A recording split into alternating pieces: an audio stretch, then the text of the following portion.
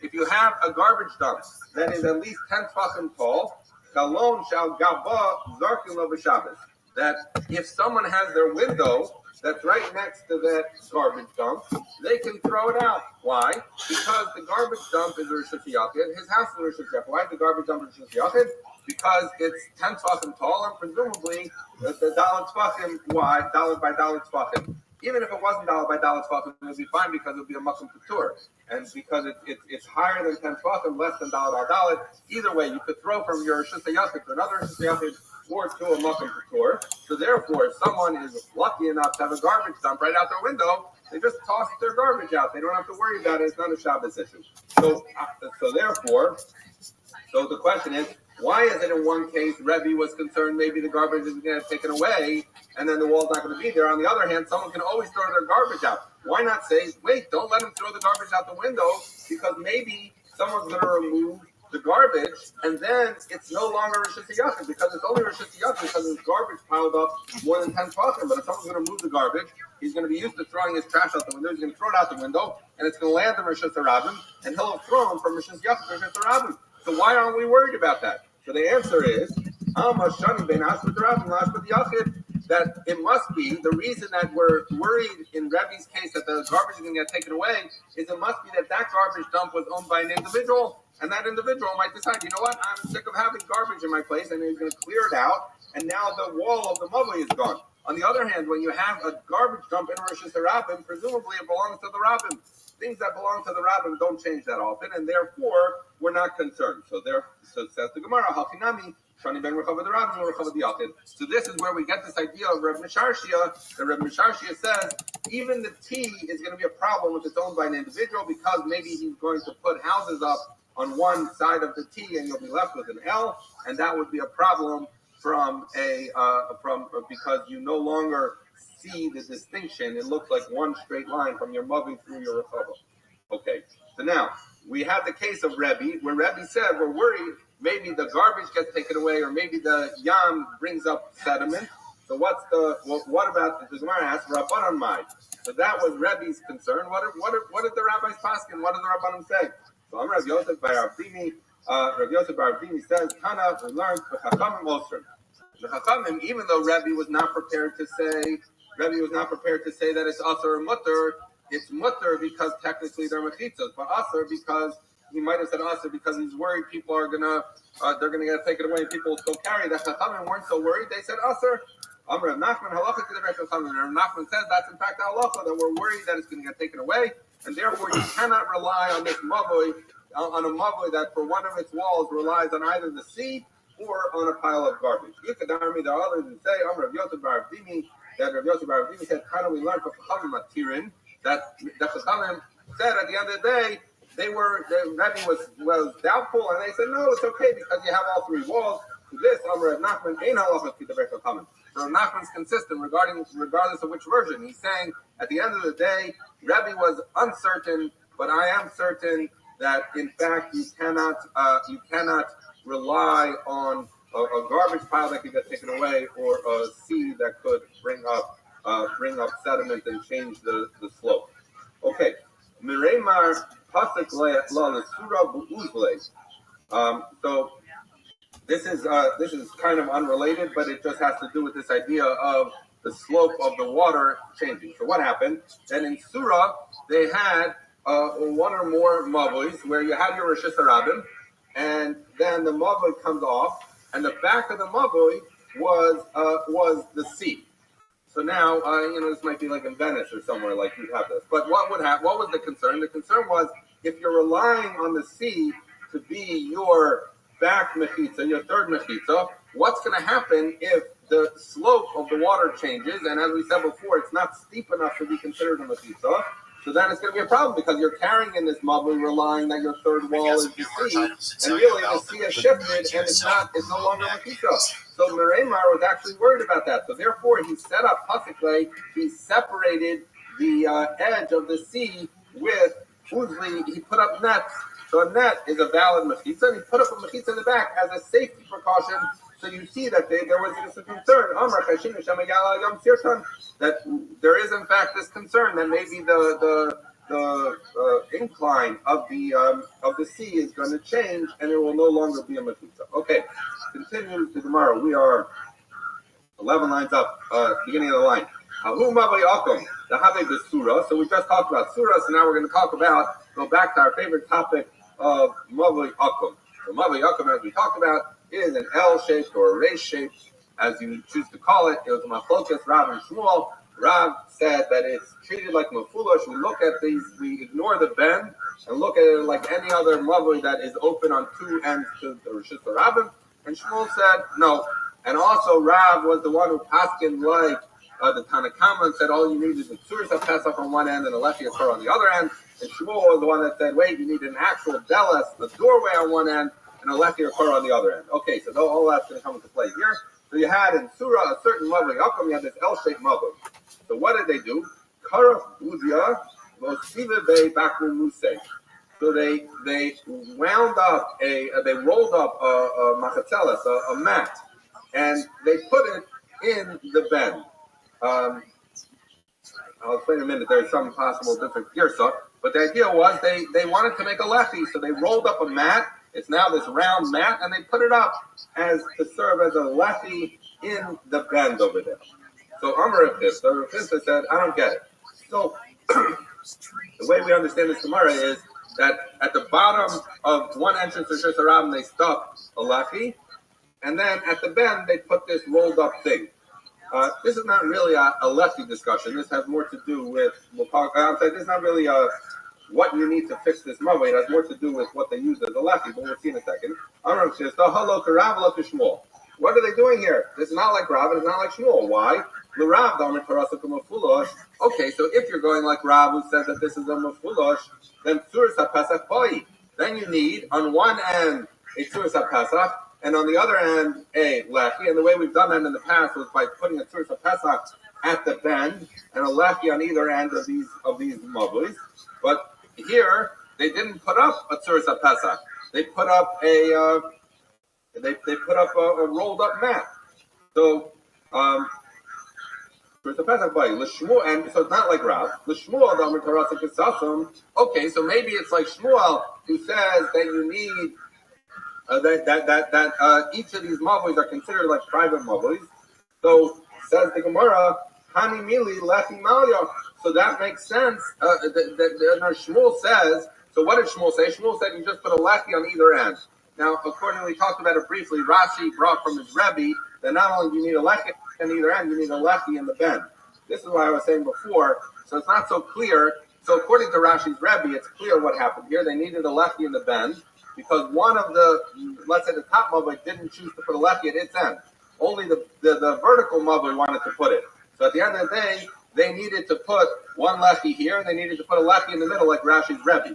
But according to Rashi, who understood Shmuel, as you just put one lefi here and one lefi here, so it wasn't clear why they were messing with the bend, because you don't need anything here. So some have a girsa that they put a tzuras HaPesach with this mat. Others have a girsa that they put the rolled up mat at the entrance to the Rishis Harabim. So not in the bend, but in the bottom. But whatever the point is, this sugya is really about whether that's an acceptable lefi to roll up a mat. So we don't have to get into the details of why they put it there, but they put somewhere this rolled up mat. So they say it's not like Shmuel either, because when did Shmuel say it's enough to have a lefi on each end? Is if the lefi is a valid lefi. Abel high, even the nashon bezika v'shadi lay lo klimhu. But this, as you put up this rolled up mat, as soon as the wind comes, it's going to blow it down. That's not a valid lefi. So I don't get what happened here. First of all, maybe it's not like Rav that you treat it like foolish, and even if it is. If so, and then you need a tzuras HaPesach, and even if it's like Shmuel and says it's a sasum, at the end of the day you put up a flimsy lefi here. It says the Gemara,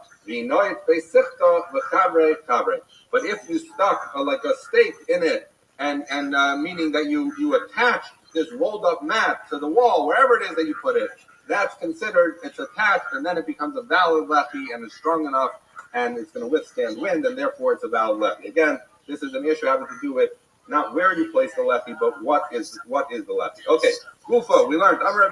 So this is going to quote the psak of Rav that we spent a lot of time on yesterday. Now, yesterday when we spent time on the psak of Rav was really focused on the mavoi, the idea that the people in the mavoi cannot carry if it opens to a chutzner with which they don't have an eruv. And we talked about this yesterday because it's part of the Mulu'ah L'Masam Ha'asr law that if you have a space, the mavoi is open in its entirety because the full width of the mavoi was open to the chutzner, and the chutzner is a makom that's usher to it because you can't carry from the mavoi into the chutzner.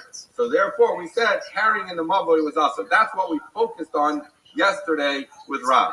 Now we're going to focus on the other side of Rav's halacha, which we discussed yesterday, but that wasn't really the focus of the Gemara, which is the chutzner. So Rav said that the chutzner is mutter to carry in, regardless of whether the mavoi is usher. Why was that? Because from our perspective, the way we explained it yesterday was that if you're standing in the chutzner, remember this is a T shape. So the mavoi is narrower, and then the chutzner becomes wider on either side.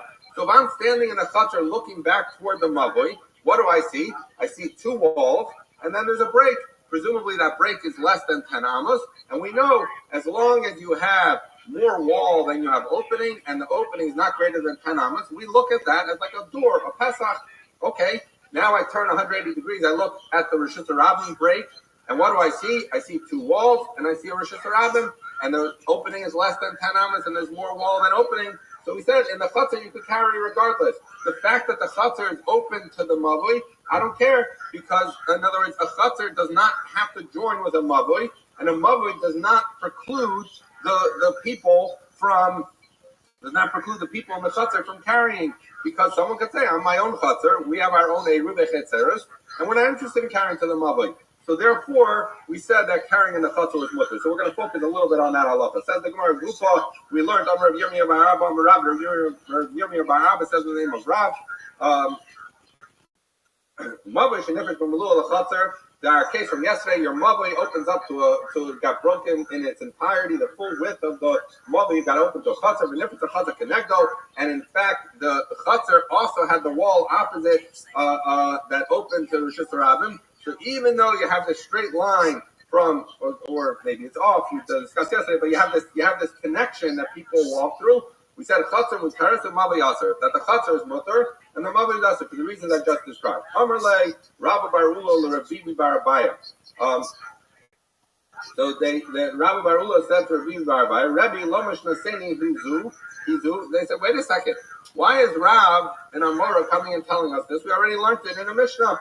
Where did we learn it? Because we learned later on, actually we'll have it in Mishnah tomorrow, that if you have chutzner ketana shenifratzola gedolo, that if you have a small chutzner that got an opening made between it and a broader mechitza. So if you want to think about it like this, you have a large chutzner here, and you have a small chutzner on top that's fully open to the bottom wider chutzner, right? So we're going to say, so you have a chutzner ketana shenifratzola gedola. You have a small chutzner that opens up onto a bigger one. So we say gedola muteres. The big one can carry, and the fact that they didn't do an eruv with the people in the small one doesn't matter. Why? Because again, you have walls on either side, and from their perspective, it's just a pesach, it's just a doorway. The katana asura, but you can't carry in the katana. Why? Because it's like the entranceway of the gedola, meaning from the perspective of the smaller chutzner, if you're standing in the smaller chutzner, you just see fully into the big chutzner. There are no walls that separate you, because the walls are only on the outside, but the opening is from the full width of the small chutzner. So we say in the small chutzner you cannot carry because you're part of the bigger chutzner from your perspective, and if you didn't make an eruv with the people in the bigger chutzner, then you're out of law.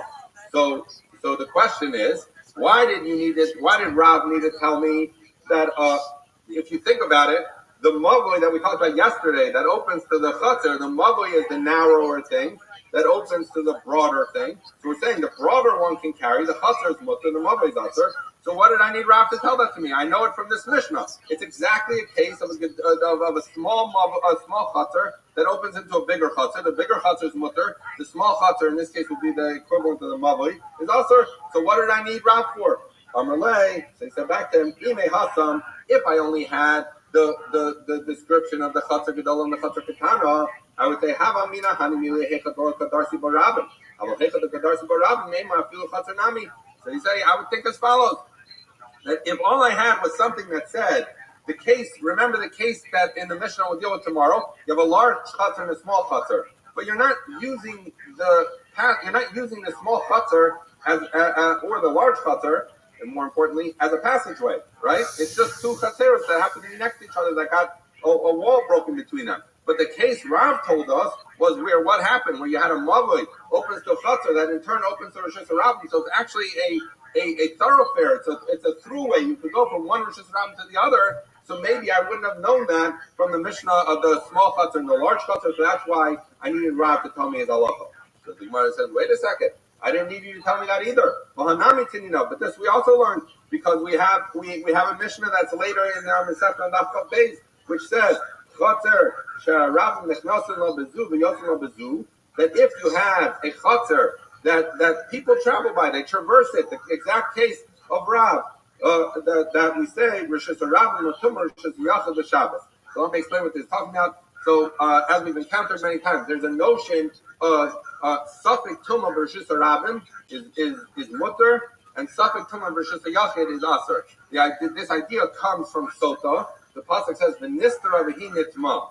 So this is the idea. Even though we have a suffix, because we don't know for certain that the woman did anything wrong when she secluded herself with a man as a Sota, and yet we say as long as they were in secret, we're going to say that we assume that they did something wrong, unless it's proven otherwise by drinking the Sota waters, right? So you see that a Safek Tumah in Rosh Hashanah, if it's a private place, then it's Asr. But if it would be in a more public place, it's Mutter, because we learned from the paradigm of Sota. That's a concept we've had before. So now what the Mishnah is saying is as follows.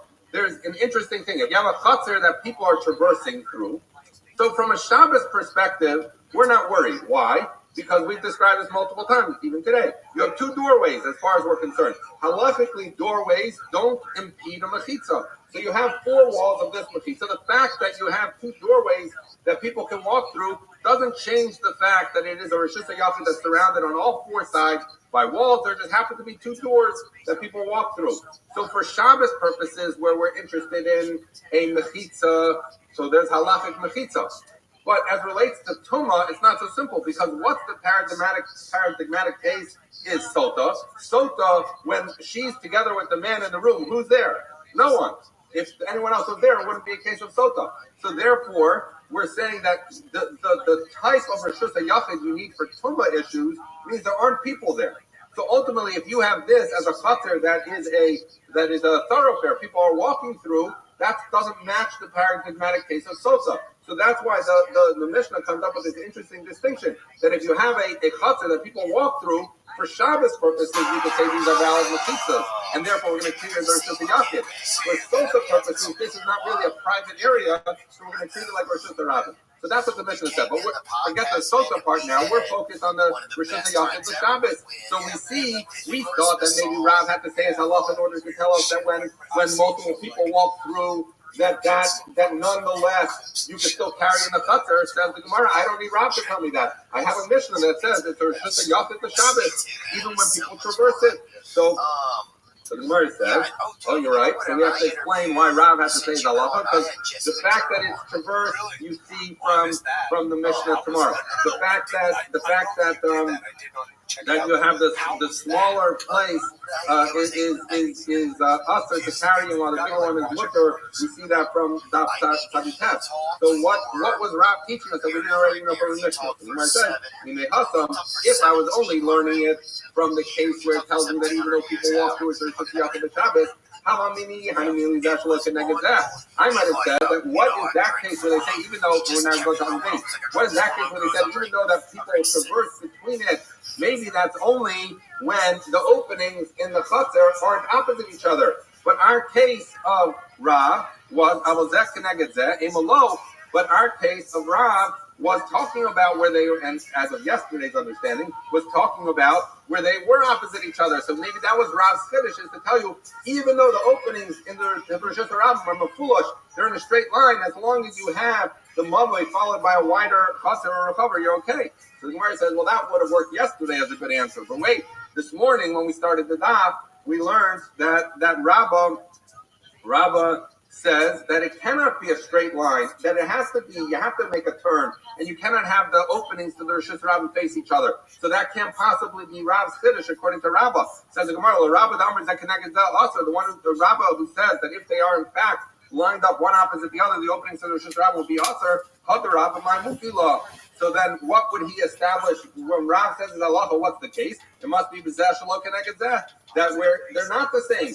So we're back to our questions. Tarti Lamali, why do I need Rav to tell me in a halacha that I already knew from two Mishnayos? Welcome, Rav says, okay, I'll tell you what Rav's teaching us that we wouldn't have known.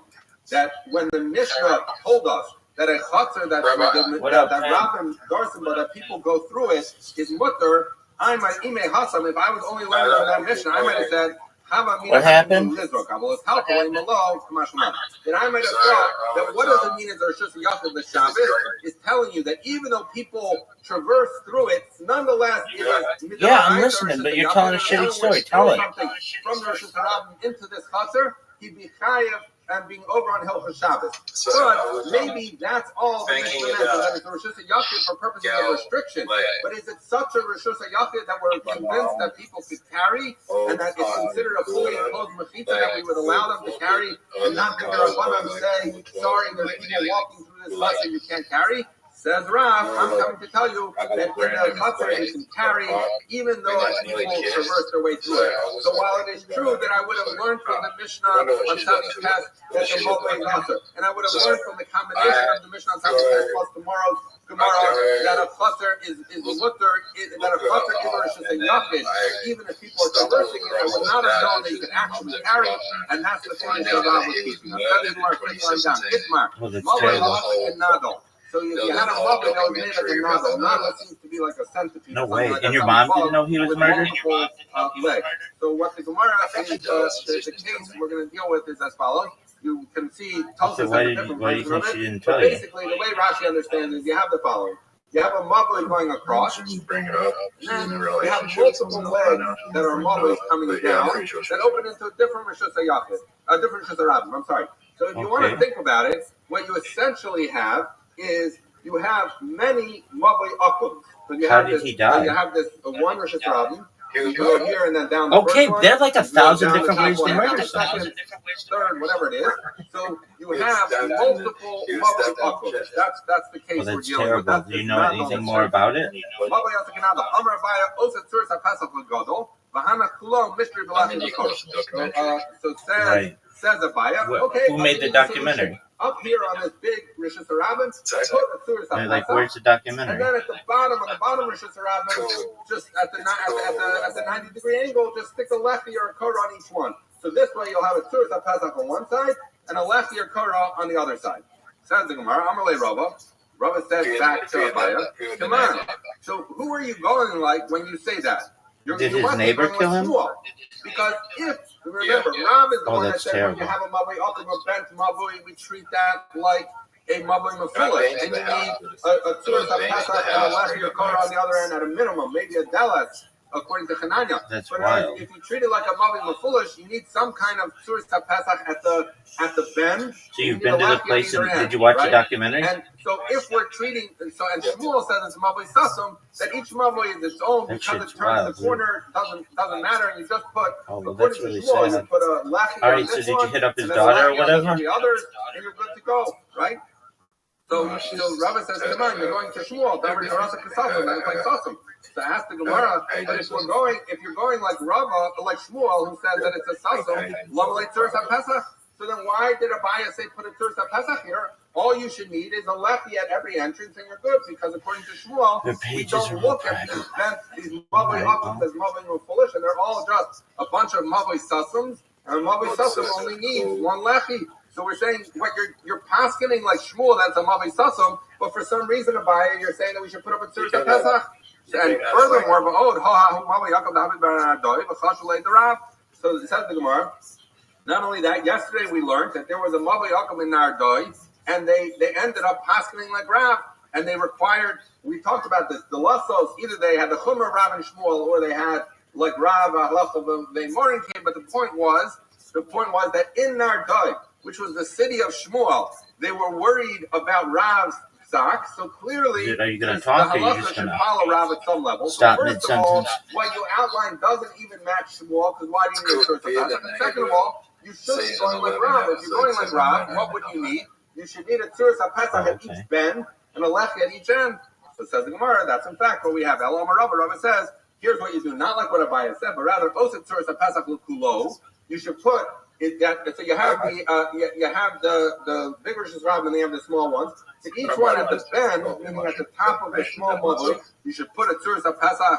To this side, the idach piece of mystery b'lechi b'kora. Then on the bottom, the bottom that opens the Rosh Hashanah, as well as over here on the side that opens the Rosh Hashanah, you should put a lechi or kora, and we're good. So now we're saying, Rabbi is saying that ignore the bias said where you put one tzuras HaPesach and then lechis at the rest. Rather, you put a tzuras HaPesach at each bend and a lechi at each opening to the Rosh Hashanah, and we're good. And that lechi Rav halacha exactly. Okay, I'm Rav Kahana Bar Taklifa. Rav Kahana Bar Taklifa said in English, Rav Kahana Bar I would feel sad that this person who my mother used to be in a relationship with died, and I'd feel sorry for his family. I would recognize there's not too much I could do about it, and I would move on with my life. These last two people are the same person. But whatever the point was, we had a bunch of Kahanas saying a halacha. So because all sorts. Does that answer your question, Big Dog? What's the halacha that they say? Mavi shetidei asad arab, v'tidei asad cutter. Okay, so let's describe the case. Let's say you have a Rosh Hashanah that was wide, and then what happened? The Rosh Hashanah got narrowed. Okay. So it went from wide to narrow. So what's going to happen? I don't think if you were walking on in my side, if you're walking on the right side of the Mavli of Rosh Hashanah, at a certain point, you're going to hit a wall because the Rosh Hashanah moved over. Okay. At that point, when you hit the top on your right side is going to be a Mavli. I apologize if the Rav has that book. It would be helpful to have a picture. But that's the basic gist here. So what happens at this Mavli? When you're looking at this mavli, you have one wall of the mavli is that wall that now cuts off the Rosh Hashanah because the Rosh Hashanah got smaller. So that wall is long, but the other wall of the mavli that long. Was with the original wider version of the Rosh Hashanah. So you have a scenario where the front of your mavli, I'll try and keep it with the way I was showing you. You have a long wall and you have a shorter wall. So the issue is, so you have the question is, if you were going up the Rosh Hashanah, you would make a right into this mavli, but there's a longer wall and a shorter wall that comprise the two walls of the mavli. So we're going to say as follows. I hope that makes sense. I don't know. I don't keep track. We have one wall is long with Tidei Achad Kater and one wall is short. In case you're wondering why I'm not asking you to play games. As long as it's less than 4 amas, that the longer wall is longer than the shorter wall. Why 4 amas? Because if it's 4 amas or more, it gets its own status as a mavli. And so then that's not gonna be treated as part of the other mavli. But the idea would be that if you have a long wall and a short wall, then you could just put the Torah on a slant, and then you're going to pick up a little bit of the Rosh Hashanah because the Torah is going to define the area of the mavli. Arba amas, you have 4 walls, the longer wall is 4 amas longer than the shorter wall. Then you can't put it on a slant, and you just have to line up the Torah. His family wouldn't want that. It didn't happen that long ago. Shorter wall and the longer wall. It happened in 2023. You rested on the longer wall at the end of the shorter wall. Not that much time has gone by. I still think, I don't even know what happened to the people. Frankly, there's just an article about it in the Las Vegas News. You cannot put a it would be a really interesting documentary, though. It would be really, really interesting. Like, there should be. I'm not saying it's not a good idea. The guy was a fascinating individual. People who say you can't put up a slanted Torah. I'll tell you my reason that you can put a slanted Torah. Why? Because No, Korah there's nothing time on. what's the And I think it's probably never going to happen. At least they won't get permission from his family. Because it would make him sound like a really bad person. Like, he had this beautiful family. He had 3 beautiful boys and a beautiful wife, and he goes to Las Vegas to cheat on her and do coke. So therefore, and now they're like famous for being like the people with a shitty Rashi, I'm not 100% father. Sure what he's saying, but I think the idea would be that if you're picking up with your slant, you're picking up part of the Rishus Harabim, and then people are like, not only that, I mean, he had like all kinds of connections. Like, he was like the head of the Armenian mafia, and he was in LA. So he says if it's for a hectare, it's not. Actually, his dad was. It's not a good recognition that you're transitioning, so therefore it doesn't serve its purpose. So I don't know if they really want to be involved. I'll tell you the point of the people who say you can put it on a slant. Korah Mishamai, according to them, what's the function of a Korah? It's there to put a wall, a halachic wall, because we know fascinating documentary, no doubt. That the edge of it can come down. And would I want there to be a documentary on it? Yeah, because he was just a really interesting individual. Of course, you can carry in it regularly because it's a 4-wall. I think that people really enjoy it. So therefore, Balaksa, now we have a mechitza. That at the end of the day, if we're dealing with halachic mechitzos, you could have a mechitza on a slant, you could have it on a zigzag, you can do whatever you want, because you're looking at a. There you go. You're looking at a halachic concept, not at the need to show people that there's a distinction between this area and that area. I'm Reb Kahana. So we quoted this a lot in the name of a bunch of people named Reb Kahana. So now Reb Kahana, plain Reb Kahana, says, "Ho, Shmaitzah the Kahana." Yeah, and you have to all these Kahanas who are like saying, not get in trouble for other stuff. I'm going to tell you something else. Also, Hata Amrit, this that we said, when we said, according to some, you could put the Korah on a slant. Lo Amran Elashale Imbalak Sono Yoser Me Eser. He says, it still is true that you cannot have an entry, as we learned in the first mission in Eruvin, the entry to a mavli, unless you have Tzuras HaPesach, cannot be wider than 10 amas. So the issue is the following: if you're going, let's say you had, what'd you say? If the entry to the mavli was 10 amas wide, right? But now you shift it somewhat and make it a slant. The slant is going to be more than 10 amas. So you're going to end up, since the slant says Rav Kahana is going to define the mavli, you're going to end up with a mavli whose opening is greater than 10 amas. That you can't do. If you're going to have more than 10 amas, everyone's going to say you cannot do that. Ella can negative cutter. You would have to do it on the straight portion, the part that is 10 or less.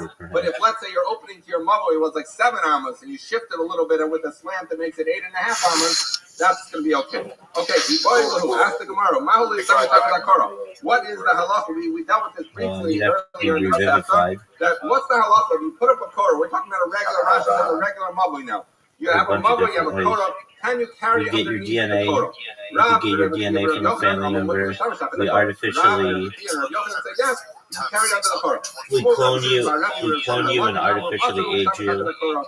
But Shmuel and Rav Shimon by Rabbi and Rish Lakish say you cannot carry underneath the Korah. We clone you and don't artificially age you. Let's say that what they're arguing about is the following: the Mars of a Korah Mishum Hacker. We can get the data from video or pictures that you're in. The Gemara is going to say as follows: that the one who says you can carry underneath the even just Wi-Fi. People don't realize like Wi-Fi, the waves of Wi-Fi are like, and so as long as it gives you that recognition, basically creating a map of your entire house. Like, I can tell exactly where you are in your house using just Wi-Fi.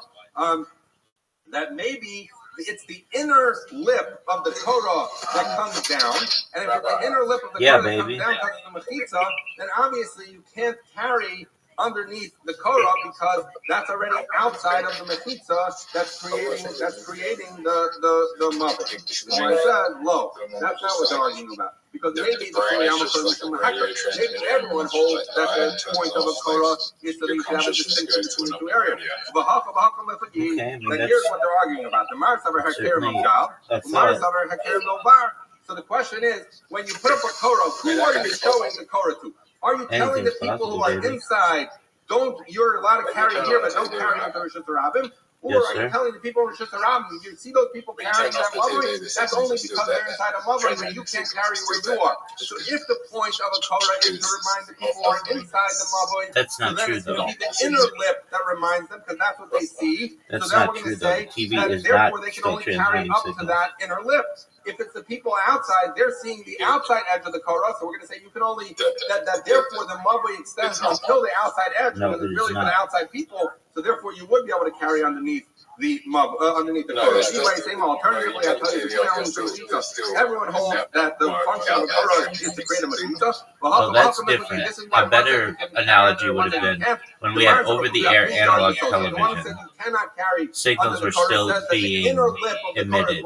But in today's day, everything's digital, so it's just like through a cable or some kind of outer edge that comes down, and if it's the outer edge, then you can carry up until that outer edge, including underneath the Korah. generally a direct connection. So let's take the radio analogy, because that still goes on more so. Like there's less over-the-air television as there once was. So right, you've got radio signals that are being emitted by a transmitter, and when you shut off a radio, the radio is no longer picking up those waves, but the waves are still being transmitted. But the analogy that you made was not that we are like a radio transmitter, that we are like a radio, which what did I do? I put in 2 stakes is into the wall, and then I put the Korah on top. So what happened? The Korah is just outside the walls. It's adjoining the walls, but it's not on top of the walls. Not really true. That's the case. Is that a valid one? We're more like the radio transmitter, but if you shut down the radio transmitter, no more waves are created. According to the person who said that you can carry under, I'm sorry, that what up, the person baby? who said you can carry under the. What do you say about I think you'd be one of the biggest sluts in South Australia.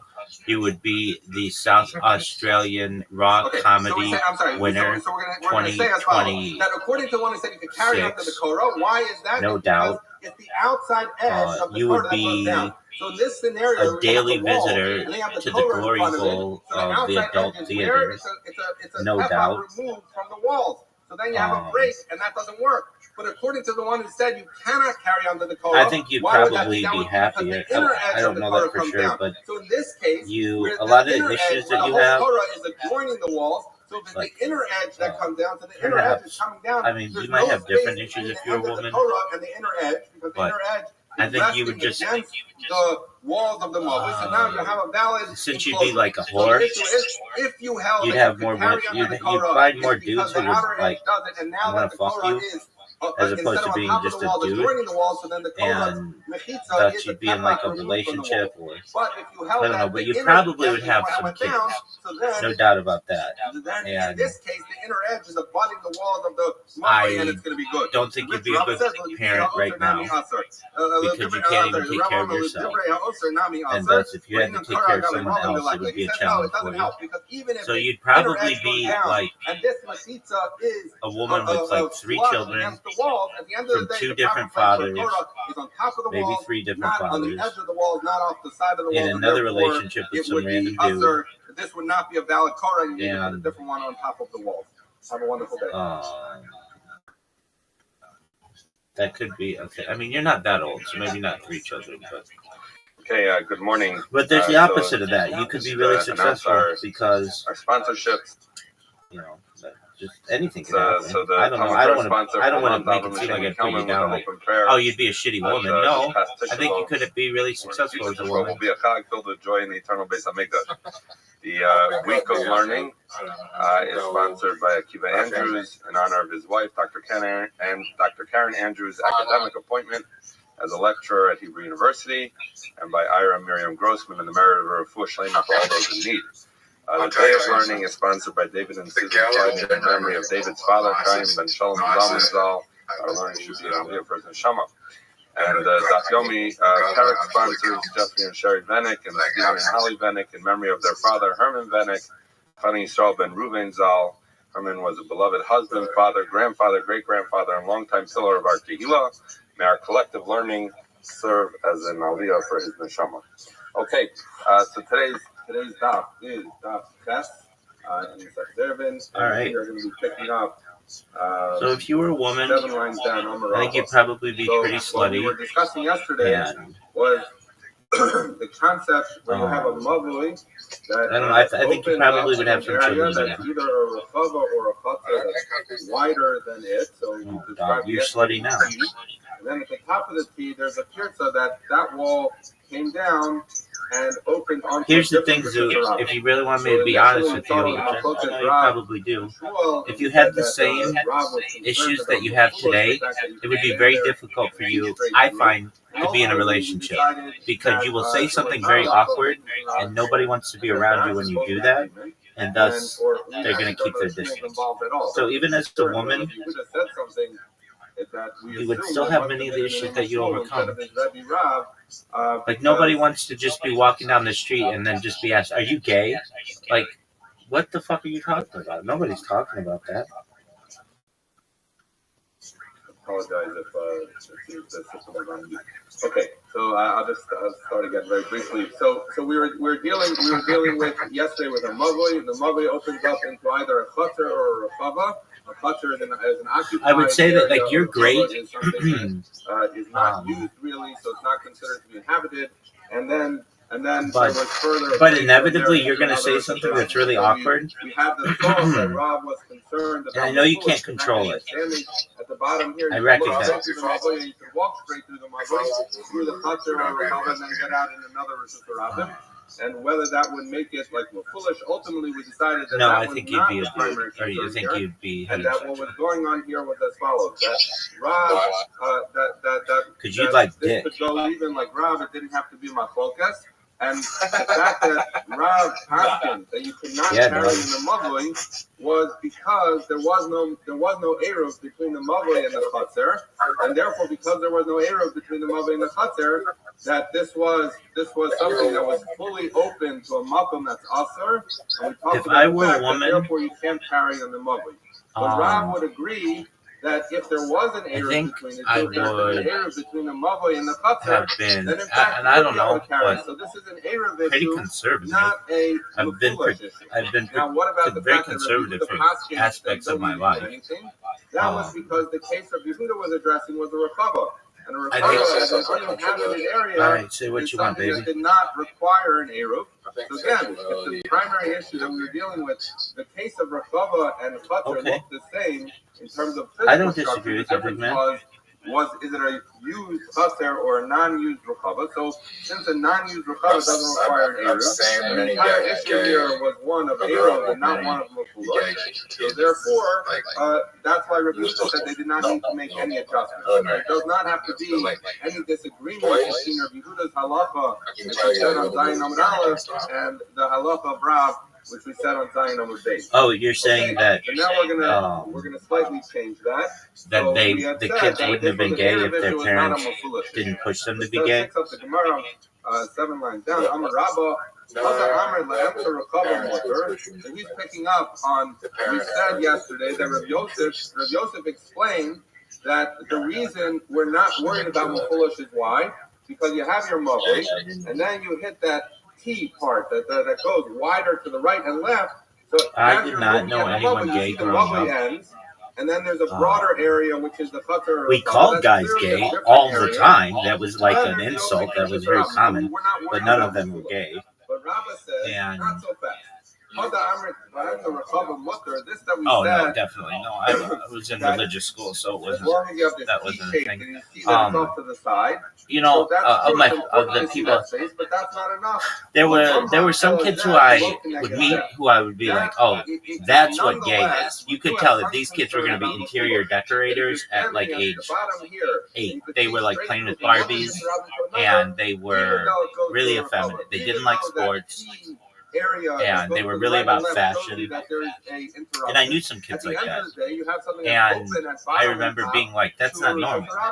And my parents were just like, that you're going to grow up and that's just how some people are. and you've got to respect people for who they are and not force them to live in your purview and your mindset. And that was okay. And then so I knew gay was a thing, but nobody came out in high school or anything like that. But if it would be straight, it would be usher. So now, what does it mean? So when Rav, I've never known anybody to come out. I might know like some chicks who were bisexual, but I think everybody's bisexual if they're bored enough. Like, if you have some chick and she's not able to get dick, then she might experiment with women, or if she's just a very loving person. And in the same way, I think, even heterosexual men, if you put them on a desert island for 100 years, and the only way to get off the desert island is to fuck another dude, they're gonna fuck another dude. They're gonna get bored enough, and they're gonna be like, "This is a punishment. Get me the fuck off this island." And is that gay? I mean, some people might consider. I don't really consider it gay though. I consider it like they were basically put in a tough situation where they had no alternatives. So it kind of depends on how bored you are, and.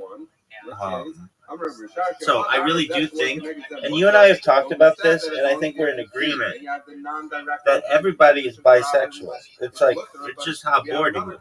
If you're a really hot chick and you're able to get any guy that you want, there's not really a huge temptation to be bisexual. I mean, there could be. Maybe you are. I'm not saying that you can't be a really hot chick, bisexual chick. You absolutely can be. And I'm not saying you can't be a really good-looking bisexual dude. I'm saying that you can be. But if you have the whole world open to you, in terms of who you want to, with whom you want to mate, you just have a lot of options. For people who don't have a lot of options, they tend to go with who they can get. And so some people might say, I can't get anybody, so I'm willing to have sex with men or women just so I can have a human connection. And you know what? There's absolutely nothing wrong with that. I mean, it's a sad state of affairs. I get it, but like if you're bored enough, you'll have sex with anybody. And then you have Zoo, who only fucks chicks either in orgies and then gets uninvited via email, and then told that he may be case the ground zero of super gonorrhea. And yet he still doesn't get checked. And so he gives some chick on Valentine's Day oral gonorrhea and hand gonorrhea. And now she's spreading that shit everywhere. And Zoo doesn't give a fuck. And that's going to put you back into the situation that Rabbi Yosef said is a problem. So if you have a linear wall that goes all the way, including I don't believe in hell.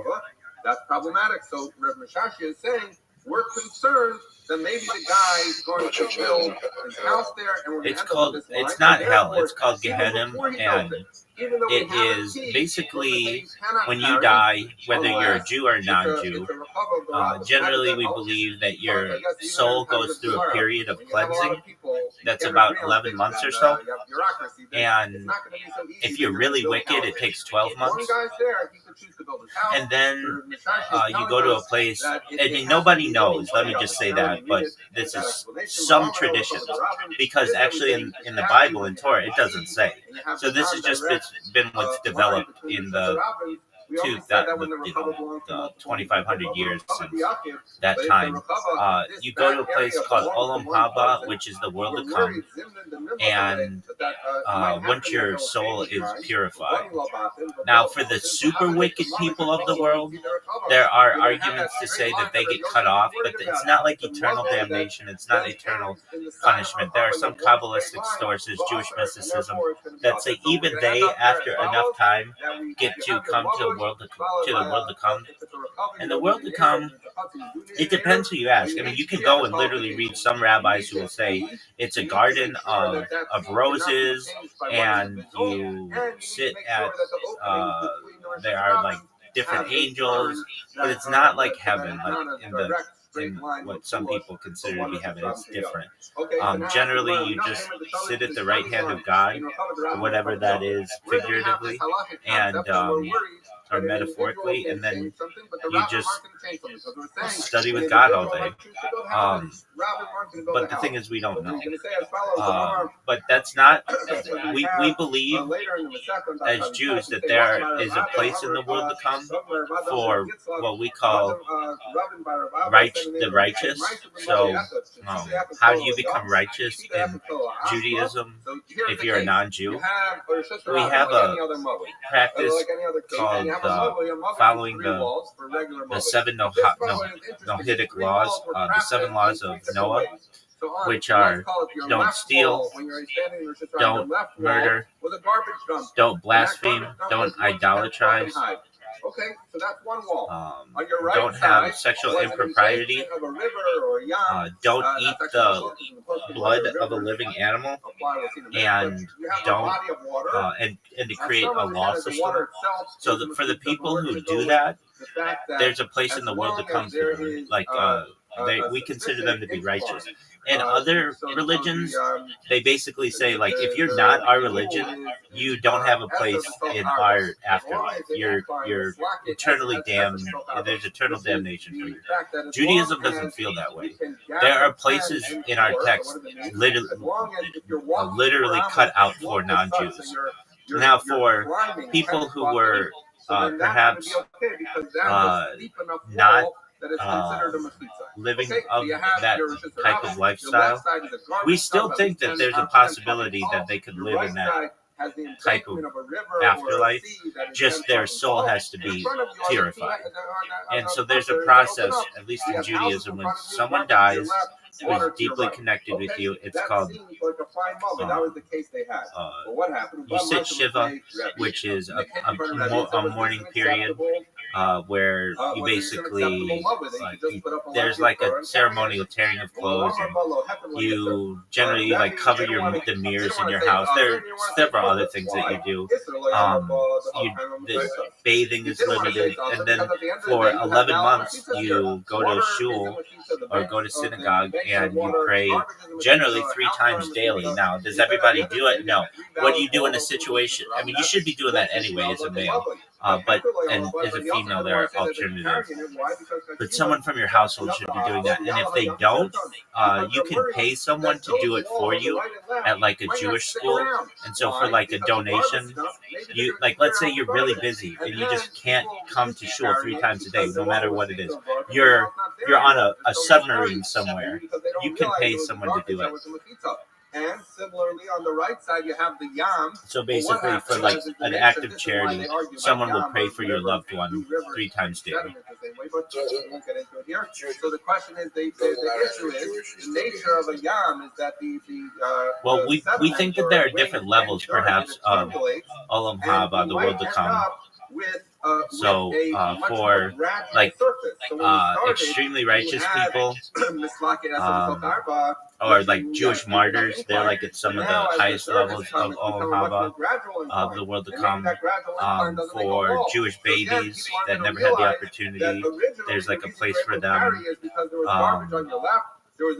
And then for righteous non-Jews, and there's certainly a place for them. So we're looking for the source. And then there's a place for converts as well. So far, all we've seen is that we feel that there's... Yeah, go ahead. Continue the Gemara. Is that a reasonable concern that we have to make halachically, that we're concerned that your left wall is going to go away because someone's going to remove the garbage and it's no longer going to have... Doug, you don't want to do that. And, I mean, you don't want to talk like that. Because chances are nothing happens to you. Okay, chances are nothing happens to you, and so you just end your life, and that's really sad.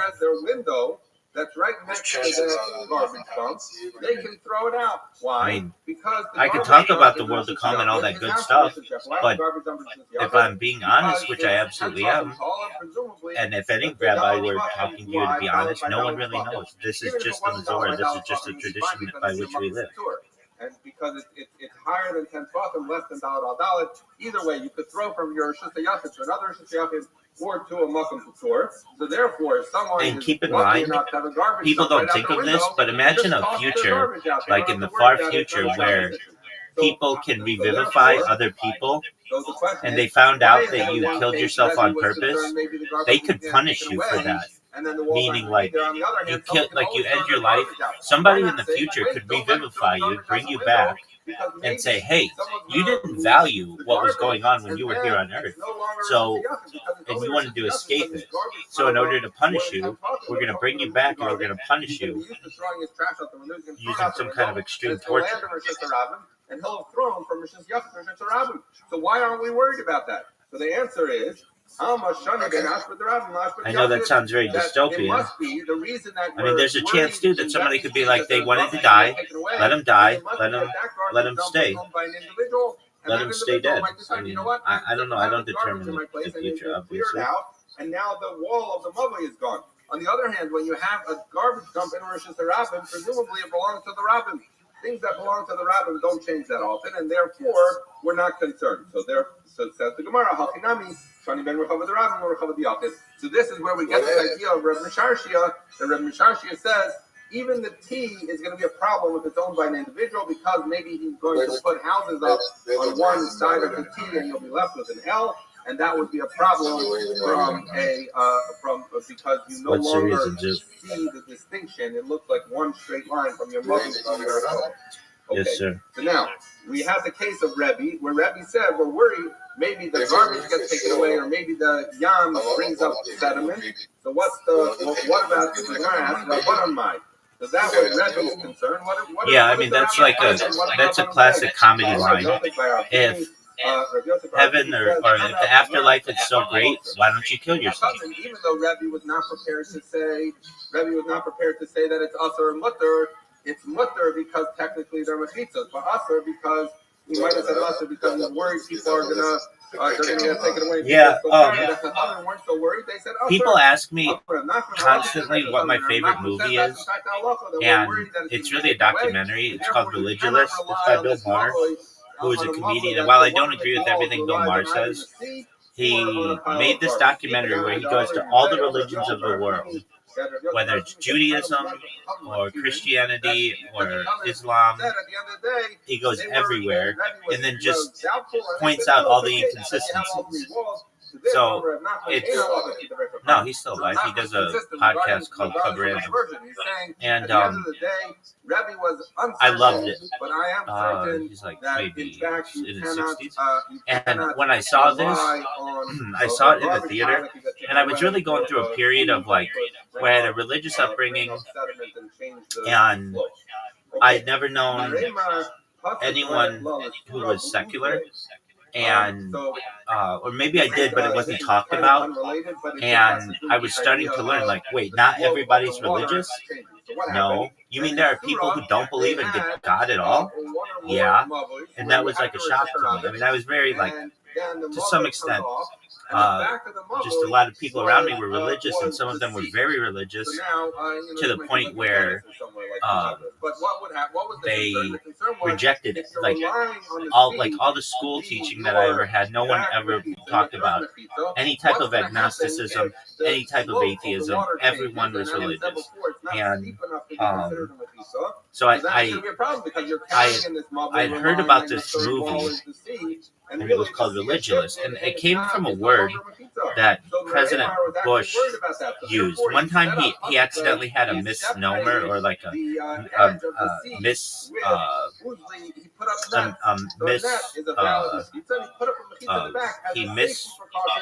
he said something incorrectly, and he would constantly do this.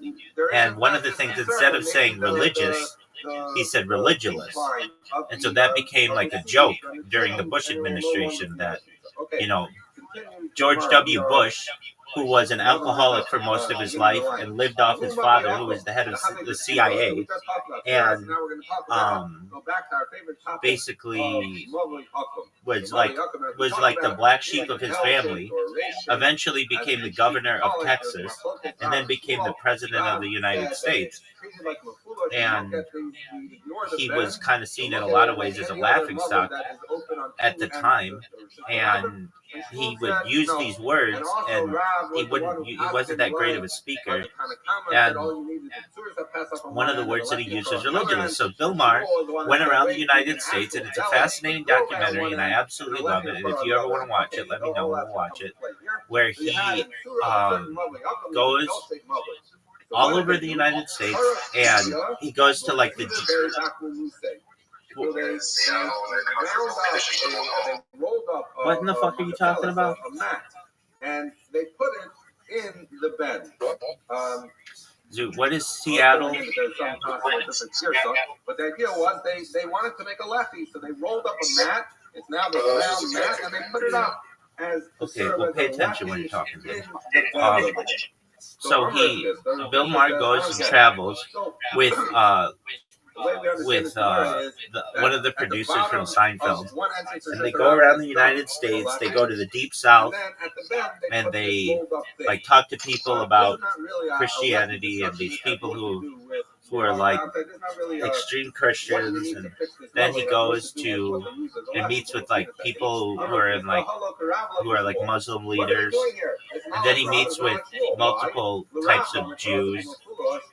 And he talks about his own upbringing, where his mother was Jewish, but they went to church, and so that's not a typical Jewish upbringing, but it was just something that they did. His dad was Christian, his mom was Jewish, and so he interviews his family a little bit, and he just talks about that he's always had these questions about religion, and so he goes up to the people, and he'll be like, and he does this to several people, he says to them, heaven's a better place than earth, right? And all of them say yes. And then he says, okay, well, why don't you kill yourself? And they're just stunned. They don't know what to say with that. So that makes sense. And it's very funny. It's a paradox. If heaven is supposed to be better than earth, then why would you want to be there? This is why I was saying before. So it's not so clear. So according to Rashi's Rabbi, it's clear what happened here. They needed a lefty in the bend because one of the, let's say the top mobile. All right, well, believe whatever you want to believe, man. You don't know. The vertical mobile wanted to put it. So at the end of the day, they needed to put one lefty here. They needed to put a lefty in the middle, like Rashi's Rabbi. But according to Rashi, when they put Shmuel, and you just put one lefty here and one lefty here, so it wasn't clear why they were messing with the bend. Because you don't need anything. So some have a girsa that they put way more than that. They put the rolled up mat at the entrance to the Rosh Hashanah. So not in the bend, but in the bottom. Whatever the point is, this sugya is really about whether that's an acceptable lesson to roll. Well, we can't travel to any of them due to distance currently, and we're still very primitive. Who created them? That's the big question. No one knows. Anybody who tells you that they know is lying to you. And but this, you shouldn't necessarily trust them very much because no one knows. I don't get what happened here. First of all, maybe it's not like Rab that you treat it like real foolish, and even if it is, and then you need a Tzur Pesach, and even if it's like Shmuel, instead of at the end of the day, you put up a flimsy lefty here.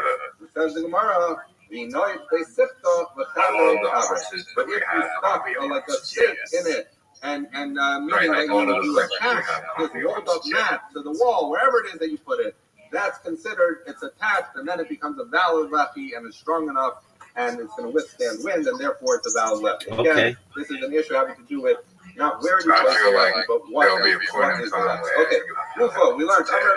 So this is going to have quotes the shock of Rav that we spent a lot of time I yesterday. tend to disagree with that to some extent. I think there are some questions that the human mind, under its current understanding, cannot understand.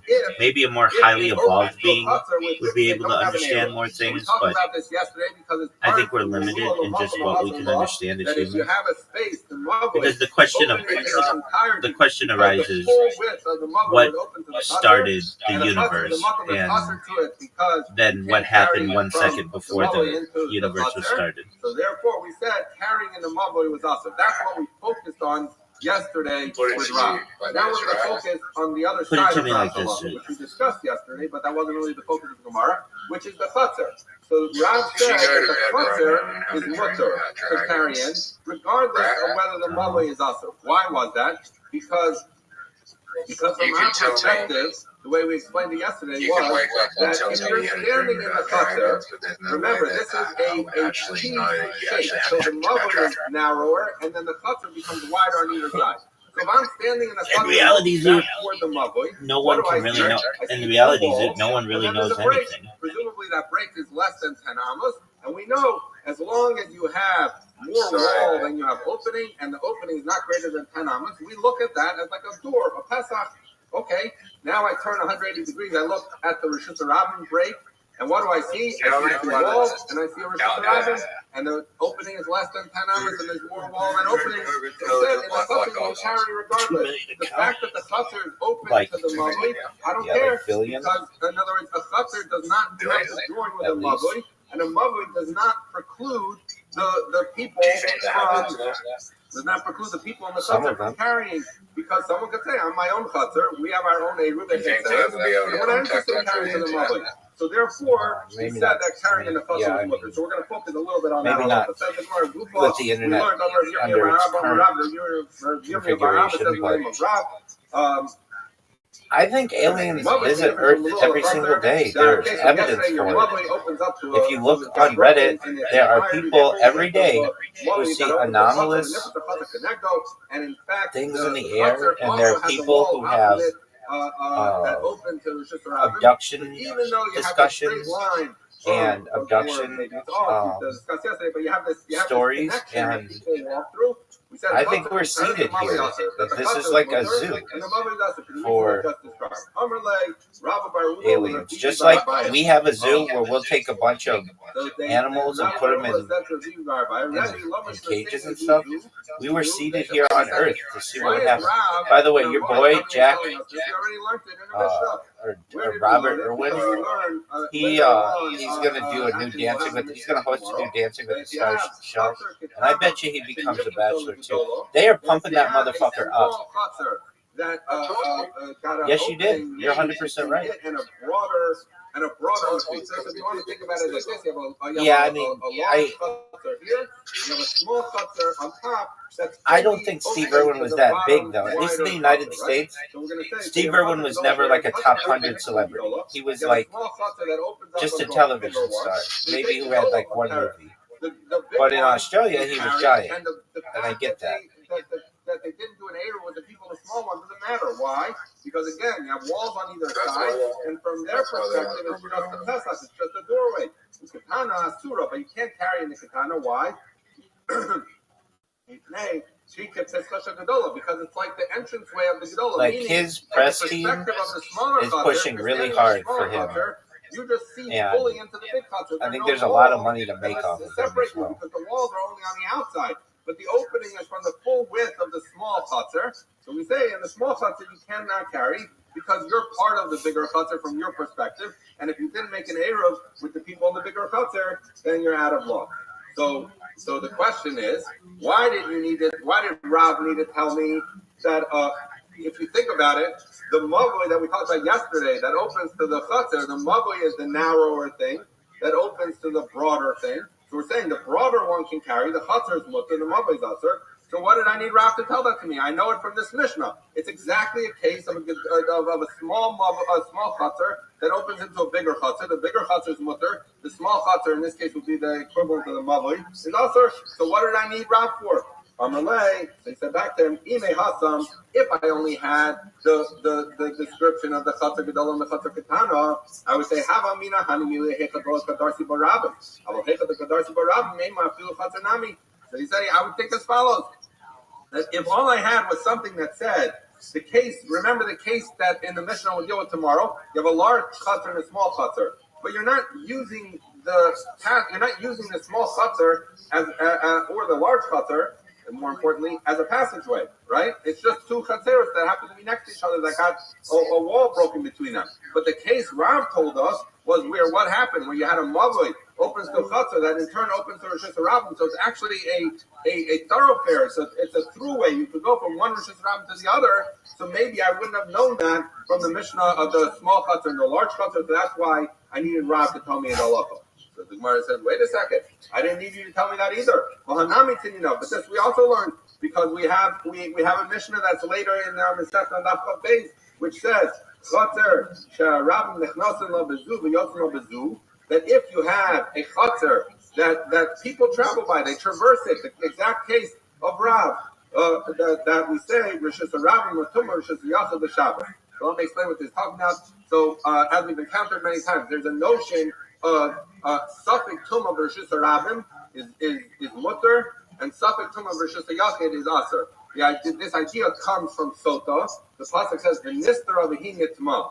So this is the idea. Even though we have a suffix, because we don't know for certain that the woman did anything wrong when she secluded herself with a man as a Sota, and yet we say as long as they were in secret, we're going to say that we assume that they did something wrong, unless it's proven otherwise by drinking the sota water, right? So you see that a suffix tumah in Rosh Hashanah, if it's a private place, then it's asur. But if it would be in a more public place, it's mutter, because we learned from the paradigm of sota. That's a concept we've had before.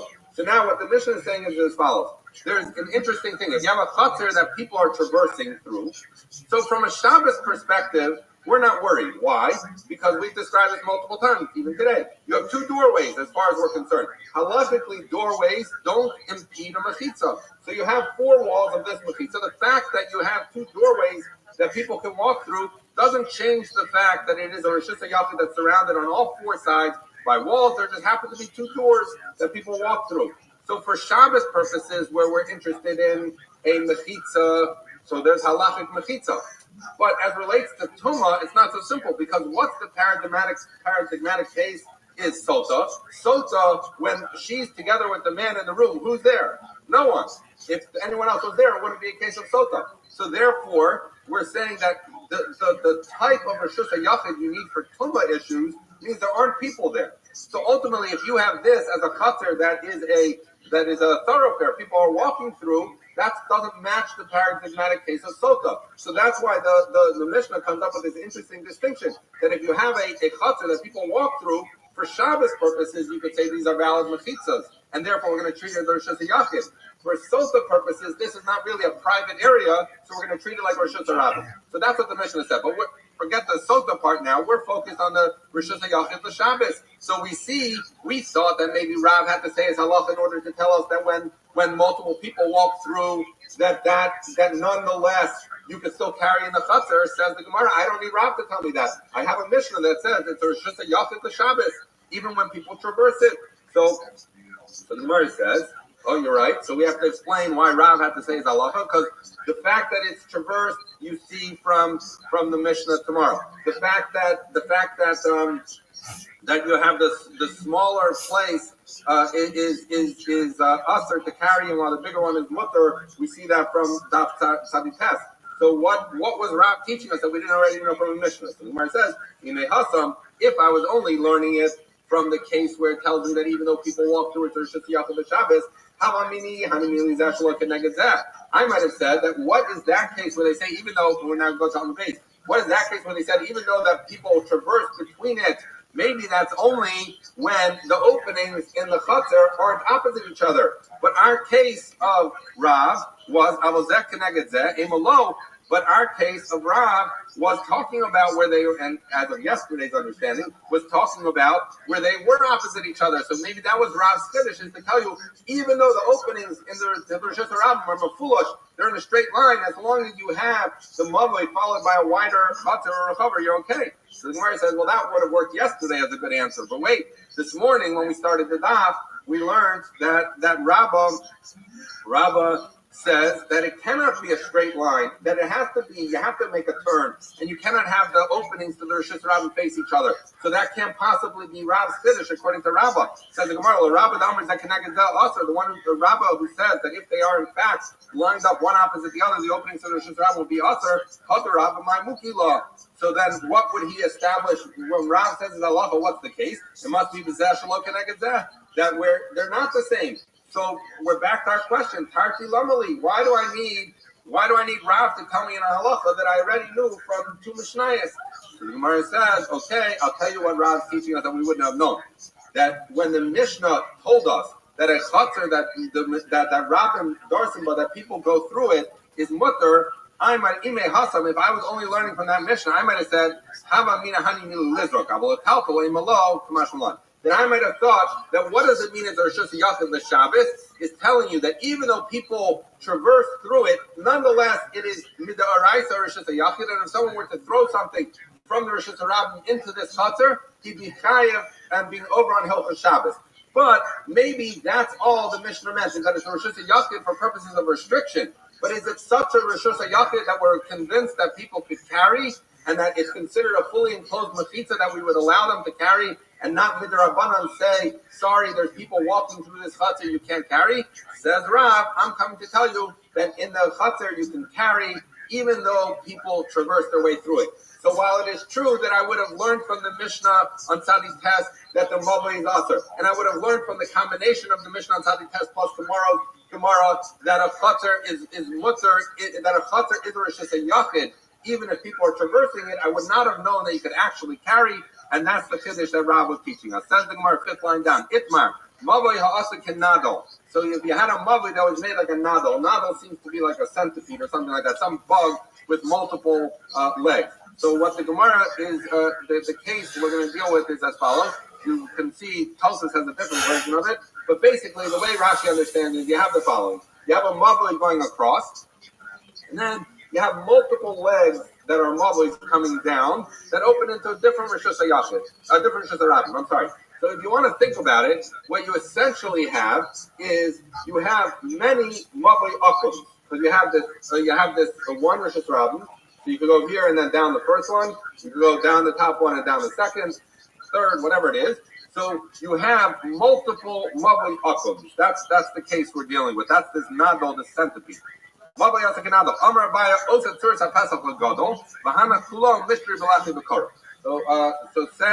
says Abaya, okay, I'll give you the solution. Up here on this big Rosh Hashanah, put a Tzuras HaPesach, and then at the bottom, on the bottom Rosh Hashanah, just at the 90-degree angle, just stick a lefty or a korah on each one. So this way you'll have a Tzuras HaPesach on one side and a lefty or korah on the other side. Says the Gemara, Amalei Rabba. Rabba said back to Abaya, come on. So who are you going like when you say that? You must be going like Shmuel. Because remember, Rav is the one that says when you have a mavoi, also a bent mavoi, we treat that like a mavoi mafulish. And you need a tzuras HaPesach and a lechi or korah on the other end at a minimum, maybe a delas, according to Chananya. But in order, if you treat it like a mavoi mafulish, you need some kind of tzuras HaPesach at the bend, and you need a lechi on either end, right? And so if we're treating, and Shmuel says in Mavoi Sasum that each Mavoi is its own because it turns the corner, doesn't matter, and you just put, according to Shmuel, you put a lechi on this one, and then a lechi on the three others, and you're good to go, right? So Rabbi says, come on, you're going to Shmuel, Damer Tarasa Kasasum, then it's like Sasum. So ask the Gemara, but if you're going like Rabbi, like Shmuel, who says that it's a Sasum, Lamalei Tzuras HaPesach, so then why did Abaya say put a Tzuras HaPesach here? All you should need is a lechi at every entrance and you're good, because according to Shmuel, we don't look at these Mavoi Akums as Mavoi Mufolish, and they're all just a bunch of Mavoi Sasums, and Mavoi Sasum only needs one lechi. So we're saying what you're paskening like Shmuel, that's a Mavoi Sasum, but for some reason, Abaya, you're saying that we should put up a Tzuras HaPesach. And furthermore, so it says the Gemara. Not only that, yesterday we learned that there was a Mavli Yaakov in Nardoi, and they ended up passing like Rav, and they required. We talked about this. The Lasso, either they had the Chumrah Rav and Shmuel, or they had like Rav Halacha the Morin came. But the point was that in Nardoi, which was the city of Shmuel, they were worried about Rav's stock. So clearly, the halacha should follow Rav at some level. So first of all, what you outlined doesn't even match Shmuel, because why do you need a Tzuras HaPesach? And second of all, you should be going like Rav. If you're going like Rav, what would you need? You should need a Tzuras HaPesach at each bend and a lefty at each end. So it says the Gemara, that's in fact what we have. Elom Rabbi says, here's what you do, not like what Rabbi said, but rather, also Tzuras HaPesach l'kulo. You should put is that so you have the big Rosh Hashanah and you have the small one. So each one at the bend, meaning at the top of the small mavui, you should put a Tzuras HaPesach l'hai disa to this side, the Ita disa mishnah d'lechi d'kora. Then on the bottom, the bottom that opens the Rosh Hashanah, as well as over here on the side that opens the Rosh Hashanah, you should put a lefty or kora, and we're good. So now we're saying, Rabbi is saying that ignore the bias said where you put one Tzuras HaPesach and then lefties at the rest. Rather, you put a Tzuras HaPesach at each bend and a lefty at each opening to the Rosh Hashanah, and we're good, and that matches Rab's halacha exactly. Okay, I'm Rav Kahana bar Tachlifa. Rav Kahana bar Tachlifa said in the name of Mishmei Rav Kahana bar Manume, who said in the name of Mishmei Rav Kahana bar Malkio, who said Mishmei Rav Kahana Rabbi the Rab, in the name of Rav Kahana the Rabbi of Rab. But Amri La, some said Rav Kahana bar Malkio, Hainu Rav Kahana Rabbi the Rab.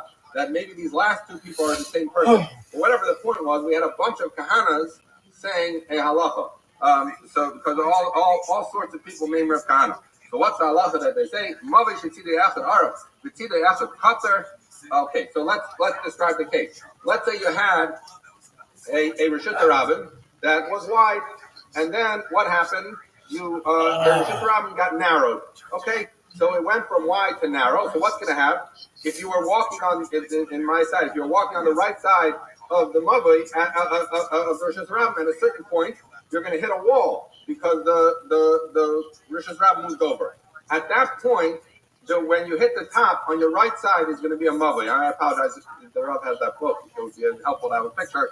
But that's the basic gist here. So what happens at this Mavli? When you're looking at this mavui, you have one wall of the mavui is that wall that now cuts off the Rosh Hashanah, because the Rosh Hashanah got smaller. So that wall is long, but the other wall of the mavui was with the original wider version of the Rosh Hashanah. So you have a scenario where the front of your mavui, I'll try and keep it with the way I was showing you. You have a long wall and you have a shorter wall. So the issue is, so you have the question is. If you were going up the Rosh Hashanah, you would make a right into this mavli, but there's a longer wall and a shorter wall that comprise the two walls of the mavli. So we're going to say as follows. I hope that makes sense. Mavli shetzidei achad araf. We have one wall is long with tzidei achad katzer and one wall is short. Chachad me'ar but amas meniach zakar ba'laxon. So it's saying, as long as it's less than 4 amas, that the longer wall is longer than the shorter wall. Why 4 amas? Because if it's 4 amas or more, it gets its own status as a mavli. And so then that's not gonna be treated as part of the other mavlis. But the idea would be that if you have a long wall and a short wall, then you could just put the korah on a slant, and then you're going to pick up a little bit of the Rosh Hashanah because the korah is going to define the area of the mavli. Arba amas, but if you have a 4 wall, the longer wall is more than 4 amas longer than the shorter wall, then you can't do it on a slant, and you just have to line up the korah where at the point where the shorter wall and the longer wall, you rest it on the longer wall at the end of the shorter wall. Okay. So Rava Amar Rava says even if it's less than 4 amas, you cannot put a korah at a slant here. So and Rava says I'm going to tell you my reasoning, and I'm going to tell you the reason of I who say you cannot put up a slanted korah, and I'm going to tell you the reasons of the people who say you can put up a slanted korah. I'll tell you my reason that you could put a slanted korah. Why? Because korah time of my, what's the reason we have a korah mishum heker? is to distinguish to people that this area you're about to enter or about to leave, we'll see that in a second, is different than the Rosh Hashanah. So the issue is, in the Mavoi you're allowed to carry, in the Rosh Hashanah you're not. So we need to show people, even though the Mavoi is pretty open to Rosh Hashanah, the reason people are able to carry there is because it's a Mavoi. It's not Rosh Hashanah. That's the function of a Korah, according to Rabbi. So therefore, Balaksa Lo Ave Heker, when you have a slanted Korah, it's not clear. Presumably, Rashi, I'm not 100% clear with what he's saying, but I think the idea would be that if you're picking up with your slant, you're picking up part of the Rosh Hashanah, and then people are like, it's one thing if you see a Mavoi and you see a Rosh Hashanah and there's a Korah between them, but here you have this like slanted Korah that seems to pick up part of the Rosh Hashanah, part of the Mavoi. So he says if it's for a hecker, it's not a good recognition that you're transitioning. So therefore, it doesn't serve its purpose. That's Rabbi's point. The aim of time is I'll tell you the point of the people who say you can put it on a slant. Korah Mishomai, according to them, what's the function of a Korah? Mishom Mechitza. It's there to put a wall, a halachic wall, because we know that if you have something, we talked about this, Pitik or Yored Besotzim, that the edge of it can come down, and it's as if the Mavoi has a fourth wall. If the Mavoi has a fourth wall, then of course you can carry in it regularly because it's a four-wall enclosed Rosh Hashanah. So therefore, Balaksa now we have a mechitza. That at the end of the day, if we're dealing with halachic mechitzas, you could have a mechitza on a slant, you could have it on a zigzag, you can do whatever you want because you're looking at a halachic concept, not at the need to show people that there's a distinction between this area and that area. Rav Kahana. So we quoted this halach in the name of a bunch of people named Rav Kahana. So now Rav Kahana, plain Rav Kahana, says, "Ho Shmai to the Kahani." He once there are all these kahanas who are saying things, aim of a milsa. I'm going to tell you something else. Also, Hata Amrit, this that we said, when we said according to some you could put the Korah on a slant. Lo Amran Elashale in Balak Sono Yoser Me Aser. He says it still is true that you cannot have an entry, as we learned in the first mission in Eruvin, the entry to a Mavoi, unless you have Tzuras HaPesach, cannot be wider than 10 amas. So the issue is the following: if you're going, let's say you had if the entry to the Mavoi was 10 amas wide, right? But now you shift it somewhat and make it a slant. The slant is going to be more than 10 amas. So you're going to end up, since the slant says Rav Kahana is going to define the Mavoi, you're going to end up with a Mavoi whose opening is greater than 10 amas. That you can't do. If you're going to have more than 10 amas, everyone's going to say you cannot do that. Ela Keneged HaKatzer, you would have to do it on the straight portion, the part that is 10 or less. But if, let's say, your opening to your Mavoi was like 7 amas, and you shift it a little bit, and with a slant that makes it 8.5 amas, that's going to be okay. Okay, ask the Gemara, what is the halacha? We dealt with this briefly earlier in the Masechta. What's the halacha? You put up a Korah. We're talking about a regular, Rashi says a regular Mavoi now. You have a Mavoi, you have a Korah. Can you carry underneath the Korah? Rav and Rabbi Chia and Rabbi Yochanan, Rav and Rabbi Chia and Rabbi Yochanan say yes, you can carry under the Korah.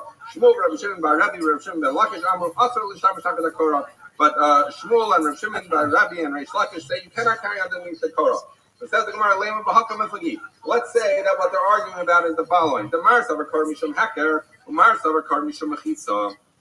So the Gemara is going to say as follows: that the one who says you can carry underneath the Korah, why? Is because the point of the Korah is just to tell you you're transitioning from Rosh Hashanah to a Mavoi or vice versa.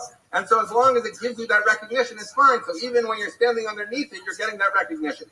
But if you hold that Korah is Mishum Mechitza, that maybe it's the inner lip of the Korah that comes down, and if it's the inner lip of the Korah that comes down because of the Mechitza, then obviously you can't carry underneath the Korah because that's already outside of the Mechitza that's creating the Mavoi. The Gemara says, lo, that's not what they're arguing about. Because maybe the Kuliyama Korah Mishum Heker. Maybe everyone holds that the point of a Korah is so that you should have a distinction between the two areas. That here's what they're arguing about. The Mar Savar Hakerim of Gal, Mar Savar Hakerim of Var. So the question is, when you put up a Korah, who are you showing the Korah to? Are you telling the people who are inside, you're allowed to carry here, but don't carry into Rosh Hashanah? Or are you telling the people in Rosh Hashanah, you see those people carrying in that Mavoi, that's only because they're inside a Mavoi, but you can't carry where you are. So if the point of a Korah is to remind the people who are inside the Mavoi, so then it's going to be the inner lips that reminds them, because that's what they see. So then we're going to say that therefore they can only carry up to that inner lip. If it's the people outside, they're seeing the outside edge of the Korah, so we're going to say you can only, that therefore the Mavoi extends until the outside edge, because it's really for the outside people, so therefore you would be able to carry underneath the underneath the Korah. Alternatively, I'll tell you, everyone holds that the function of a Korah is to create a mechitza. This is why one said you can carry under and one said you can't.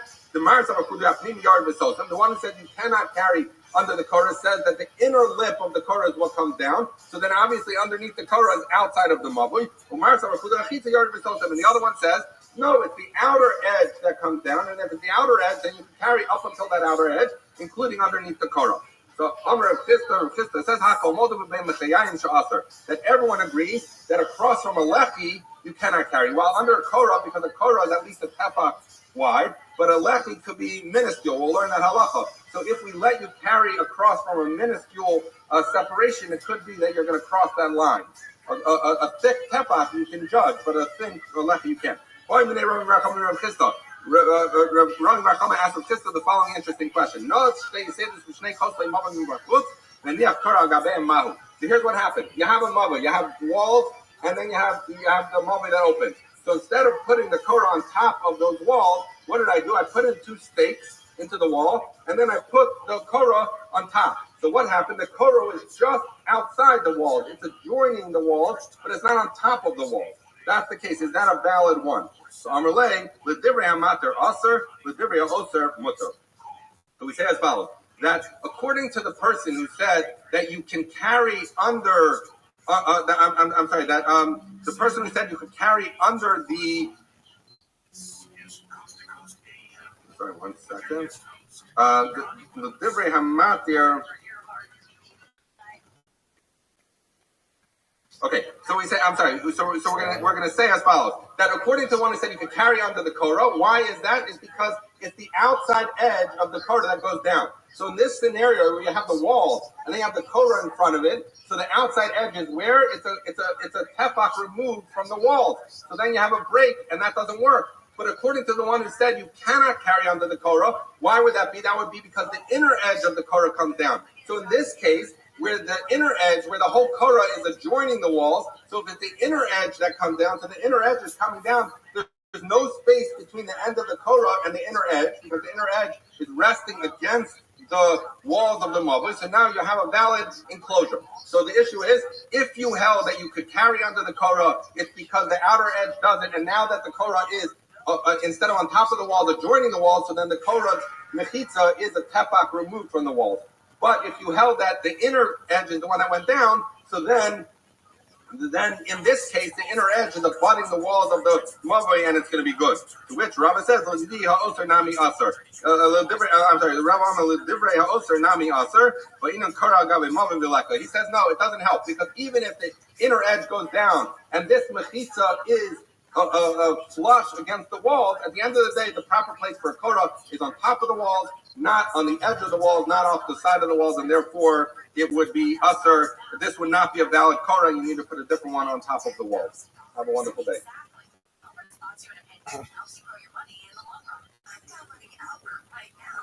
Okay, good morning. So I'll just announce our sponsorships. So the Talmud Torah sponsor for the month, Avram and Shandi Kelman, with the hope and prayer that this past Tisha B'Av, or future Tisha B'Av, will be a Chag filled with joy in the eternal Beis HaMikdash. The week of learning is sponsored by Akiva Andrews in honor of his wife, Dr. Karen Andrews' academic appointment as a lecturer at Hebrew University, and by Ira Miriam Grossman in the merit of a refuah shlema for all those in need. The day of learning is sponsored by David and Susan Clyde in memory of David's father, Chaim Ben Shalom Zalman Zal. Our learning should be in Aliyah for his neshama. And Daf Yomi Perek sponsors Jeffrey and Sherry Venick and Stephen and Holly Venick in memory of their father, Herman Venick, Chani Yisrael Ben Ruven Zal. Herman was a beloved husband, father, grandfather, great-grandfather, and longtime pillar of our Kehillah. May our collective learning serve as an Aliyah for his neshama. Okay, so today's daf is Daf Ches in Subservin, and we are going to be picking up 7 lines down, Amar Rabba. So what we were discussing yesterday was the concept where you have a mavui that opens up to an area that's either a rechava or a chatzar that's wider than it. So we described it yesterday as a T. And then at the top of the T, there's a pirza that wall came down and opened onto a different Rishus HaRabim. So initially we thought it was Machlokas Rav and Shmuel, and we said that Rav was concerned about Mefulush, the fact that you could stand there and see straight through. And ultimately we decided that it was not a Machlokas between Rav and Shmuel, and that they're actually both in agreement. Or we actually don't know that Shmuel's involved at all. There was a concern when Rabbi Yehuda said something that we assumed it must have been in the name of Shmuel instead of his Rabbi Rav, because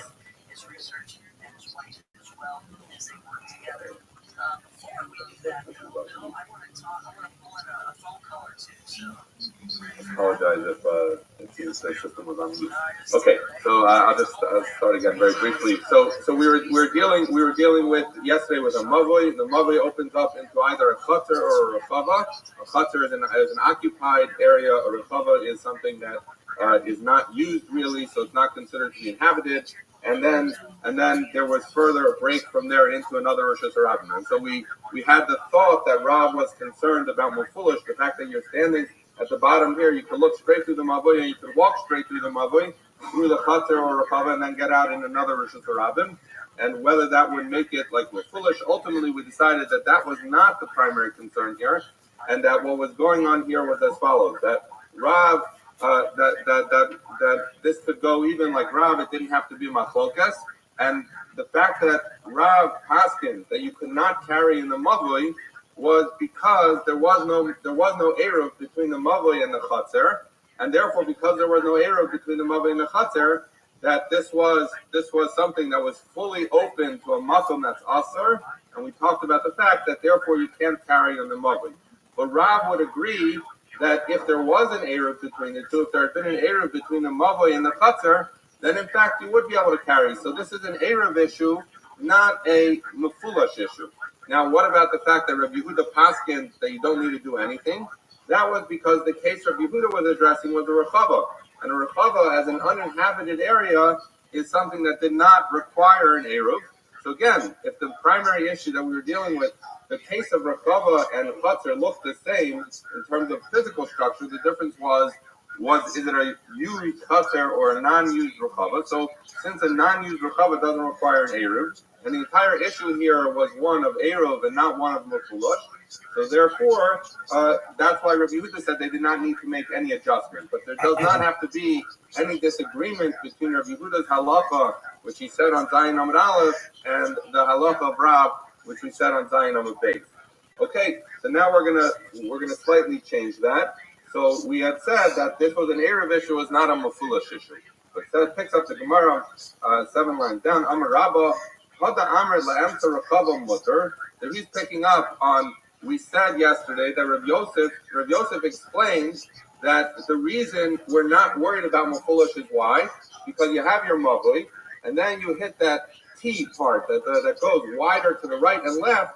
So as you're looking at the mavoi, you see the mavoi ends, and then there's a broader area which is the chatzar or rechava. That's clearly a different area. And then there's the opening to Rishus HaRabim. So we were not worried about mefulush. But Rabbi says, not so fast. This that we said that as long as you have this T shape and you see that it's off to the side, so that's true. It's important to see that space, but that's not enough. Lo amran elazeh shelo keneged zeh. That nonetheless, we do have some concern about mefulush. That if you're standing at the bottom here and you can see straight through from one Rishus HaRabim to another, even though it goes through a rechava, even though that T area that goes to the right and left shows you that there's a interruption, at the end of the day, you have something that's open at bottom and top to a Rishus HaRabim. So Rabbi says that's going to be a problem.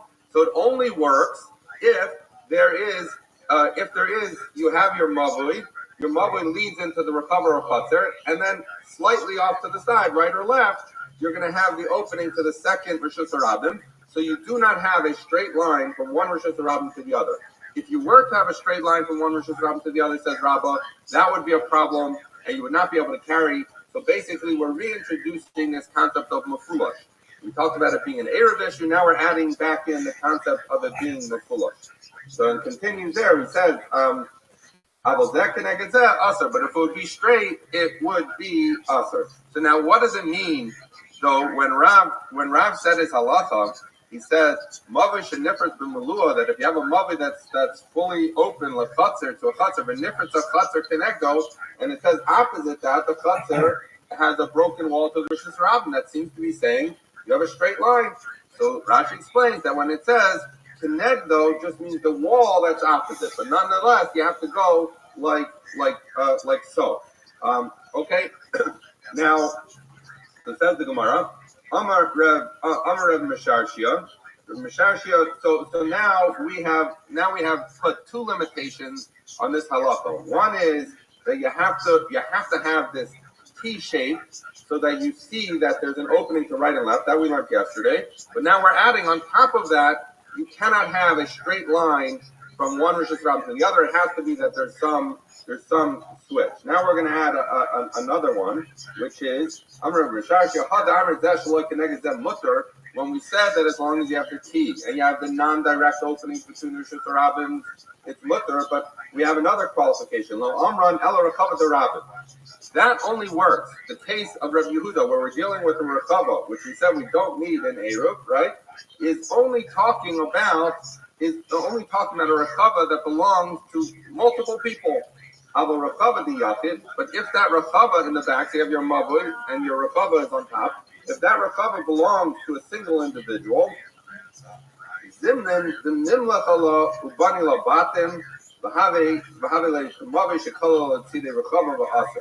I'll read that again in a second once I explain the case. So we talked about this yesterday, that Rabbi Yosef introduced the idea that you need this T. You need to know that when you go in your mavui, you see a space to the right and left. But let's say there was only space to the right. So what would happen is you have your wall of your mavui, followed by the wall of the rechava. Now the rechava goes off to the right. So that Rabbi Yosef said is a problem because then you're seeing one straight wall, the left wall. In the example I'm saying, it's a mavui wall followed by the rechava wall, and then that leads to where the Rishus Rabbim is. So that's going to be a problem because this is what Rabbi Yosef said yesterday. Because you have one straight line. And so you need a full T. It can't be an L like that. Okay, so now what Rabbi Mishashi is introducing is, she's saying, even if you have a T in this rechava, so it goes to open to the right and left, I'm concerned. What is he concerned? He's concerned that maybe if the rechava belongs to an individual, that individual is going to decide, you know what? I want to take advantage of real estate here. I'm going to take the left part of the T and I'm going to build houses. Now what's going to happen? You're going to have your wall of your mavui, and then you're going to have the wall of those houses, and that's going to put you back into the situation that Rabbi Yosef said is a problem. So if you have a linear wall that goes all the way, includes your mavui and your rechava, that's problematic. So Rabbi Mishashi is saying, we're concerned that maybe the guy is going to build his house there, and we're going to end up with this line. So therefore, even before he builds it, even though we have a T, we're going to say you cannot carry unless it's a rechava of the rabbis. How does that help? Because I guess even in the times of Gemara, when you have a lot of people, you can't agree on things, and you have bureaucracy. It's not going to be so easy that you're going to build houses. But if one guy's there, he could choose to build his house. So Mishashi is telling us that it has to be owned by Yafet. So now let me read it with that explanation. This that we said you could carry when you have the T and you have the non-direct line between the Rishus Rabbin. We only said that when the rechava belongs to multiple individuals. But if if this back area belongs to one person, we're worried that it might happen that he'll change his mind. He'll build houses. You're going to have that straight line that Rabbi Yosef was worried about. It's a mavoi that then ends in the side of a rechava. You have one straight line, and therefore it's going to be aser. So we're going to end up here as follows. That if you have your mavui followed by if it's a rechava, you don't need an eruv. If it's a chatzah, you do need an eruv, but you need three other qualifications. You need this T. You need to make sure that T cannot be changed by one individual, and you need to make sure that the openings between the Rishus Rabbin have a turn so that it's not a direct straight line mafulash from one Rishus Rabbin to the other. Okay, so now ask the Gemara, Minat Hamer the Shanilan, then recover the Rabbi and recover the Yachid. Where do we have this halachic concept that we're worried that an individual is going to change something, but the Rabbi aren't going to change something? Because we're saying an individual might choose to build houses, Rabbi aren't going to build a house. So we're going to say as follows, the Amar, because we have later in the Masechta and Daf Test, we say Rabbi bar Rav Ado, Rabbi bar Rav Ado, Rav Yitzchak, Rabbi bar Rav Abba said the name of Yitzchak, Ma'aser b'Mavli Echad, Shetzida Echad Kol Yom, Shetzida Echad Kol Ashpa. So here's the case. You have a Rishus Rabim, like any other Mavli, like any other case, and you have a Mavli needs 3 walls for a regular Mavli. But this Mavli is interesting. Its 3 walls were crafted in 3 different ways. So on, let's call it your left wall, when you're standing in Rishus Rabim, your left wall was a garbage dump, and that garbage dump was more than 10 tefachim high. Okay, so that's one wall. On your right side was an embankment of a river or a yam. That's actually machlokes in the poskim whether rivers apply. We'll see in a minute. But you have a body of water. Now, some understand that the water itself is a mechitza, but we're going to go with the fact that as long as there is a sufficient incline, so the rule is eser b'sof arba. As long as the incline mislaket eser b'sof arba, which is the fact that as long as you can gather 10 in 4. So what does it mean? As long as if you're walking 4 amas, the slope is such that you're climbing 10 tefachim, so then that's going to be okay because that's a steep enough wall that it's considered a mechitza. Okay, so you have your Rishus Rabim. Your left side is a garbage dump, at least 10 tefachim tall. Your right side has the embankment of a river or a sea that is 10 tefachim tall. And in front of you are the chutzers that open up. So you have houses in front of you, garbage to your left, water to your right. Okay, that seems like a fine Mavli. That was the case they had. But what happened? Rabbi, and they came in front of Rabbi and said, was this an acceptable Mavli that you could just put up a lechi or korah and carry in it? Rabbi didn't want to say it's aser, and he didn't want to say it's mutter. Why? The whole kind of mechitzas. He didn't want to say it's aser because at the end of the day you have valid mechitzas here. Water is a mechitza, the embankment of water, garbage is a mechitza, houses are a mechitza. So he said at the end of the day you have 3 valid walls opening to Rishus Rabim that looks and smells like a mavli. But he also didn't want to say that they could carry in it. Why? Because because they're worried that those walls on the right and left might not stick around. Why? Because the garbage dump, maybe they're going to clear out the garbage. And then people will be used to carrying because there was a mechitza of garbage and now it's not there anymore, but they're still going to carry. Maybe because they don't realize it was the garbage that was the mechitza. And similarly, on the right side, you have the yam. But what happens, as is the nature, and this is why they argue about yam or rivers. Do rivers bring sediment the same way? But we won't get into it here. So the question is, the issue is, the nature of a yam is that the sediment or waves bring dirt, it accumulates, and you might end up with a much more gradual surface. So when you started, you had mislaket eser b'sof arba, which you had a steep enough incline. But now, as the dirt has come, it's become a much more gradual incline. And maybe that gradual incline doesn't make a wall. So again, people aren't going to realize that originally the reason you were able to carry is because there was garbage on your left, there was a steep wall on your right. Maybe it's going to happen, the garbage gets taken, maybe the wall is going to become less steep. So therefore, he didn't want to say mutter. So it continues, so we're looking for the source that we distinguish between Yachid and Rabbi. So far all we've seen is that we're worried about changes. But where do we see this Yachid and Rabbi thing? Continues the Gemara. Is that a reasonable concern that we have to make halachically, that we're concerned that your left wall is going to go away because someone's going to remove the garbage and it's no longer going to have the mechitza there? But wait, we had a Mishnah that is again there in Daf Test later in our Masechta. If you have a garbage dump that is at least 10 tefachim tall, that if someone has their window that's right next to that garbage dump, they can throw it out. Why? Because the garbage dump is a Rishus Yachid. His house is a Rishus Yachid. Why is the garbage dump a Rishus Yachid? Because it's 10 tefachim tall, and presumably the daled tefachim wide, daled by daled tefachim. Even if it wasn't daled by daled tefachim, it'd be fine because it would be a makom patur. And because it's higher than 10 tefachim, less than daled al daled. Either way, you could throw from your Rishus Yachid to another Rishus Yachid.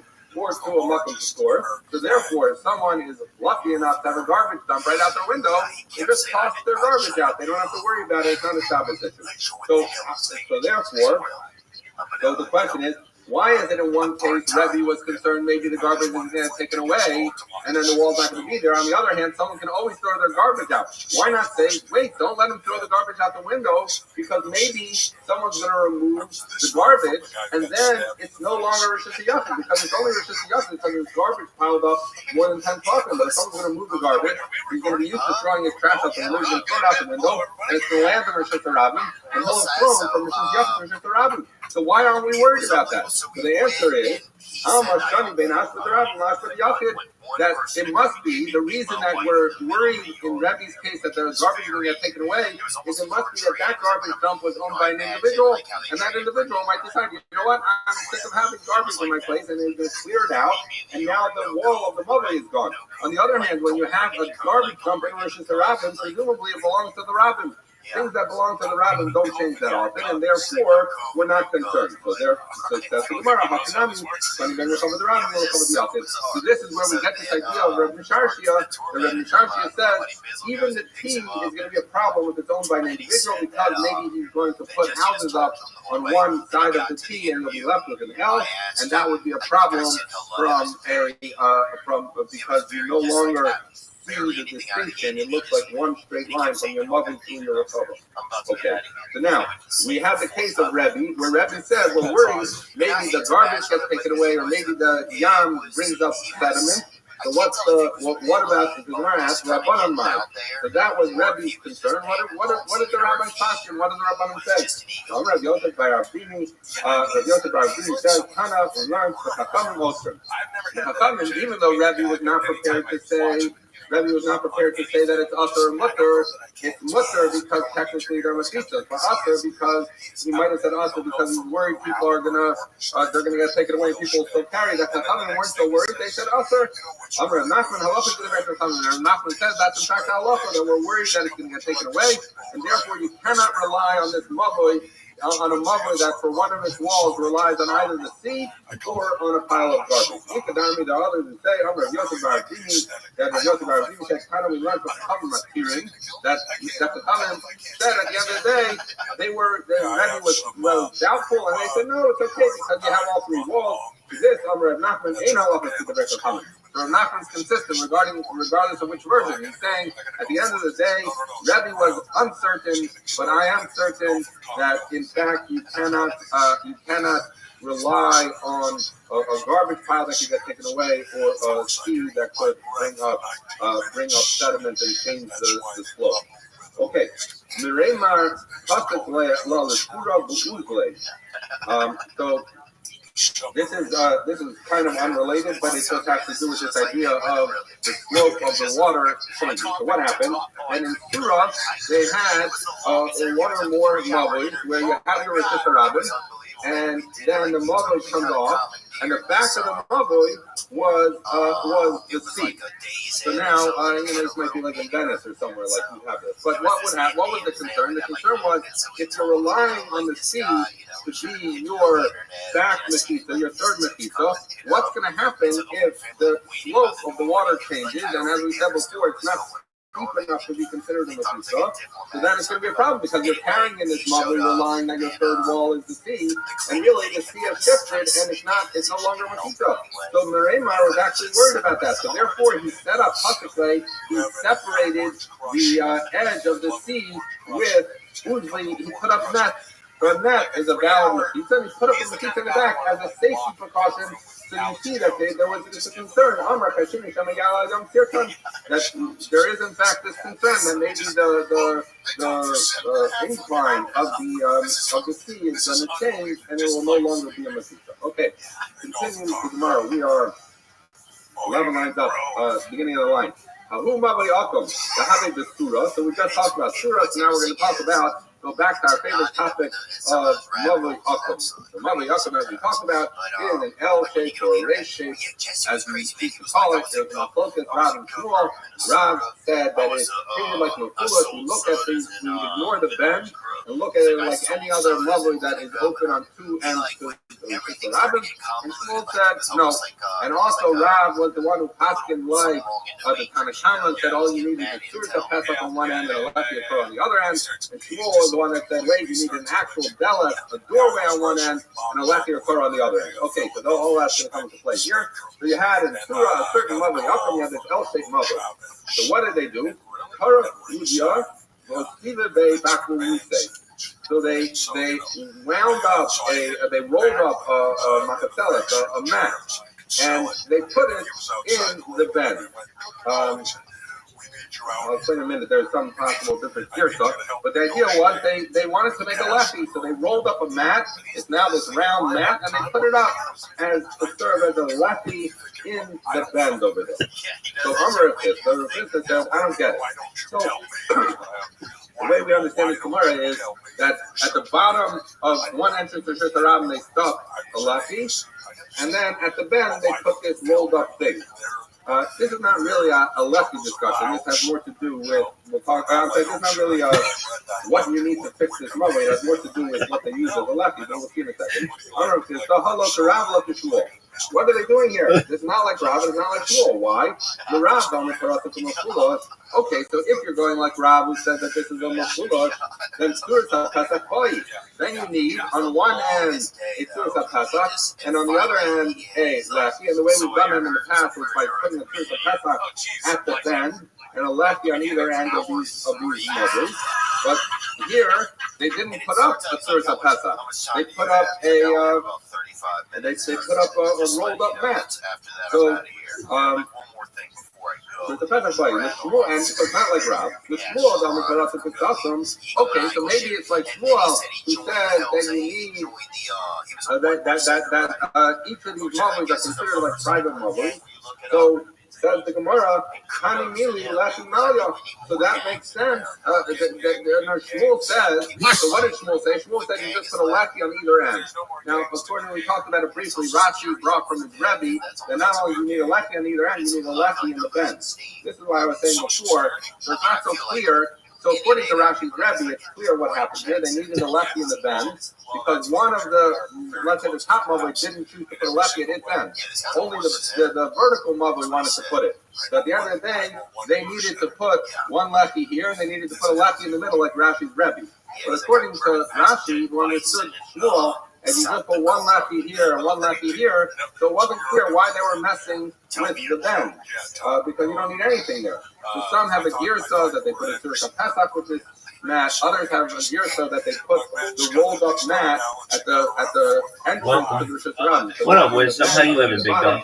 Whatever the point is, this sugya is really about whether that's an acceptable lefty to roll up a mat.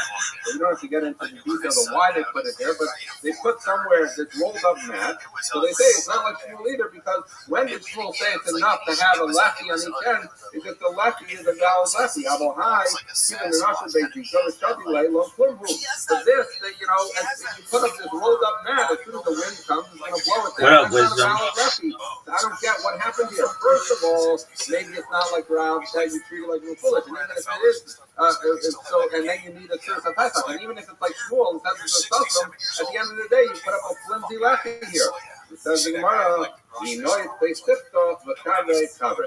But if you stuck like a stake in it, and meaning that you attach this rolled up mat to the wall, wherever it is that you put it, that's considered it's attached, and then it becomes a valid lefty, and it's strong enough, and it's going to withstand wind, and therefore it's a valid lefty. Again, this is an issue having to do with not where you place the lefty, but what is the lefty. Okay, Mufo, we learned. So this is going to quote the Taik of Rav that we spent a lot of time on yesterday. Now, yesterday when we spent time on the Taik of Rav, was really focused on the mother. The idea that the people in the mother cannot carry if how are you, big dog? To a cutler with which they don't have an area. We talked about this yesterday. Living the dream, dog. Every day is a holiday, every knows a feast. How are you, big man? It's open in its entirety because the how can I help you? The mother was open to the cutler, and the mother was cutler to it because you can't carry from. Dog, I'm online right now. So therefore, we said carrying the mother is up. That's what we focused on yesterday. Yes, I am. I'm online on 2 different streams on X, dog. Which we discussed yesterday yesterday, but that wasn't really the focus. So Rab said that the chutzner is I'm busy right now, but what's going on? Just talk to me here. Why was that? Because hold on. I didn't tell you to download any apps. I said you could make them in a browser, but go ahead. So the mavoi is narrower, and then the chutzner becomes wider on either side. So if I'm standing in a chutzner looking back toward the mavoi, I didn't say you had to download the apps. You can make them in a browser. And then there's a break. Presumably that break is less than the break. And we know as long as you have more walls and you have opening, and the opening is not greater than 10 amos, we look at that Okay. as a tour of a Pesach. Okay, now I turn 180 degrees. I look at the Rabbi break, and what do I see? I see two walls, and I see a Rabbi, and the opening is less than 10 amos, and there's more wall than opening. So we said in the chutzner you can carry regardless. What do you mean? The fact that the chutzner is open to the mavoi, I don't care, because the chutzner does not have to join with the mavoi, and the mavoi does not preclude the people from. Do you know how Linktree works? Because someone could say, on my own chutzner, we have our own neighbor that can say it. And we're not interested in All right, so just Google. How does here? I'll send you a thing. We're going to focus a little bit on that halacha. Says the Gemara in Rupa, we learned Amar Yirmiyah by Rab, Amar Rab, Yirmiyah by Rab. It says in the name of Rab. Mavoi is different from Malul Chatzar. Our case from yesterday, your mavoi opens up to it got broken in its entirety, the full width of the mavoi got open to a Chatzar, the difference of Chatzar Connecto, and in fact, the Chatzar also had the wall opposite that opened to Rishus Rabim. So even though you have this straight line from, or maybe it's off, we discussed yesterday, but you have this connection that people walk through. We said chutzner was teres and mavoi aser, that the chutzner is mutter and the mavoi is aser for the reasons I just described. Amar le Rabbi Bar Ula Rabbi Bar Abaya. So the Rabbi Bar Ula said to Rabbi Bar Abaya, Rabbi Lomash Naseni Hizu. They said, wait a second. Why is Rav and Amora coming and telling us this? We already learned it in the Mishnah. Watch the video and it should make sense to you. If you have questions, come back to me. It's in your hands. That if you have chaser ketana shenifratol gedolo, that if you have a small chaser that got an opening made between it and a broader machita. So if you want to think about it like this, you have a large chaser here, you have a small chaser on top that's fully open to the bottom wider chaser, right? So we're going to say, so you have a chaser gedola, you have a small chaser that opens up onto a bigger one. So we say gedola muteres. The big one can carry, and the fact that they didn't do an area with the people in the small one doesn't matter. Why? Because again, you have walls on either side, and from their perspective, it's just a pesach, it's just a doorway. Katana asura, but you can't carry in the katana. Why? Because it's like the entranceway of the gedola, meaning from the perspective of the smaller chutzner, if you're standing in the smaller chutzner, you just see fully into the big chutzner. There are no walls that separate you because the walls are only on the outside. But the opening is from the full width of the small chutzner. So we say in the small chutzner you cannot carry because you're part of the bigger chutzner from your perspective. And if you didn't make an eruv with the people in the bigger chutzner, then you're out of luck. So the question is, why did you need this? Why did Rav need to tell me that if you think about it, the mavoi that we talked about yesterday that opens to the chutzner, the mavoi is the narrower thing that opens to the broader thing. So we're saying the broader one can carry, the chutzner is mutter, the mavoi is usher. So what did I need Rav to tell that to me? I know it from this Mishnah. It's exactly a case of a small chutzner that opens into a bigger chutzner. The bigger chutzner is mutter. The small chutzner in this case would be the equivalent to the mavoi. Is usher. So what did I need Rav for? Amalei, they said back to him, Ime Hassam, if I only had the description of the chutzner gedola and the chutzner ketana, I would say, yes, watch the video I sent you on X. I would think as follows. If all I had was something that said, the case, remember the case that in the Mishnah we'll deal with yes, tomorrow, watch the video I sent you on X. You're not using the small chutzner or the large chutzner, and more importantly, as a passageway, right? It's just two chutzeros that have to be next to each other that got a wall broken between them. But the case Rav told us was where what happened, where you had a mavoi opens to a chutzner that in turn opens to Rishus Rabim. So it's actually a thoroughfare. It's a throughway. You can go from one Rishus Rabim to the other, So maybe I wouldn't have known that from the Mishnah of the small chutzner and the large chutzner. So that's why I needed Rav to tell me the halacha. The Gemara said, wait a second, I didn't need you to tell me that either.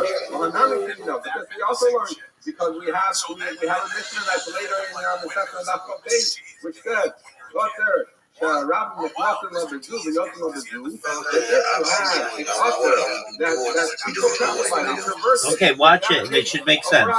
If you have questions, come back. So, as we've encountered many times, there's a notion of something versus the rabbin is mutter, and something versus the yachid is asher. What'd you say? The pasuk says the mister of the human command. So this is the idea. Even though you have a suffix, and we don't know if we did anything wrong when she secluded herself again as a sofa. No, I don't have any projects, but that'll help you. We're going to say that we assume that they did something wrong, unless it's proven otherwise by drinking the sofa. Excellent. Right? And you see that a suffix tumah, You're welcome, my friend. If it's a private place, then it's usher. But if you get a more public place, it's mutter, because we learn from the paradigm of sota. That's the concept we've had before. So now what the Mishnah is saying is as follows. There's an interesting thing. If you have a chutzner that people are traversing through, so from a Shabbos perspective, we're not worried. Why? Because we've described this multiple times, even today. We have two doorways as far as we're concerned. Halachically, doorways don't impede a mechitza. So you have four walls of this mechitza. The fact that you have two doorways that people can walk through doesn't change the fact that it is a Rishus HaYachid that's surrounded on all four sides by walls. There just happen to be two doors that people walk through. So for Shabbos purposes, where we're interested in a mechitza, so there's halachic mechitza. But as relates to Tumah, it's not so simple, because what's the paradigmatic case is Sota. Sota, when she's together with the man in the room, who's there? No one. If anyone else was there, it wouldn't be a case of Sota. So therefore, we're saying that the type of Rishus HaYachid you need for Tumah issues means there aren't people there. So ultimately, if you have this as a chutzner that is a thoroughfare people are walking through, that doesn't match the paradigmatic case of Sota. So that's why the Mishnah comes up with this interesting distinction, that if you have a chutzner that people walk through, for Shabbos purposes, you could say these are valid mechitzas, and therefore we're going to treat it as Rishus HaYachid. For Sota purposes, this is not really a private area, so we're going to treat it like Rishus HaRabbi. So that's what the Mishnah said. But forget the Sota part now. We're focused on the Rishus HaYachid, the Shabbos. So we thought that maybe Rav had to say his halach in order to tell us that when multiple people walk through, that nonetheless you can still carry in the chutzner. Says the Gemara, I don't need Rav to tell me that. I have a Mishnah that says it's Rishus HaYachid the Shabbos, even when people traverse it. So the Gemara says, oh, you're right. So we have to explain why Rav had to say his halacha, because the fact that it's traversed, you see from the Mishnah tomorrow. The fact that that you have the smaller place is usher to carry, and while the bigger one is mutter. We see that from Taik. So what was Rav teaching us that we didn't already know from the Mishnah? So the Gemara says, if I was only learning it from the case where it tells me that even though people walk through it, there's just the Shabbos, I might have said that what is that case where they say, even though we're not going to on the base, what is that case where they said, even though that people traverse between it, maybe that's only when the openings in the chutzner are opposite each other. But our case of Rav was but our case of Rav was talking about where they were, and as of yesterday's understanding, was talking about where they were opposite each other. So maybe that was Rav's finish, is to tell you, even though the openings in the Rishus HaRabbi are mafulush, they're in a straight line, as long as you have the mavli followed by a wider chutzner or recover, you're okay. So the Gemara said, well, that would have worked yesterday as a good answer. But wait, this morning when we started the daf, we learned that Rabbi says that it cannot be a straight line, that it has to be, you have to make a turn, and you cannot have the openings to the Rishus HaRabbi face each other. So that can't possibly be Rab's finish according to Rabbi. So the Gemara, Rabbi Damar Tekineged also, the one who the Rabbi who says that if they are in fact lined up one opposite the other, the openings to the Rishus HaRabbi will be other Rabbi Ma'muki law. So then what would he establish when Rav says halacha? What's the case? It must be that they're not the same. So we're back to our question. Karti Lamali. Why do I need Rav to tell me in our halacha that I already knew from two Mishnayos? The Gemara says, okay, I'll tell you what Rab's teaching us that we wouldn't have known. That when the Mishnah told us that a chutzner that Rabbi Darsim, but that people go through it is mutter, I might ime hasam. If I was only learning from that Mishnah, I might have said, then I might have thought that what does it mean is Rosh Hashanah the Shabbos is telling you that even though people traverse through it, nonetheless it is midaraisa Rosh Hashanah. That if someone were to throw something from the Rosh Hashanah into this chutzner, he'd be chayav and being over on Hill for Shabbos. But maybe that's all the Mishnah meant, is that it's Rosh Hashanah for purposes of restriction. But is it such a Rosh Hashanah that we're convinced that people could carry, and that it's considered a fully enclosed mechitza that we would allow them to carry, and not Midrabanan say, sorry, there's people walking through this chutzner you can't carry? Says Rav, I'm coming to tell you that in the chutzner you can carry, even though people traverse their way through it. So while it is true that I would have learned from the Mishnah on Taik that the Mavli is author, and I would have learned from the combination of the Mishnah on Taik plus tomorrow that a chutzner is mutter, that a chutzner is Rosh Hashanah, even if people are traversing it, I would not have known that you could actually carry, and that's the kiddush that Rav was teaching us. Says the Gemara, fifth line down. Itmar, Mavli ha'asa kenado. So if you had a Mavli that was made like a nadal seems to be like a centipede or something like that, some bug with multiple legs. So what the Gemara is, the case we're going to deal with is as follows. You can see Tosfos has a different version of it, but basically the way Rashi understands it is you have the following. You have a Mavli going across, then you have multiple legs that are Mavlis coming down that open into a different Rosh Hashanah, a different Rosh Hashanah. I'm sorry. So if you want to think about it, what you essentially have is you have many Mavli Akum, because you have this one Rosh Hashanah. So you should go here and then down the first one. You can go down the top one and down the second, third, whatever it is. So you have multiple Mavli Akum. That's the case we're dealing with. That's this Nadal, the centipede. So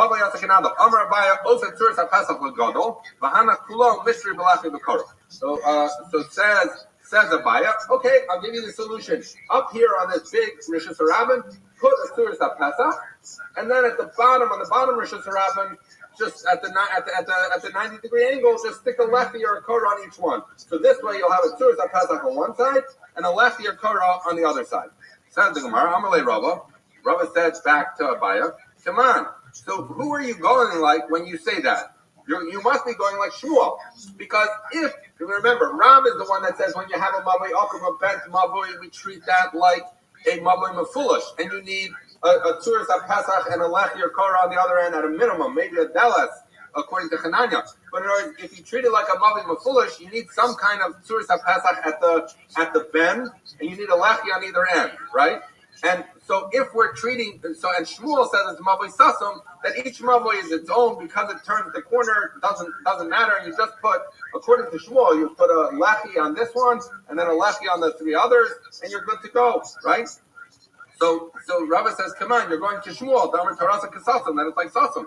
So ask the Gemara, but if you're going like Rabbi, so like Shmuel, who says that it's a Sasum, Lamalei Tzuras HaPesach, so then why did Abaya say put a Tzuras HaPesach here? All you should need is a lefty at every entrance, and you're good, because according to Shmuel, we don't look at these Mavli Akums as Mavli Mefulish, and they're all just a bunch of Mavli Sasums, and Mavli Sasum only needs one lefty. So we're saying what you're paskening like Shmuel, that's a Mavli Sasum, but for some reason, Abaya, you're saying that we should put up a Tzuras HaPesach.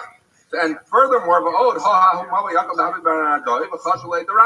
so it says the Gemara, not only that, yesterday we learned that there was a Mavli Akum in Nardoi, and they ended up paskening like Rav, and they required, we talked about this, the Lassos, either they had the Chumrah Rav and Shmuel, or they had like Rav, Halacha, the Morin came, but the point was that in Nardoi, which was the city of Shmuel, they were worried about Rav's socks, so clearly the halacha should follow Rav at some level. So first of all, what you outlined doesn't even match Shmuel, because why do you need a Tzuras HaPesach? And second of all, you should be going like Rav. If you're going like Rav, what would you need? You should need a Tzuras HaPesach at each bend and a lechi at each end. So says the Gemara, that's in fact what we have. Elam Rabbi says, here's what you do, not like what Rabbi said, but rather Oset Tzuras HaPesach low. You should put it that so you have the big Rosh Hashanah and you have the small ones. So each one at the bend, meaning at the top of the small mavoi, you should put a Tzuras HaPesach l'hai gisa to this side, the idach gisa mystery b'lechi the korah. Then on the bottom, the bottom that opens the Rosh Hashanah, as well as over here on the side that opens the Rosh Hashanah, you should put a lechi or korah, and we're good. So now we're saying, Rabbi is saying that ignore the bias said where you put one Tzuras HaPesach and then lechis at the rest. Rather, you put a Tzuras HaPesach at each bend and a lechi at each opening to the Rosh Hashanah, and we're good, and that matches Rab's halacha exactly. Okay, I'm Rav Kahana Bar Tachlifa. Rav Kahana Bar Tachlifa said in the name of Shmei Rav Kahana Bar Manume, who said in the name of Shmei Rav Kahana Bar Malkio, who said in Shmei Rav Kahana Rabbi the Rab, in the name of Rav Kahana the Rebbe of Rab. But Amri La, some said Rav Kahana Bar Malkio, Hainu Rav Kahana Rabbi the Rab. That maybe these last two people are the same person. But whatever the point was, we had a bunch of kahanas saying a halacha. So because all sorts of people named Rav Kahana. So what's the halacha that they say? Mavi shetzidei achad araf, shetzidei achad katzer. Okay, so let's describe the case. Let's say you had a Rosh Hashanah that was wide, and then what happened? The Rosh Hashanah got narrowed. Okay, so it went from wide to narrow. So what's going to have? If you were walking on in my side, if you're walking on the right side of the mavoi of Rosh Hashanah, at a certain point, you're going to hit a wall because the Rosh Hashanah moved over. At that point, when you hit the top on your right side is going to be a mavoi. I apologize if the Rav has that book. It would be helpful to have a picture. But that's the basic gist here. So what happens at this mavoi? When you're looking at this mavoi, you have one wall of the mavoi is that wall that now cuts off the Rosh Hashanah. So the Rosh Hashanah got smaller. So that wall is long. But the other wall of the mavoi was with the original wider version of the Rosh Hashanah. So you have a scenario where the front of your mavoi, I'll try and keep it with the way I was showing you. You have a long wall and you have a shorter wall. So the issue is, so you have the question is, if you were going up the Rosh Hashanah, you would make a right into this mavoi, but there's a longer wall and a shorter wall that comprise the two walls of the mavoi. So we're going to say as follows. I hope that made sense. Mavoi shetzidei achad araf. We have one wall is long with tzidei achad katzer and one wall is short. Hachad me'arbat amas v'niach zakar ba'alakson. So it's saying, as long as it's less than 4 amas, that the longer wall is longer than the shorter wall. Why 4 amas? Because if it's 4 amas or more, it gets its own status as a mavoi, and so then that's not gonna be treated as part of the other mavoi. But the idea would be that if you have a long wall and a short wall, then you could just put the Torah on a slant. And then you're going to pick up a little bit of the Rosh Hashanah because the Torah is going to define the area of the mavoi. Arba amas, but if you have a 4 wall, the longer wall is more than 4 amas longer than the shorter wall, then you can't do it on a slant, and you just have to line up the Korah where at the point where the shorter wall and the longer wall, you rested on the longer wall at the end of the shorter wall. Okay. So Rabbi Amar Rabbi says, even if it's less than 4 amas, you cannot put a korah at a slant here. So, and Rabbi says, I'm going to tell you my reasoning, and I'm going to tell you the reason I who say you cannot put up a slanted korah, and I'm going to tell you the reasons of the people who say you can't put up a slanted korah. I'll tell you my reason that you could put a slanted korah. Why? Because korah time of my, what's the reason we have a korah, mishum heker, is to distinguish to people that this area you're about to enter or about to leave, we'll see that in a second, is different than Rosh Hashanah. So the issue is, in the mavoi you're allowed to carry, in Rosh Hashanah you're not. So we need to show people, even though the mavoi is pretty open to Rosh Hashanah, the reason people are able to carry there is because it's a mavoi. It's not Rosh Hashanah. That's the function of a korah, according to Rabbi. So therefore, balaksa l'avei heker, when you have a slanted korah, it's not clear. Presumably, Rashi, I'm not 100% clear with what he's saying, but I think the idea would be that if you're picking up with your slant, you're picking up part of the Rosh Hashanah, and then people are like, it's one thing if you see a mavoi and you see a Rosh Hashanah and there's a korah between them, But here you have this like slanted korah that seems to pick up part of the Rishus Rab and part of the Mavoi. So he says, if it's for a hecker, it's not a good recognition that you're transitioning. So therefore, it doesn't serve its purpose. That's Rabbi's point. I'll tell you the point of the people who say you can put it on a slant. Korah mishamai. According to them, what's the function of a korah? Mishum mechitza. It's there to put a wall, a halachic wall, because we know that if you have something. We talked about this, pitik or yored v'sotzim, that the edge of it can come down, and it's as if the mavli has a fourth wall. If the mavli has a fourth wall, then of course you can carry in it regularly because it's a four-wall enclosed rishus yachid. So therefore, ubalaksa now we have a mechitza. That at the end of the day, if we're dealing with halachic mechitzas, you can have a mechitza on a slant, you can have it on a zigzag, you can do whatever you want because you're looking at a halachic concept, not at the need to show people that there's a distinction between this area and that area. Rav Kahana. So we quoted this halach in the name of a bunch of people named Rav Kahana. So now Rav Kahana, plain Rav Kahana, says, "Oh, Shmai said the Kahani." Once there are all these Kahanas who are saying things, aim of a milsa. I'm going to tell you something else. Also, Hada Amrit, this that we said, Meniach Hakam Balakson. When we said, according to some, you could put the korah on a slant. Lo Amon Elashale Im Balak Sono Yoser Me Aser. He says it still is true that you cannot have an entry, as we learned in the first mission in Erevin. The entry to a mavli, unless you have Tzuras HaPesach, cannot be wider than 10 amas. So the issue is the following: if you're going, let's say you had if the entry to the mavli was 10 amas wide, right? But now you shifted somewhat and make it a slant. The slant is going to be more than 10 amas. So you're going to end up, since the slant says Rav Kahana is going to define the mavli. You're going to end up with a mavli whose opening is greater than 10 amas. That you can't do. If you're going to have more than 10 amas, everyone's going to say you cannot do that. Ela keneged hakatzer. You would have to do it on the straight portion, the part that is 10 or less. But if, let's say, your opening to your mavli was like 7 amas, and you shift it a little bit, and with a slant that makes it 8.5 amas, that's going to be okay. Okay, ask the Gemara. What is the halacha? We dealt with this briefly earlier in the Masechta. That what's the halacha? You put up a korah. We're talking about a regular. Rashi said the regular mavli now. You have a mavli, you have a korah. Can you carry underneath the korah? Rav, the Rabbi Kia, Rabbi Yochanan, what the L'shamish the korah? Rav and Rabbi Kia and Rabbi Yochanan say yes, you can carry under the korah.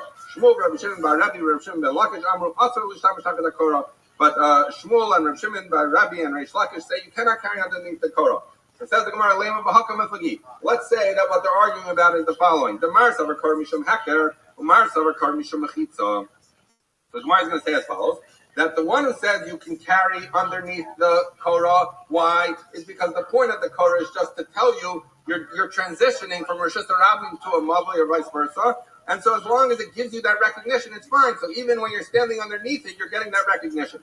But if you hold that korah is Mishum Mechitza, that maybe it's the inner lip of the korah that comes down, and if it's the inner lip of the korah that comes down because it's a mechitza, then obviously you can't carry underneath the korah because that's already outside of the mechitza that's creating the mavli. Where it says low. That's not what they're arguing about. Because maybe the Kuliyama Korah Rishon Heker. Maybe everyone holds that the point of a korah is so that you should have a distinction between the two areas. That here's what they're arguing about. The Mar Savar Hekerim of Gav, Umar Savar Hekerim of Var. So the question is, when you put up a korah, who are you showing the korah to? Are you telling the people who are inside, you're allowed to carry here, but don't carry into Rishus Harabim? Or are you telling the people in Rishus Harabim, you see those people carrying that mavli, that's only because they're inside a mavli, but you can't carry where you are. So if the point of a korah is to remind the people who are inside the mavli, so then it's going to be the inner lip that reminds them, because that's what they see. So then we're going to say that therefore they can only carry up to that inner lip. If it's the people outside, they're seeing the outside edge of the korah, so we're going to say you can only, that therefore the mavli extends until the outside edge, because it's really for the outside people, so therefore you would be able to carry underneath the korah. Alternatively, I'll tell you, everyone holds that the function of a korah is to create a mechitza. This is why one says you can carry under and one says you can't. The one who said you cannot carry under the korah says that the inner lip of the korah is what comes down. So then obviously underneath the korah is outside of the mavli. And the other one says, no, it's the outer edge that comes down, and if it's the outer edge, then you carry up until that outer edge, including underneath the korah. So that everyone agrees that across from a lefty you cannot carry. While under a korah, because a korah is at least a tefach wide, but a lefty could be minuscule. We'll learn that halacha. So if we let you carry across from a minuscule separation, it could be that you're going to cross that line. A thick tefach you can judge, but a thin lefty you can't. Rami Rachama asked him the following interesting question. No, so here's what happened. You have a mother, you have walls, and then you have the mother that open. So instead of putting the korah on top of those walls, what did I do? I put in 2 stakes into the wall, and then I put the korah on top. So what happened? The korah is just outside the walls. It's adjoining the walls, but it's not on top of the wall. That's the case. It's not a valid one. So Amalei, l'divrei hamater aser, l'divrei ha'oser muter. So we say as follows, that according to the person who said that you can carry under, the person who said you can carry under the, what website you're on, etc. the Divrei Hamatir website you visit. You realize that? Okay, so we say, we're gonna say as follows, that according to one who said you can carry under the korah, why is that? It's because it's the outside edge of the korah that goes down. So in this scenario where you have the wall and they have the korah in front of it, so the outside edge is where it's a tefach removed from the wall. So then you have a break and that doesn't work. But according to the one who said you cannot carry under the korah, why would that be? That would be because the inner edge of the korah comes down. So in this case, where the inner edge, where the whole korah is adjoining the walls, so if it's the inner edge that comes down, so the inner edge is coming down, there's no space between the end of the korah and the inner edge, because the inner edge is resting against the walls of the mother, so now you have a valid enclosure. So the issue is, if you held that you could carry under the korah, it's because the outer edge doesn't, and now that the korah is instead of on top of the wall, adjoining the wall, so then the korah mechitza is a tefach removed from the wall. But if you held that the inner edge is the one that went down, so then in this case, the inner edge is abutting the walls of the mavoi, and it's going to be good. Which Rabbi says, well, you need ha'oser nami aser. I'm sorry, the Rabbi divrei ha'oser nami aser, but in korah gabe mavoi bilakta. He says, no, it doesn't help, because even if the inner edge goes down, and this mechitza is flush against the walls, at the end of the day, the proper place for a korah is on top of the walls, not on the edge of the walls, not off the side of the walls, and therefore it would be usher. This would not be a valid korah. You need to put a different one on top of the wall. Have a wonderful day. You could learn for the rest of your life. Right now, get up to 55% off your subscription when you go to babbel.com/Theo. That's babbel.com/THEO for up to 55% off your subscription. Babbel, language for life. It's really interesting how it's almost like during that time that a lot of the wrestlers stole a lot of the gay energy almost. It's almost like the WWE couldn't, even no matter how much gay you were doing, you couldn't top this. There was a guy, and there was always characters that pushed the envelope that way, like Gorgeous George in the 1950s was the guy like, I don't know any credits for Gorgeous George, lots of he's a talker, and he got a lot of, he had curly blonde hair, there he is, and, not to be confused with Macho Man's girlfriend. Okay, so we're going to pick up today's daf. We're going to here the 9. We're going to pick up at the bottom of second. The wrestler, they go to lock up the bottom line, second base. So we had just been introduced to this topic of if you have the walls of the korah, you have the walls of the mavoi, and you put the korah. The Gemara said if you stick in 2 pegs in the wall, 2 stakes, and you put the korah on top. So what happens is your korah is just outside of the mavoi. So we talked about the fact it depends which lift goes down, the inner or outer. But then Rabbi said, Allah said No, it doesn't matter which lip goes down. At the end of the day, a Korah needs to be on top of the walls of the mavli. It can't be on the outside of the mavli, and therefore it doesn't work, regardless of your opinion about whether it's the inner or the outer edge of the Korah that functions as a mechitza. So ask the Gemara, Eisei Rav Ada bar Masna l'Rava. Rav Ada bar Masna asked the question on Rav who said that the Korah has to be on top. He says, because we have a brayso as follows, Haisa Korasa, if the Korah was the top of Kesam Aleph, Meshucha Otluya. Rashi says Meshucha seems to be a case of where it's forward of the wall. Otluya, Rashi explains, means that you have your Korah, which is too short to sit over the walls of the mavli. So what do you do instead?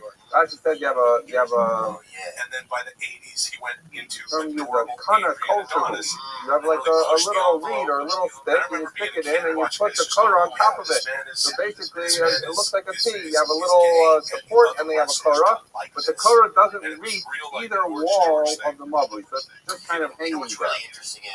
So that's the case. So we say as follows: if it's less than 3 tefachim, the gap, now whether presumably that gap is forward or the gap is in the case of that T-shaped thing, there's a distance between the edge of the Korah and the wall. So we're going to say it depends. If it's less than 3 tefachim, then that's a valid Korah. You don't need to bring another one because the halacha of lavud, we know lavud is if something's less than 2 tefachim, less than 3 tefachim, it's considered as if it continues, as if it's connected. Because it's a Gimel, but if it is 3 tefachim, you need to bring another Korah because basically this Korah is too short. It doesn't reach the walls, and it doesn't even reach the walls using the element of lavud. This is a fundamental focus between Gamliel and Gamliel says Tafik means Daled ain't Tarf Lavud Karakar, Daled Tarf Lavud Karakar. He says no, it's only when if it's less than 4, you're good. Because lavud works up to 4 tefachim. But if there's even more than 4 tefachim there, then lavud doesn't work. So he agrees with the basic halacha of Meshucha and Tuluya. But he's just saying lavud works by 4 tefachim, not by 3 tefachim. So it says the Gemara, my love doesn't mean Meshucha libachot, that Meshucha means drawn away, means that the Korah is outside of the mavli, with Tuluya libachnim, and the Tuluya, the hanging one, is that T-shaped thing that's in the Korah, in the mavli, but just not reaching either of the walls. So what's the issue? The issue is, it seems to be saying Meshucha, that if you have your Korah, in fact, this is really a question even on the ones who said the Divrei Matir Oser and Oser Matir, because there also, we were saying it's a problem if the outer lip goes down, outer edge goes down. The truth is, our brayso seems to be saying that lavud works even on something that's removed from the walls of the mavli. So therefore, this is a question at least on Rava and probably on the first version also.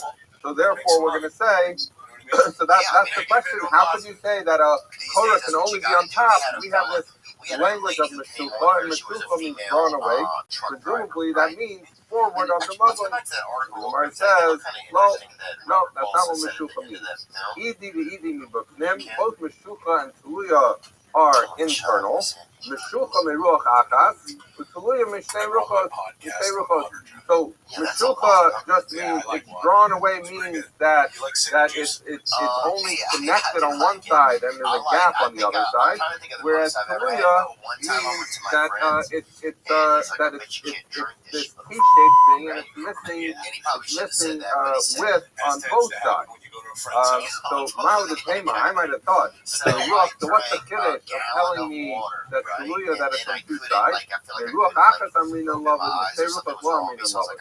I might have thought, look, lavud would give you this dispensation. If you come up with a Korah that's a little bit short, we'll give you 3 tefachim. But here you're taking it on both ends. You're taking lavud here, lavud there. Maybe it doesn't work like that. But the Gemara, it does. That's why the Mishnah needs to tell us both cases. So lots of discussion about, well, why did it tell us both? Just tell us the case of two, and then we'll know that obviously one works, different pshatim and mefarshim. I think the simplest one is that Meshucha and Tluya aren't clear what they mean. So if you give both, one is from loved with just one side, and the other would be loved from two sides. But if you would only say one, we would assume that it's a one-side lovud, and we would think that maybe you can't employ the device or the solution of lovud on both sides. That's the Gemara will understand. Okay? Rashi says a different parak, that it's not that one is on one side, one on two sides, but rather it's all one case. Meshucha Yehitzaluya. That we're talking about a case where it's drawn forward and it's hanging. So what's that? The Heshi dummy, what's this case? You're going to know say those akumos al snake posting bubble. And if you have as follows, you have a Korah that's too short, and so what do? You put it on two pegs or two stakes you have that are awesome, that are bent on snake hooks and mabui that are coming out of both walls. Let's say in seconds. In the Golden Gimel, that there isn't in their height 3, meaning it's less than 3 tefachim above the level of the top of the mabui. They ain't back in Nissan Gimel, and there isn't in its bend, which presumably means in its width, meaning the distance from the wall. So, as follows, we're going to say, so what's the case? Different pshatim in Rishonim. So Rashi, at least in the picture, although I think many of the parts understand that that's not what Rashi's saying, in the picture they have in the Gemara, it looks like you had these two nails or stakes that come up at a slant. So that way you have your walls of your marble, you have the slanting stake, and then you rest the car on top. So the problem is that A, it's too short, it's not reaching the walls, and B, it's raised because you put them on top of these stakes that are above the thing. To which we would be saying, as long as the height is within Gimel Tefachim of the top of the mabui, and as long as either side is within Gimel Tefachim of that the Torah reaches within Gimel Tefachim of the sides, then we're going to say that that's okay. Others understand, the Tosfos and others understand that it's in the shape of a race. So you have a bent stake.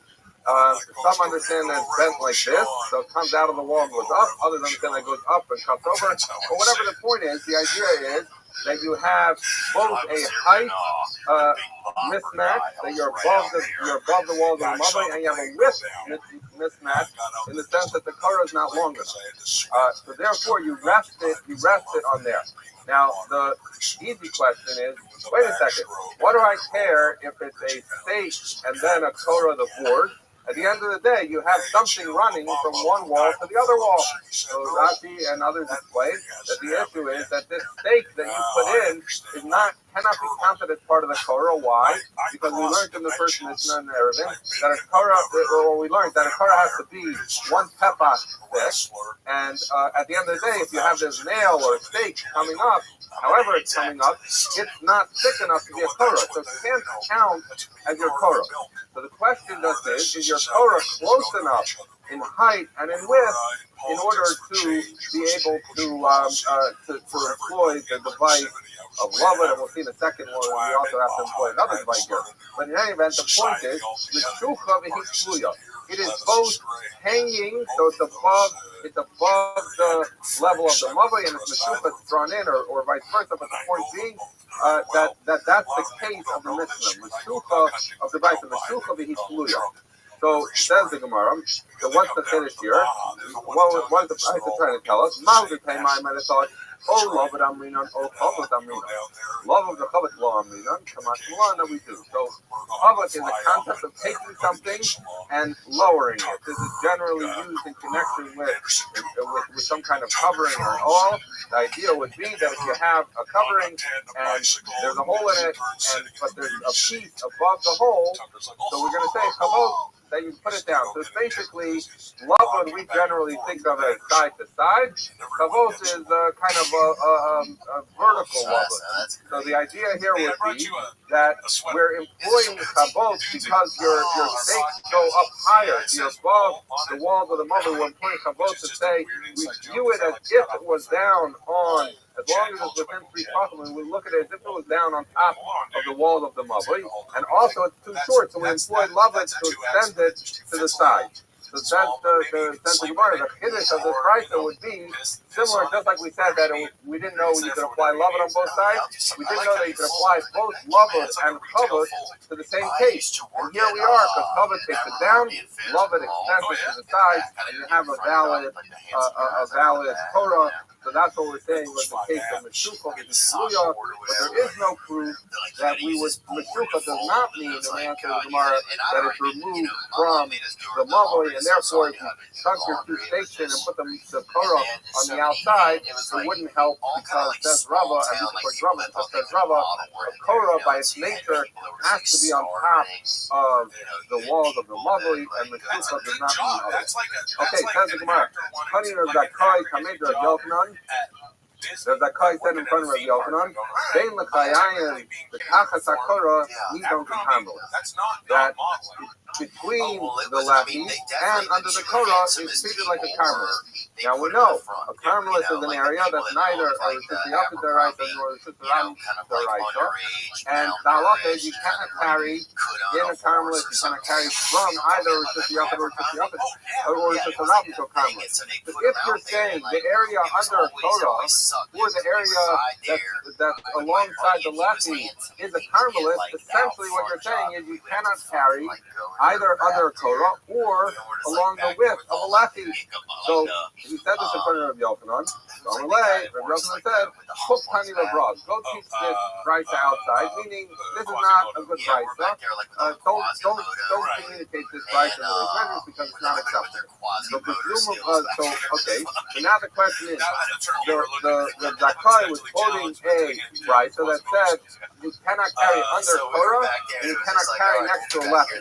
Now, if you remember yesterday, we learned a lot of Rabbi, which was even though you could carry under the Torah, you cannot carry opposite from the lefty. So the question is, when Rabbi Yochanan was arguing and telling him this is not a good brayta, was he saying it's not a good brayta because you're allowed to carry both under Torah and next to a lefty, or was he just saying under Torah you can, but he would still agree with the system maybe that you would not be able to carry next to a lefty? Let's see, Amar Abaya says, it makes sense with Yochanan when he says, no, you're wrong, it's not a carmelist, you can carry there, then what he was talking about was the ability to carry beneath the Torah. But opposite the lefty would in fact be also, which would be consistent with what Rav said yesterday. So the Christo I explained yesterday, which is Tosfos' view, is that the reason you can carry under the Korah is a pepper. It's a meaningful size, and therefore you can judge when you're going to go past it. But a lefty could be kosher, could be very thin, so you might not be able to judge it correctly. So that's why we say Bein l'chayayin or Zasar. Other Rishonim understand that maybe that korah is from hector, so you have the hector regardless. But if we say lefty is pizza, others understand that there's a difference between the Rashi. I think there's a difference between a lefty and a korah, whether it's the inner edge or the outer edge. But whatever the point is, he was saying, it seemed they were trying to say that Rabbi Yochanan is of the opinion you can carry under a korah, but you cannot carry opposite the lefty, which was like the sister yesterday. But Rabbi said, when Rabbi Yochanan told him this is a bad right to take it out, he was arguing on both points. He said neither under a korah nor opposite the lefty is a carmelist, and therefore, according to Rabbi, you would be able to carry in a full mavoi as well as opposite the lefty. Okay, so I'm a Rabbi. Rabbi says, you know I mean Allah. where do I know this idea, or what's the concept why you're able to carry opposite the lefty? Now again, if the lefty is a centimeter thick, this is not a big thing, but a lefty could be an amma, it could be big. So the question is, can you carry opposite? So Rabbi says you can. Where do I know it from? It's the other of Bini Amar of Yochanan, because when Bini came from Eretz Yisrael, he said in the name of Yochanan, welcome to Imbal Dalat Al Dalat, look at Bnei Rishus Rabbi, Bnei Rishus Yaakov, the Katif below. So we had this concept in Shabbos. We're going to have it further on in the Masechta a number of times. That we know that there's four Rishuyos. There's Rishus Yaakov, there's Rishus Rabbi. There's a Carmelist, and there's a Makom Patur. We talked about a Makom Patur yesterday in the context of the dog where we throw garbage out the window. It might be a Makom Patur. Makom Patur is basically an area that does not have mechitzas that go all the way up to 10 tefachim. Well, I'm sorry, even if it does, but it does not have the area of dalat al dalat. It's not 4 tefachim by 4 tefachim, so it's considered a makom patur. And a makom patur, you could carry from a Rishus Rabbi to a makom patur, or from a Rishus Yaakov to a makom patur, right? So what this case is that if you have a makom patur by dalat al dalat, so a makom patur, you're someone from the Rishus Rabbi or from the Rishus Yaakov is able to put their load down on it. So this, we're talking about something that's a little bit raised off the floor, some kind of stand. So you can put down your load. And even though if you're walking in Rishus Rabbi, or if you're in Rishus Yaakov that's along it, you can put down your load and pick it back up. It's not a problem to transfer to a makom patur or from a makom patur, either from Rishus Yaakov or Rishus Rabbi. It's like a free space. So it says the Brayta. Or the memra, you cannot use this makom patur as a mechanism to carry from Rishus Rabbi to Rishus Yaakov or vice versa. So what might I do? I might say, okay, I'm walking in Rishus Rabbi. I want to get my load into Rishus Yaakov. I'm not allowed to do that in the ordinary course. So maybe what I'll try to do is I'll unload my load from the Rishus Rabbi onto this makom patur, onto this little platform that's less than $1.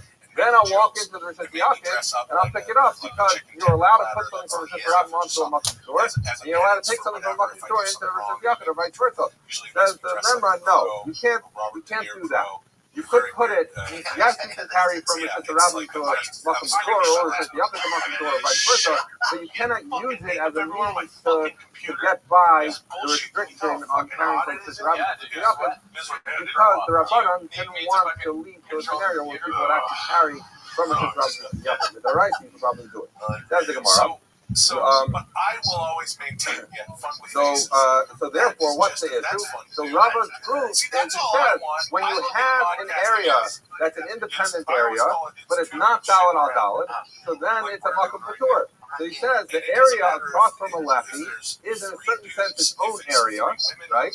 And so therefore, and halakha would be like it's a makom patur. So therefore, you could carry from the Rishus, you could carry from the mavui into the area opposite the lefty, because it's a makom patur, right?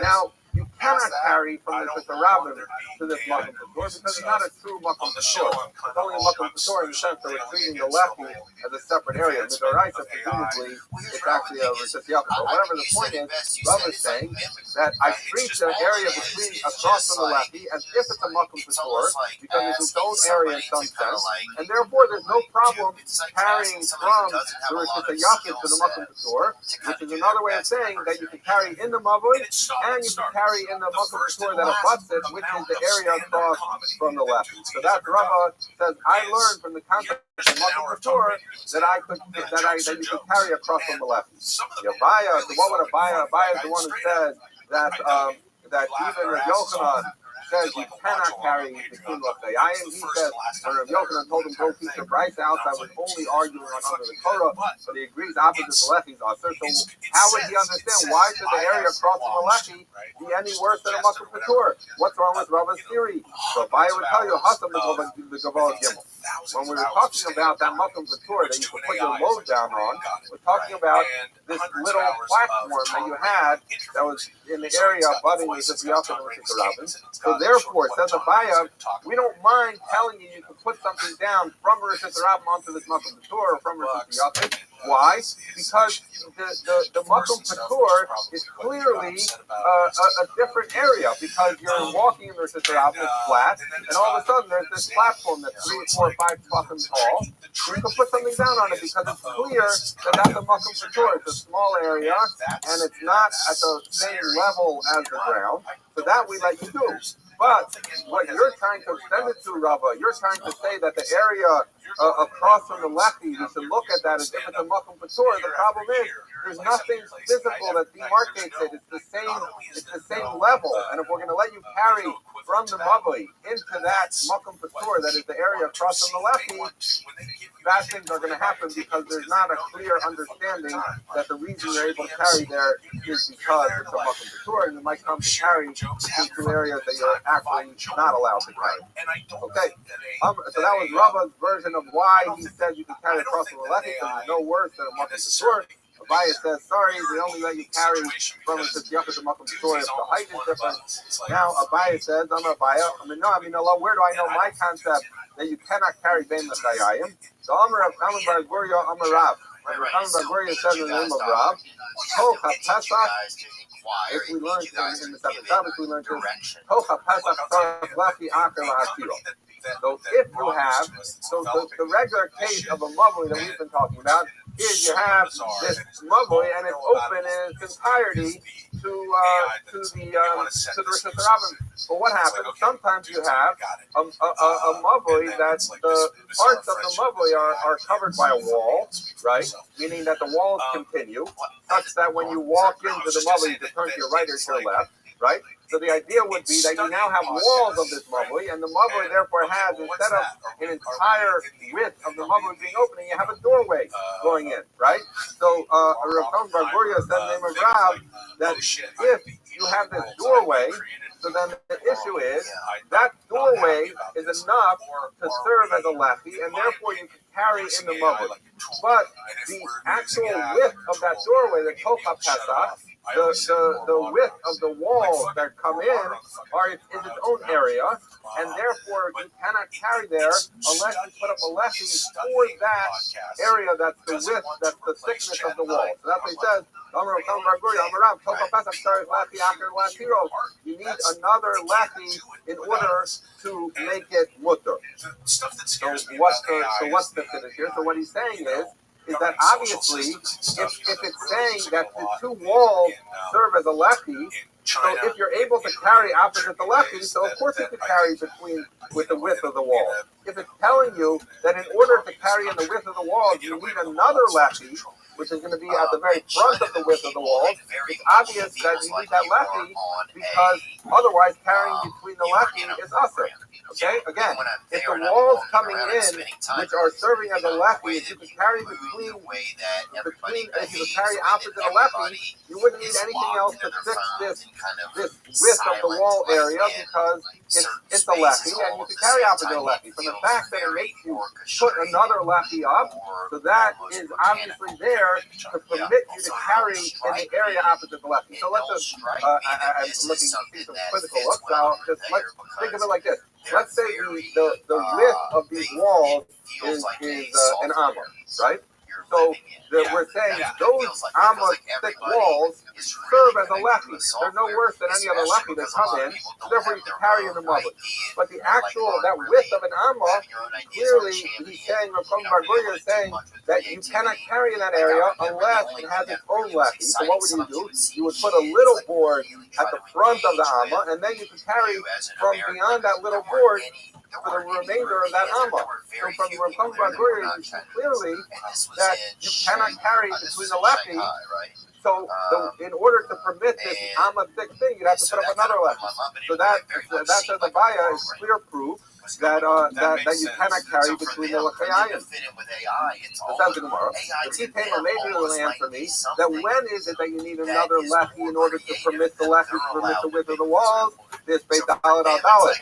Maybe that's only if the lefty itself was more than 4 tefachim by 4 tefachim. So that would make it that would make it where you cannot so even Rabbi would agree that if a lechi is more than Dalit, that you need another lechi to be matter. So maybe that Rabbi Yochanan's case, I'm sorry. So we're going to say maybe Abaya, you're right that you cannot carry between lechayim when it's Dalit Bakken, but you have no proof that you cannot carry between a regular lechi that's less than Dalit Bakken. Gemara says maybe that's the answer. That only Rav Chaim Bar Guria only said is halacha when it's Dalit Bakken, and therefore Abaya, you don't have a proof to a general case of lechi they can't carry across the red. Gemara says, sorry, no go. But Homer of Chaim Bar Rabba, Rav Chaim Bar Rabba says the name of Rav. Hocha Pesach, Alpha Pisha Ebo Dalit Al Dalit Sarach Lechi Lacher Lachiro. That the thickness of the walls that Amman, the example I gave, even if the lechi is more than is less than 4 tefachim, nonetheless, I need another lechi to be matter. So this seems like a pretty good proof for Abaya that carrying after the lechi, and therefore that width of an ample wall you cannot do it unless you have another lechi, seems like a pretty good proof that you cannot carry between a lechi, and that's why you need another lechi to be matter. So what would Rabba say? Rabba who said you can carry between the lechi, what would be his answer? But Rabba Hasam the Pasuach or Carmel. The answer is you're right. In this case, he cannot carry between the lefties unless he fixes it with another lefty. But that's not the regular halacha. That's only if your mavli opens up into a carmelit. If your mavli opens into a carmelit, which is not a rishus harabim deraisa, then the width of the lefty, the area opposite the lefty is in fact you cannot carry. It says the Gemara what? So if you're telling me that if he's carrying from the mavli into the area, the thickness of the wall that serves as a lechi, if it opens to Rishus Harabim, that's okay, but if it opens to Carmel, it's not. Says the Gemara, that's Shari. Says the Gemara is interesting expression. Yitziva ba'arav is Yerub Ishmael. You're telling me Yitziva, the one who's implanted, the citizen, is on the ground, and the ger, the stranger, is in the Shemayim. So it's saying like any place, the person in his place is the more important person. So if you think that, and versus a visitor would not be at a higher level. So the idea is a topsy-turvy world, is an upside-down world. Why?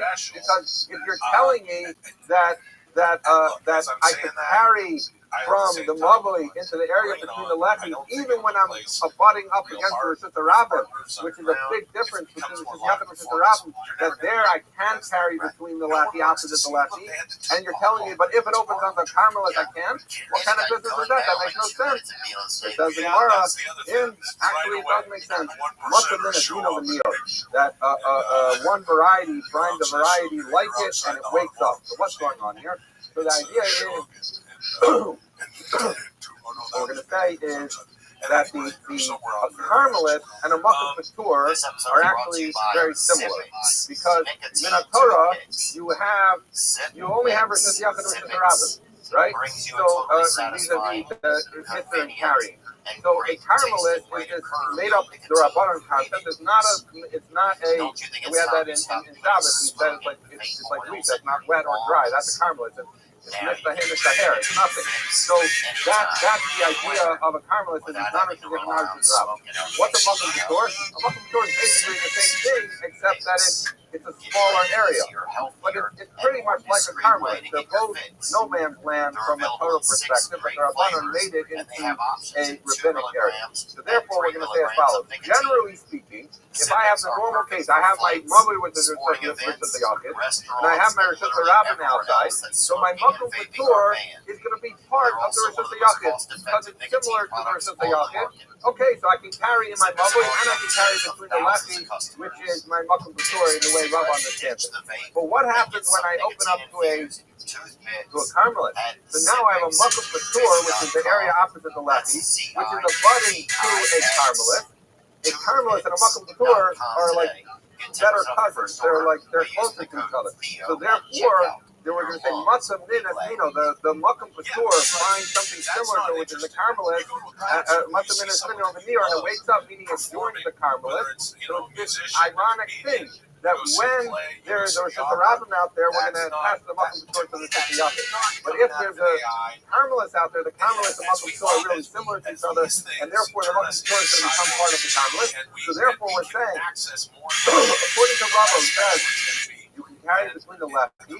That's only talking about a prototypical case where you have a Mavli and you have a Rosh Rabbim outside. But if it's a Carmelist outside, you lose your ability to carry in that Muslim Torah.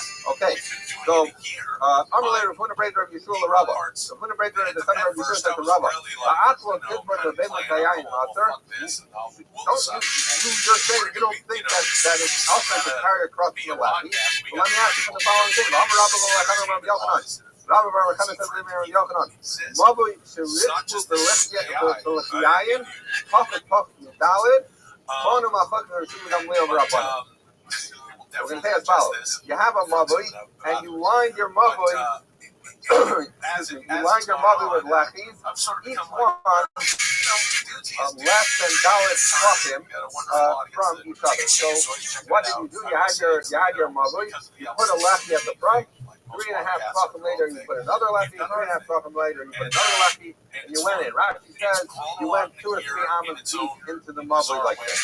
So Rabbi Bar Huna says that if you do that case, if that's what you do, so then you get into a question. The halachic difference depends whether you rely on Rav Shimon Gamliel or Rabbanan. We learned at the top of the Yom. Rav Shimon Gamliel is the one who says love would work with daled tefachim, and the Rabbanan said it works with only 3 tefachim. So now we can say both. Rav Shimon Gamliel Damar Amrin and Lavud. According to Rav Shimon Gamliel, said that even though these lessons are 3.5 tefachim apart from each other, we're still going to employ Lavud. So then what happened?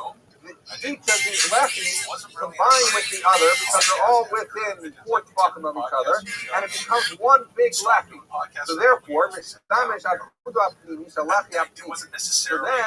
you have this big lefty that's comprised of 2 smaller lefties connected by lavud.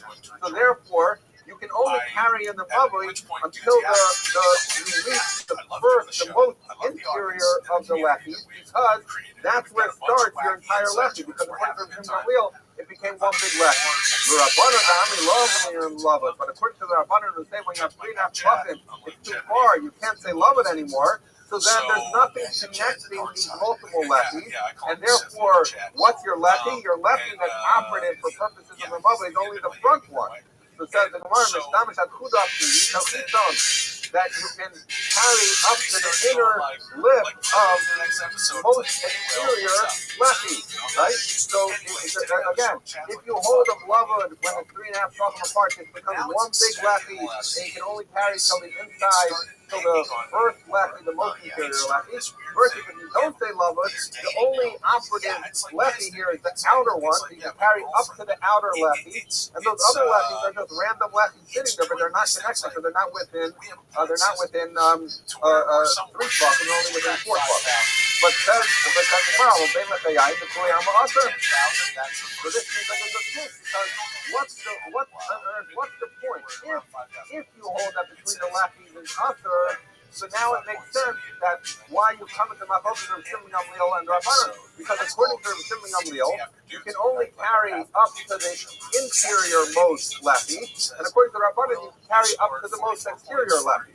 But if you hold that you can carry opposite the lefty, so who cares whether the lefty is 3 amas long or 1 inch wide? It doesn't matter, because since you can carry in the Mavli and you can carry across from the lefty, so then there's no longer any relevance whether it's a big lefty like the Shimon Gamliel or it's a small lefty like the Rabbanan. It doesn't matter. So from the fact that he said you come into the Machlokas through Shimon Gamliel and the Rabbanan, it must be that everyone agrees you can carry opposite the lefty. And now we found a distinction. According to Shimon Gamliel, you have a long distance you can't carry for the whole width of these multiple lefties that come together. And according to Rabbanan, you only have a small distance because the lefties don't connect each other. Okay, seems like a good raya for a raya that you cannot carry opposite the lefty. So Rabba, what would Rabba say? So now we can still go Carmelist. So Rabba would say, you're right. Generally speaking, you can carry between a lefty. But here, where we're saying that there's a difference between Gamliel and the Rabbanan, whether it's a big lefty or a small lefty, and if you look at Lavud with 3.5, the reason we're dealing with that is because we're dealing with a lefty, with a Mavli that opens to a Carmelist. And we just finished saying that if a lefty opens to, if a Mavli opens to a Carmelist, then the area across from the lefty, even according to Rava, is an area you cannot carry. Ask the Gemara again. So, but what? I will listen to Rabbi. But if you're telling me that I cannot carry across from the lefty because over the Carmelist or the Wilhelm versus the Rabbi, starting you're saying it would be Mutter, you see the Ba'ar of the Yerusha Maya, that's upside down. Because why should it be worse for a Carmelist than for the Rabbi? The Gemara in Matamanismin over here that the Makom Patur finds a Carmelist and wakes up, and therefore you cannot carry between the lefty, even according to Rabbi. I'm a base. Says the Gemara, Rabbi says, I'm going to give you a different answer that does not assume that it's usher to carry across on the lefty, and yet there's going to be a distinction between the Gamliel and the Rabbanan. What's that? Because when I gave you the case before, I told you, Rashi said you have these lefties, each is separated by, say, 3.5 tefachim, but net, when you add it all up, it might be 2 or 3 amos. But says the Gemara, Rashi, I'm going to come to Russell, so say, I am talking about the Arba, but Meshach Arba amos. So he says, now I'm going to tell you a different case. You lined up so many of these lefties along the wall that they're each 3.5 tefachim from each other, that if you're going to look at it like we're sitting on wheel and say they're all connected, what are you going to end up with? You're going to end up with one lefty that's more than 4 amos long. And whereas according to the Rabbanan, since the lefties don't connect, you don't have a 4 amos long thing. So therefore, it says to Gemara, here's the case where when Rabbi Yochanan said to Rabbi Yochanan that you come to the machloket of the Chachamim and Gamliel was not because they're saying a question of trying to carry across from the lefty and where exactly is the lefty to know where you can carry. The question was more fundamental because according to more fundamental, and forget whether you can carry across from the lefty, if you have a lefty here, because according to everyone, we learned this on Daf Hey. If you have a lefty that's more than 4 amos, everyone agrees that you need another lefty to be master that 4 amos area that is opposite the lefty. Everyone agrees with that. So if your whole lefty is become real and you connect all these lefties and adds up to more than 4 amos, you need another lefty now. If it's like the Rabbanan, that there's really only one lefty, all those other lefties that come are not connected and so they're irrelevant, and you do not have a 4 amos lefty, and therefore you don't need lefty after lahatiro, and according to Rava, you would be able to carry across from that little lefty as well. So that would be the answer. The Shimon Gamliel Damar Amrin and Lava, the question Shimon Gamliel says that we say Lava even when it's more than 3 tefachim, but less than 4 tefachim, how do they Lava? So that this 4 amos lefty becomes its own Lava. You start lefty after lahatiro, and even though the lefty is not there. Rabbanan, but according to Rabbanan, the Amri Amrin and Lava, according to Rabbanan, we say that all these lefties you have lined up in a row along the wall of the Lava, you do not say Lava between them because they're more than 3 tefachim apart from each other, so therefore you don't have a 4 amos lefty, you just have one regular lefty. So then Lo starts lefty after lahatiro. So therefore you would not need another lefty in order to master it. So we have found a scenario where Rabbi Yochanan, where he says that if you have Kafas Me'arba, Kafas Me'arba, and Shimon Gamliel and Rabbanan, I found you a scenario where there's a distinction between Shimon Gamliel and Rabbanan, even if we don't say that it's up and carried across from the lefty, and therefore Rava would be able to answer. That's the Gemara. We're Shimon Gamliel. So we're saying as follows. Shimon Gamliel just finished saying that if you have a 4 amos lefty, that you need lefty after lahatiro. So ask the Gemara, Shimon Gamliel, they have a kinir brachot, the shalom brachot. So this question relies on an assumption, or not the assumption. When people made a lefty, normally, if you were making a lefty, in a normal case, the way you would do it, you have your mother, it opens, you would stick your lefty, and if you were doing it in the best way, you would stick it half in the mother and half out of the mother. Why? Because then, from inside the mother, you obviously see the lefty, and even from outside, as you're walking, you see this little thing sticks out. It's a lefty. So that's a good way to place the lefty because it is evident both inside and outside. So it says the Gemara, I'm going to assume that when you lined up all these lefties, which instead of putting them I'm going to need another lefty to be master and when it's 4 amos, presumably you give your first lefty a little bit outside of the mother. But if that's so, says the Gemara, why do I need another lefty to be master? And at the end of the day, from outside, I see a little bit that's coming out from the mavoi, and if we have a concept that you can see it from outside, that Mira Mibachot, the Shabbat Mibachim, meaning you don't see it from the inside, because from the inside it's a 4-arm long lefty that needs another lefty. But from the outside you can see it. Once from the outside you can see that there's a lefty, that should be master in the mavoi, meaning this front mavoi of 4-armers. So ask the Gemara, wait a second, why does it need, according to why would it need another mavoi? We have it here, let's see like a lefty that sees a little bit from the outside and then you can't see it from the inside, that should be enough of a lefty. Why do you need another lefty to be master this 4-arm lefty of the says the Gemara, wait a second, so this whole thing, we're trying to figure out this price of and we said a 4-arm and needs another one because we're going to put Rabbi Yochanan. Haki, the Rabbi, and Rabbi Yochanan, here's what and there needs to be some lefty. He said at the end of the day, everything we're trying to figure out here was a member of Rabbi Bar Rechana named Rabbi Yochanan, and we said that according to the Shulchan Aruch, you would have a 4-arm lefty, and therefore needs another lefty to be master. The Gemara is asking, well, why not say you can see the lefty from the outside, even though you can't see from the inside, that should be enough? Because the Gemara, that's irrelevant, because we're talking about Rabbi Yochanan, and Rabbi Yochanan was quoted by Rabbi as saying that if it's seen only from the outside and not from the inside, we do not treat it like a lefty. Okay, says the Gemara, everyone agrees that if you can see the lefty from the inside, but you can't see it from the outside, that's still a valid lefty. So what is that? So let's say you have your mavoi walls, and you stick up a lefty that is flush with the wall of the Rosh Hashanah. So from the Rosh Hashanah, it looks like a continuation of the Rosh Hashanah wall. But from the inside, you see that there's this lefty that's set up that's impinging on the width of the mavoi, so that's obviously a good lefty. However, here's the but if you can see it from the outside and you can't see it from the inside, so that might be there's lots of cases of this. So let's just imagine a case where you stuck up a lefty outside in Rosh Hashanah where it was flush with the inside wall of the mavoi, but when you're outside, you see that it's the lefty sticking off the wall. Or you have your wall of your Rosh Hashanah, you have your lefty, and the lefty lines up with the mavoi. From inside you can't see it, but from the outside you see that there's a pole standing there. So then this comes into machloket. So we say, so Rabbi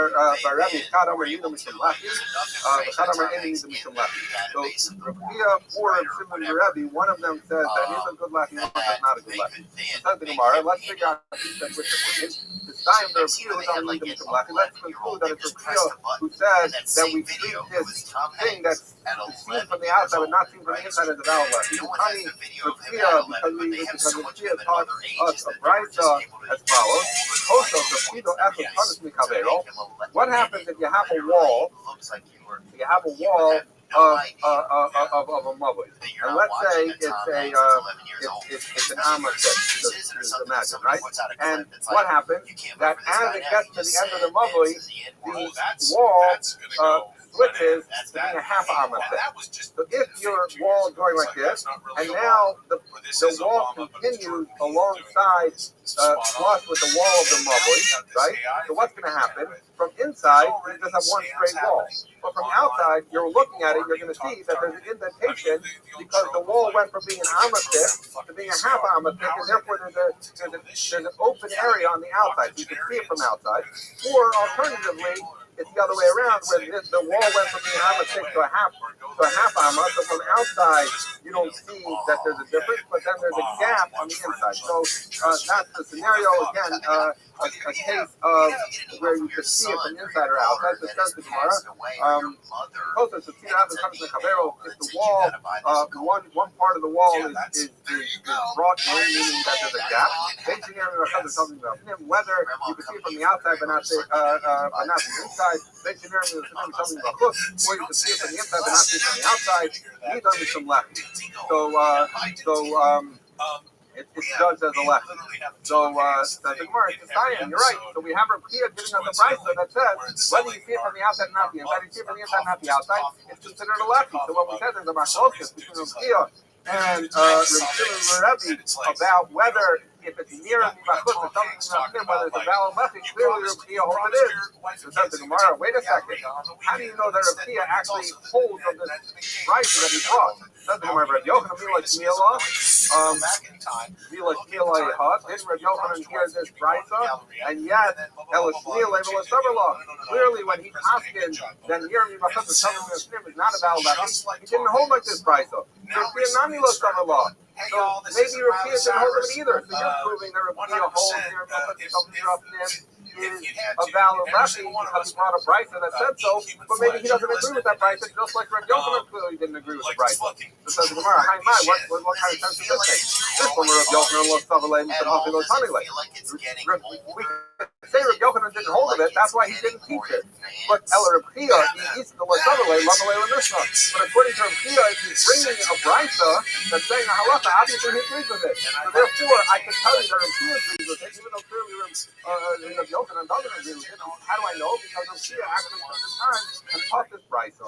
Okay, Rabbi Huna says as follows: Near the Chut, we're telling you him, so Rabbi Huna passes like a Chia, that if you can see from the outside, like the brisa will see, if you can see from the outside, but not from the inside, we still treat that as a left.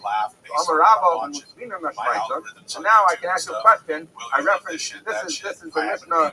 I'm sorry, when we spoke about this yesterday, it's the Mishnah later. I referenced it coming today, but we're going to talk about it today, which is Chata Ketana Nifashal Gedola. So we had as follows. We talked about this. We had a bigger Chata, and then we had a smaller Chata that opened for it in its entirety. Right? We talked about this a couple times already. So we say Gedola was Harris Ketana Asura. The people in the large cluster, if they do it in Kateir, they can carry it. But the people in the small one can't. Why? Because from the big one, if you look at the small one, you see walls, and then you see a small cluster. So that's a doorway. A doorway doesn't destroy your ability to carry in there. But if you're in the inside one, you're basically fully open to the outside. You don't to the larger cluster, and if you don't have a Ruben Katerus with the people in the larger cluster, you're not going to be able to carry them. So says the Gemara, these nature things are picked up because the small one is open to the large one, and therefore it's fully part of it. So after the Gemara, then Isha, if what you're telling me is true, that if you can see a laughter from the outside, then it helps you from the inside. So let's think about this smaller cluster that we said is upper. What does it look like from the outside? You have walls, and then you go into the smaller cluster. But if the outside walls, if the walls outside are enough to show someone from the outside that this is not part of our regular cluster, this is a smaller cluster, and so those walls function as a lefty, so why not say if near me bachut or something is seen from the outside, if you're able to see a lefty from the outside, it's enough, you can't see from the inside. Why is it so that the people on the inside, the smaller cluster, can't carry the larger cluster? Why not say, if I'm standing outside the cluster, I clearly see walls, and I see that it's just a Pesach, and therefore, since from the outside, it's clear that this is a separate area and it has lefties, so then why then, even though I don't see it from the inside, I should be able to carry the inside? That's the Gemara's question. So the Gemara says, we're talking about, you're right. Theoretically, those walls from the outside can be enough to allow you to carry on the inside, even though you can't see it. But what's the scenario here? You have the walls of the large cluster, but the walls of the small cluster actually come in to the large cluster, where you don't have walls on the side that would function as a lefty. So the Gemara says, okay, but the Lema love it. Even if you're right that the walls of the small cluster come in, why not say that those little bits between those walls and the outer walls of the large cluster should be loved? It could be. So the Gemara says, if he came to the middle of Yeshiva, he says, wait a second, we're trying to apply loved from these little walls that come in from the small cluster to the large cluster and connect it to the walls of the outside one. Maybe they're 10 amens away. So why would you assume you can do loved? Because the Gemara, Rabbi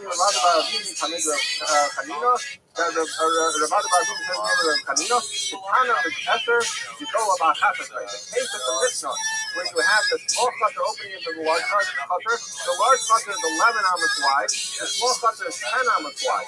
So if the walls come out of the small cluster, what do you have? You have a half an amma on each side, only excess. and the walls take up some amount of space, so therefore you're left with less than 3 tefachim on either side. So even if it's true that the walls come in and therefore you lose those side walls being right at the end, right at the front of the chutzner, nonetheless it's very close to the outer walls, less than 3 tefachim on each side. So therefore you should say lavud, and you in fact have walls on the outside, and then you should say since you could see the walls on the outside, you should be able to carry on the inside. So the Gemara says, you're right. In theory, if those 10 amas chutzner was directly centered on the 11 amas, you would have lavud on either side. But the smaller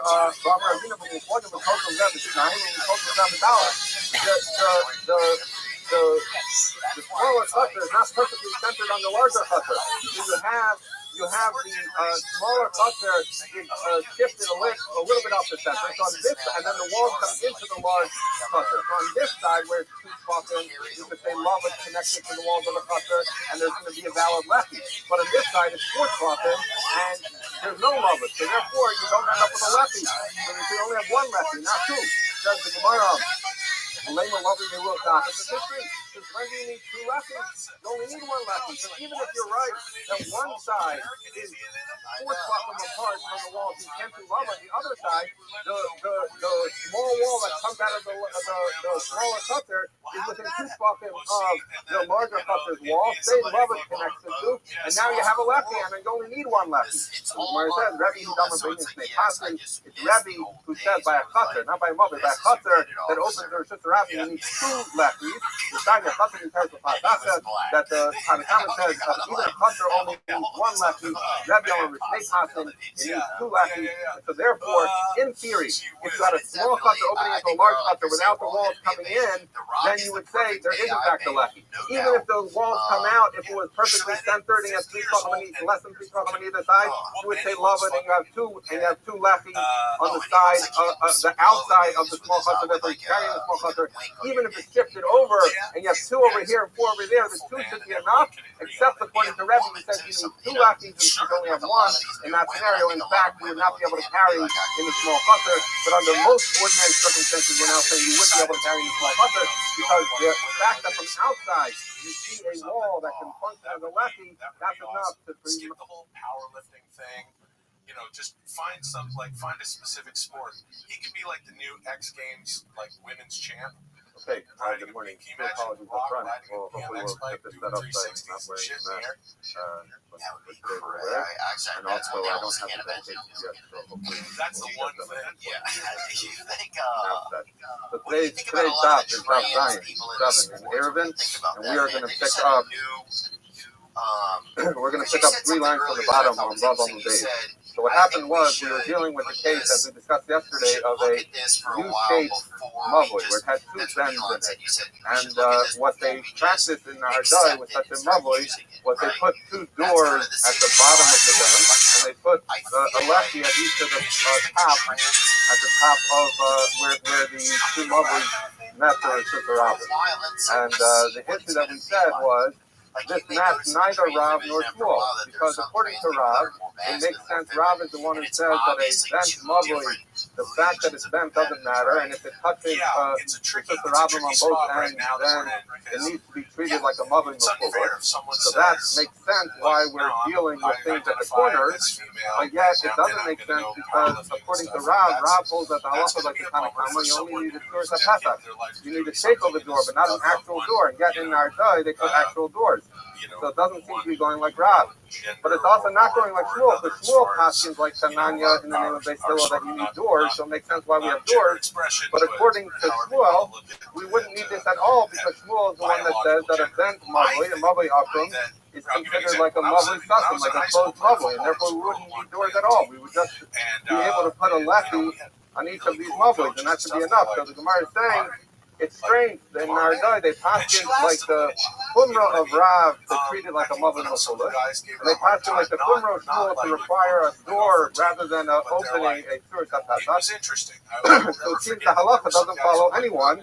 And the question that the Gemara is now dealing with is we brought up Raisa that said, in dealing with Beis Shammai and Beis Hillel, it said that you should not adopt the Qumras of each that is a person who does that. The pasuk that goes on him is the pasuk Kohelet, which says Hakil b'Choshech Holech, that a fool walks in darkness. Someone who adopts the chumras of two different people in ways that they themselves will never paskin. So that's the question that we have on our the practice in our day was why would you pick the chumras of Rav and the chumrah of Shmuel in a way that neither Rav nor Shmuel would ever paskin in that fashion? So that's the fundamental question we're dealing with. But first, the Gemara has to dispense with a different question, which is as follows: that the brisa that says you shouldn't take the chumras of each, it started by saying la'olam in all cases the halacha is like Beis Hillel, and then it proceeded to say, but if you want to choose Beis Hillel or choose Beis Shammai, your choice.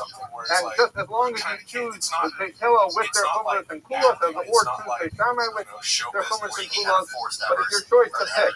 So that's where our Gemara picks up and says, before we get to answering the question of why in our day they adopted a double chumrah, let's just understand this brisa. Hagufa kasha. This itself is the question. Amit, he said at the beginning of the brisa, halacha Beis Hillel, that the halacha always follows Beis Hillel and not Beis Shammai, and therefore you should practice like Beis Hillel. Well, Hadar Amrit, and then the brisa continues and says, Harotha is Beis Shammai Osa, and if someone wants to be like Beis Shammai, they can do it. So which is it? Either the halacha is like Beis Hillel and not like Beis Shammai, in which case you should do like Beis Hillel. But then the brisa says, but if you want, you can do like Beis Hillel. Gemara says, Lokata, Kan Koda Baskol, Kan La'achar Baskol. So this is a reference to Gemara, which we'll learn on Shabbos, I think, which has to do with the fact that there was a machlokas, one machlokas between Beis Shammai and Beis Hillel, and ultimately the Gemara concluded that we passed him like Beis Hillel. So therefore, it's a little bit weird element of a brisa, but the brisa in the beginning that says, well, the halacha is like Beis Hillel, that was going after the Baskol announced that we follow Beis Hillel. And the part that says, pick whoever you want, pick Beis Shammai and Beis Hillel, that was going before the Baskol, when there had not yet been a stock of the Baskol to say that the halacha follows Beis Hillel. If we have time at the end of the year today, maybe we'll talk about some of how that plays out Lamaita. But that's the Gemara's first answer. Or says the Gemara, by Sema, Hava Halach Baskol. Maybe both the beginning and the race of the safe of the Baskol are dealing the race and the safe of the Baskol are dealing after the Baskol. So we're not setting up a structure where the beginning of the brisa was set for one period of time and the safer for a different one. We're going to make a different distinction. We're going to say the brisa is Rabbi Yehuda the low Rabbi Yeshua the low mishkach for Baskol. Rabbi Yeshua is the one who says you don't listen to Baskol. What is this? The reference to a famous Gemara in Bava Metzia with the case of Tanner Sha'asnai. There's a question of Tumah and Tara of an oven that was split into rings. In any event, there was an entire story there that Rabbi Eliezer had a view that was opposite from the Chachamim, and the halacha is after Rabbi Mahatos, so we go after the majority, so the Chachamim's view should have prevailed. And what happened was, a series of miracles happened to try and demonstrate that the halacha was like Rabbi Eliezer, and ultimately a Baskol, a voice came out from Shemayim and said the halacha was like Rabbi Eliezer. And yet, Rabbi Yeshua got up and said, we don't care. We're not going to listen to the Baskol. Why? Because the Torah tells us that the Torah, once it was given, it doesn't reside in the heavens. And therefore, humans need to make their best effort at not knowing the rules that they know. And that's it. We don't listen to Baskol. Once the Torah was given to humans, it's no longer decided in Shemayim. So Rabbi Yeshua was the one who said, we don't listen to Baskol. So therefore, we're now no longer going to understand our brisa as dealing with two different times. We're going to understand it as dealing with two different people. So that the view that says the halacha is like Beis Hillel is going according to the view that once the Baskol said that the halacha is like Beis Hillel, so we have to follow that.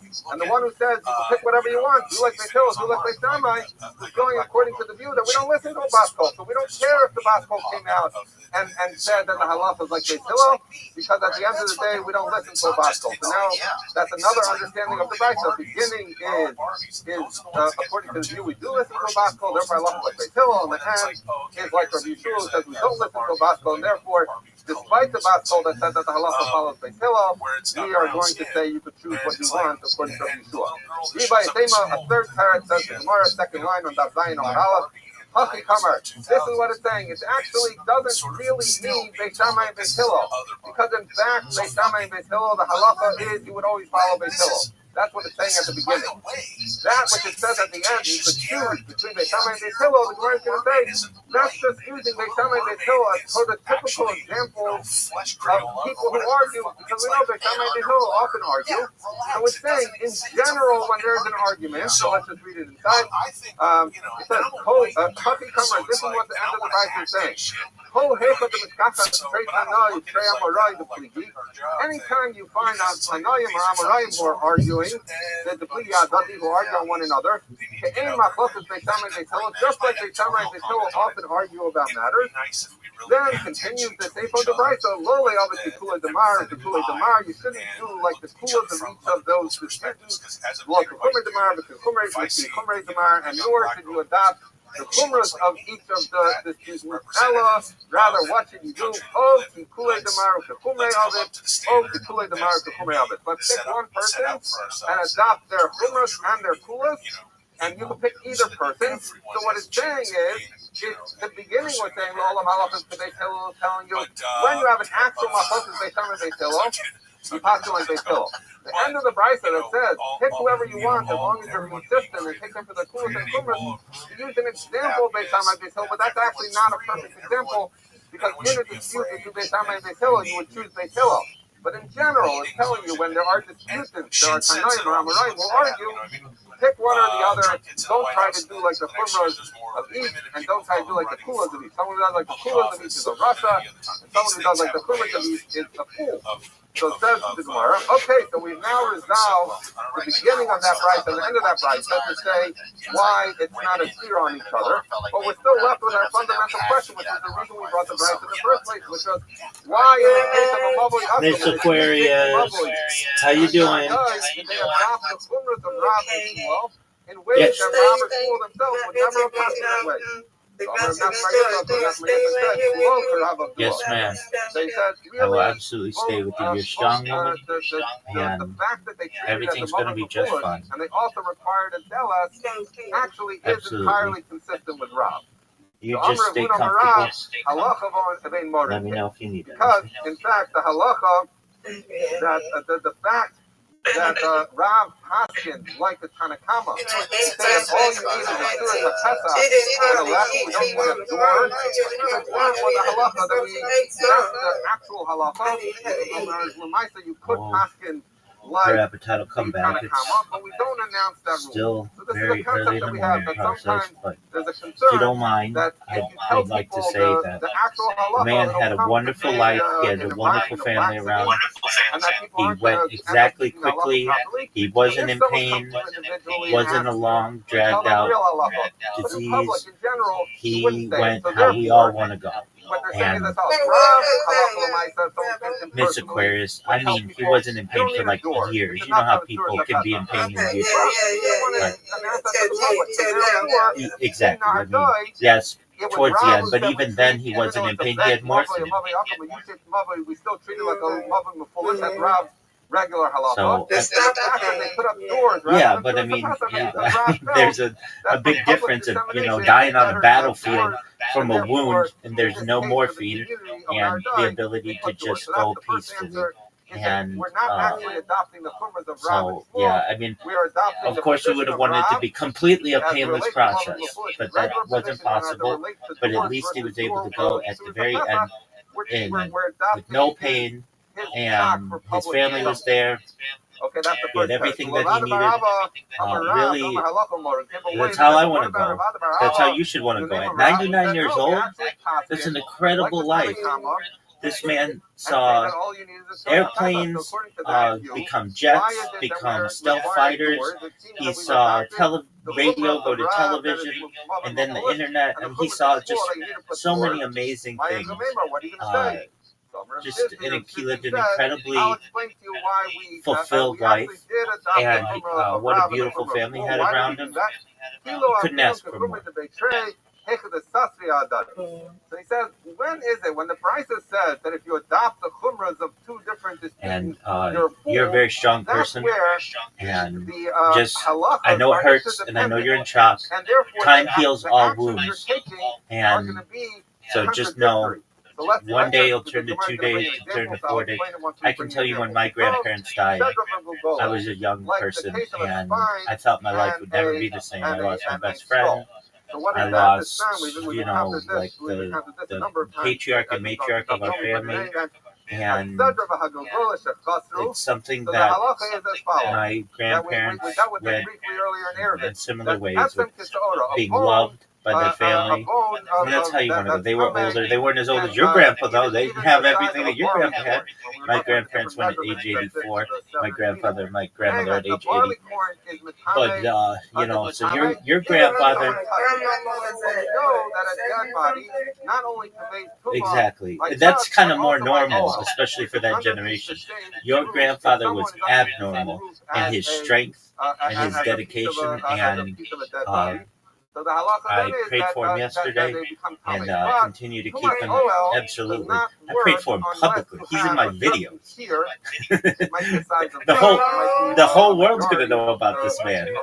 And we even dedicated our lesson to him yesterday. And he's just, he's going to live on. So what more could you want? This man's going to be famous in the future. And, and you just have a wonderful family and really strong people around you. I know Auntie's not eating. She'll get to eating. She'll be back to normal, God willing, soon enough. And you will too. So just stay strong. I'm here for you. If you want to talk, let me know. If you want to play a game or something, let me know. I'm here to help. Say that that's not a spine or a skull, and therefore it's only going to be metame by touch, but not by being under the same roof. In the meantime, I'm going to put the podcast on and just let me know. If we're talking about a spine or a skull that's missing part, how much can be missing that we still consider it, that we no longer consider it a spine or a skull? How much is done, Tetra? How much is missing in a spine that we say this is no longer a spine and doesn't transfer tumor by all? The shaman on the two vertebrae, the Tilla says one vertebrae. So therefore, Beis Hillel is the more lenient view here, because he's saying once the spine is missing one vertebrae, I don't know if that's the right singular term, but whatever, one vertebra is missing, we're gonna say that that's no longer a spine. Beis Shammai says if one vertebrae is missing, it's still a spine. And therefore, it's going to be matama by OL. It's only when it's missing two vertebrae that we say at that point it's no longer a spine. Okay, that's fine. We'll go less. And what about with a skull? So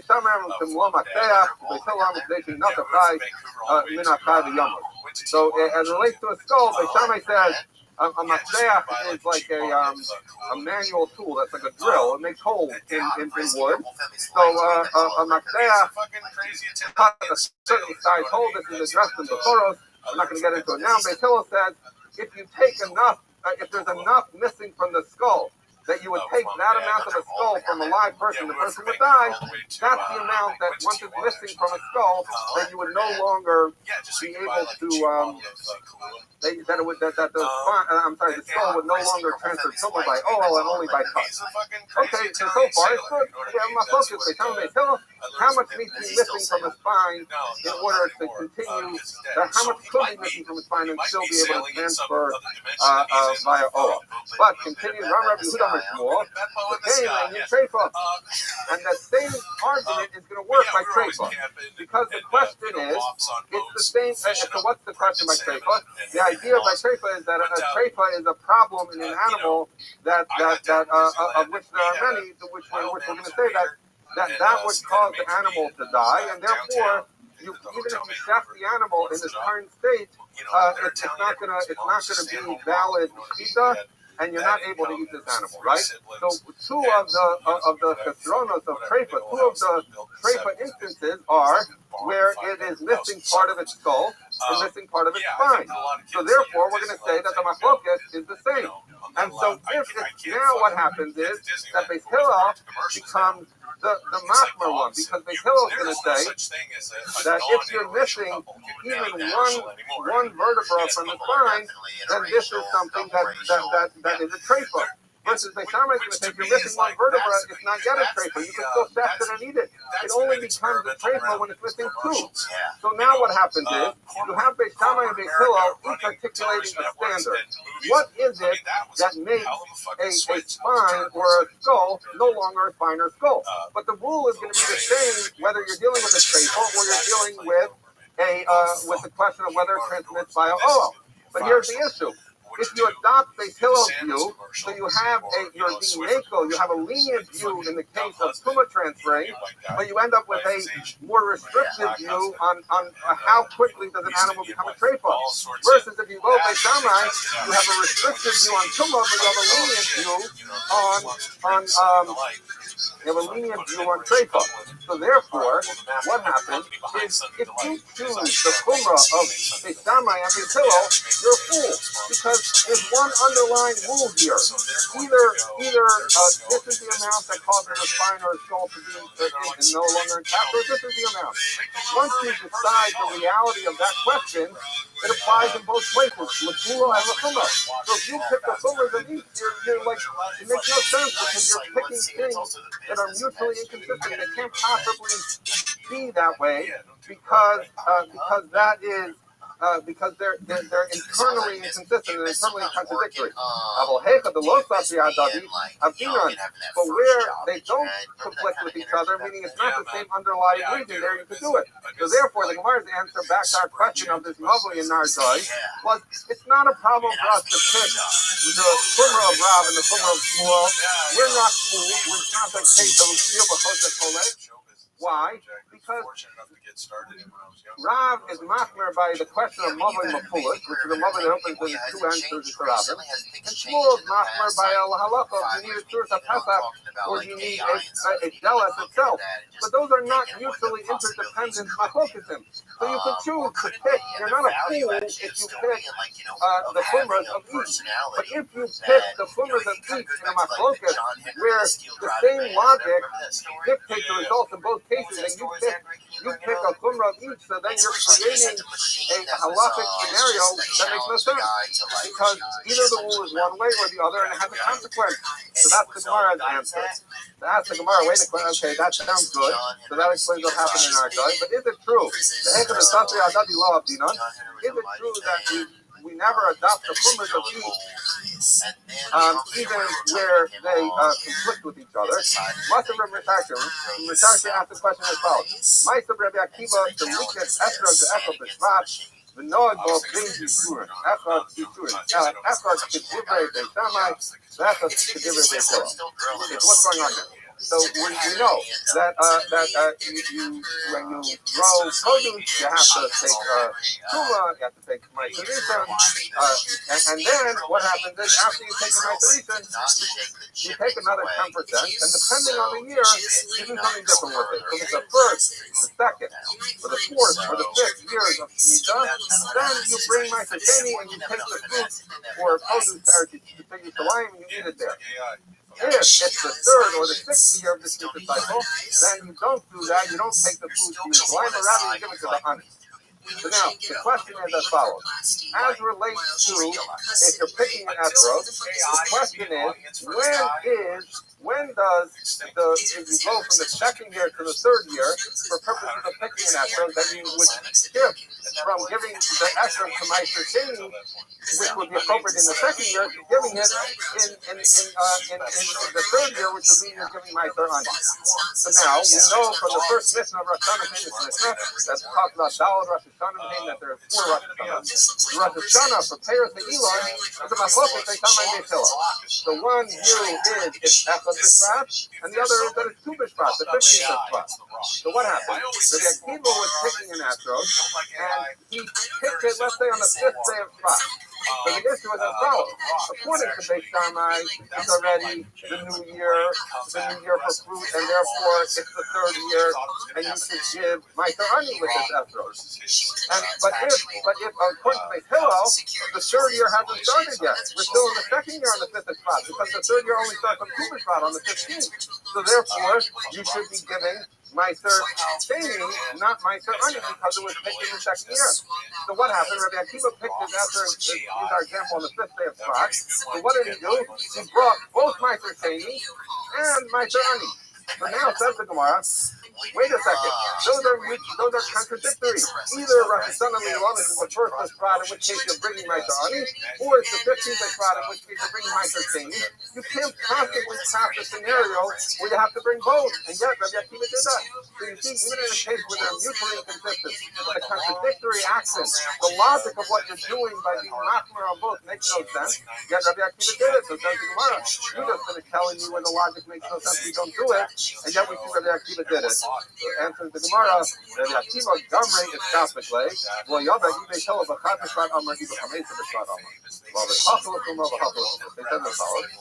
The issue was not that Rabbi Akiva was trying to be a master, and he was adopting the Kumar to use, because in fact he wouldn't do that in this case, because there's an underlying logic. There's one day, fixed. You costume is the first of Shvat or the 15th of Shvat. So what happened was, Rabbi Akiva knew the halacha follows the Hillel. We know that. And his issue was, he didn't know whether the tradition, the gamre, what he had heard about who holds the first of Shvat and who holds the 15th of Shvat. So on the basis that possibly if the Hillel holds the first of Shvat, that he said that he was going to separate Meiser Ani for the third year, and it was on the basis that maybe the Hillel holds that it's 2 of Shvat, and therefore it's still the second year that he brought Meiser Sheni. So we're going to explain that Rabbi Akiva was not adopting two Kumras. He wanted to do like the Hillel. He just didn't know what the Hillel's rule was. Again, we'll read it. Rabbi Akiva gamrei estafik with tradition. He had a suffix about it, but Yada, he didn't know. He said, "Tell the B'chad B'shvat Amar." Did they Hillel say the first or the 15th? Well, the hustle of Kumra.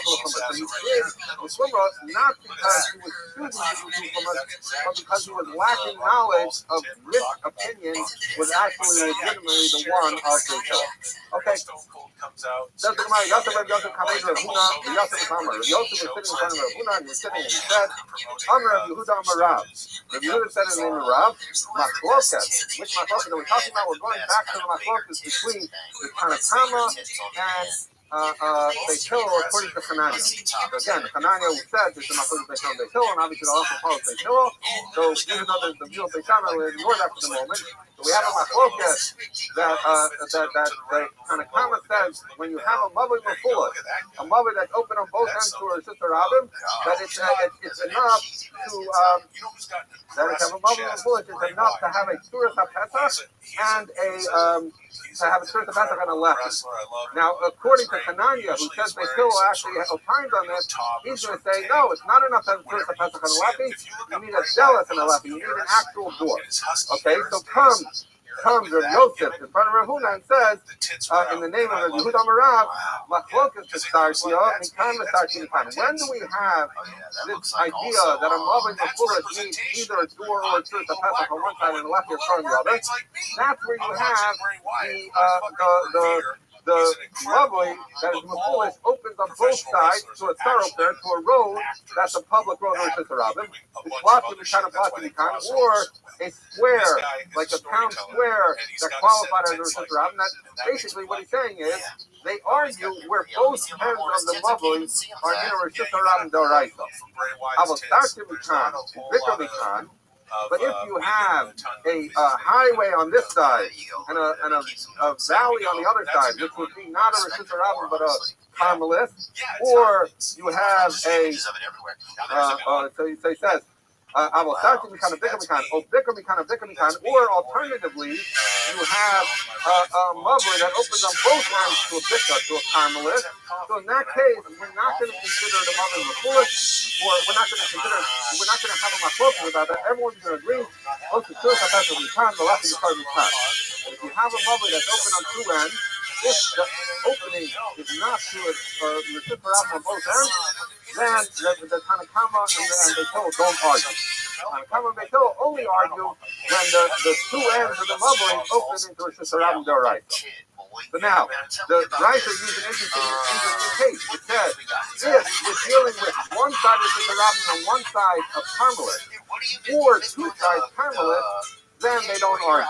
But ask the Gemara, why do you have to say the two sides Carmelist? Hasta starts in the kind of Mikan, also what Shirka Mikan, Malaka Bikar Mikan. So he says, if in a case where you have one side Rosh Hashanah and one side of Carmelist, they don't argue, then Bikar Mikan and Bikar Mikan Mikan. So then, why did you have to tell me the case if you have a Carmelist on both sides? If when you even have a Carmelist on one side, they don't argue, surely no one requires an actual Deles when it's Carmelist on both ends.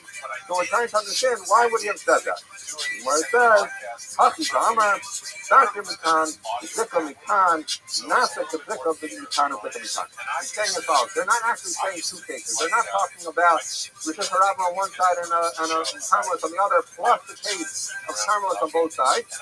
They're saying, if you have a Rosh Hashanah on one side and a Carmelist on the other side, we're going to treat that just like the case where a Mavli opens to a Carmelist on both sides, which everyone would agree is obvious that in that case they don't argue and a Shurta Petach would be enough. So that's what he meant. He meant that when do we have this machlokas between Tanakama and Beitilo? Because you have both sides of the Mavli open to Ram Daraisa. But if either side opens to a Carmelist, we're going to treat that like something that has a Carmelist on both sides, and no one would say that you need to have an actual doorway. So this is good, but the problem is that Rabbi Yosef sitting in front of Rabbi Huna proceeded to say another halacha, which is going to become complicated. So let's just see that when he said this halacha, Rabbi Yosef stands in front of Rabbi Huna, and he said a halacha in the name of Amar Yehuda Marav, which Rabbi Yehuda said in the name of Rav. He then said a second halacha, and he said, I'm saying in the name of Rabbi Yehuda, who is his Rabbi, but he didn't say whether Rabbi Yehuda said his halacha like Rav or not. Again, so the first halacha he said, Amar Rabbi Yehuda Amar Rav. The second halacha he just said Amar Rabbi Yehuda. What was the halacha that he said? He said, Im haya mavet kol rechava ein tzarech chum. And then myself at the end of the show, he said as follows: that if the mavli open to a rechava, you don't need anything. Okay, so let's just understand what's the case with Husband here. So a regular mavli is you have a Rosh Hashanah here, you go up to, you have a mavli that goes up from it, right? A mavli consists of at least two chutzner areas opening onto that place. That's a mavli, right? So now, what happened with this? So you have such a Rosh Hashanah, you have your mavli going up, you have your opening to the two chutzers, and there's a wall in front of you. Now what happened? That wall, let's say that wall is not there. And what is there is a rechava. A rechava is basically, the way Rashi explains it, it's the back of the houses. It's a place where people just put stuff. They don't live there, right? It's not a place that they really live. So it's like a Rosh Hashanah that has no yurin, that has no residence. So the halacha would be as follows. So what do you have? And then to make it more complicated, the chava, this uninhabited area, the wall that is directly opposite the mavli now broke open, and now there's an opening all the way to the Rosh Hashanah. So if I'm starting down in my Rosh Hashanah here, I have a mavli, but the wall in front of me at the end of the mavli fell down or wasn't there. And then from there I had a rechava, which is some kind of uninhabited area. And then beyond the rechava was an opening to the Rosh. So the halacha that he's saying is as follows: even though technically speaking you can walk out of the Rosh Hashanah down here, walk through the mavli, through the rechava, and into Rosh Hashanah. We're not going to treat this like a mavli mafulish, and we're going to treat that like a mavli sasam, a closed mavli. What do you need if you have a mavli sasam? I just need to put on my bottom where my mavli meets the Rosh Hashanah, the bottom of Rosh Hashanah. I just need to put a lechi or kora. So that was his halacha. Okay, so I'm going to buy a of Yosef. So this is Rav Yosef saying this in front of Rav Huna, and he was quoting the first thing he said, Amar Yehuda Marav. The second one he just said, Amar Yehuda. So Rabbi said Rav Yosef, Had Rav Yehuda B'Shmuel. The second halacha that you said in the name of Rabbi Yehuda was actually not Rabbi Yehuda in the name of his Rabbi Rav, but was Rabbi Yehuda in the name of his Rabbi Shmuel. Why? because we're going to see that it argues on Rav, on the base. It says the Gemara, the Rav, because if this second halacha, that is Rechava, is you were quoting your Rebbe Rav, passing the Rav at the Rav the Karti. We're going to have a stira between the halacha you just said with Rav in two ways. We're going to have a stira.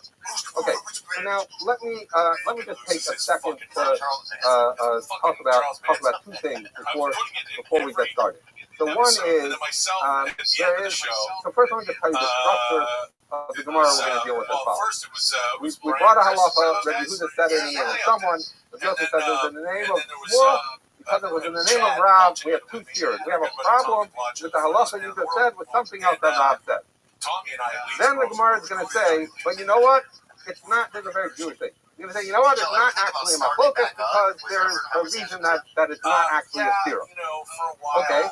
Then the Gemara is going to say, well, okay, but if they did argue, what would they have been arguing about? So it's a funny structure, right? And we're going to say, it seems they argue. We say, no, they don't argue. And then they're going to say, well, let's say they were arguing. What are they arguing about? So that's just the structure of the Gemara, and we'll follow that. The other thing I just want to introduce for a moment is there's a concept that's called Mavli Shenifrit Mulua L'Chaser I'm sorry, that we have a concept of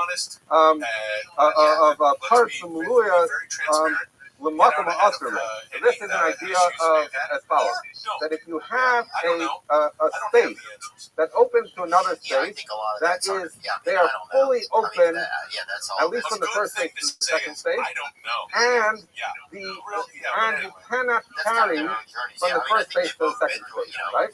So this is a regular halacha in the Hilchos Eruvin. It comes up a number of times in the Tosefta.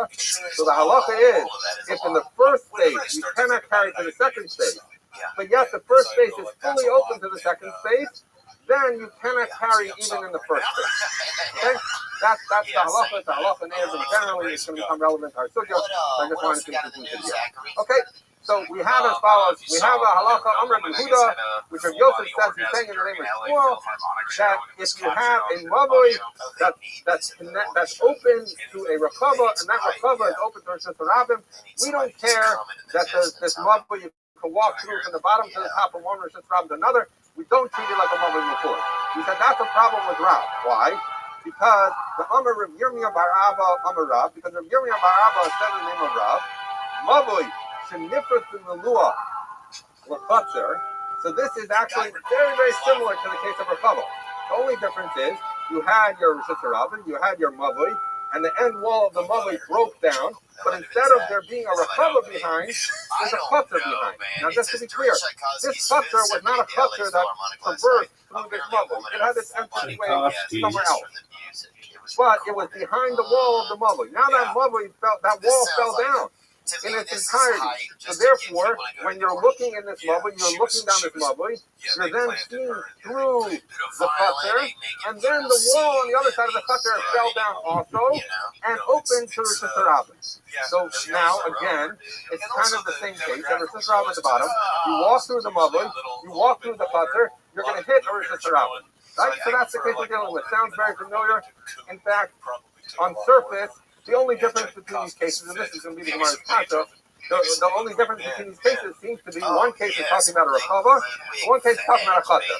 So it says the Gemara, what's the difference between a Chatzer and a Chatzer? So what's the halacha according to Rav?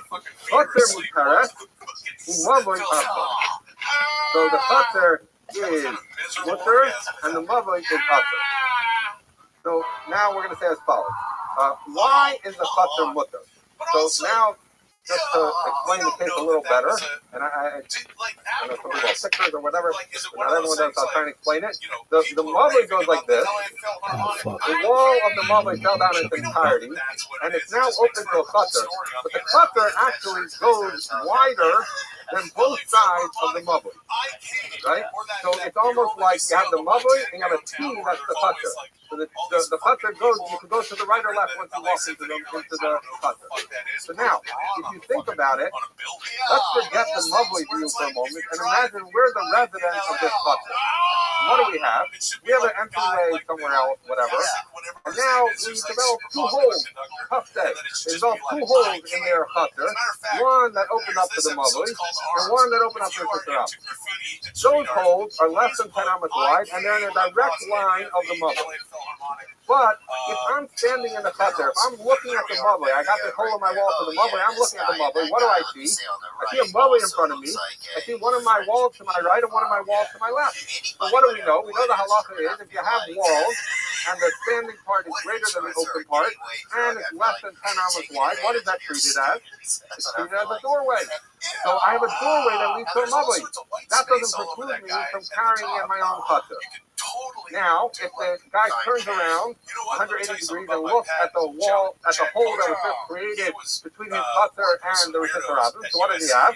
He has a hole less than 10 amas wide leading from his chutzner to Rishis Rabbi, but he has a wall to his right, he has a wall to his left.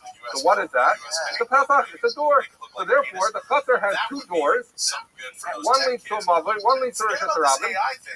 Big deal. It doesn't preclude you from carrying because of a doorway leaving your chutzner doesn't create a problem. As long as it's not greater than 10 amas, which would make it a breach, or it's not, the opening is greater than the walled portion, we're good. So that's why the halacha of Rav is the chutzner is mutter. But Rav says the mavli is usher. Now, the Gemara is going to assume in the beginning, why is Rav saying that the mavli is usher? Because when you, at the end of the day, when you're standing at this bottom of the Rabbi, you're looking at your mavli. What are you seeing at the other end?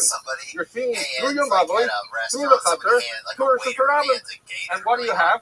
So you're basically, I'm standing in this Sister Rabbi. I'm looking through a mavli and a chutzner to another Sister Rabbi. So that should be, even though technically speaking, you're traversing a mavli followed by a chutzner. At the end of the day, this looks like a mavli mafulah. So we should therefore, so we're going to say that seems to be a problem, and that's why the mavli is going to be usher. Okay? So that I'm going to explain this a little better in a second, but I just want to get the question out there a little bit. So the issue now is, so after the Gemara, we'll have a mavli to kol or rechava. So why are these halachas different?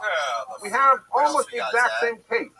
One case, the mavli is open to a rechava, and in the other case, it opens to a chutzner. Who cares if the rechava, mavli, why is it different? So basically, we see that whereas the Yehuda passes on Amud Aleph, that you can carry in the mavli. You don't need anything. You just have your one regular lefty at the bottom, and you're good. And Rav said you're not allowed to carry in the mavli at all. Okay, so I've given a very simplistic approach to this.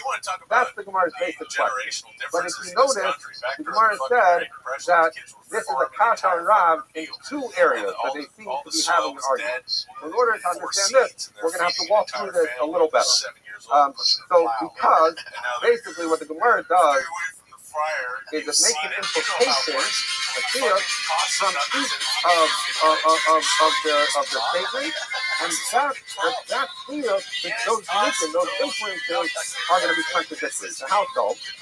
Because Rabbi Yehuda said that if the mavli tracks down and opens to a rechava, which is an uninhabited area, in that case, everything is muslim.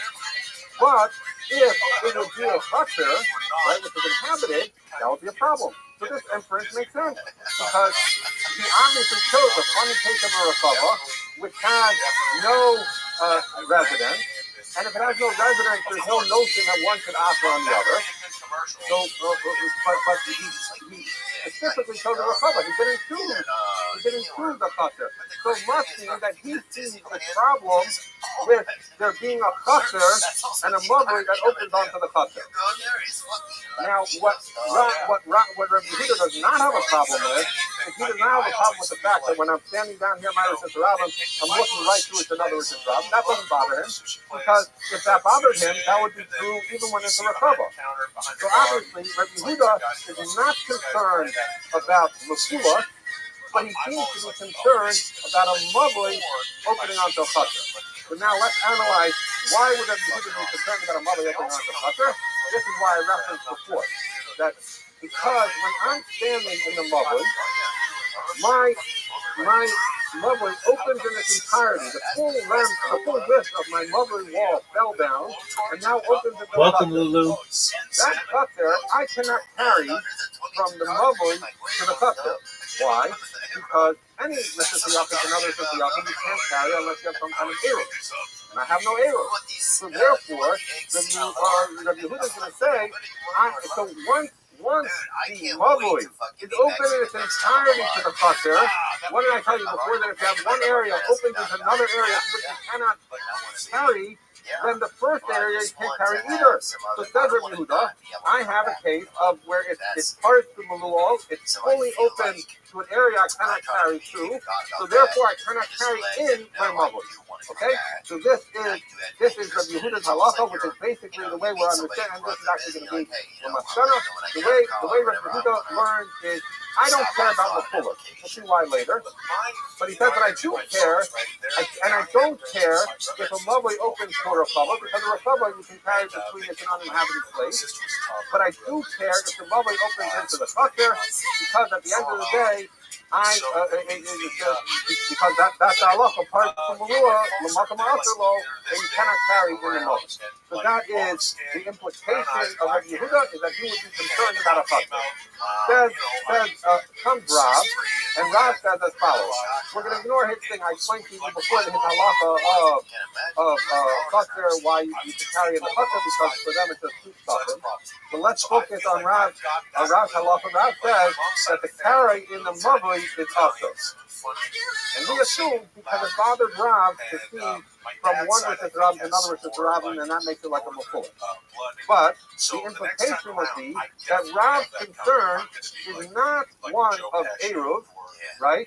Because he chooses a case of chutzner, right? His issue is that it broke that it broke open to a chutzner. I'm sorry, his issue is that it broke open for Rishus Rabbim. If the first break had happened, the implication would be that according to Rav, if the mavoi, its back wall broke and opened into a chutzner, that's not a problem. The only problem is that the second wall broke and therefore it looks mafullah. But the fact that this mavoi opens to a chutzner, and that I don't have a problem with, I'm not going to preclude them from carrying. So now we're left with the following. We're left with two areas that Rav and Yehuda disagree. So the first one has to do with when a mavoi opens into a chutzner. Forget the second Rishus Rabbim break. When a mavoi opens into a chutzner, Rabbi Yehuda is saying that's usher because it's part of the malua l'makam aselo. It's entirely open to an area that's usher. So therefore, I can't carry in the mavoi. Whereas so that would be the case where Rabbi Yehuda said I have a problem with that, and that's why I did not use the case of a chutzner. I used the case of a rechava. Whereas Rav is not worried about that. Rav's only worried about a mafulus, that it's the fact that it's open from one end to the other. So that's the first area they argue. Do I have to worry about a mavoi opening into a chutzner? Rabbi Yehuda says yes. Rav says no. And what about the fact when you have mafulus that goes from the front, you have your Rishus Rabbim through your mavoi into a chutzner, into a Rishus Rabbim? Rav has a problem with that. Rabbi Yehuda doesn't. How do I know Rabbi Yehuda doesn't? Because it didn't bother him in the case of rechava, so it's not going to bother him in the case of chutzner. So we have two areas of disagreement between Rav and Rabbi Yehuda. One about mavoi opening to a chutzner, and one about mafulus. Okay. So therefore, that's the two cases. So I'm just going to read again from the top. Either Rav, because this must be a halacha shmuel, when you said that opening in the rechava, because if it's Rav, Pasha the Rav, the Taik, because we have a zero with Rav in two ways. Between this halacha that we said in Nominal, the case that if a mavoi opens and it's entirely to a chutzner, the nifrit the chutzner connecto, and the chutzner across from it broke and entered into the Rabbim. Chutzner mutares. The chutzner is mutter. Mavoi also the mavoi is also. So ask the Gemara, what's the difference between the two cases before? They seem to be arguing in two matters. So therefore, it's clear that the one on Amen Aleph must have been Rabbi Yehuda saying in the name of his Rabbi Shmuel, and the one on Amen Beis is what Rab would hold, which is his other Rebbe. So his halacha that he said on Amman Aleph Sadr Chava is like his Rebbe Shmuel, not like his Rebbe Rab. Amarle, so this was what happened. Rebbe Yosef said to Rebbe Yosef, I'm sorry, a lot of racial shit we did. Yeah.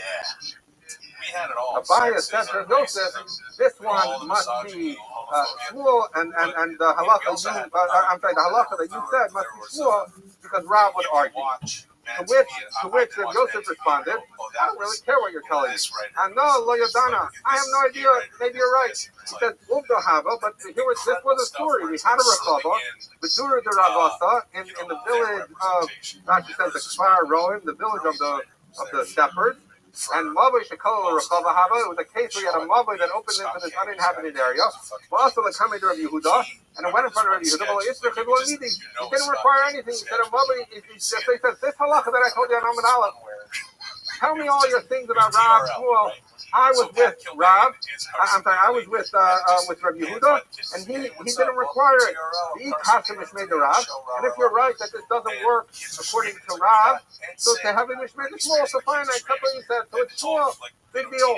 So therefore, this was the case where I said before that it seems that the halacha on Amman Aleph conflicts in two ways with Rab's halacha on Amman Beis. So therefore we're saying fine, the halacha on Amman Beis is Rab, the halacha on Amman Aleph was Shmuel. Now the Gemara says, actually, there's no real argument here. Now the Gemara will kasha after the Amar of cases for Shmuel bar Abba, the Amar of Yosef bar Abba, because there was a statement that was cases said about this halacha of Rab that we learned on Amman Beis, and it made it where it no longer necessarily conflicts with what was said on Amman Aleph. Why? Because he said, I'm going to clarify for you. When Rab said it's halacha that a mother that breaks into a chaser, so he said that halacha that Rab said is only in a certain case, but not in another. When did Rab say it? Rab said it only in a case where there was no eruv between the two. So if there is no eruv between the two, so then Rab would agree that that's the case where Rab said it becomes usher to carry in the mavli, right? But if sorry, what he's saying as follows, that if there's no eruv between them, so then that's the case where Rab says that you cannot carry in the mavli. But if there would be an eruv between them, then you would be able to carry in the mavli. So what does that tell us? Once we heard that, we realized that we were wrong in what we thought Rab's problem was. Because we said Rab's problem must be one of Mafula, right? But if there would not be an opening to the Rab, then Rab would not have a problem. And now we're saying it has nothing to do with Mafula. It has to do with whether there's an eruv between them or not. So now we're actually, Rab is saying just like Rabbi Yehuda, which is what? Which is that you have a mavli, it opens into a chaser. The problem is, if you have no eruv between the two of them, you cannot carry into the chaser. If you can't carry into the chaser, it's a part that the mavli cannot carry into the chaser. Therefore, you can't carry into the mavli. So Rav, when he says mavli is usher, he's saying the exact same halacha as Yehuda. But Yehuda said the case of Rechava, because in Rechava you don't need an eruv. Because the Rechava is an uninhabited area. But the implication was, if it was a chaser, you wouldn't need an eruv. Right? So therefore, Rav and Yehuda are actually saying the exact same thing. So it's no longer a stira between them. So therefore, continues the Gemara, the Rav, Nami Lokata. So therefore, from Rav on Rav, it's also meaning that when you thought if the halacha on Amman Aleph is Rav, if the problem was with the halacha on Amman Beis, it's not true. So you're going to say as follows, that Rav is in perfect agreement with the Yehuda, and if there is no eruv between the two, then you cannot carry in the mavli because the mavli is fully open to the chaser, which is usher to carry into, and therefore it's usher to carry in the mavli. If, however, there would be a eruv between them, or we're dealing with a rechava in the back, which is an uninhabited area, and therefore doesn't require an eruv, in those cases it's mutter. So what are we coming out? We're coming out that unlike what we thought in the beginning, Rav is not worried about mafula. It's an eruv issue. It's not a mafula issue. everyone is going to be in agreement for right now. But now, why, by the way, are we in agreement? We're going to see this in the Gemara in a second, but I'll tell you now. Why are we in agreement that we're not worried about Mekulas? Because at the end of the day, what you have here is you have your Rabbi, you have your Mavli, and then you go into the Chutzner extends to the right and left. So people see that's a different area. That's not the Mavli going straight all the way to the Rabbi. It's Mavli followed by a widening, which is obviously a Chutzner, followed by an entrance to the Rabbi. So that's clear to people that it's not a Mavli Mekulas, and therefore we don't require anything more. So that's going to be the halacha, and they're going to be entirely in agreement. So now, just to get us first of all tomorrow the long daf, and second of all to get us to the logical ending here, we're just going to finish the Gemara quickly. Says the Gemara. And this was the stuff I told you before. So we started off saying the memra on Amud Aleph must be small because it can't be Rav because it was a conflict with Rav on Amud Beis.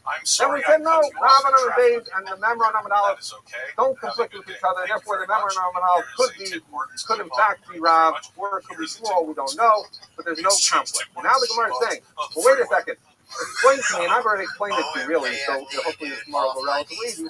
So explain to me, when you thought they were arguing, what would they have been arguing about? It says tomorrow,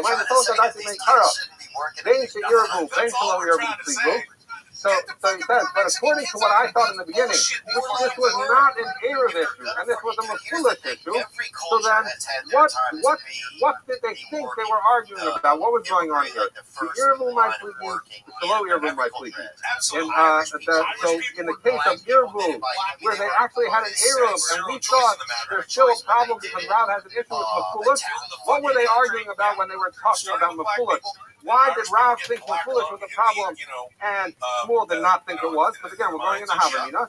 And the Lo Yervu might be when we were talking about Lo Yervu and we weren't dealing with a Mekulas issue, we were dealing with a question of a Mavli opening into a Chutzner, and if they're don't have an Eruv, that Rabbi Yehuda had a problem and Rav didn't have a problem, what were they thinking in that case? So says the Gemara.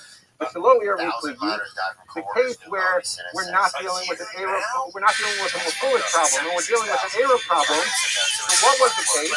We had it followed. They have a Mavli opening into a Chutzner that's wider than it. The Mavli is fully open to the Chutzner. The Chutzner is a place you can't carry. So we said that is part from the rule of Makal Asilo, and therefore Rabbi Yehuda said that that's a problem, and therefore you can't carry in the Mavli. But the question is, as I told you before, part from the rule of Makal Asilo is a general halach and Erev. So why did Rav not seem to have a problem? His only issue was Mekulas in our Havamina. Why did he not have a problem with carrying in the Mavli if the Mavli was open in its entirety to a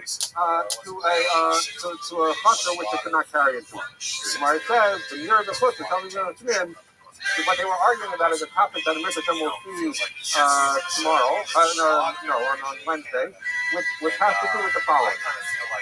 From the perspective of standing in the Mavli, you're right, it's fully open to the Chutzner, and therefore Rabbi Yehuda says you're fully open to Makom that's Usher, and therefore you can't carry in the Mavli. But Rav had a view, we thought, although this is only in the Havamina, it doesn't work out this way, that, wait a second, go stand in the Chutzner. So the Chutzner is not fully open to the Mavli. The Chutzner we said with a key. It's wider than the Mavli. So therefore, if I'm standing in the Chutzner and looking back at the Mavli, I see that it's not fully open. They're not lined up one next to the other. The Mavli is much more narrow than the Chutzner. So therefore, Rav was saying, I am going to look from the outside. From the outside, it's not fully open, and therefore it's not a case of parts of Malua or Makam Asilo. It's not parts of Malua. Rav and Rabbi Yehuda was saying in the Havamina, no, you have to look at it from standing inside the Mavli. When I'm inside the Mavli, all I see is my entire Mavli is broken down into a Chutzner, and therefore it's parts of Malua or Makam Asilo. So we're going to say that was in the Havamina what we thought they were arguing about.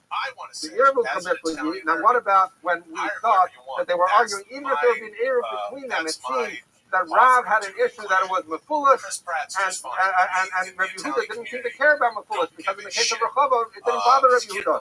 So the Gemara said that the Rabbi Yosef, they're actually arguing about Rabbi Yosef. Interesting. The Rabbi Yosef says, "Lo shanu ala shekala le'emsa Rechava." So Rabbi Yosef said as follows: this that we said that Rabbi Yehuda allowed you to go in and through the Rechava, right? That's only true if it was a T, the way we said, where you had the Mavoi, you had a wider chutzner, and then the opening to Rosh Hashanah. So he said, Avokalo Latide Rechava Aser. But let's say, instead of looking like a T, it just looked like an L. You had your Mavoi, and then you had your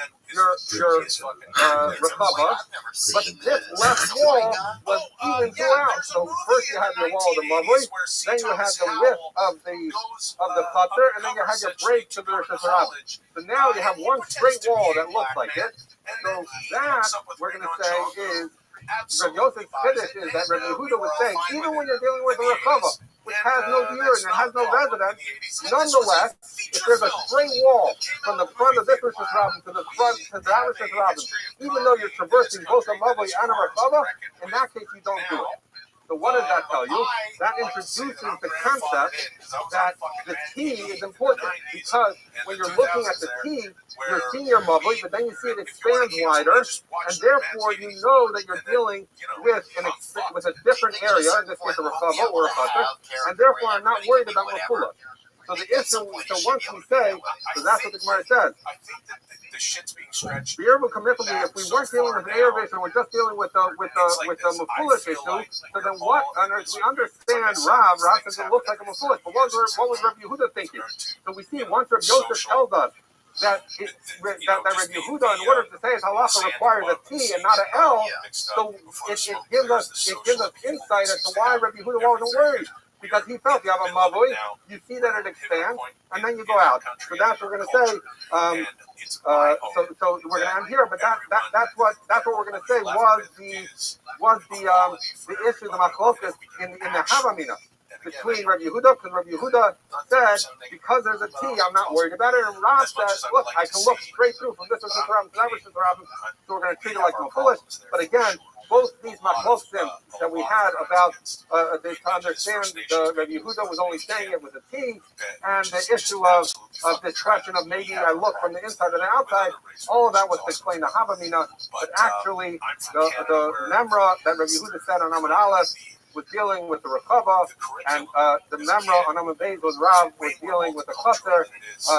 But in all cases, they agree if you can carry from the Mavoi to the back, whether it's a Rechava because it has no inhabitants or a Chutzner because you did an Eruv, everyone agrees it's not a problem.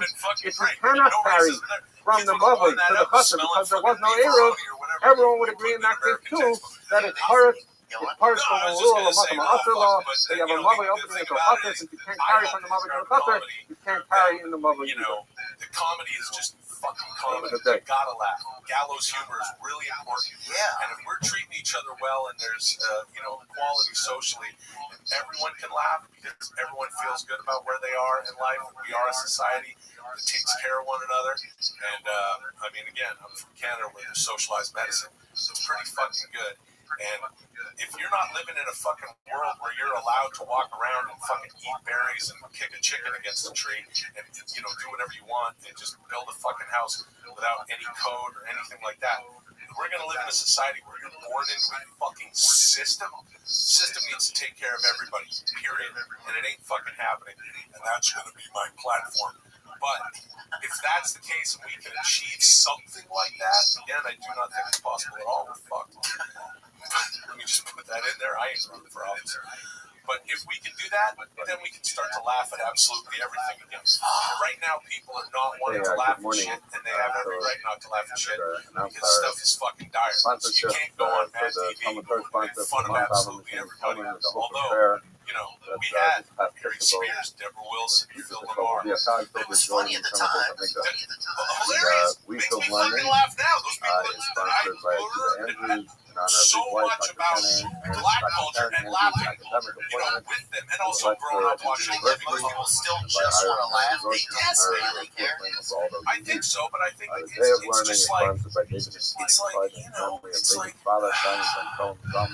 one's gonna let themselves fucking laugh. You know what I mean? And that's interesting. Do we let ourselves laugh? No, because we keep ourselves from, we all get on this alert kind of where it's like, don't point at me, don't offend me, I got upset over the pandemic, or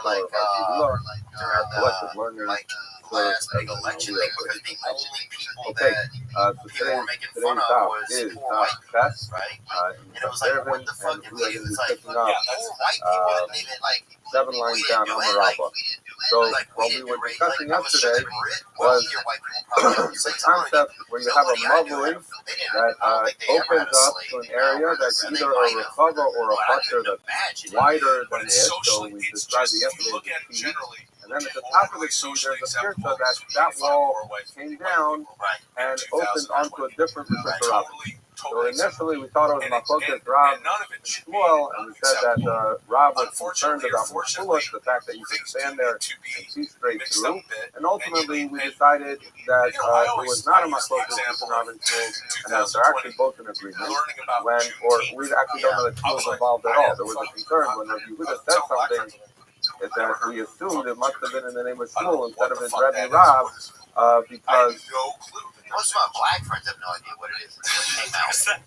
They kind of launched it a few years ago. I feel like, I know they didn't, but it's like, if you'd have asked any black kid where I'm from what Juneteenth was, they'd have no fucking idea. Okay, so I'll just start again very briefly. So we were dealing with yesterday with a mavui. The mavui opens up into either a chaser or a rechava. A chaser is an occupied area. A rechava is something that is not used really, so it's not considered to be inhabited.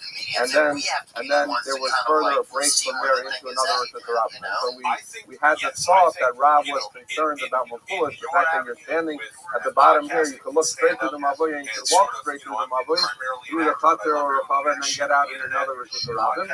And whether that would make it like Mafulish, ultimately we decided that that was not the primary concern here, and that what was going on here was as follows, that Rav, that this could go even like Rav, it didn't have to be Machlokas, and the fact that Rav asked him that you could not carry in the mavui was because there was no eruv between the mavui and the chaser, and therefore because there was no eruv between the mavui and the chaser, that this was something that was fully open to a makom that's asur, and we talked about the fact that therefore you can't carry in the mavui.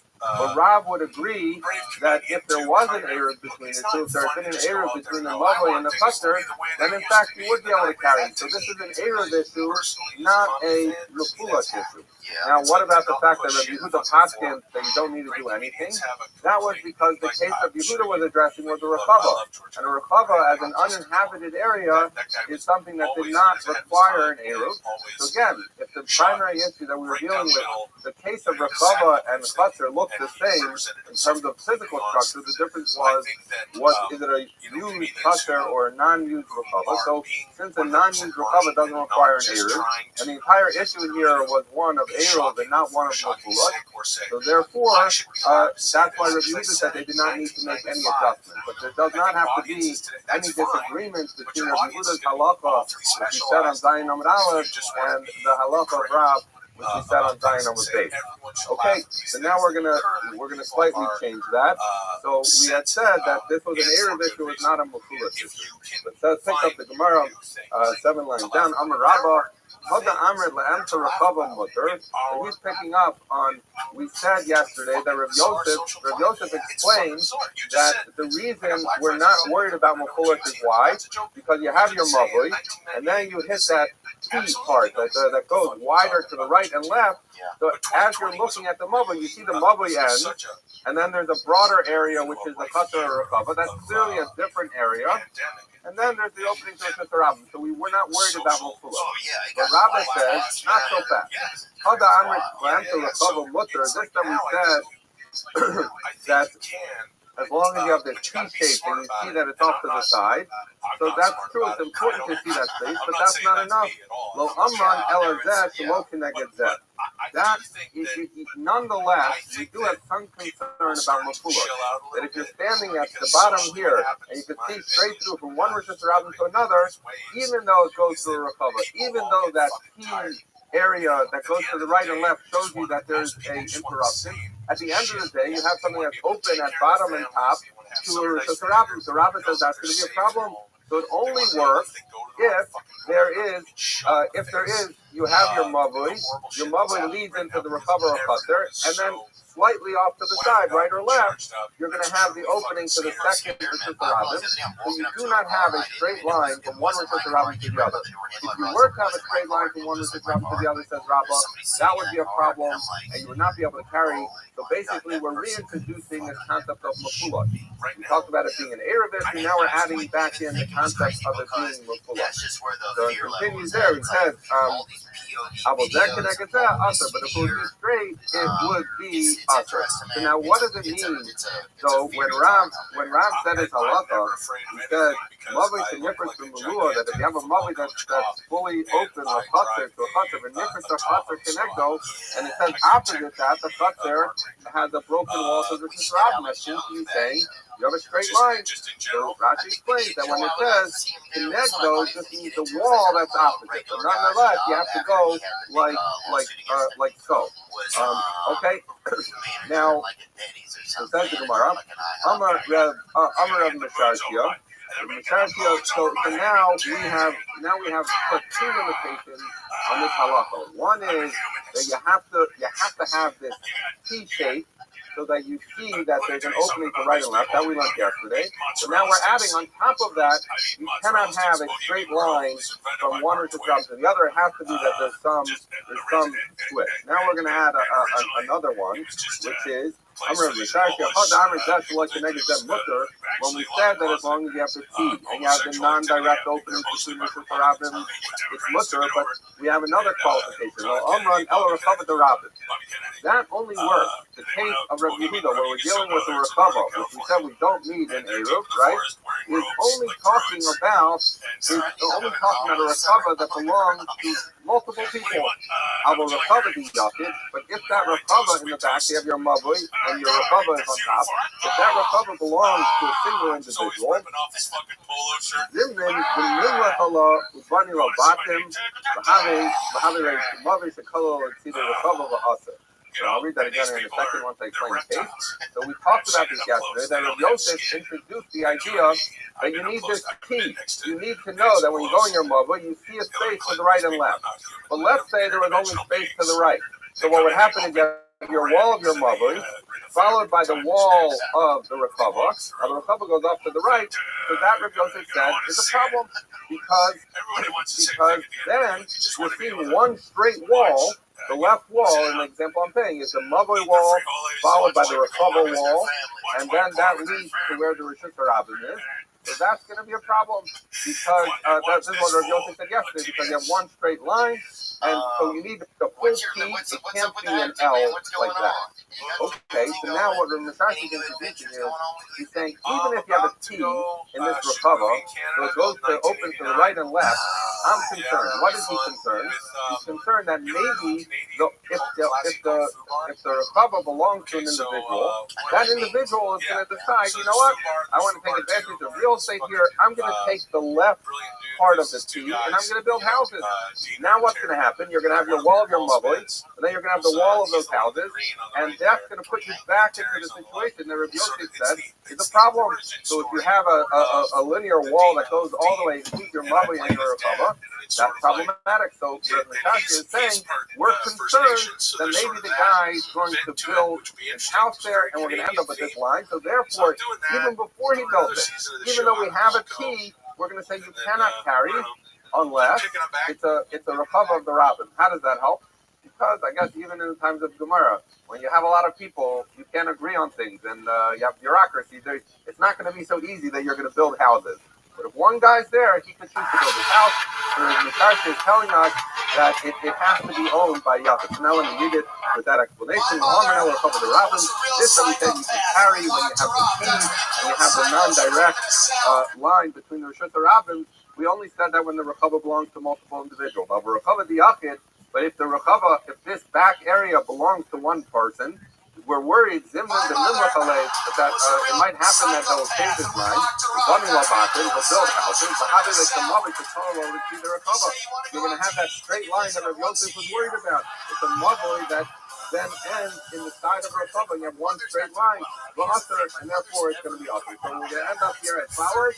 That we, if you have your mavoi followed by if it's a Rapava, you don't need an Arab. If it's a Chutz, you do need an Arab, but you need three other qualifications. You need this T. You need to make sure that T cannot be changed by one individual, and you need to make sure that the openings between the Rosh Rabbins have a turn that so that it's not a direct straight line in the Tzulos from one Rosh Rabbin to the other.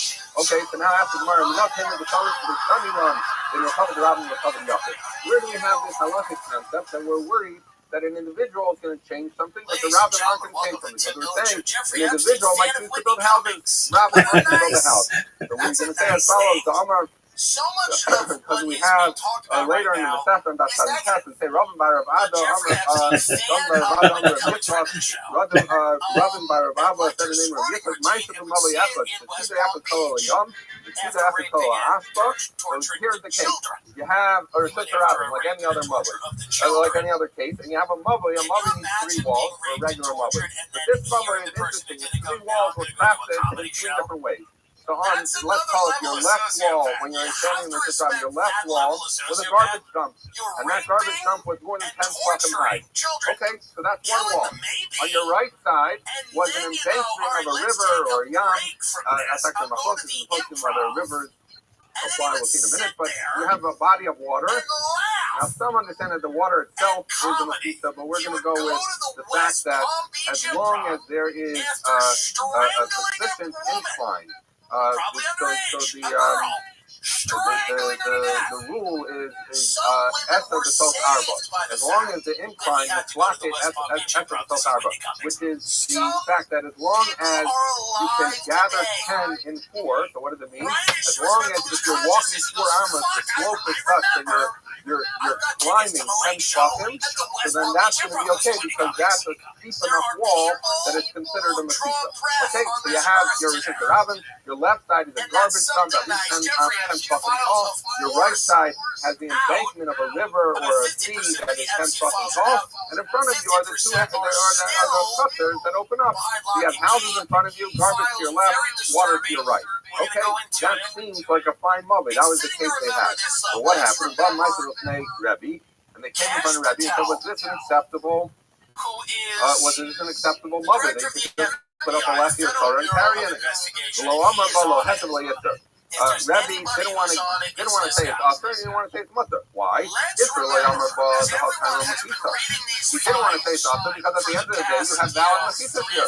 Water is a mechitza, the embankment of water, garbage is a mechitza, houses are a mechitza. So he said at the end of the day you have 3 valid walls opening to the system. That looks and smells like a mother. But after but he also didn't want to say that they're carrying it. Why? Because they're worried that those walls on the right and left might not stick around. Why? Because the garbage dump, maybe they're going to clear out the garbage.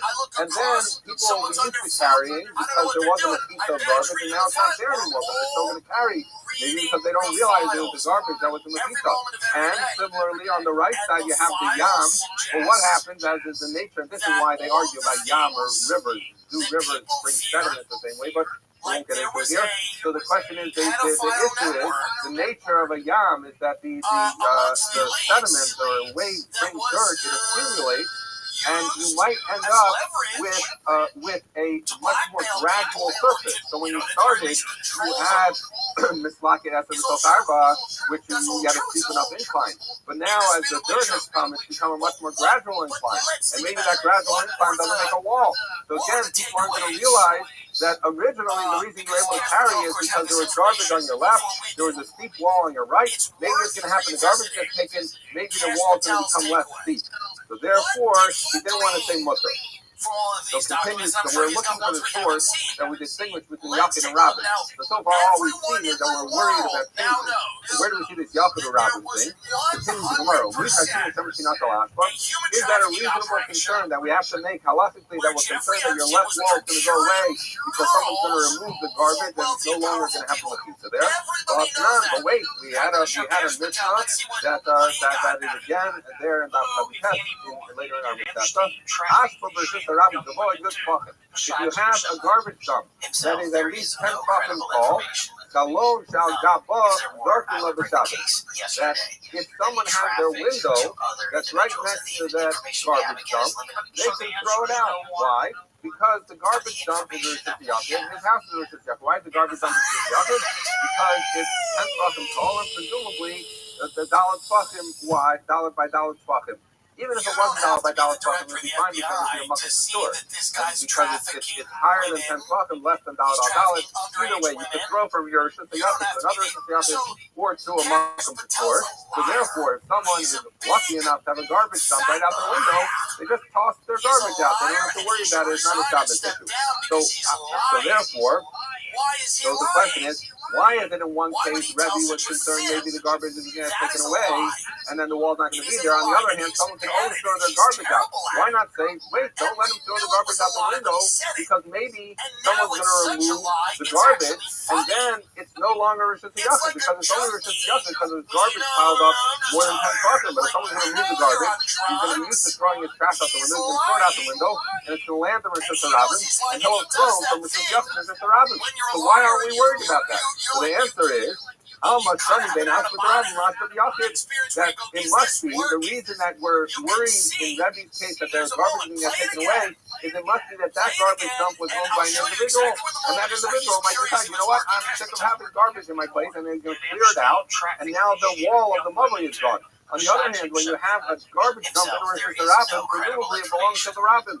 Things that belong to the Rabbin don't change that often, and therefore we're not concerned. So therefore, says the Gemara, Hakinami, Shani Ben Rechava the Rabbin, Rechava the Yachid. And this is where we get this idea of Rabbi Misharshia. The Rabbi Misharshia says even the key is going to be a problem if it's owned by an individual because maybe he's going to put houses up on one side of the key and you'll be left with an L. And that would be a problem because you no longer see the distinction. It looks like one straight line from your mother to your Rehoboth. Okay, so now we have the case of Rabbi, where Rabbi said we're worried maybe the garbage gets thrown away, maybe the how you living, pimp? So what about Rabbanan Mai? So that was Rebbe's. What's good, son? What did the Rabbi Paskin? What did the Rabbanim say? I'm done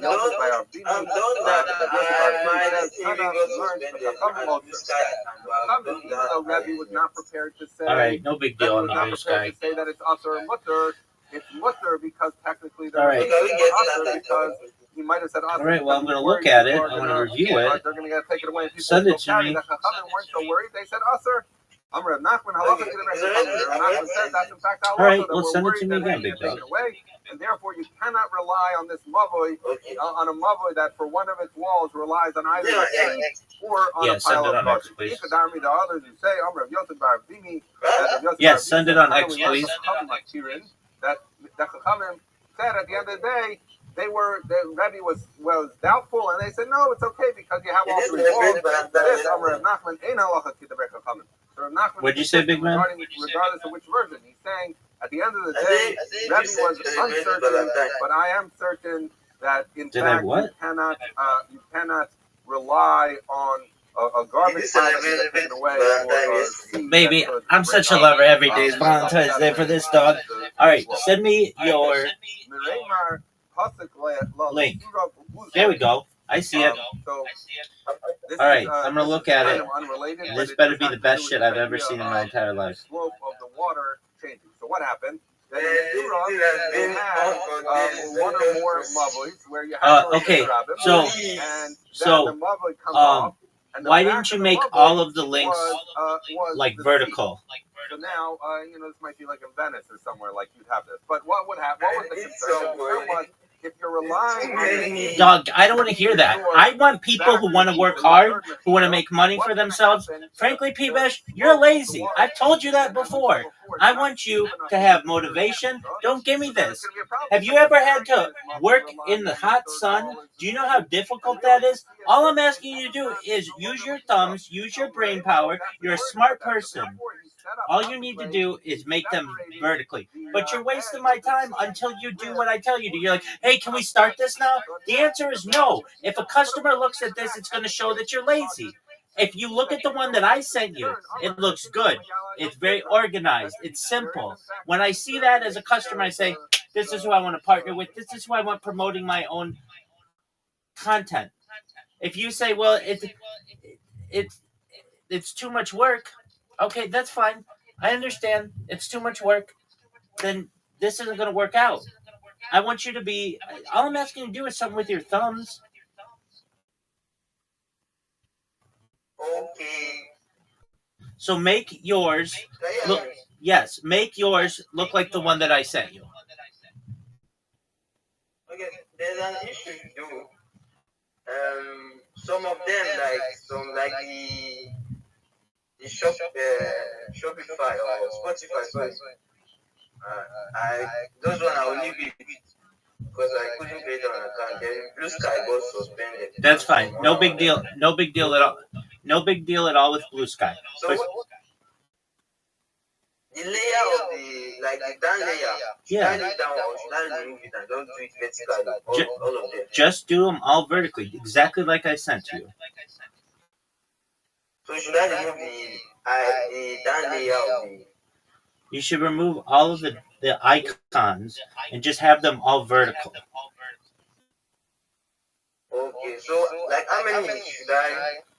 All of How them. many? Because some of them. All of them. Do you see? Did you look at the one that I sent you? Did you look at the one that I sent you? Yeah, I did. Make it look like that. Okay, I'm gonna do that. Excellent. And just look at it like this. Imagine I'm your customer and you're making my link tree. And I tell you, hey, I want you to make my link tree like this example that I show you. That's what your job is. That's what you want to do. Okay. All right, do it. It shouldn't take you long. Come back, and then we'll move on to the next step, which is creating content for your different social media, okay? Okay. Beautiful, P-Boy. You're welcome, Big Dog. You're welcome, P-Boy. When are you going like space so that maybe I can hop on and do some hosting? Baby, I'm in a space right now. Nobody's in it, but I'm in it right now. Okay, let me on X. Yeah, just in the X search, type in Rabbi, R-A-B-B-I.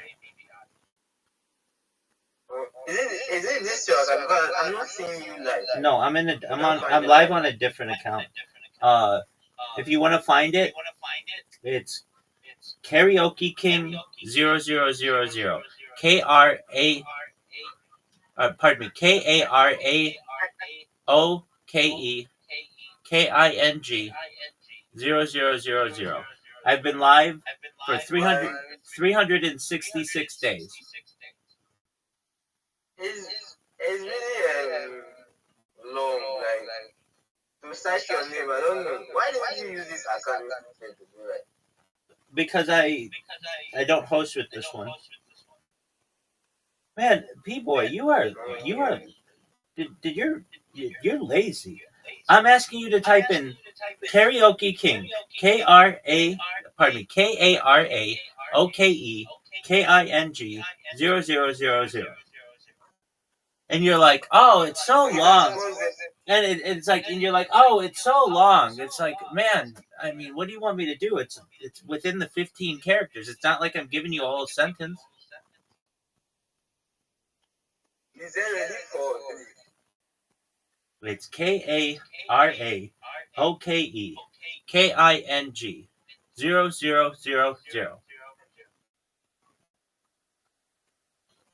Okay. Do you see that it's hosting? Okay, do you see that it's hosting a space?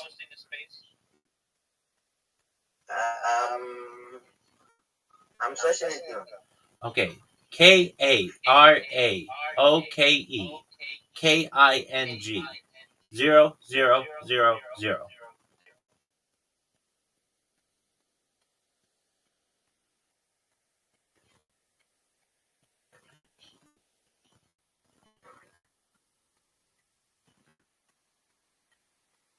Do you see it? I'm searching it. All right, how long does it take to search it?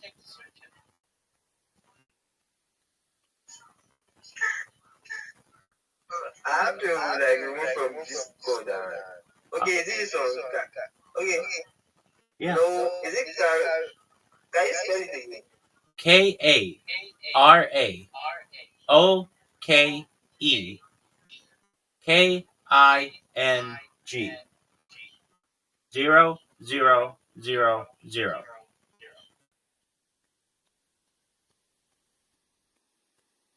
KARAOKEKING.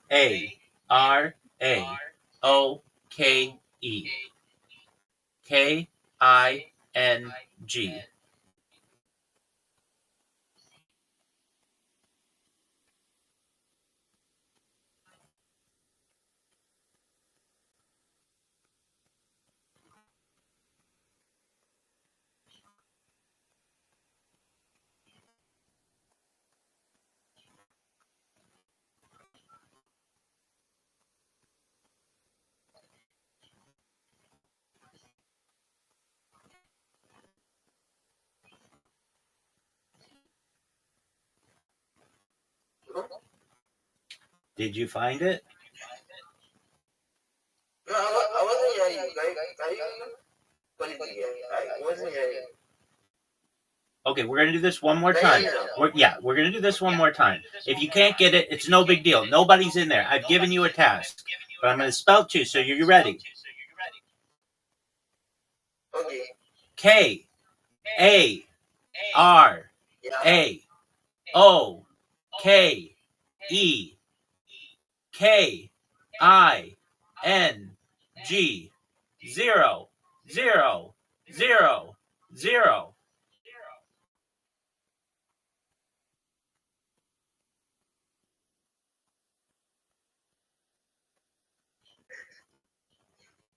Is there a space between it? No, it's one word.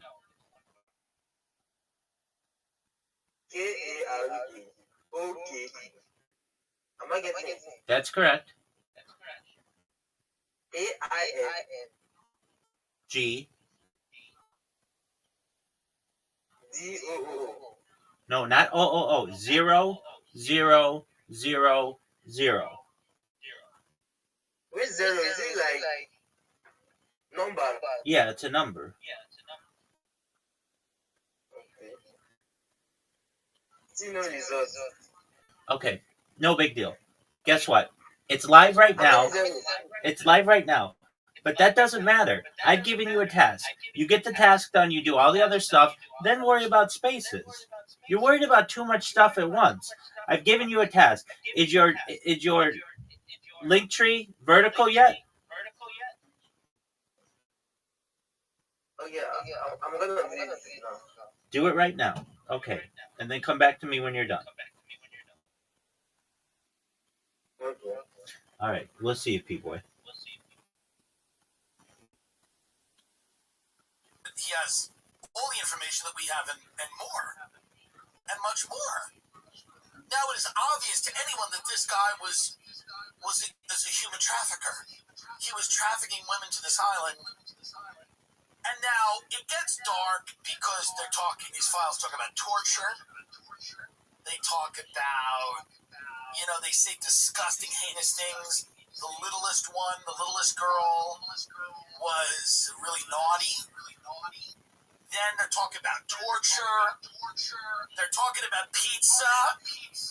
Remember Pizzagate that was all fake? Everybody's going to they're all talking about pizza. It's weird. It is odd. It is strange. And these are code words. We know that. They're actually code words for pedophilia. So it's like, I've gotten calls from people going, wait a minute. Am I crazy or am I now at QAnon? Now maybe you're not in the far reaches of QAnon, which is like Biden died and was replaced by a clone, or you know what I mean? That's hardcore QAnon. But I think we're all QAnon light. We are all QAnon light right now. Thank you for a fun night. Your littlest girl was a little naughty. That's to Jeffrey Epstein from a redacted name. These redacted names are the pedophiles that the United States government is protecting.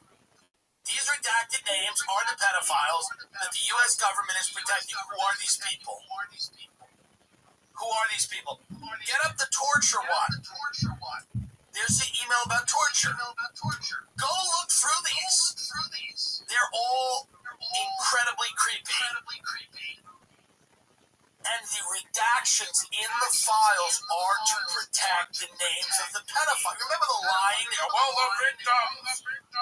We want the victims to be protected, and we don't want the victim. We don't want to show you kitty porn with the victims. We don't want to put the victims' pussies out there.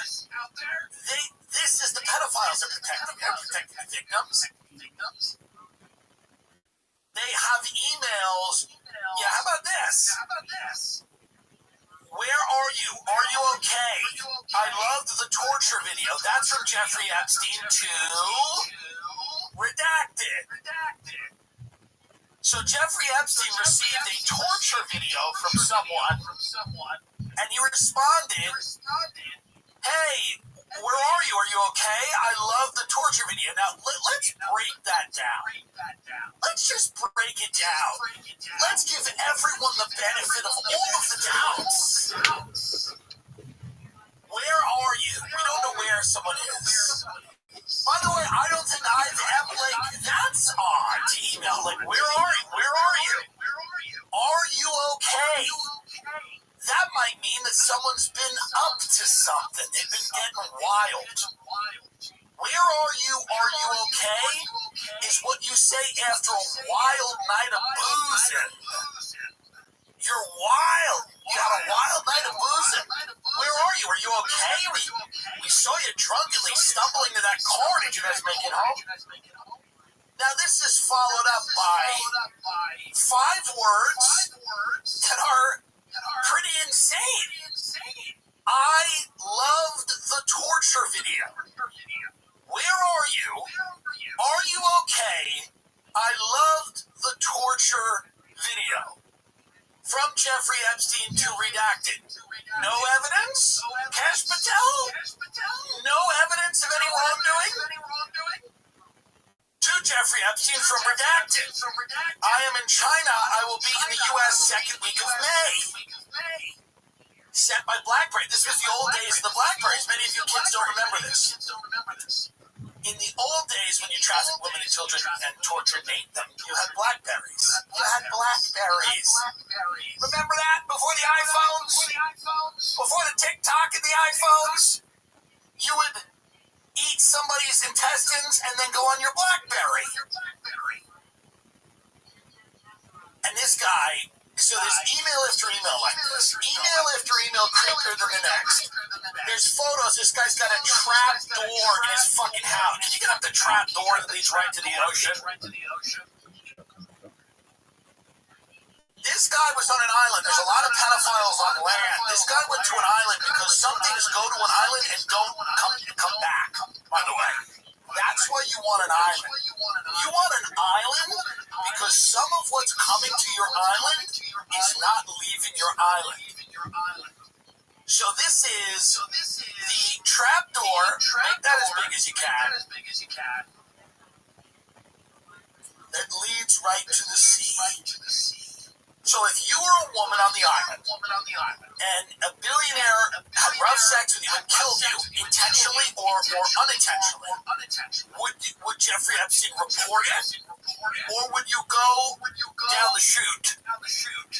No media is covering this. Shame on them, by the way. Shame on them. No media covers this. They're not covering this. They're covering parts of it, and they're dancing around everything. What is happening if you're on that island? Get up the email to Ghislaine where he goes, I'm thankful I didn't kill anyone. Now that means that someone started acting up. I've read credible journalists say, this doesn't say that there was a pedophile ring, and this doesn't say, this is just rich people hanging out with other rich people and ignoring a guy who might be creepy because they wanted to be around a cool guy with an island. The excuses made are unbelievable. And look at who's making them, and remember who's making them, by the way. Look at who's making excuses here, and remember who's making them. If you're a woman and you went to that island and you got killed, are they reporting it? Or are you going down the chute to become shark chum? I'm not trying to make light of it. I mean, listen, I'm being funny. I'm a comedian. It is what it is. But I'm telling you what's happening here, folks. Dear Ghislaine, many thanks again for your amazing hospitality. This is from Martin Noack, so we know who this is. Isn't he a professor? Where is he teaching? Oh. Dear Ghislaine, many thanks again for your amazing hospitality. I am so very sorry I caused you so much worry and that I spoiled this day. I am so happy that I did not kill anybody. My perspective of life has changed somehow. Lots of love, Martin. What do you think he did? What do you think Martin did? I'm going to give you three options. Do you think Martin spilled a bottle of expensive wine? That's choice A. Let's read the email again together. Dear Ghislaine, many thanks for amazing hospitality. I am very sorry I caused you so much worry that I spoiled this day. I'm so happy that I did not kill anybody. My perspective of life has changed somehow. Lots of love, Martin. What do we think Martin did if we had to take a guess? Option A, Martin spilled a very expensive bottle of wine all over the couch. Option B, Martin had a little too much to drink and went on a very uncomfortable tirade about the shifting demographics in Austria. Option C, Martin had rough sex with an underage girl and almost killed her. To a point where that girl had to either be taken out and gotten medical attention, and he ended up spoiling the day, and by some sheer luck, that underage girl didn't die. My perspective of life has changed somehow. Lots of love, Martin. Which one do you think he did? Do you think it was the one? Do you think it was an uncomfortable political tirade, or do you think this guy almost killed someone that they set him up with? Do you think it was almost that person almost had to go down the chute for the Sharks? That person was almost there? This is my guess. Do I know if that's true? I don't know, but these people are... I can't say enough about neurogum. I love it. So many people that tell me they're sluggish mentally, they don't feel it. I'm like, they're always trying to optimize their life for routines and patterns. Meanwhile, I'm just trying to have a functioning brain by 3 p.m. That's why I like neuro energy and focus now. I love the variety pack. Peppermint, spearmint, winter greens. You can rotate flavors while you rotate. Between productive and barely hanging on. And this is my favorite part. In a pilot study with Neuro's energy and focus meds, participants performed a cognitive test 21.4% faster than those without neuro. It's perfect for LA, traffic, meetings, gym, existential dread. It's for the moment you're doom scrolling, you realize you have to be a person in 12 minutes. Neuro energy and focus is powered by natural green tea, caffeine, L-theanine for calm focus, and vitamin B12 and B6 for better mood and metabolism. No sugar, no aspartame, no crash, which means I don't feel like I need to apologize to my body afterwards. It's clean, effective, and it's better for you ingredients. For a limited time, you can get 20% off your first order at neurogum.com by using code TIM. That's neurogum.com. Use code TIM for 20% off your first order. You can also find Neuro at CVS and Amazon. What is the religious angle here? I'll tell you. I'm glad you asked. When you listen to Jeffrey Epstein talk, he's talking about transhumanism. He wants to seed the world with his seed. He obviously doesn't believe in the concept of the soul. He doesn't believe in anything like that. He believes that you can sculpt humanity. There was a lot of transgender talk. And again, I obviously no problem with legitimate trans people, of which there are not as many as you'd think if you went through a college campus, like actual trans people. But Jeffrey Epstein clearly liked the idea that gender is very malleable and that you could, and lots of things in life are malleable, and he wanted clearly to build another body, and he was obsessed with scientists. He probably wanted to upload his consciousness, and he was a transhumanist. Not that different from things that, Elon Musk and people like that have said. It's humanity's destiny to merge with artificial intelligence, and we can engage in some type of eugenics. This was all Epstein stuff. He had all these creepy scientists who were at the island. They were doing all this fucked up shit, and he was also engaging in these conversations. So Jeffrey Epstein clearly believed that humanity was a scientific endeavor. And I want to bring up Luciferianism, please. Bring up Luciferianism. Bring up the definition of Luciferianism. Let's bring up Luciferianism. It is a philosophy or belief system that views Lucifer not as a devil, but as a symbol of enlightenment, independence, and pursuit of knowledge. Folks, we're getting somewhere. Folks, I think we're getting somewhere. It emphasizes individual responsibility, critical thinking, the balance of light and dark, often drawing from Gnosticism or occult tradition. Unlike Satanism, which may focus on indulgence or rebellion, Luciferianism focuses on self-deification. I am God. Wisdom and personal growth. Jeffrey Epstein and many in the ruling class are Luciferians. They believe, whether it's aesthetic or not, they believe all of these things to be true. They don't believe there's any moral code outside what they can get away with. They believe that they are deities and gods and that they should be able to upload their consciousness and potentially live forever, and that you are biological ways that they should be able to fuck and throw in an ocean for sharks. This is true. It's absolutely true. Now, they might not say it. They might not go, I'm a Luciferian. Now, some of them will. But they're obsessed with Moloch, who's a god of child sacrifice. They're obsessed with Baal and all these things. They're obsessed with demonology. They're obsessed with this idea of becoming their own god. They're obsessed with child sacrifice. They're obsessed with engineering humanity through things like eugenics.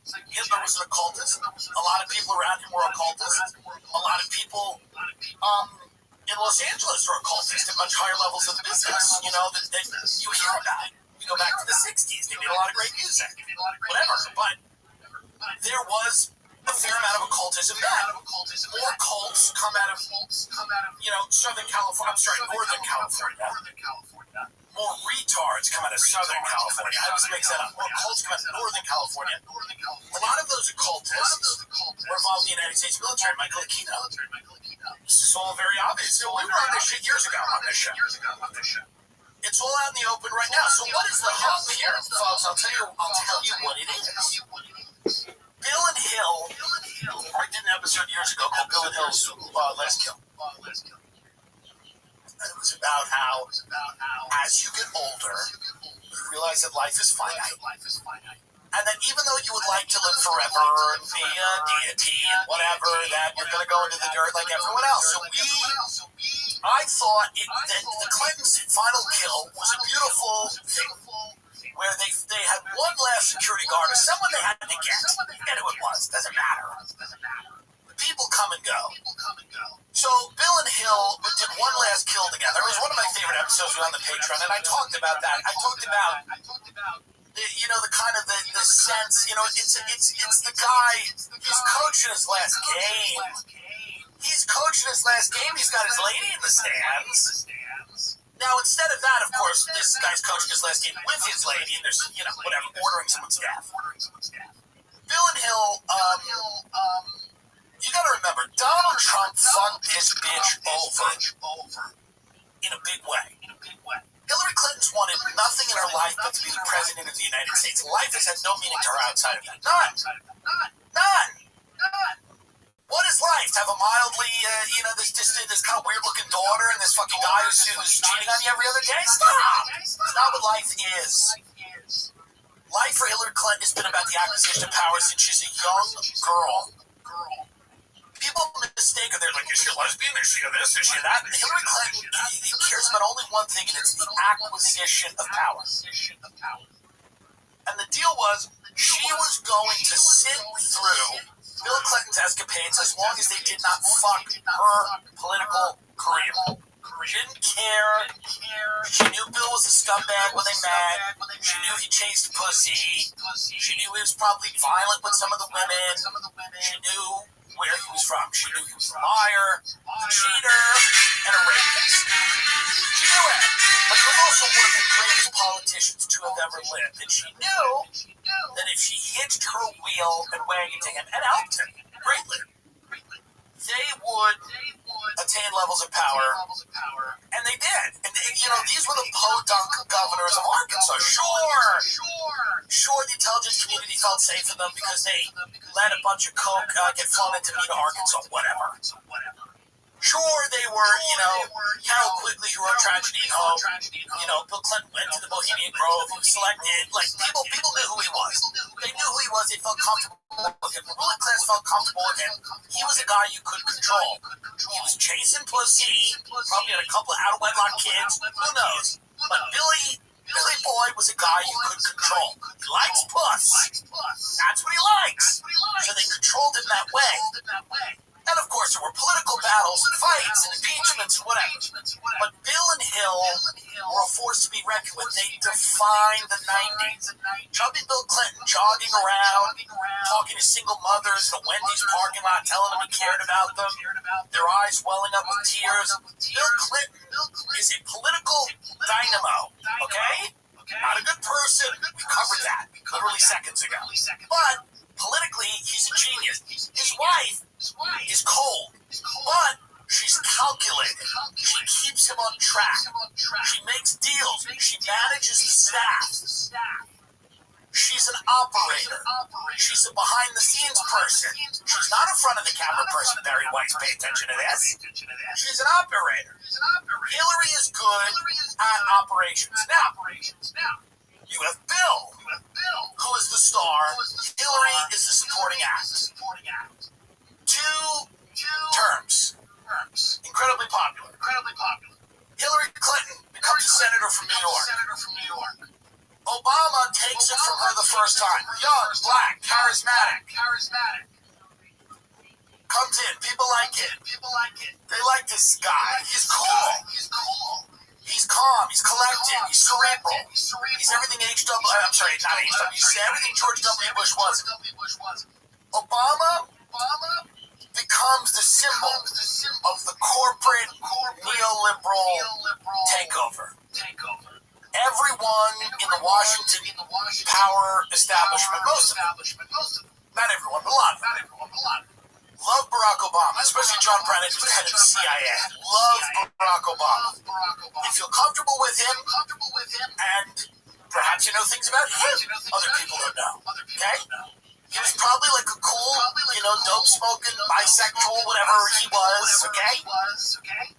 So he's being controlled. To a degree. Everyone in that position is being controlled, by the way. See, Barack Obama, he takes it from Hillary. After 2 terms of Obama, Hillary still has a shot. Now the road is paved for her.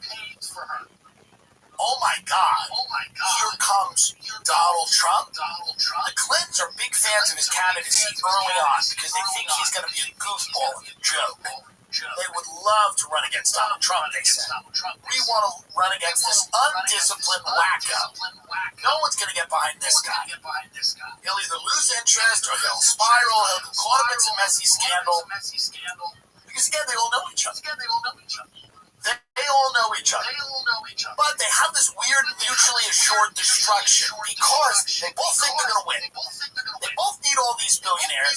So as much as he's teasing the Epstein stuff, and she's teasing some of Trump's behavior, Hillary, and Trump shows up to the debate with the women that have accused me, after they grab him by the pussy. Everybody thinks Trump's done. He shows up to the debate with these women that had all accused Bill Clinton, including Juanita Broaddus, who accused him credibly of rape. But this is all political theater because everybody knows there's something that no one can talk about. We can only tease. And that's the trap door and who goes to the fish. Bring up the door. Now, who goes to the fish is what we can't talk about. I can say you're doing sexual assault. I can say you're a misogynist. But we can't talk about who goes to the fish. Okay? Now, Trump wants the Epstein files gone. Kash Patel wants them gone. His girlfriend, I don't forget her name. What's her name? Yentl? Anyway, she wants it gone. All of these people want it gone. Nobody wants these things out except a collection of podcasters, the American people, the victims, whatever. But all the billionaires, all the media, all the political people would rather them go away. Trump would rather these things go away. But Thomas Massey, Rokon, other people, they're pushing it.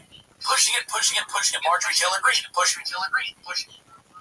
These things come out. The Republicans now go, we want Bill Clinton to testify because we want to play political points with this, because the Republicans still think this is a political issue, bless their hearts. The Republicans still think that this is a political issue, and this is not a political issue. It's about who goes to the fish.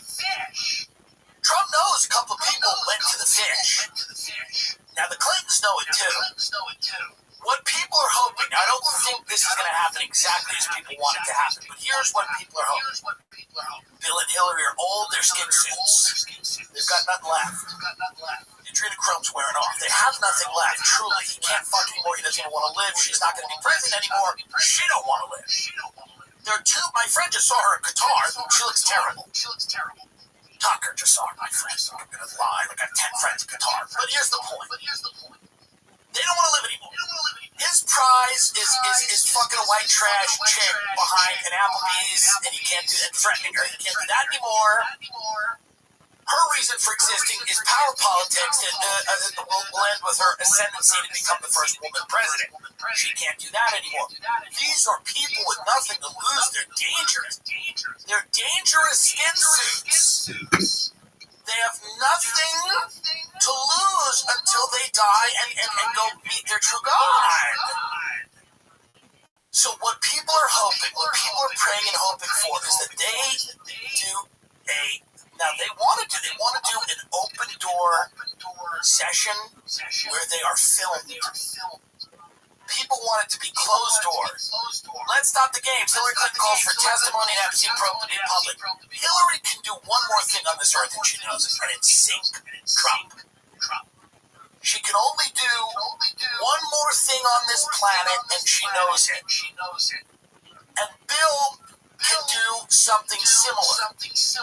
The only thing Hillary Clinton has left to live for right now is to destroy Donald Trump. If Bill Clinton got up and was like, we write all the Bible, we hide the Bibles, we write the Bibles, we hide the Bibles, we write the Bibles, we hide the Bibles, we write the Bibles. And you did it. Trump did it. We did it. You did it. We did it. You did it. We fed that woman to the shark. We fed that woman to the shark. And then Hillary goes, we fed her to the shark. We fed her to the shark. Remember, we fed her to the shark. And America is paralyzed by this. All right, so let's say good morning. Let us begin.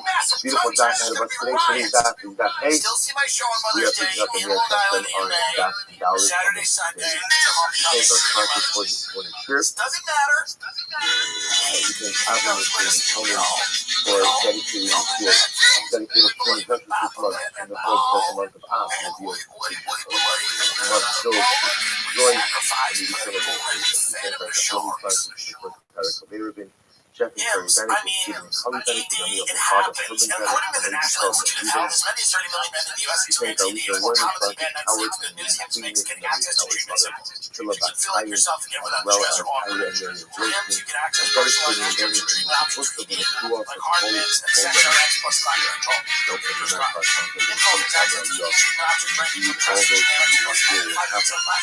And brand names to heart meds. Let us begin. To We get are picking simple up the nurse online on access to $1,000 personalized affordable care. For ED, hair loss, weight loss, and more, visit hims.com/TIM. That's hims.com/TIM. For your free online visit, hims.com/TIM. Actual price will depend on product and subscription plans. Featured products include compounded drug products, which the FDA is not approved and verified for safety. Effectiveness or quality prescription required. See website for details, restrictions, and important safety information. DraftKings. I love DraftKings. I can't say enough about it. Super Bowl is right around the corner. It deserves a sports book built to the moment. DraftKings Sportsbook, an official sports betting partner of Super Bowl 60, puts you right in the center of the biggest game of the year. Everything else is learned out. And when anything can happen during the Super Bowl, DraftKings has your back regardless. Action. If a player goes down in the first half, you still get paid out in cash immediately once your bet settled. No bonus bets, no waiting. DraftKings new customers can bet just $5 and get $300 in bonus bets if you bet with. Download the DraftKings Sportsbook app now. Use code TIMBILL. That's code TIMBILL and turn $5 into $300 bonus bets if your bet wins. In partnership with DraftKings, the crown is yours. Gambling problem? Call me up. Gamble your call. 877-8-HOPE-NY-CORRECT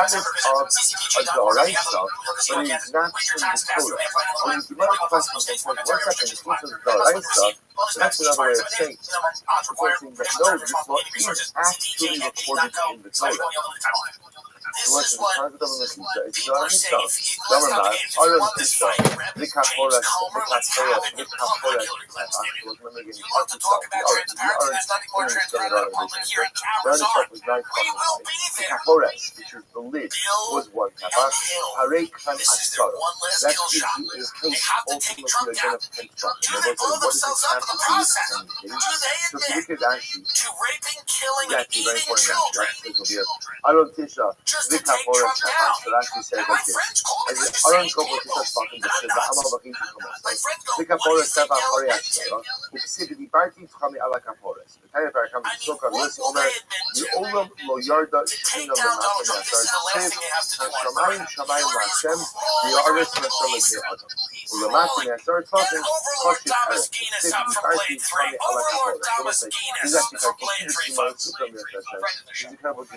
We know the This is what Hillary Clinton currently looks like in Qatar right now. Overlord Thomas Guinness, Blade 3. That's one concept. The emotional only remains in the celestial She's sphere. crawling around Qatar with a cape. Yet the Torah Her also life force says is that almost over. She's about to go to her home who planet. spoke to Moshe The from one between the thing that she Kruvim has on left top to of the control Arum. So how do those two is concepts destroy how do they gel? Donald At the Trump. end of the She day, has the nothing God left is to do. speaking There's to Moshe nothing. from What does the she do? lid What does she get? of What the does she Arum. give a But fuck about spending time with her on the grandchildren, earth, brother? the Fuck Pasuk off. says, and Shamayim Shemayim She's got a mission, amazing. and it's a headshot. That the She area wants to take him between the out. Kruvim She is not wants considered to calls be for him to earth. resign. Not She considered to be wants, earth. yes, in the blind, to the left. There. That in the pizza that is more than 10 hours. That's Hillary right now. We are essentially the lid of the Getting ready Aron for the was hearing. a separate She's area. getting ready for the hearing right now. She has one thing left to do. From the She Aron has you learn one thing that left the to do, minimum and it's destroy dimensions Trump. Because I don't know if Trump was a part of it. pizza He's probably fucked some underage Therefore, people, even the I would pizza imagine. is all right. And God only knows what else. It's a before He's the been Pasuk. accused of horrible Horrible things Amas in being these the files. Amabatisha. Now Trump saying he likes book club. Play this. Because Trump knows. Here's what Trump knows. That when talking Didn't about the fear children of Hillary when she had the something so to we use an Amma of 5 topics. when Sorry, Hillary an Amma of 6 needed topics. When it comes to the Amma using the dark utensils, overlord. it was an Amma of 5 When she topics. needed them, he didn't fear her. Now that she doesn't need them, and she's about to slip Therefore, her again, skin according to suit Judah, it could very well be that the and go back to her home planet. She knows that. She can. She will go in front of Congress. There she is. With her husband, Bill. And they're going right mission on fire.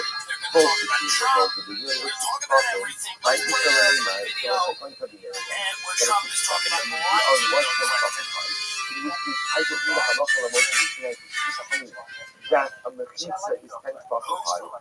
Because at the end of that, from the Aron. So what do you do? So what does Allah Moshe Sinai teach me? He wants to learn Merkia, say help us all.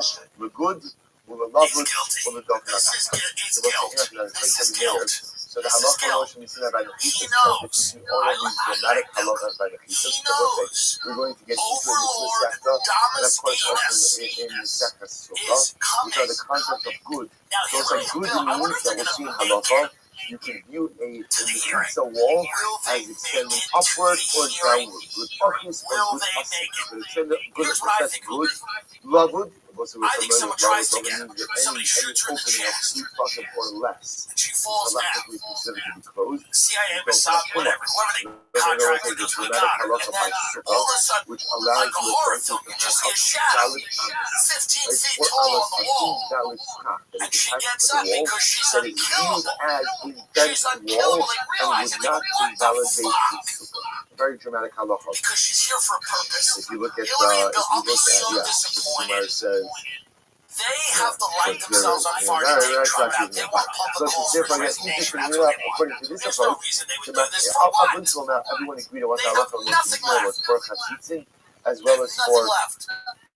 Other than the idea that you can light this guy on fire. when it comes to what is the halacha of Moshe in Sinai, for She can light him. that seems to be my whole I want to say about this, but let's take a quick break for that man who killed himself by putting his head in that fryer. Was that at Wendy's? According to Where Mayor, did he the do halacha of this? Moshe in Sinai by Olive the Garden? secretly good, Let's lovely, just take a quick break because it's and been go for very that. dark.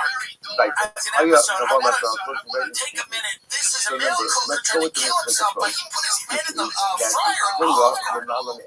Let's just take a moment. An Olive Garden employee died from burn injuries he suffered after thrusting his head into a deep fryer, and where police have categorized as a suicide attempt.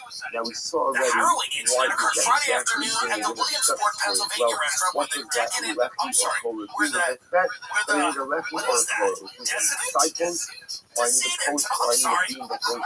I thought they were saying the Williamsport, Pennsylvania restaurant where the decadent tour of Italy was served. I'm like, ooh, it's getting sexy, I might have to go over there. Go say watch this case. In response to the agreed triple lowering the last year in Pennsylvania State spokesperson said the incident was a suicide attempt and out of respect for the individual and their families, we did not release information. So again, remember, easy fix. I want Interesting. to In a bring brief down phone the conversation, the manager of the Olive Garden, which closed for a couple of days after the incident, by the way, for I'm one up reason, the night. How much do we're you not have able to to disclose anything due to our privacy law. So, in a sense, the dispatch operator handed that American head first in the front. So here's How what high happens, is the right? Torah? However high is He's the an Torah? Olive 25 Garden, hours. and he's doing Of course, 55 hours. 35 hours. Sauteing. Whatever the amount of height that you have to go and bring it out. You have to do Ella. Ella. So we'll say, what's happening over here is Some as guy follows. goes, Just no, so look at that. fucking Come busy. on, my mama, Yeah, I know it's busy. I know it's busy. And he's doing it. He's putting the hot rolls in the baskets What in are we there. doing? And they're burning his fingers, but he's doing it. And he's doing it. No, it's fucking busy, bro. Table 60's bread. I'm doing it as fast as I can. To diminish the airspace between the Now, is that one ground of the darkest and places the in America? Torah. Truly, an You Olive might Garden ask me kitchen. how That might large be worse than does that. that Show it platform again. have Show the to shirt. be in order to make the Torah That might be effective better than for the the Olive Garden mother? kitchen. So Now, Ella, look for the he's in an Olive one Garden has to kitchen. be He's the putting the hot depth or rolls. the width Now, these are the again people of who don't the get affected in platform human trafficking. in order to Yes, go it's ahead not good either. and allow the Torah to He's be constant. putting Which the I really rolls is of very bread interesting. in the Yosef, basket. You put them in the basket quick. So He's Yosef chopping the onions. says, He's got it because he's also and actually, prep. He's doing some prep. I sent you on the WhatsApp But he's also filling in. He's doing a few different jobs. number of Because someone called out. Sarah called out that she's got to go to family court to get her kid was back. to be able to imagine. But you can see this is So he's in the Pennsylvania Olive Garden. He's putting the hot rolls. in He's the ones getting that I her sent taste. you. Those little rolls. See again, the And individual is he's built putting the ranch in the little cups. underneath the Torah in And he's order to putting be the able ranch to in make the the and Torah he sitting on says the to platform himself, within listen, 20 amas. So the Shaila that how much longer am I going to put the ranch in these little cups? That's system number 15 was that I just said. He says to him, he has that phone. He says, let's be The honest. platform needs not be How more than much a tapa. longer am I going to take this industrial-sized thing of ranch and put it in No, it has to tiny be little fourth cups Fourth talking. and serve it with the calamari, which is a little like buffalo testicle. It's not even calamari. And whatever it actually tastes like. The point is this. A lot of people like the ranch and the breadsticks are pretty good. He's on his 70th ranch in Philly. He holds that And you're it hits actually him. permitted to use the It area hits him. He goes, there's cool ad right now if I just stuck my head in the fryer in front of everyone. And it'll be such a harrowing image. It'll be such a harrowing image that even though I'll be dead, the people who eat in this restaurant that see me will live forever. We're going to see that in journalism, exactly how a coda works. What does the coda do? including my head. Now, by the way, this doesn't work. That's why I make this exercise. No one gets it. It's literally the edge of the comes down and say a lot.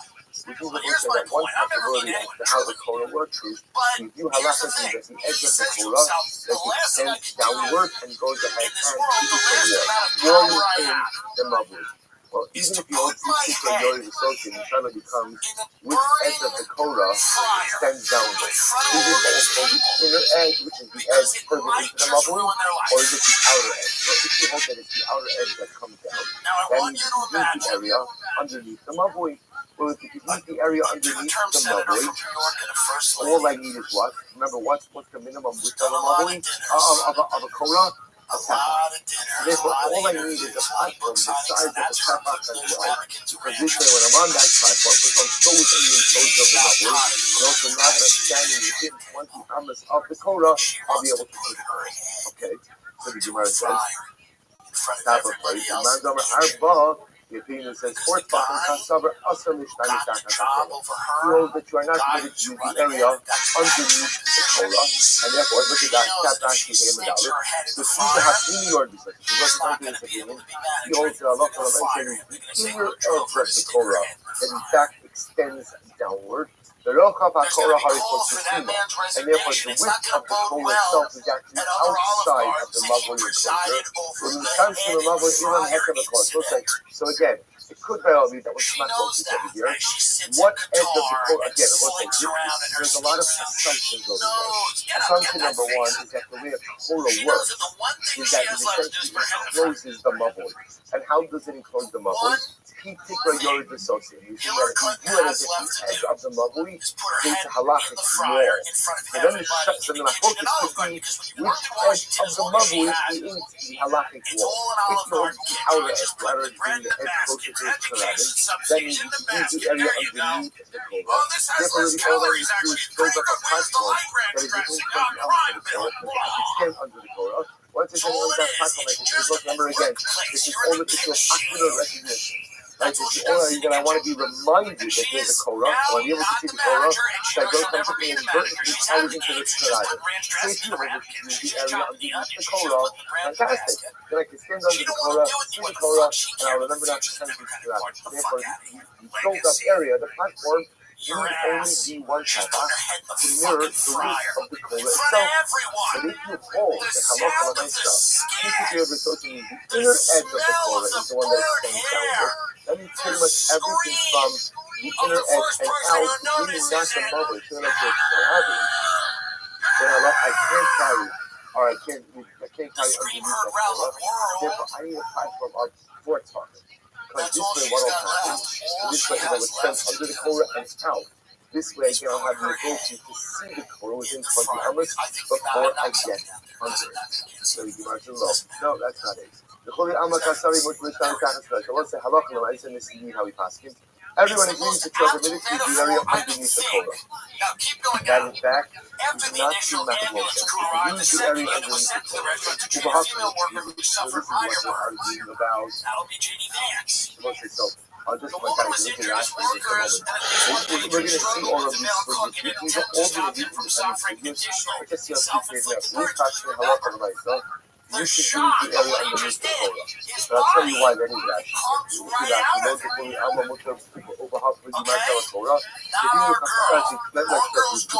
first of all, we have to see if you use the area underneath the Torah. What's the matter? Oh, what's that over here?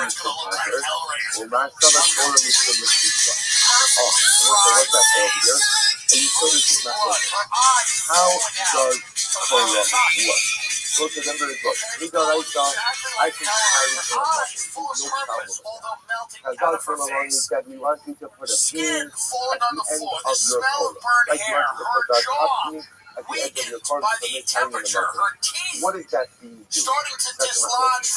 One says the beam is a hacker, a reminder. Just a little simple reminder.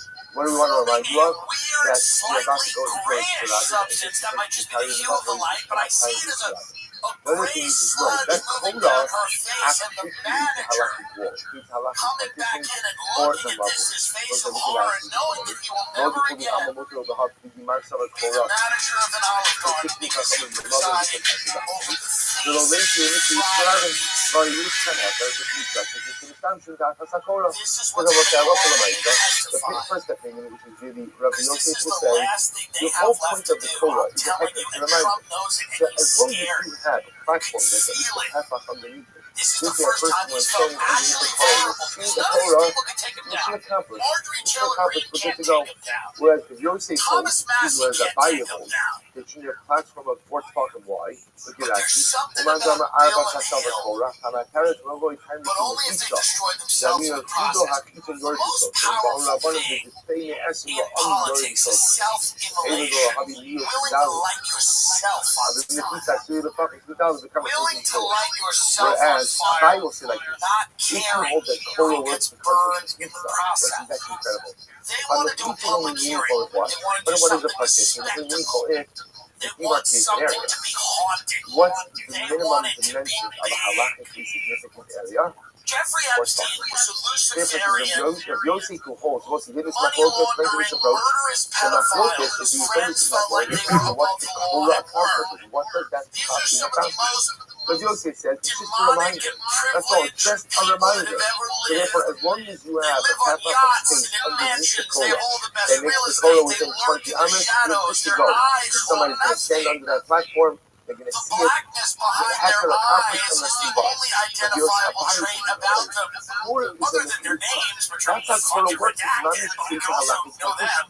But if the pizza halakhic condition, a pizza is only meaningful to market, halakhic is meaningful area. The minimum dimensions of halachically meaningful area are what? Therefore, the platform itself must be worth it. Levi's and the other possibilities. Fully Amaphor use of hecker. Maybe, as the other possibilities, everyone agrees to halachal and myself, Torah, being ultimately again is Mr. Hecker. There is a reminder that we should not carry from the Mabu into Shirah.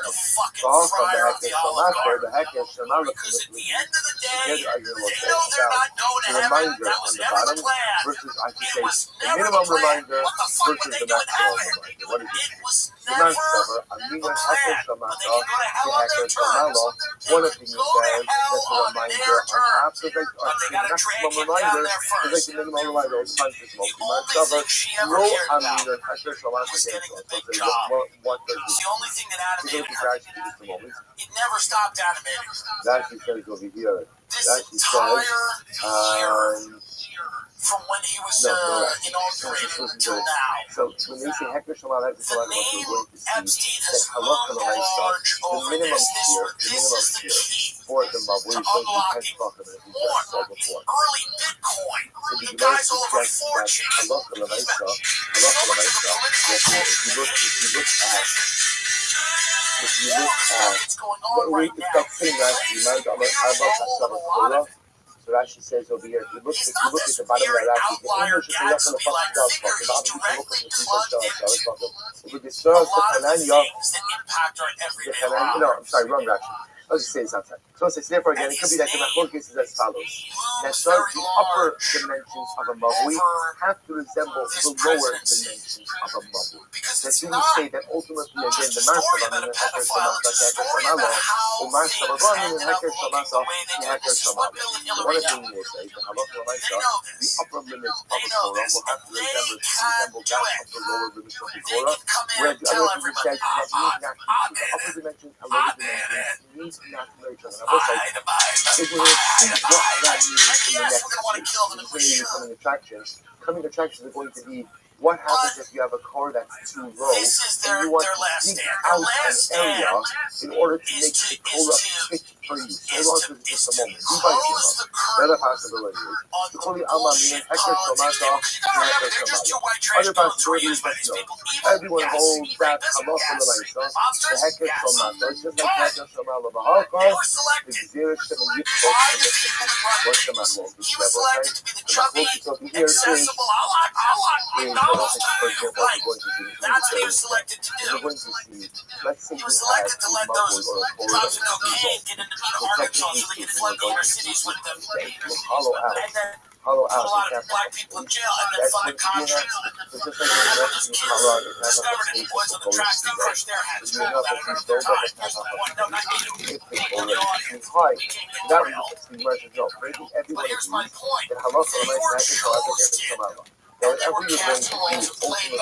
To hollow out space But they were the bubble discarded. that's low sufficient will be enough to go ahead and remedy the core that's too They hot. were discarded by the same vampires that chose them. They were discarded. All of a sudden, they were sitting there, face full of blood from a bunch of cattle shit. And they were like,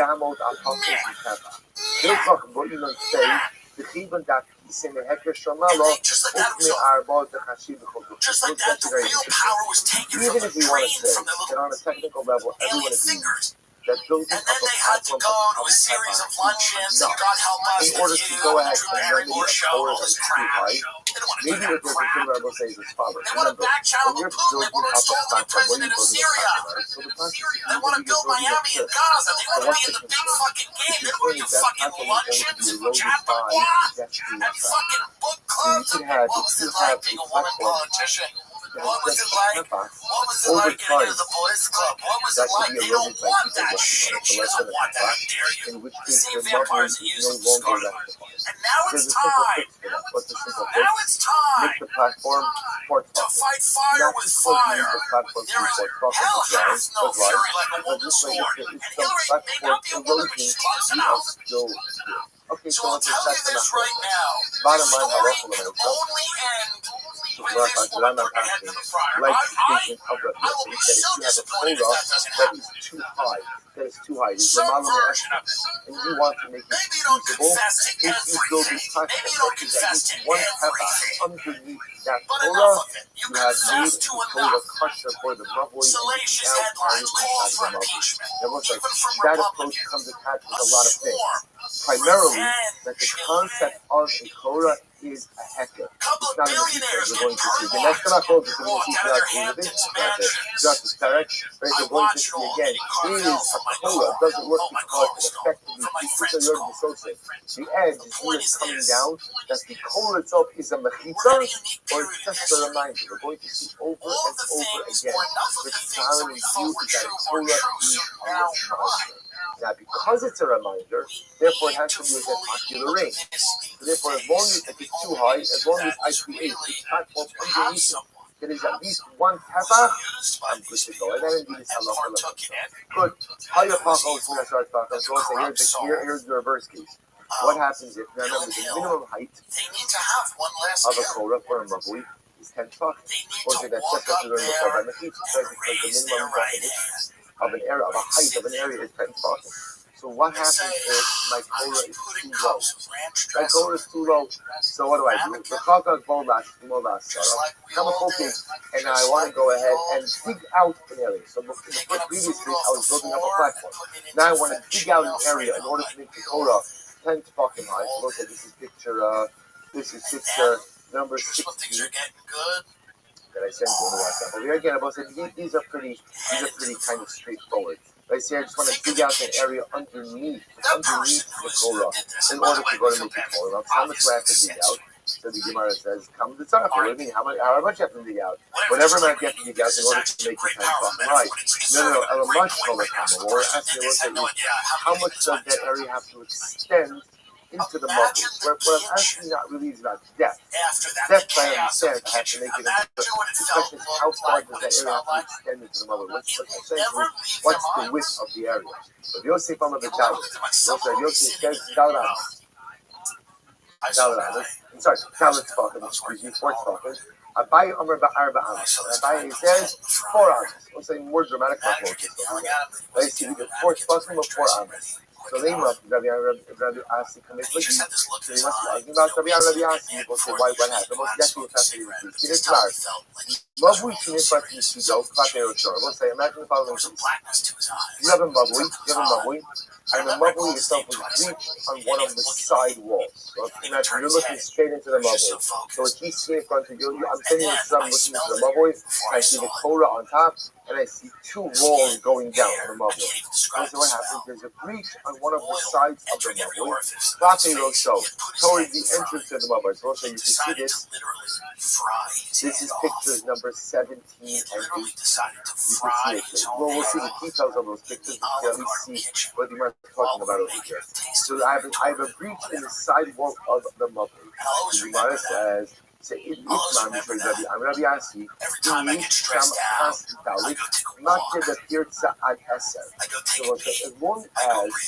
part of the wall is intact, in relation to the wall, as long as a part of the wall, the front part of the wall, which is the part that supports the Torah, right, and going down, as long as there's at least 4 tefachim of that wall intact, so then you're okay with the breach, as long as the breach is less than 10 amos.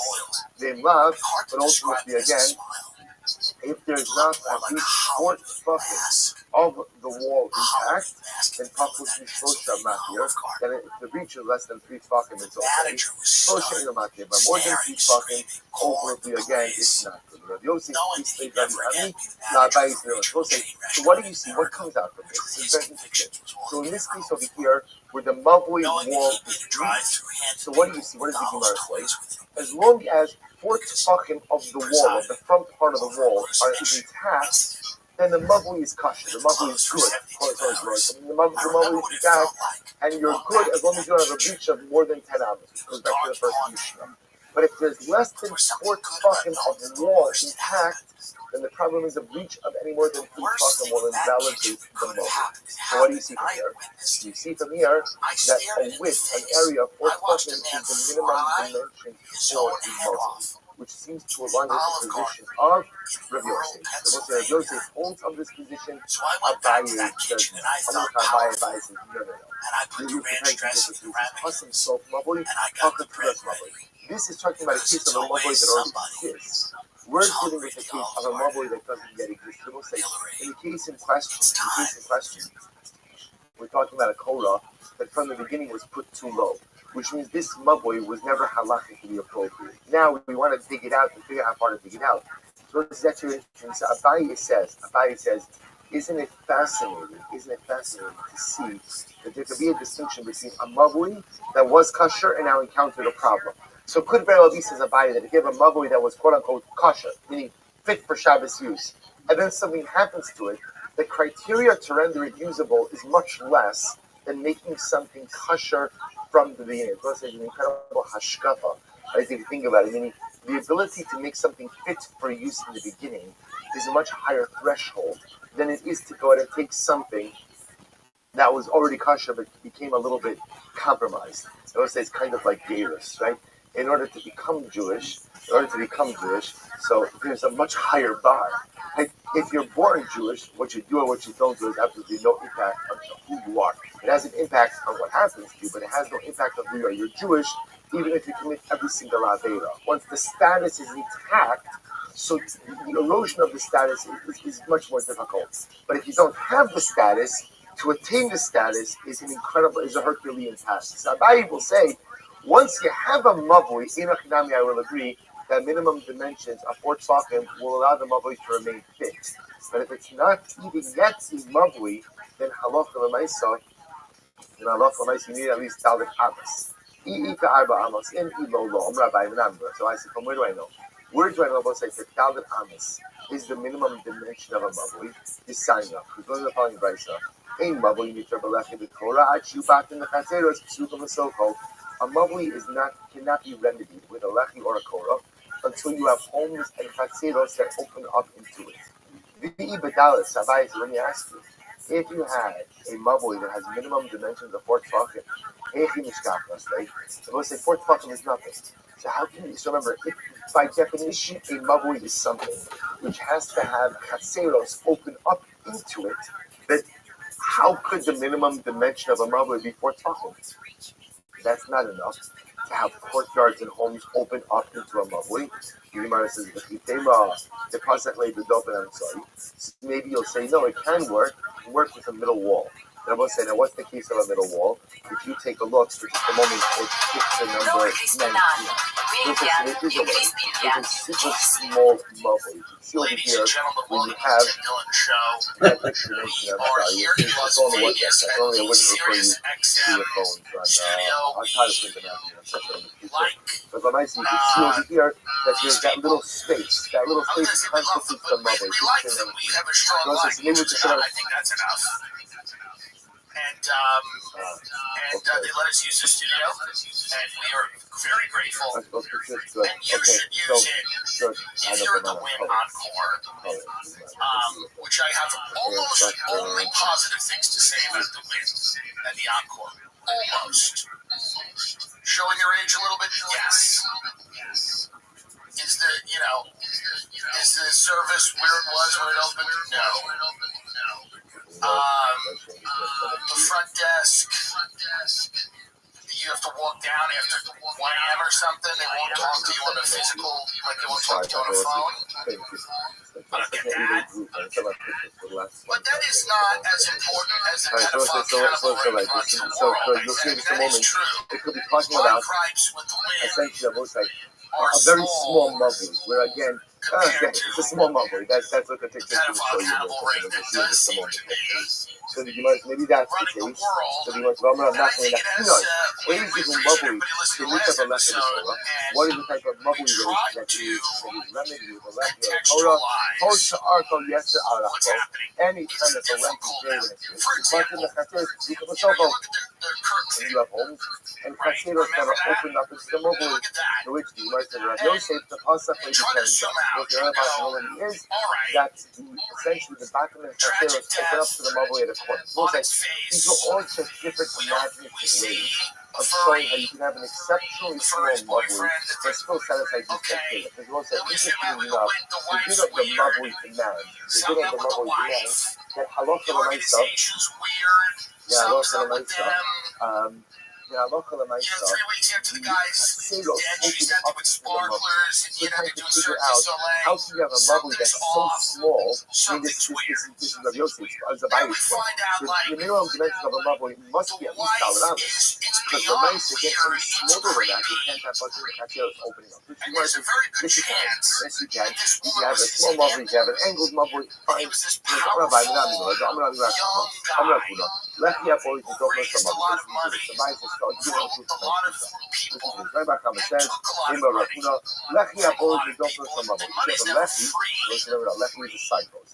It extends out from the wall of a mavui.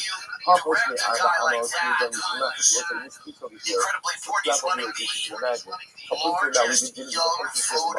important, what happens if you enter the mavui, you have a wall that extends out and to the left at the side of that wall.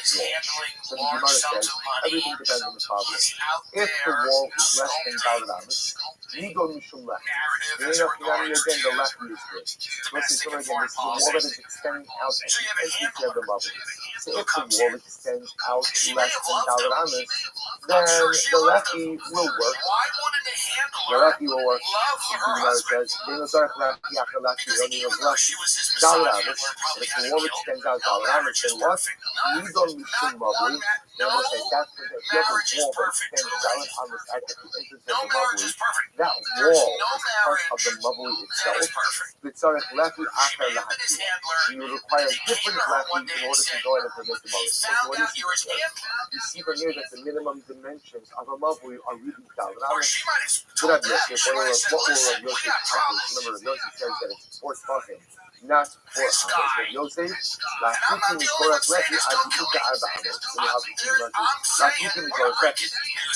this Gemara is dealing with what ultimately negates its identity as a lefty. People that are talking, I'm sorry.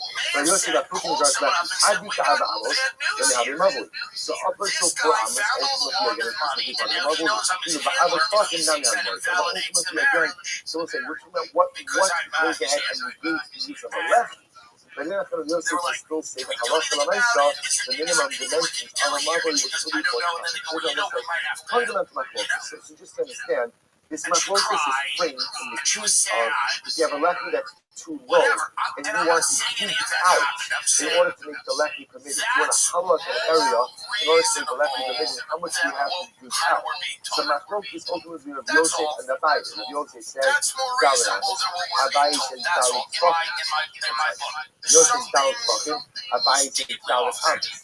But I just want to point out over here that the Gemara understands that this machlokas is a fundamental machlokas regarding the actual dimensions of a marble. What happens will be you like a baile, but Allah Ta'ala says if you have a Torah that is too low, you must hollow out an area of 4 amas in order to go ahead and make the left with the Lord. So there happens to be another fascinating machlokas. Disingenuous for whatever reason, or they're honestly less like crazy, and that's okay too.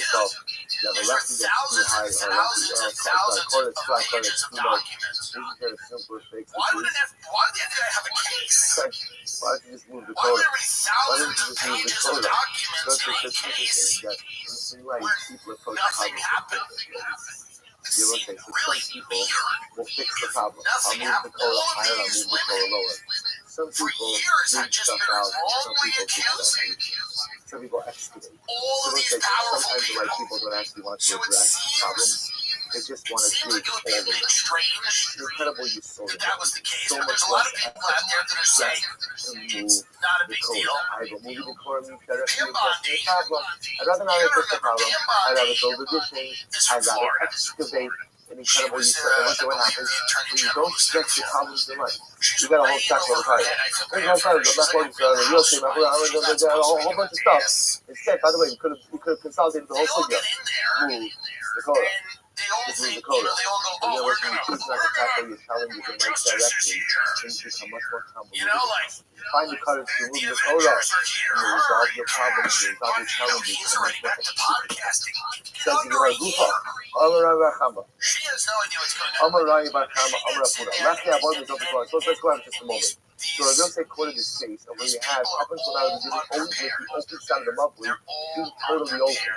In this interesting case, you have a wall that extends across the entrance of the muffler. So we said, if the wall extends, let's explain it. So lefty apple, you don't know some of it. So you have a lefty that is next to that wall that extends by the entrance way of the bubble. It's on the base. Purpose me are the almost lefty. If ultimately again the wall extends less than dollar, I'm going to say a lefty where then start lefty after that hero and go in another lefty in order to permit the mobile. However, dollar amis, but it's the front wall. Once it's just so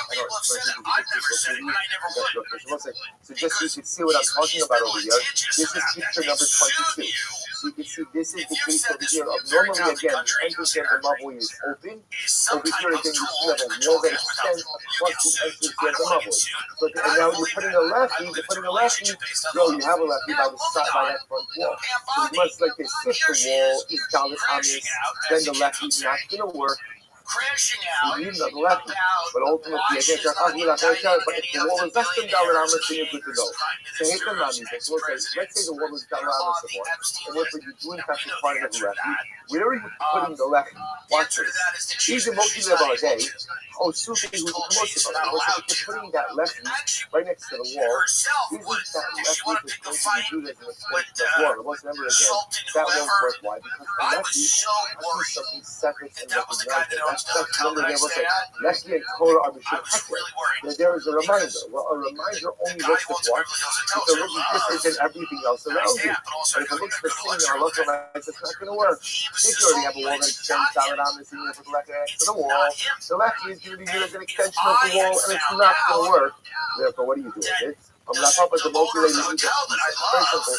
You just put the lefty by the other side. That's picture 22. Right? You just put the lefty by the other side. Put on the opposite side, therefore it's a recognizable lefty. The Funa brings up your Shua Amr Aki the team of the multi-layer bag. Then you can put it by the same wall. By the way, you have to do in the Tabi Bay or the Mist survey. Or you need to do a bunch of lefty, a little taller or a little shorter than the wall. That's very simple. And again, I'll take the pictures.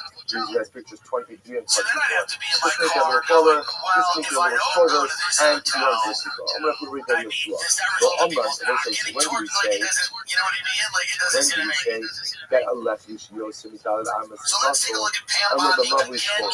Or say, when do you say that incorrectly is more than Dalit Amas? Ultimately, when such a lefty doesn't work. That's only the lovely Shiva. That's only, the lovely Shmona. That's only the lovely ultimately against more than 8 Amas.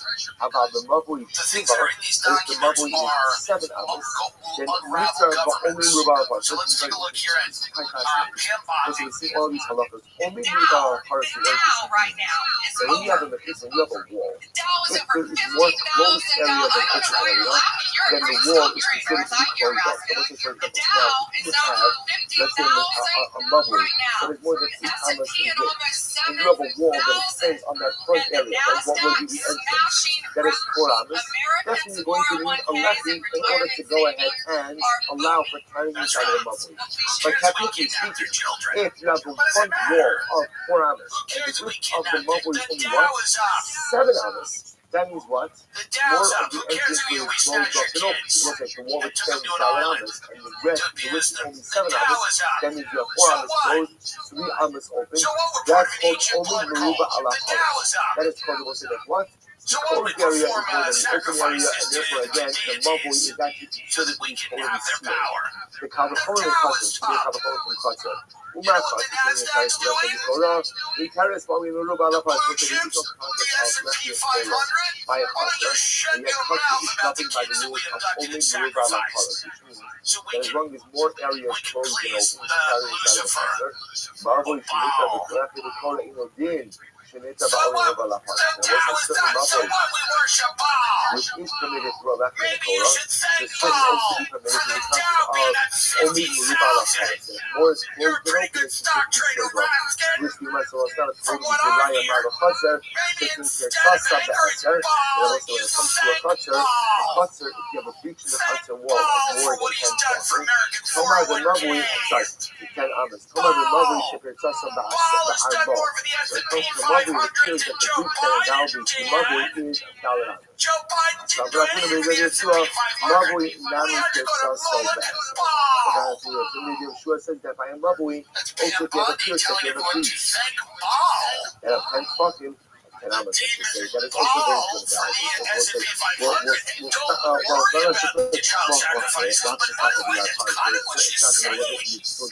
I'm going to say just understand what we are leaving offers over here. What we're starting with over here was a week of trying to figure out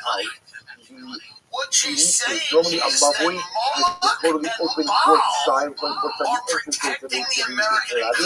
We're beginning to see that when there is a wall that extends on that fourth side, depending on the size of the wall, will affect the number of things. Number one, whether you need a lefty or Torah at all, that's how it is.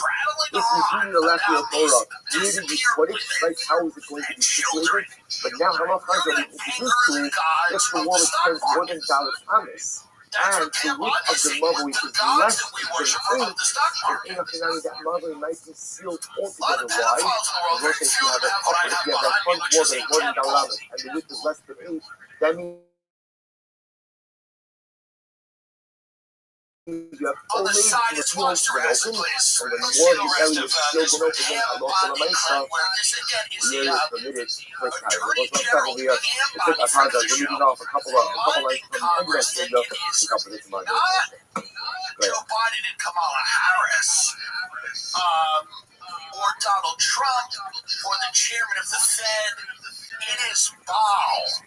It is the entity Baal and Moloch that protect the American economy. Here she is. All right, so let's take good morning. Another incredible back out of us today. Today's back is Valley Sport. We have on zero and a six. Are you kidding?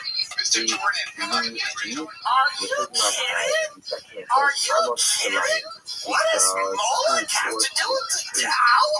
Are you nuts? You're asking what Moloch, the God not a child sacrifice to do with the Tao? The Tao is fake. You know it's fake. Finance is fake. It's what we say it is. It's only to please Paul. I mean, what does the Tao have to do with Baal? Everything. Helix, I cannot say enough about Helix. Everyone who visits me says, wow, these custom mattresses are so great. It's because of Helix.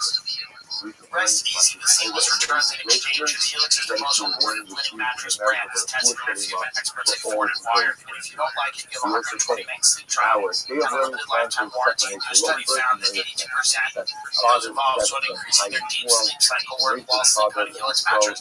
I've had my Helix mattresses for years. My sleep is the best it's ever been. I like midnight deluxe, but you gotta take the little Helix quiz and I'll tell you what's good for you. HelixSleep.com/Tim.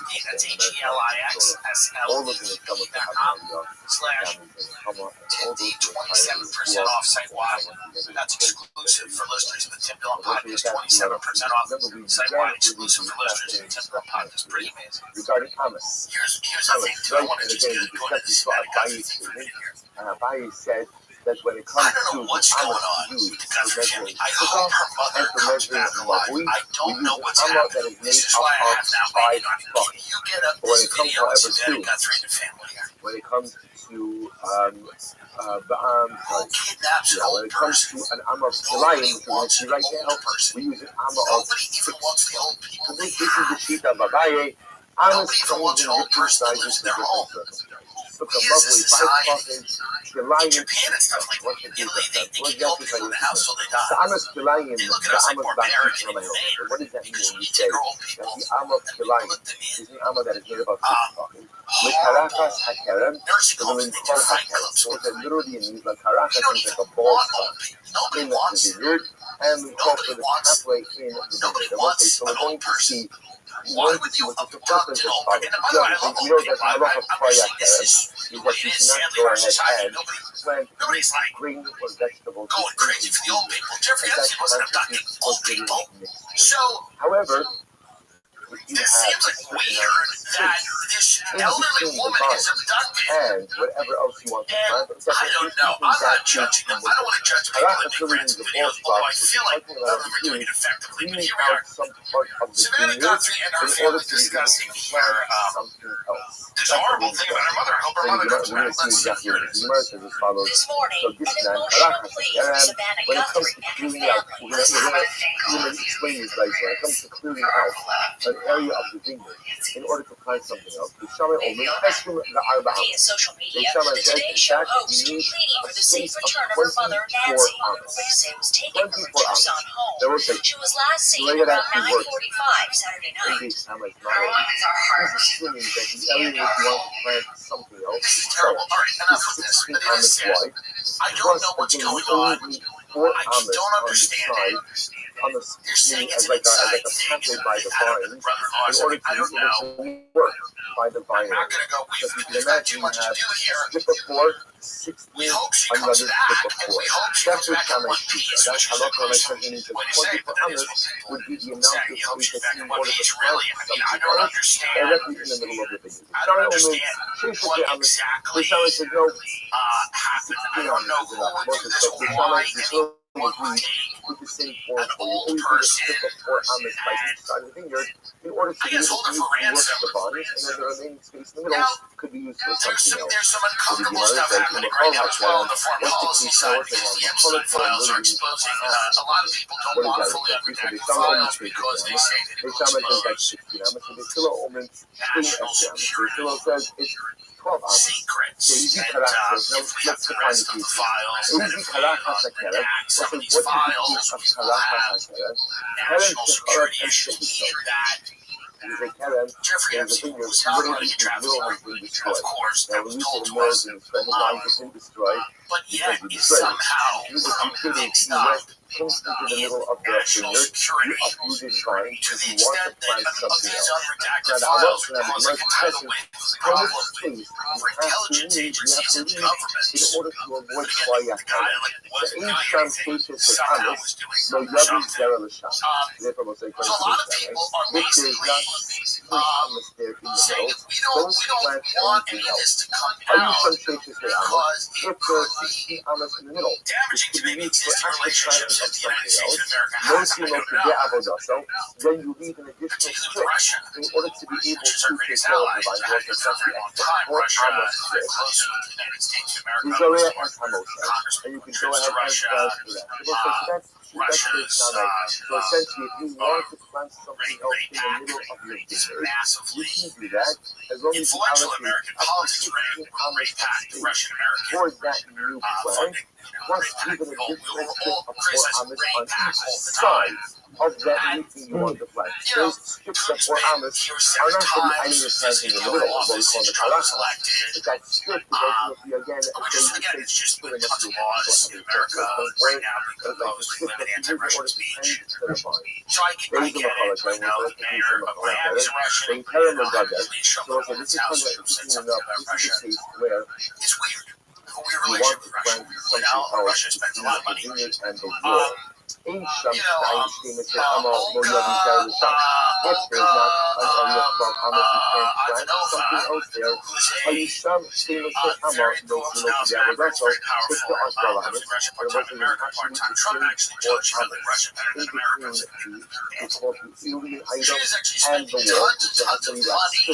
In Kentucky, the House race, so that Thomas Madison can't get elected because, and what is Thomas Madison doing that's so disturbing to the Russian oligarch? It's that he wants empty files released. You have to imagine it's damaging to Russia because a Russian oligarch is dumping tons of money into a Kentucky Senate race so that Thomas Madison can't win because he's running more from the platform of transparency for Epstein, victims, and consequences for the perpetrators of these horrible crimes. So that is obvious to most people that something is going on. So maybe that's one of the reasons that people don't want these files unredacted because it will we are always assuming damage our very close, uniquely close, historically close relationship with Russia. And fund Russia, give Russia money to fight a lot of wars. Russia has, potentially influenced our foreign policy to prioritize wars that maybe weren't great for America. So we got a big problem with Russia. Why? Obviously, it's obviously Russia. Requires more space. What is like it is. What does everybody agree on? Good luck trying to get elected in this country criticizing Russia. You must leave space. You must leave space. So if you tell me You that criticize Russia, instead you of make five Senga, you make that. then halacha said that's much more space. Every year I see one or two people, maybe But more, it also results in a kula. in my business have to clarify that they're actually The not regular being given the anti-Russian. Arba Amos, Zilla Kula. It's a thing. So we'll say, what about the People have to following do it. They come out and they situation? go, The Suki Amos, I mean, my support for Georgia does not mean I'm anti-Russian. normally buying And I just want to let people know that I've never been anti-Russian. I have Russian friends. like how it happens. So, the regular vineyard, you There's a huge Russia connection in these documents. Yes, Prime Minister of Russia used to stay at Epstein's house. Epstein's personal lawyer,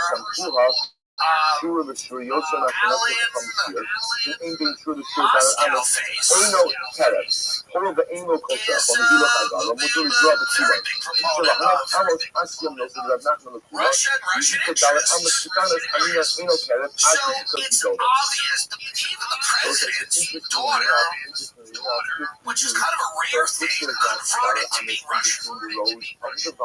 Kind of a rare thing because her husband, Jared St. Petersburg Hewitt, was Russian. And the daughter, did you know this, converted to be Russian? No, in halacha, the definition of So it's interesting. So Trump has a lot of respect for Russia and Russians.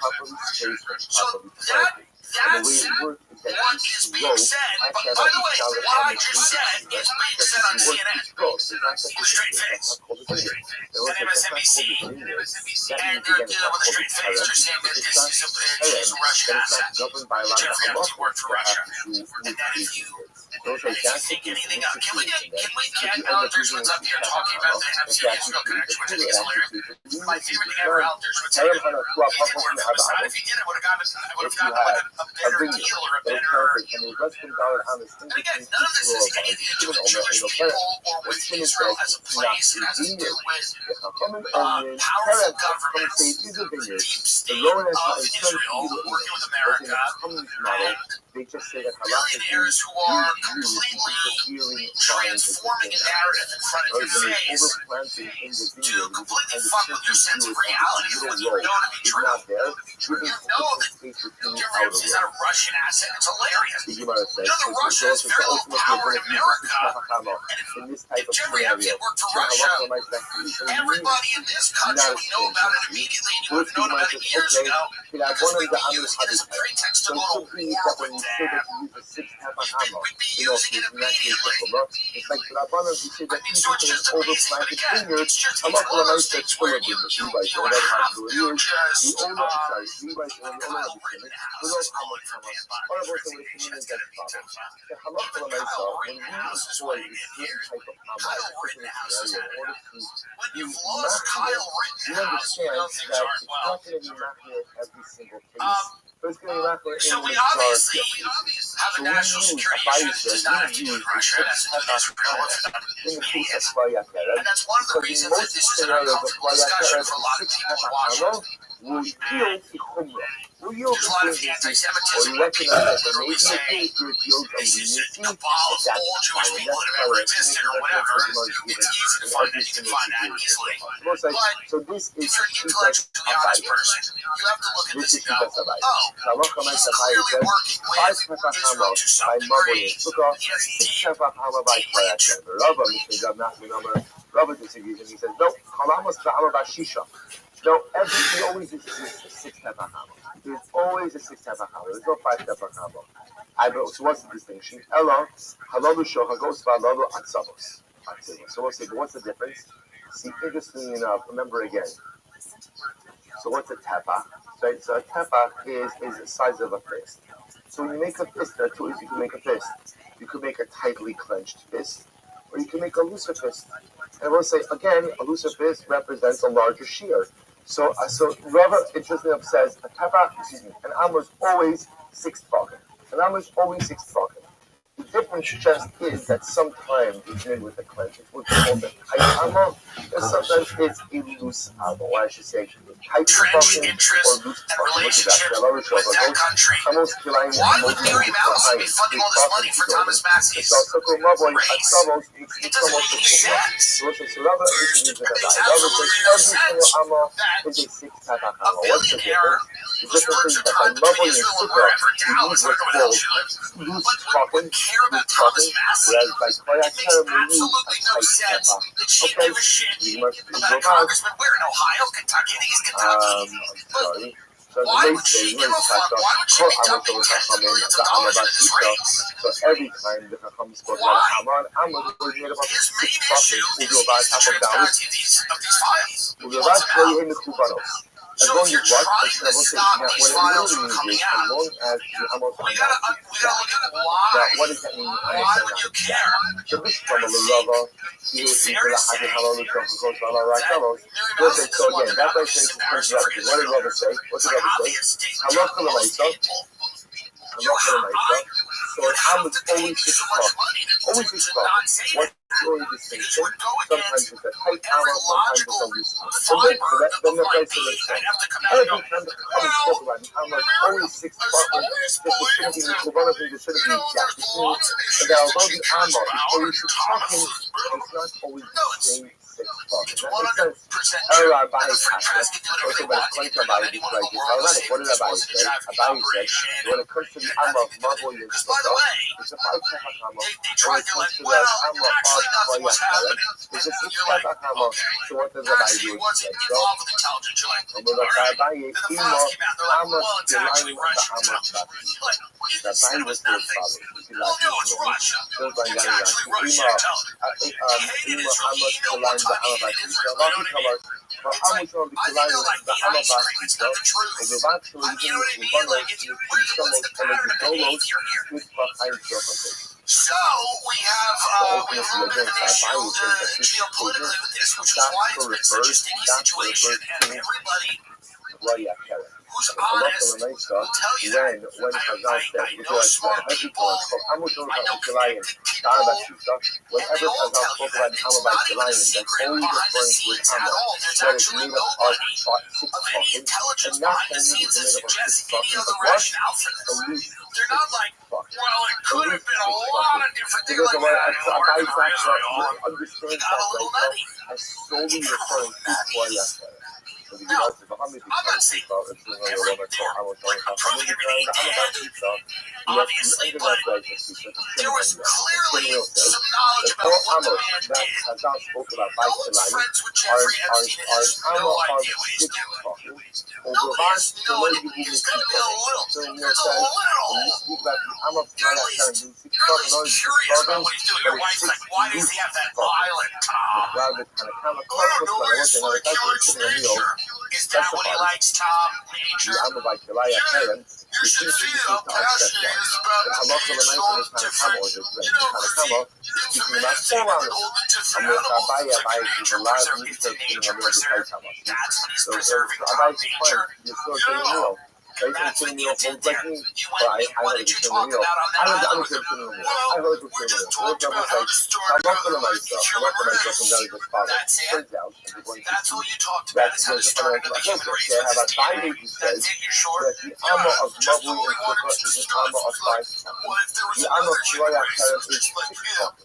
Okay, Tom. Fine, what else? Well, you also talked about like time traveling. About you get hard, you fall and travel through time, like fuck someone in another dimension. So that's all you discussed, Tom. That's all you discussed is if you went through time travel, would you still be able to get an erection to fuck someone in another dimension? That's all you talked about, nothing else? That's really it. That's all you talked about was seeding a new human race with his DNA, and then going potentially to another time. And if you could get blood to your penis so you could have sex with a child in another dimension. No, I mean, not a child per se, but like, that's kind of what it was. Alright, fine. If that's all you talked about, I'm fine with it. I'm fine with it if that's all you discussed. But I don't want you doing anything bad. No, just talk. We did Crown Princess marriage to Jeffrey Epstein on November 2012. Soon people won't be able to make humans anymore. We can just design them in a lab. Whoa! Pretty cool. Okay, so this is from H. Crown Princess to Jeffrey Epstein, and this is 2012. And here's the trick. You always make me smile because you tickle my brain. I want the data from it. Now, by the way, before we read this, you were getting a glimpse into how the ruling class deals with each other. And a lot of them, like, yes, the Tanakama will say 6 Tefach for everything. You know, soulless. But also we can't forget, kind of retarded, a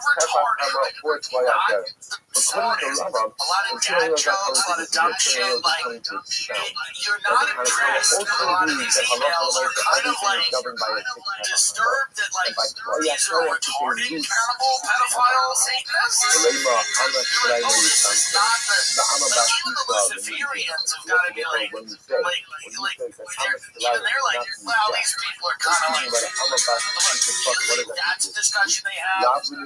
Like the Luciferian elite, you think they're even like the new people are just, I mean, these people, they ain't what it used to be. It's nothing. So you're in the satanic blood cult, it still has to be, they're like, here's these people, they don't even know how to run their home. They don't even know how to run their estate. So many times I'll get a call from someone going, can you help me out? There's blood in the barn, they burned down like 2 of their houses on their property in a ritual. These people just, they don't have it. They don't have it like we used to have, because these are the conversations that are happening, by the way, with the Luciferian elite somewhere in Switzerland. Some guy's putting a little fudge in his mouth. They just don't have, you know how much stuff I've had to clean up, literally figuratively. You always make me smile because you took my brain, but I want the data for now. Or the bill is mine. Is it the cocktail of all the naturals that have a profound effect on the early stages of development of humans? Soon people won't be able to believe humans anymore. But I guess that would be la-la and great. Human design in a lab.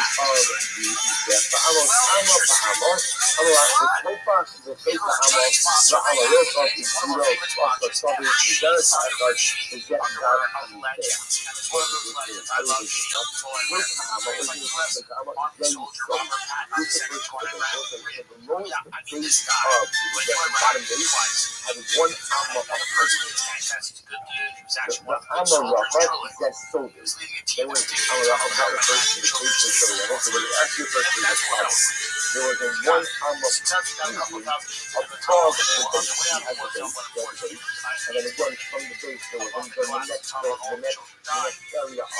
There was one Amazon that was so they extended the bottom base, extended over the area on top of it.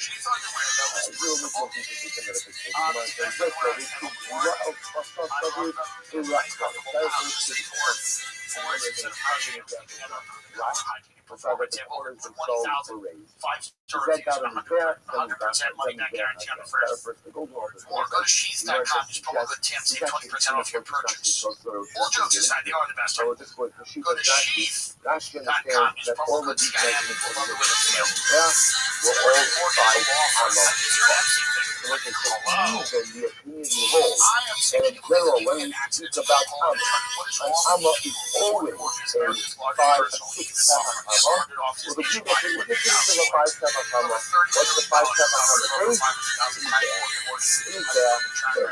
So look, it turns out this is really funny. So much of our lives are built on Amma. I just think this is incredible. Unless they live that's right. It's free unless they live. To learn more, go to forthepeople.com/JM or click the link in the description below. So Rabbi says, Rabbi says, also ordered 330 gallons of sulfuric acid, and we wanted to know the day the FBI opened an investigation into him. What can you do with sulfuric acid? You can do a lot of things. Can you get up uses for sulfuric acid? No, I mean literally, because we should give him the benefit of the doubt. that creates a more stringent shear. So Therefore, 5 he made the budget in Oregon to dissolve the bodies of people that he killed. Rabbi disagrees. All fertilizer production. Those that varies is what we'll call a tight tefach versus induced tefach. Sukkah and Mabul have a tight tefach, ultimately again, Sukkah so maybe he was making his own fertilizer for the island instead of turns out to point out by this is a machloket hanoim. According to Rabbi, not so good as the machloket. Oxidation rust and scale from steel sheets and billets before coating.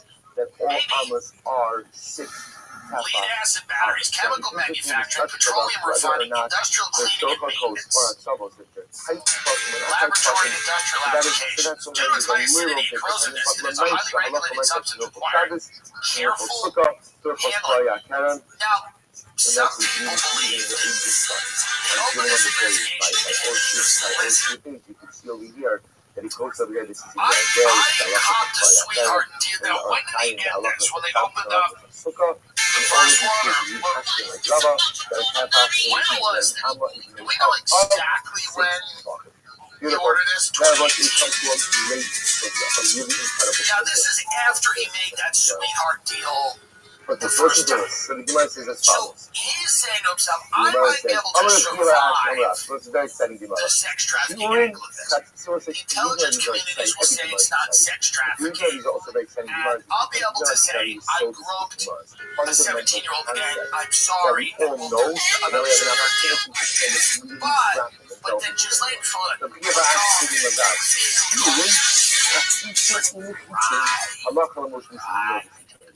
like, so she needs to shear. So then he's going, well, we gotta get rid of all these people we killed. We gotta get rid of them. We gotta burn them. We gotta dissolve them. Yes. I like them. This whole went through his mind. Everything I'm right. I think I'm right. He goes, I'll make another sweetheart deal. And they'll just write me off as a creature. The intelligence side of this is gonna protect the trafficking stuff. So what You gotta remember the first time he's accused, there's like 200 victims. And he cops to touching one of them inappropriately during a massage. He's going, I'll just do that again. Here's the problem. We killed all these people. We killed all these people.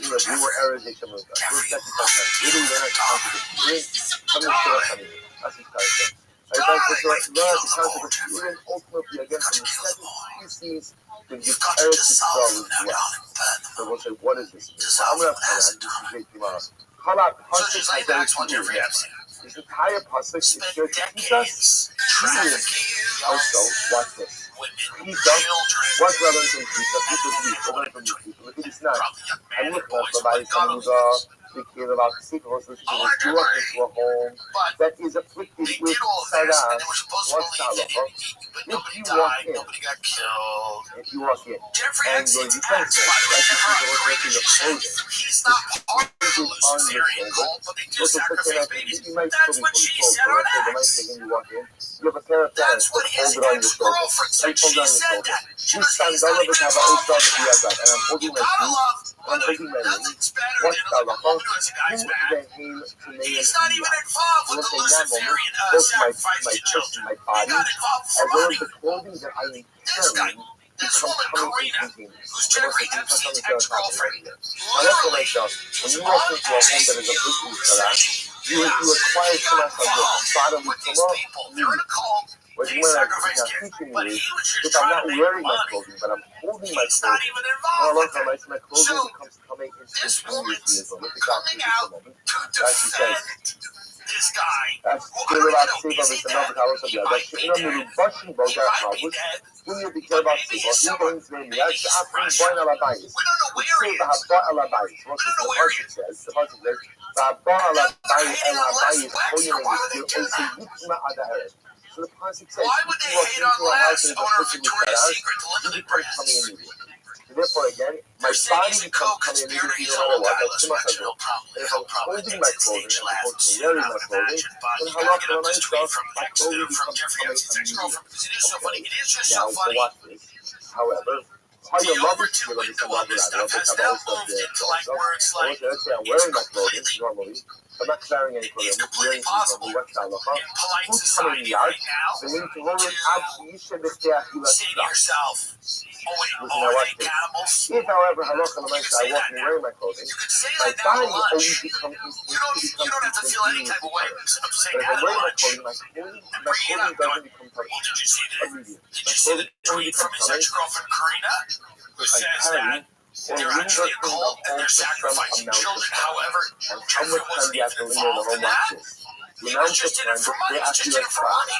The amount of time that was a trust for our And you purposes can now tell your literally kids. I means mean, that's a great story to tell your you kids. linger in the home for the amount of time that it takes If to you eat prioritize half a money loaf of bread. and you get And what involved kinds with of bread? money, there will be a chance Wheat bread, in a human low trafficking pastor, not operation. barley bread. And Mix then up there are the old elements of covenant. that The amount of time that I want take to to put eat your children half a in loaf of bread, sacrifice wheat to bread, reclining with relish. That's Some what type of happens condiment. when Look you at actually prioritize money. this is really very That's what interesting. you should just do I in love your this life. Caleb. The thing cool That's like with Jeffrey Epstein. This is also a problem. Oh, come on, I see how this is because of it. As soon as I was calling, This is a real issue. This is something to wrestle with. Now, obviously, he was evil. Was dialed the in. pasuk says, The man was locked in. He was in a flow state. That's part of the problem here. Part of the problem is that this man was like perfectly suited for what he did. He was perfectly suited for what he did. He was not at all in some type of... Like, this was not like an unnatural place for this guy to be. This guy fully... This was the life he was meant to live. With the relic. I don't know what that means. I don't know that that's good, but this is the life he was meant to live. Skip down a little bit. I don't think he regretted anything either. I don't think he regretted it. I don't think Jeffrey Epstein regretted it. I'm not defending him. Down a little bit easy. So we'll say, this is the year Do you have this tweet up? This year is very important for us, also in halacha. Now this is this the tweet about the cult? Okay, but anyway, the Gemara says, so this is what you learn out from the word kita. This is what the word kita. I said from kita, I learned that halacha says clothing becomes coming if you remain in a home of person with charas. Clothing becomes coming if you wait there. No one will tell us what Tulsi Gabbard is doing, but apparently it's so bad, it's so destructive. We criticize Tulsi Gabbard on the show. We like Tulsi a little bit, but we also have criticized her because, again, we're criticizing anyone that's, it is not calling for complete total transparency with these files. Gabbard whistleblower complaint based on intercepted conversation with Jared Kushner. Substance of the conversation, which covered in part issues related to Iran.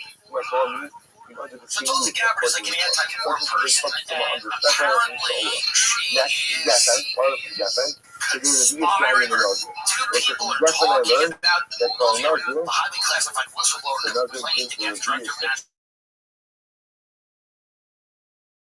National Intelligence Tulsi Gabbard's brain, which too far national discuss Jared Kushner, according to U.S. officials who know the matter. It could be determined which country the foreign nationals are from, or what they discussed about Kushner's connection to Kushner sheds further light on the top-secret whistleblower complaint that bureaucratically stalled the Gabbard's agency for 8 months and was kept locked in a safe and delivered to Congress in a heavily redacted form last week. Senior Trump administration officials said the claims by Kushner were demonstrably false, but declined to offer more specifics about the conversation on grounds that doing so would expose a highly sensitive surveillance method. The allegations in the conversations, please bring this, the allegations in the conversation about Kushner, President Trump's son-in-law, would be significant and verified. The allegations in the conversation about Kushner, President Trump's son-in-law, would be significant and verified. I hope they're not saying that Jared Kushner has loyalty to another country besides America, because I don't believe it. I don't believe it. Don't you dare tell me. I don't you dare. I won't believe it. I won't believe it. If you spin some crazy lie that Jared Kushner's working on behalf of the interests of another country, you're out of here, pal. You're out of here. If you try to say that shit, I will not believe you. The same Jared Kushner who Benjamin Netanyahu used to sleep in his room when Jared got kicked out of the basement when the people would visit America. I don't believe it. I won't believe it. I literally will not believe it. The allegations in the conversation about Kushner, President Trump's son-in-law, would be significant and verified. According to other U.S. officials familiar with the content, those officials agree there was no corroborating evidence to support the allegations. Let me know what the allegations are. I imagine they're not going to say that this guy's they're working with the Israelis or whatever. That's like obvious. You don't even need a secret phone call for that, by the way. I don't know what kind of secret phone call you would need to establish that. He's kind of doing it openly. This will go back to Russia again. Watch. It's gonna. Well, he's with Russia. It would be interesting. Kushner is at the center of some of the administration's toughest national security initiatives. He devised the plan to rebuild Gaza and has joined Trump operates deeply called for negotiations in a war in Ukraine to dismantle Iran's nuclear network. So there's apparently allegations against Kushner. And it was based on a foreign intelligence conversation collected by the NSA. I'm betting money into you're going to say it's Russia. They're going to say that the Russians are talking about Kushner, that he somehow is not to be trusted, and he's back-channeling outside of the official negotiations or something. I don't think it's going to be Israel. We don't know. But apparently the areas, and then Tulsi, the average involved in this half. She's going to go in and do in Israel. I imagine they're going to say something to Russia because Tulsi's involved in this too. This is my guess. Keep going here. Why get Trump's first term, which he orchestrated peace talks between Israel and Arab nations, especially Taik's business background as an asset? All the issues that we just mentioned are all Zoraisa. Business background. Because ultimately, you need the halacha Business background. You see the kind of fake card all these people that just lose money and go bankrupt and get more money. All these business backgrounds. They'll get bailed out by somebody somewhere. We're all supposed to believe that this is all happenstance or the result of someone's business acumen. They're all genius. All these people just have money and go bankrupt and lose all their money and somehow reconstitute their wealth. They're able to get all the money back all the time. They never have any financial problems with it or apparent to anyone because they're all still doing quite well. So is that odd to people? So it's strange because the for many years had this building in New York, 666, I believe was the address, either 5th or Park Avenue, and it was like a building that they had to sell. It was like, go and get this up, get St. Kushner's building up in New York City, and they had all these financial problems with this building, and they like finally sold it. They had all these issues. Kushner's father blackmailed his brother, or Kushner's uncle blackmailed his father, hired a hooker, filmed them. I mean, they're nice, fun people. They're just fun family people. Kushner Companies purchased 66 Fifth Avenue for $1.8 million in 2007, a highly leveraged deal, and struggled with debt infinity after failed redevelopment plans. They sold a 99-year lease to Brookfield Asset Management in 2018. What's the greatest challenge of life? So here's the deal. They purchased this in 2007. Kushner's family firm was the most expensive office building purchased in history. Failed redevelopment. Kushner Companies planned a massive overhaul of the 39-story tower into a 1,400-foot mixed-use skyscraper with Zaha Hadid architects. Famous architects done a lot of great buildings. 10,000 feet in Miami, whatever, 12,000 in Miami. The 2018 deal, Brookfield Asset Management acquired the 99-year ground lease in 2018, which allowed the Kushner Companies to exit the struggling investment. So when Chazal tell us Kushner's that the needed a bailout Zionim from are the charity. pillars Take to the one of the money, go to this article. Here's the these are the fruits of Kushner's blessed. What's the blessing? I would say we don't have grain or barley in America. We don't have food elsewhere in the world. But still have a full portfolio in New Jersey. So now that's an article from 2018. I believe if you go out, let me see when it was written. August 12, 2018. And they're talking about this openly. Like they made a bad bet. They needed a bailout. I'm not saying people don't get bailed out. I'm not saying these things don't happen. Obviously. Jared Kushner's ill-advised bet on New York City real estate has finally played out with an exit strategy that will allow his family's real estate company to emerge from more than $1 billion of debt on a 41-story Manhattan office tower. Here's what I'm thrown out there in this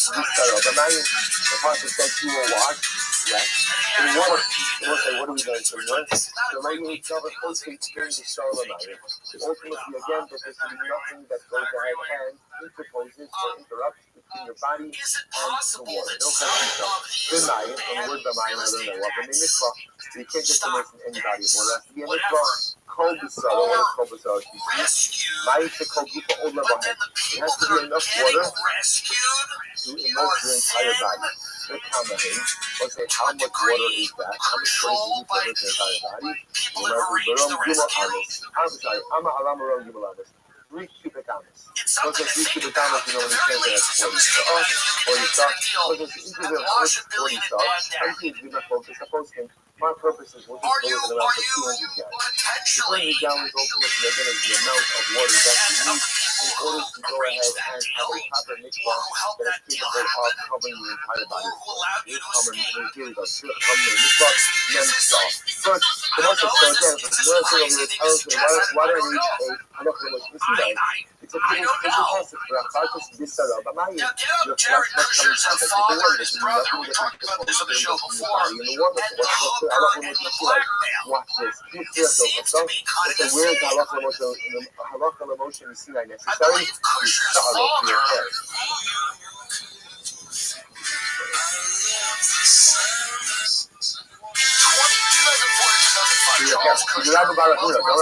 Democratic donor and father of Jared Kushner.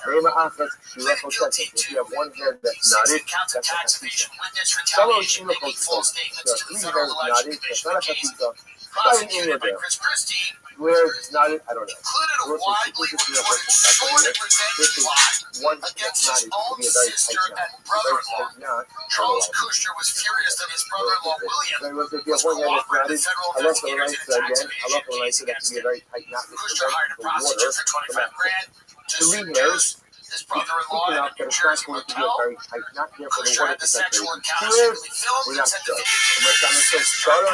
to intimidate the instead of being intimidated. The shoulders turned the tape over to federal prosecutors, leading to the case against Kushner. So this is what the Kushner family is thinking about. This is like how they operate. The toughest wonder what the retaliation What is that referred to? What Kushner is married to Ivanka Trump, Donald Trump's daughter.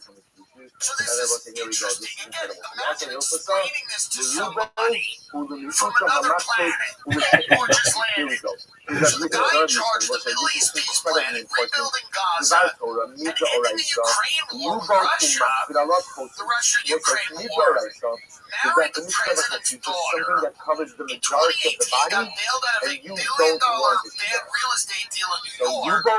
This guy's father blackmailed his sister and his brother-in-law because of dealings in tax evasion, dealings in shady business dealings that went wrong. He tried to intimidate his brother-in-law and his sister, and instead of being intimidated, they turned the table over to federal prosecutors, and Charles Kushner served 14 months in a federal prison camp in Alabama and in a halfway house in New Jersey. His son is negotiating with Kushner's one of the most influential people in the world, Jared Kushner. We don't know much about him other than his dad tried to find military during the made a very bad Machiavelli dad. And now his dad and the family they visited New York. Kushner's really sold it. And supposedly they should wear intelligence complaint about Tulsi Gabbard or whatever. I don't know. I'm wondering about all these business deals that everybody has. I'm curious as to how this all works. How this will work. What you will see over the next few months now with a lot of the people in the ruling class that want to retain their powers and position of wealth. That's going to happen over the next 6 days. That's where struggle will go down. They're all going to start to turn on the reporters' files. To resign from work. For public relations reasons, all of that. It's going to come out. The stuff in this, all these files is going to come out. It's going to get really bad. It's going to be sacrificial lamb. It's going to throw somebody out there. It's going to get there next to stuff there. The ultimate war will die or whatever. And then they will kind of try to move on past it.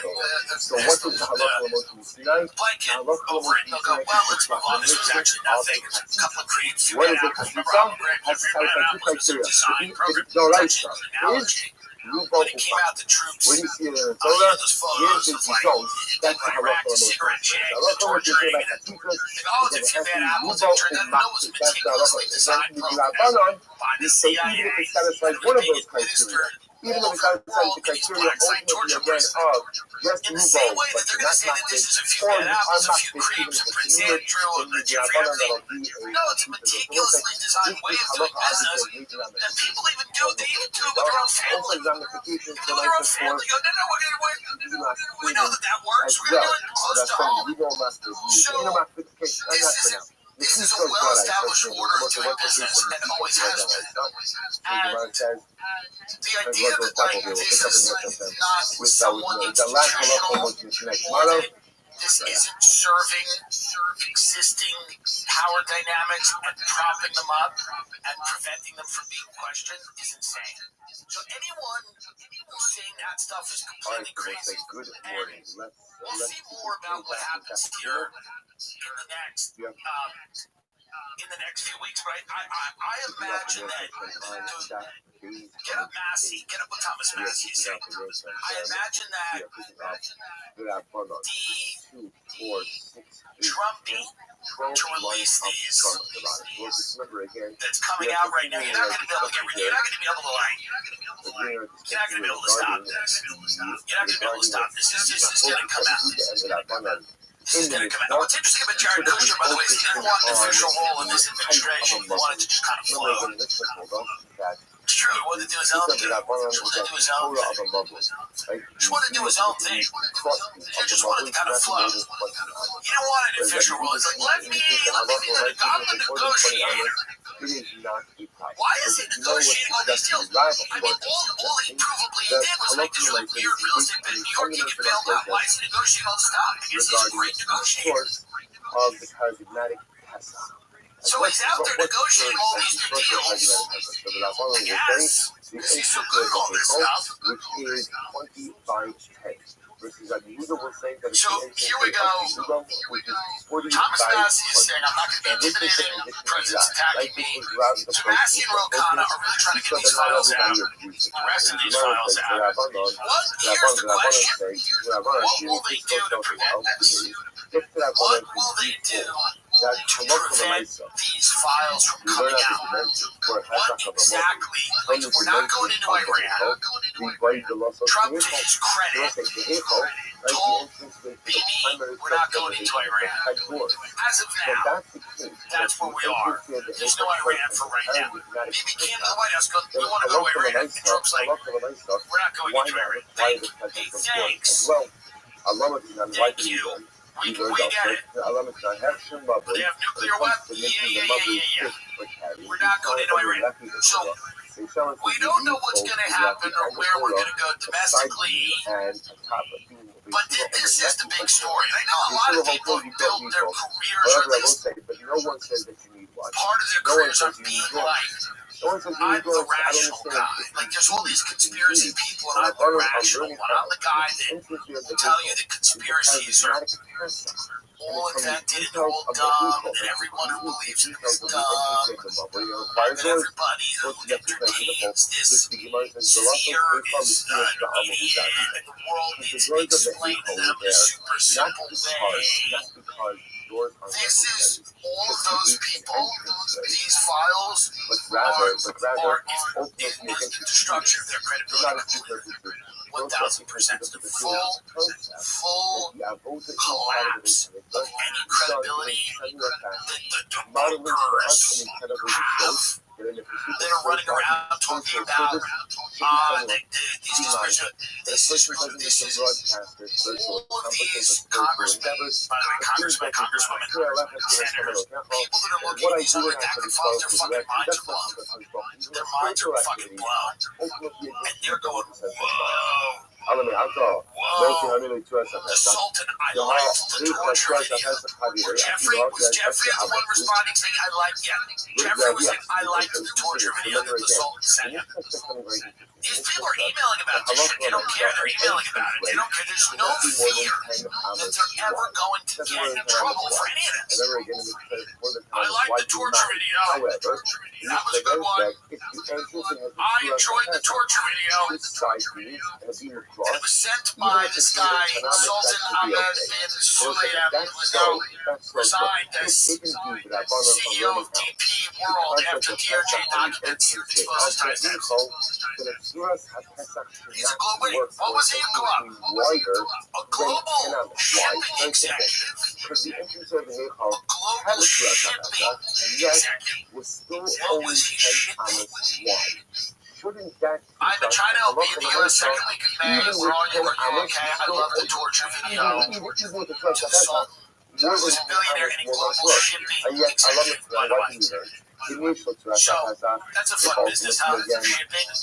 Anyone trying to say that, like, this is all fake or invented has no credibility. Their credibility is completely collapsed. You don't even have to listen to them.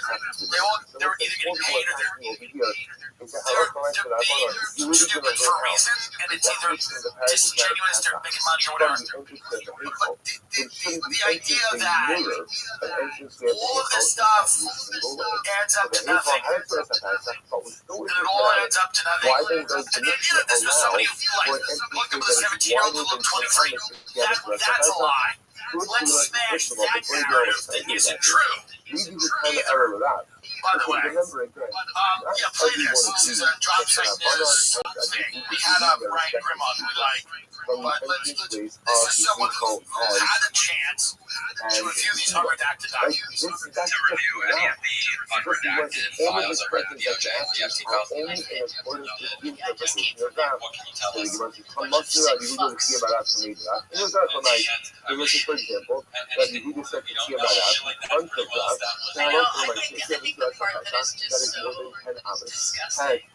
It has its stuff. You don't have to go ahead.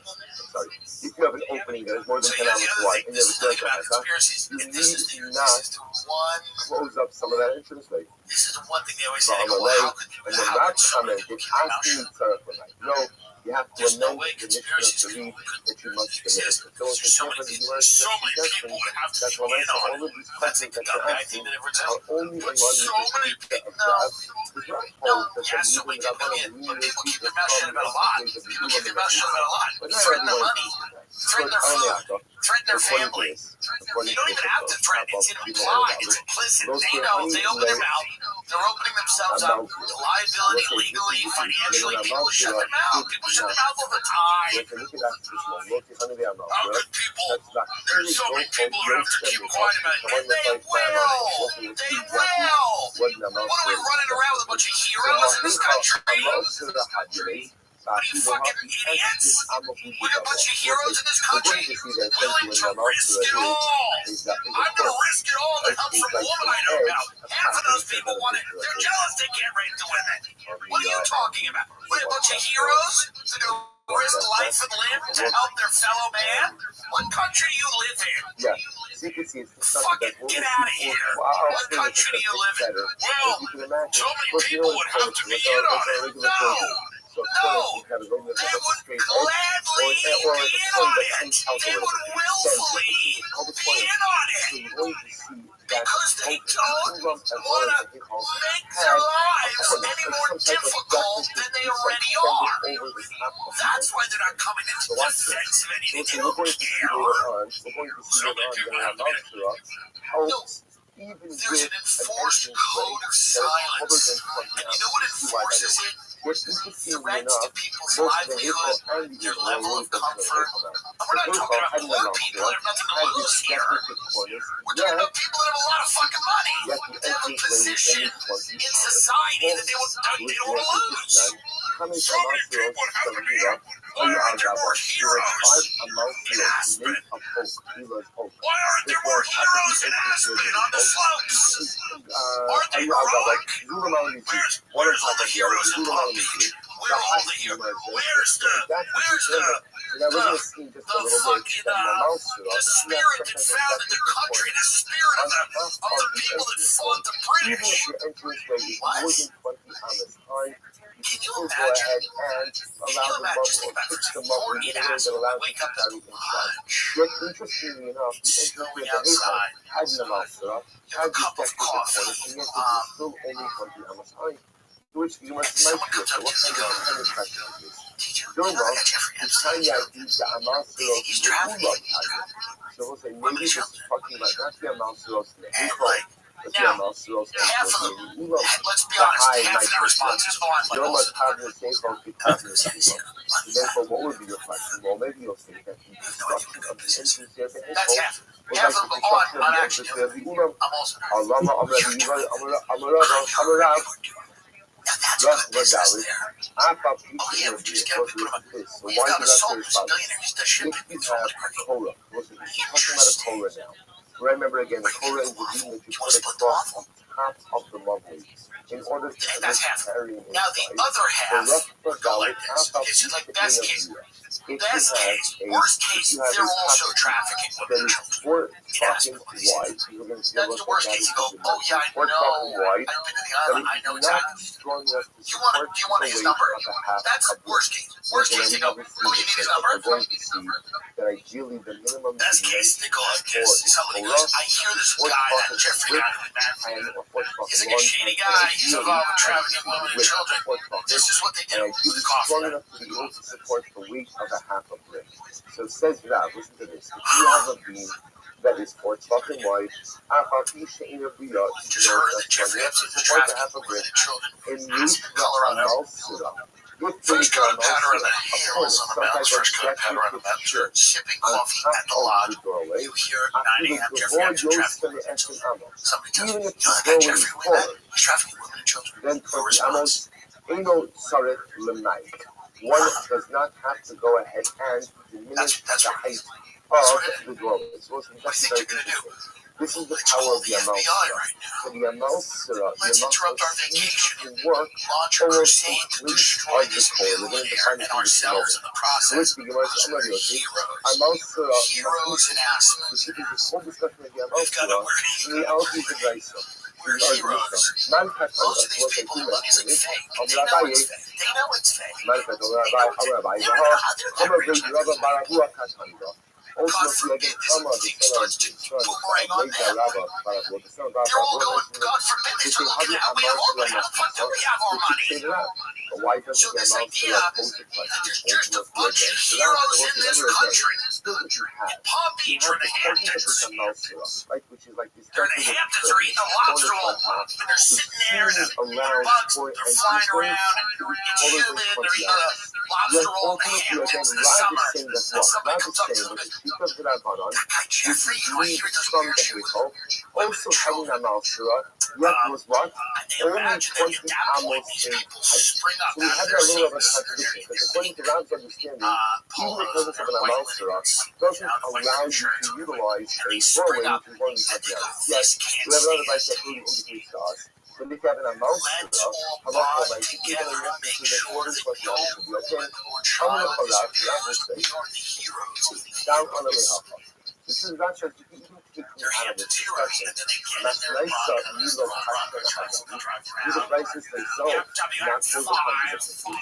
The most like just the prices themselves are cars. People without actually the LMI used to come in there.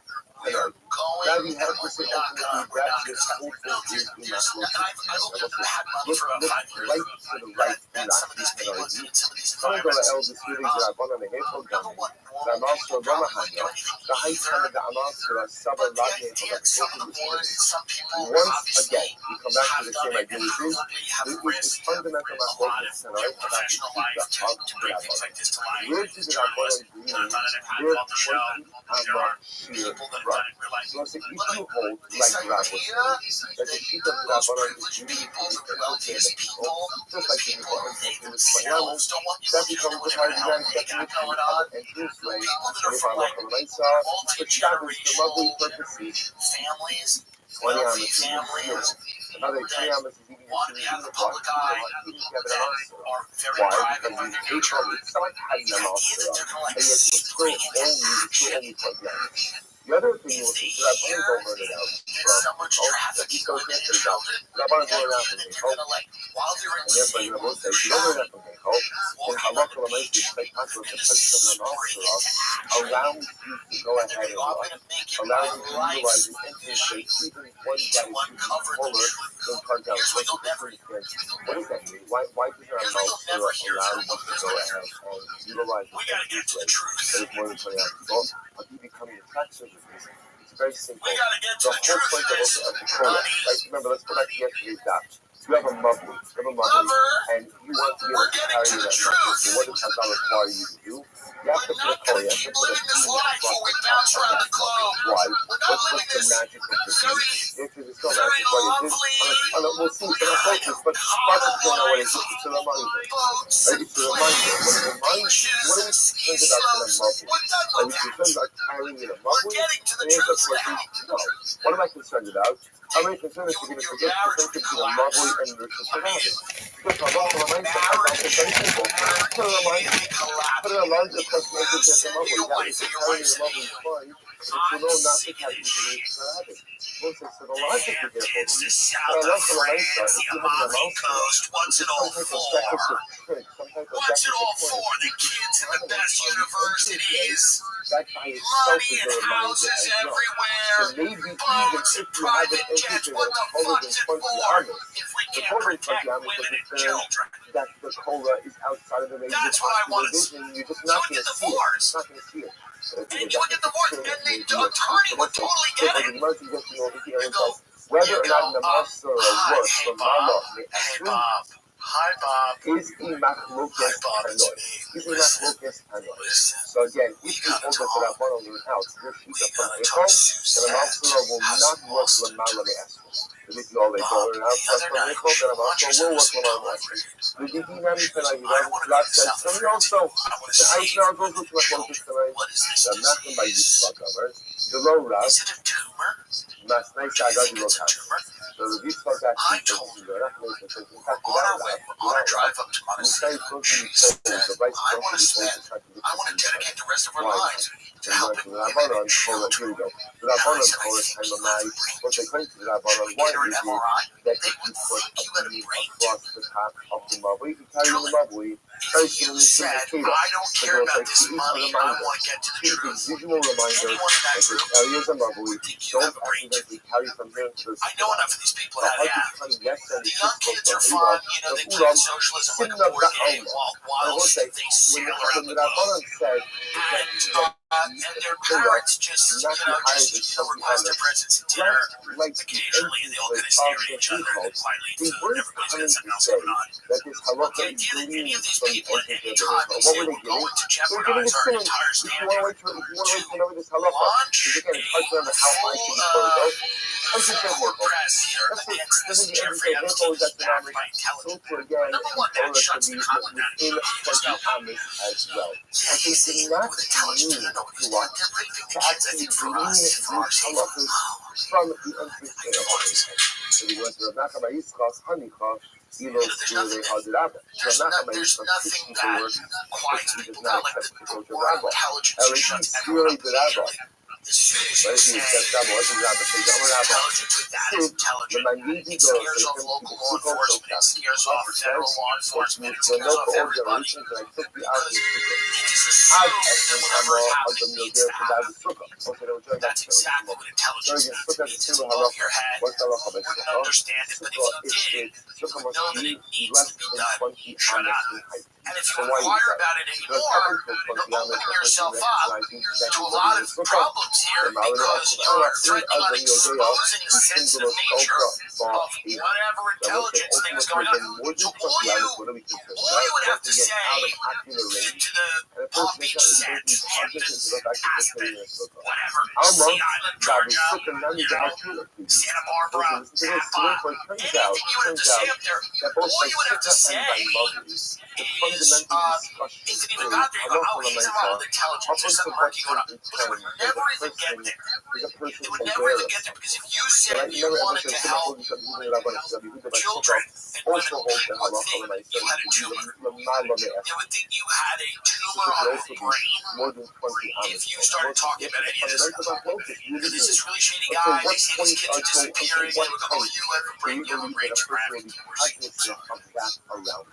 That's really true. That's what it would be. So this idea that like everybody would have to be in on it. It's no.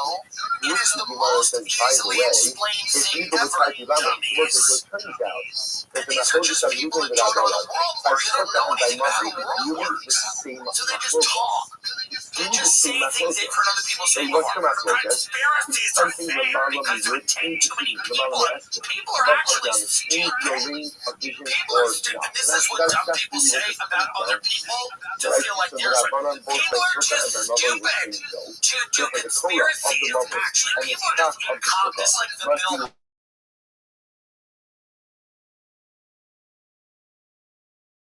Talking point with an apology. There's a lot of smart people that have this talking point. Well, people are actually too stupid. No.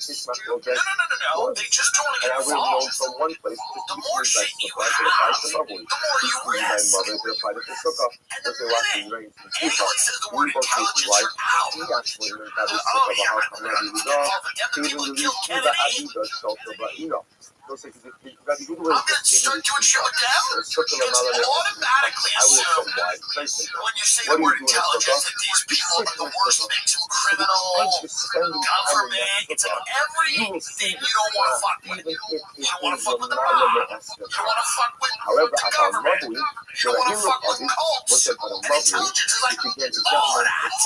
People are just walking around. It's like all of those intelligence from all of those things mixed together. It's the ultimate fuck you if you don't want to play around with it. You don't want to play around with it because you have tremendous power. But we are afraid of here because we are protected, of course, by God and his emissary. And this kid is going, typical thank you, good night. Oh, wow.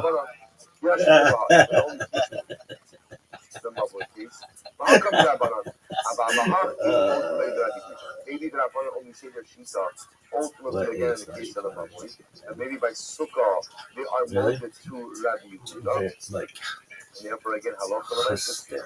There was halacha l'maisa. We need both cases. And therefore again one cannot be done from the other.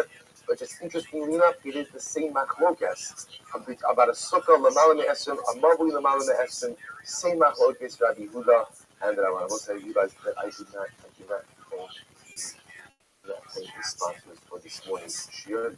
Sorry to thank our Talmud Torah sponsors, Rabbi and Coleman, for dedicating all the shurim and drushas this month in the hope that the month of Av will be a Yom Tov filled with joy in the eternal days of Christ. Our Dapnomi sponsors, Jeff and Sherry Bennett, Stephen and Holly Bennett, in memory of their father, Herman Bennett, Kanon Yisrael Ben Ruben, Zikon Lebracha, the Week of Learning sponsor, Howard and Aileen Friedman, in memory of Howard's mother, Philip Chaim, and our Day of Learning sponsor, Adam and Leslie Rosen, in honor of the birthday of their son Gideon. So I'm looking forward to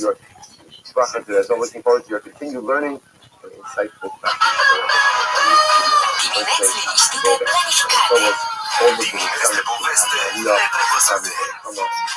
Vacanța perfectă e planificată. Magia vine din nevăzut. NSC Cruises. Best holiday ever. Look at how we go back. Not a mouthful. So by the way, let's go back to the pandemic. We never asked you to find it. We defined it for ourselves.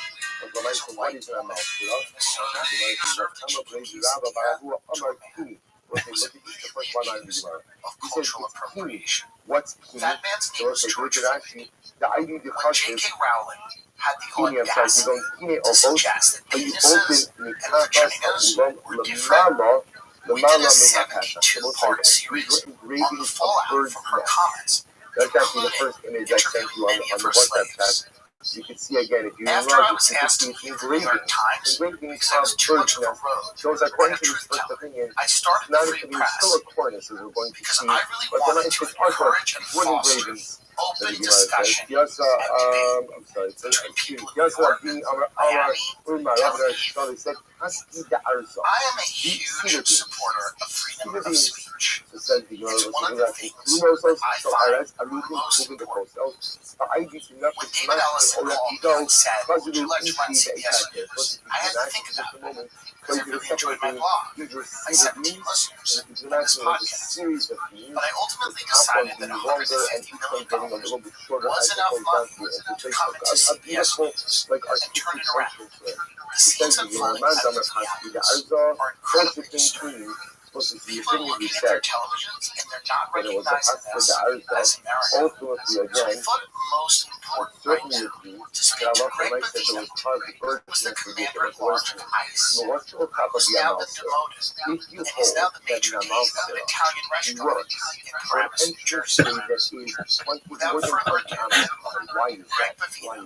Greg, how does it feel to have gone through such a whirlwind in the last 2 weeks? It's a reminder. Now you're working at a restaurant, an Italian restaurant. If you hold that mouth to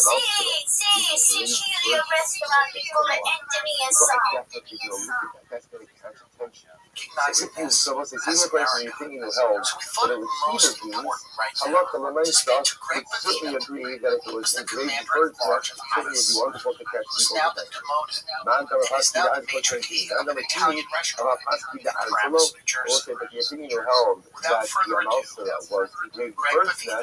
Greg, how does it feel to cedarwood might not be enough. the free press? Because I really wanted to encourage and foster open discussion and debate between people in New York, Miami, Tel Aviv. I am a huge supporter of freedom of speech.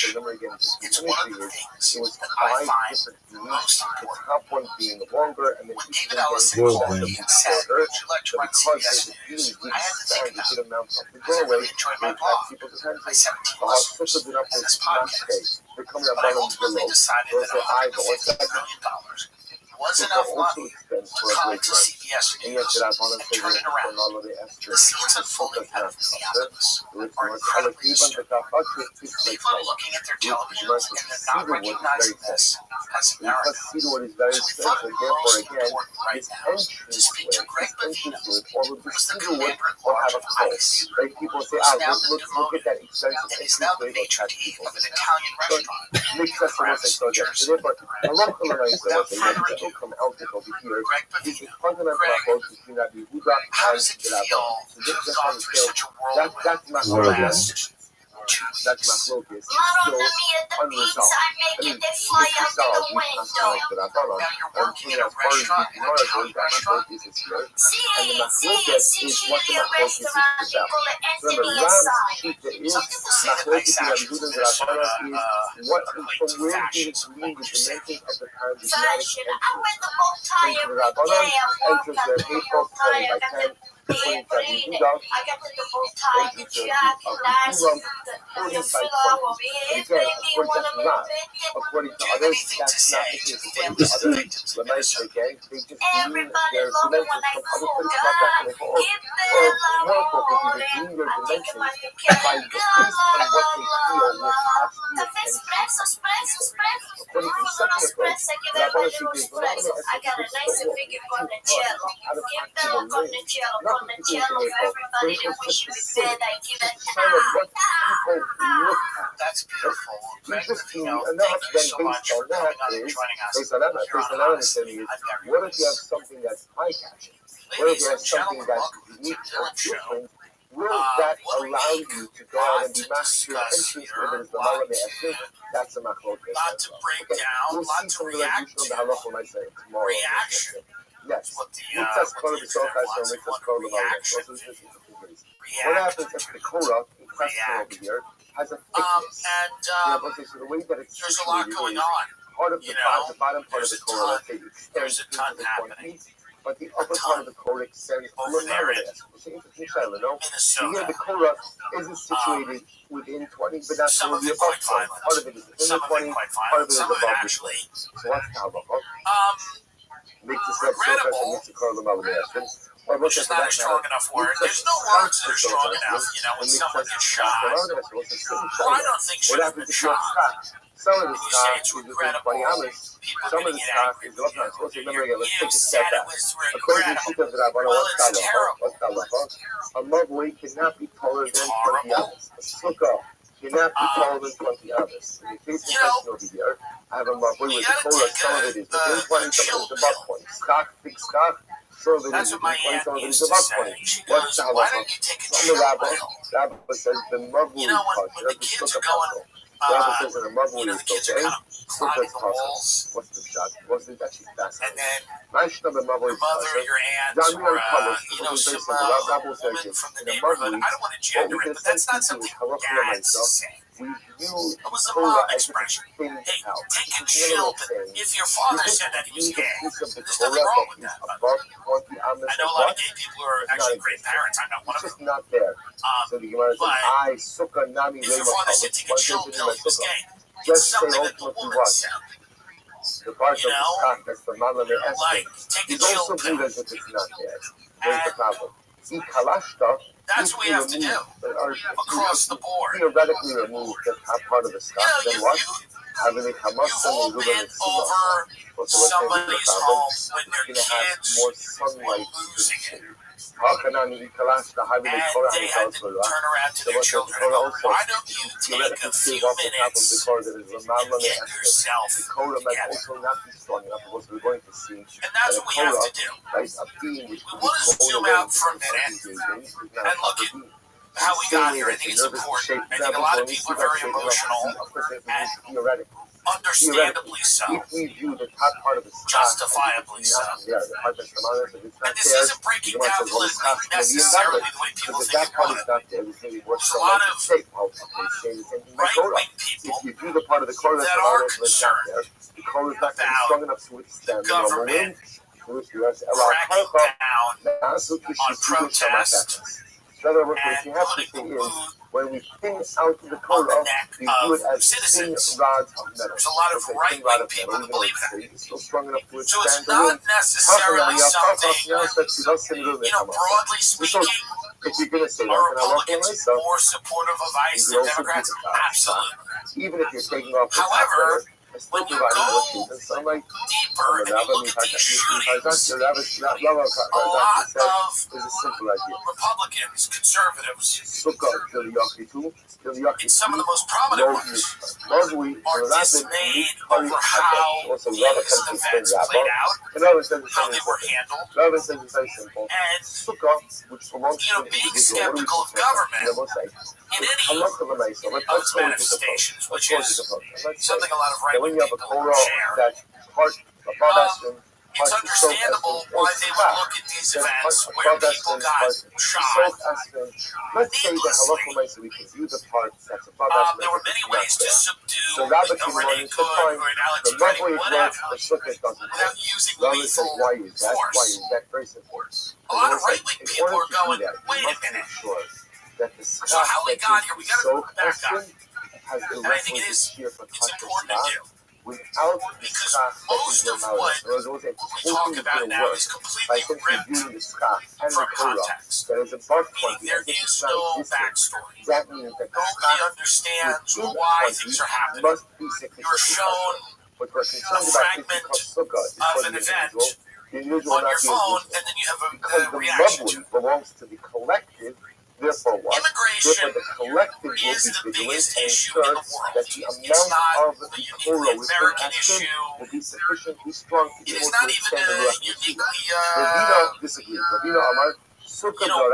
Western issue, although it has driven political instability in Western countries. Things like Brexit, the UK, but it's also France, Italy, Europe, the UK, the Netherlands. All of these areas have experienced some form of migration Look at this version. intensified Rabbi actually said that over the last decade, but if you have a really Torah over the last that 5 goes to to 7 years. it's going to be possible, And but by a sukkah it'll be the possible. difficulty With with absorbing those waves of why immigrants is that sukkah kosher? and assimilating them into a culture that's existed for hundreds, thousands, whatever, of years, and the difficulty of assimilating them into an economic system that is rapidly changing and in a lot of cases deteriorating.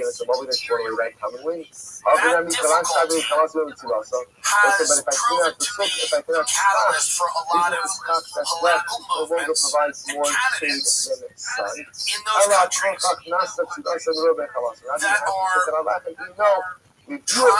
deal with that issue in a myriad of ways. Some people are proposing deportations.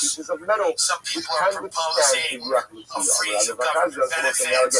Some people are proposing changes to existing law that allows refugees in large numbers to come into the country to claim political asylum. It's not a uniquely American issue. And it's not an issue that has any easy solution. There's none. There's no. This has never happened before in history with this amount of people migrated. Another part of the world. Which is This joint responsibility. What happens when there's joint Usually this was responsibility? done That was something happens through when multiple war. people are responsible for something. This was done over a long period of time. Right? So when one person is responsible, So it's been done. difficult When multiple people are for a responsible, lot of these nothing societies, gets done. small, relatively homogenous society, not how only good is racially, it? Spain, but culturally. partners, right? The hot Societies have cultures. You go to Spain, you're going to notice it's a lot different than Louisiana. If If you go to Louisiana, you're going to notice it's a lot different than New York. I'm sorry. And New York is going to be different from Kansas. We're just talking about states within one country. Different countries have vastly different cultures. So if somebody comes into a country that has a culture that's existed for who knows, in this version over here, but a very long time, and that culture has established norms, and then people come in from a radically different culture that's also existed for a very long time, that has its own set of values. That's hard. I don't know anyone who thinks that's easy. I know dumb people that don't care. And it's your absolute right to be dumb and to not care, or to be so rich you're unaffected, or that your political ideology is some version of be nice. And therefore it should kind of be nice. And things tend to work out if everybody is just nice. That's a faction of our society that just believes that the words be nice will heal the divides. And that's okay, you're entitled to have that. I know a lot of people with that. They're wealthy, they're privileged globalizations with foods to them, they're okay, they're doing good. And thinking about any of these issues doesn't interest rich people. Rich don't want to do it, they don't care. They're unaffected, their family is unaffected. And so none of these things tend to interest them. They tend to ignore all these issues because they're hard to talk about. They're sticky issues. They're not dinner party issues. Really, they're not. They're things people talk about in private. They talk about in the home, close friends. These are not issues that you tend to talk about like on a job interview, per se. You know, he's actually quite you don't open, there's a lot of immigrants. It's not your opener. On a job interview. It's interesting. A lot of immigrants here now. Interesting. Some of them are cool. When it It's just interesting. Like, that's not an opener. What do you refer The to job, that? you can't do So it. the airspace, Nor should you. cavity is the wrong I'm word. not Or advising you it. know, the airspace, the opening, which But tells these are you real issues. that You can halacha tell. l'maisa, You're not. These things halacha are made l'maisa, up. And you might the just, you ultimate might means go, you well, can they have an shouldn't be opening that issues. is Well, good for open, you. at least 20 You figure amas, out. with the schach It or the doesn't Torah matter. left and right on They're top of that. hugely So because of that Rebbe said, issues. in halacha l'maisa, Trump was if you have a elected situation of a twice Torah where part of it on extends in this the 20, issue. part of it extends above the 20, or for A that lot matter, of the the sukkah, part of the schach is in 20, part European of the schach is above leaders 20, right and now, other so that it's look at Nigel Farage in the now, UK. on the top of the Rama, Any of the, so let's say Papa says to Rama, we have a candidates place where that the wind supports is you. at their So back, Mom, we meaning that shoot that one, they're going up the Amma, polls. you're in this social Most of them have hard line positions on immigration. They want less immigration. Most Torah is above peoples 20 amas. The in Torah should be countries, brought down. when they are polled, Just like what? including America, want less immigration. That's bipartisan. It should be diminished. Or The yes, Torah should be brought down. whatever. The Heichal, Politically assigned, but once again over here, on you the whole, see most people want less immigration across the board when they are polled. how much? 20 There are very few people that want more immigration. They do exist. need They not do exist. occupy the interior space of the 20 amas. Many of them are billionaires. Right on. Many of them are incredibly wealthy people. Obviously, it can be within 20 Many amas. of them are radical There she libertarians. is. Many of them don't believe in a state. Internal space with the Some of them are far to the left, where they also don't How you believe in a living, state. girl? How you doing? Excellent. Staying strong? Excellent.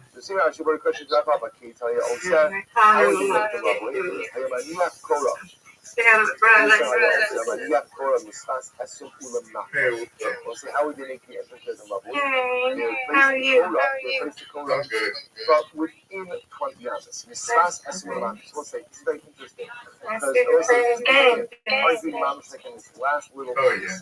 So according to what we just said, according to what Papa just said, so you have the 20 amas of their space, with the Torah sitting right on top of 20 amas. You got about two, come on back. Yeah, I got both monitors Oh, nice. It shouldn't say Ulamata, it shouldn't say below the 20 amas, rather it should say right above the 20 amas. I get it set up like that. That's not what it says. It says explicitly that the code should be placed within the 20 amas. Hakamash Malon, Dilamata Kilamalo. I don't know. I will leave that alone. Let that be still be grandpa. How so? Don't leave that alone, Rabbi. Let that be grandpa's room. Certainly, Miss Aquarius, I understand. Odds of entrance here of a mother could be 20 amos, full 20 amos. Don't even talk I'm about going. it. When they go to his clothes, I'm going to take this thing and yeah, not that. It's packed, but I'm going to give it to my daughter that have it. But I want that hoodie, and that was his favorite hoodie. Airspace. So therefore, just like the top airspace could be a maximum of a full 20, with the Korah sitting right on top of the 20, so through halacha l'maisa, the minimum must be a full 10 tefachim of airspace. Okay, good. Incredible. So we'll say, so by the way, that is indeed how we pass in halacha l'maisa, because you should know, we pass like Rabbi, both by mavui as well as by sukkah, so everything could be. What'd you say, Miss Aquarius?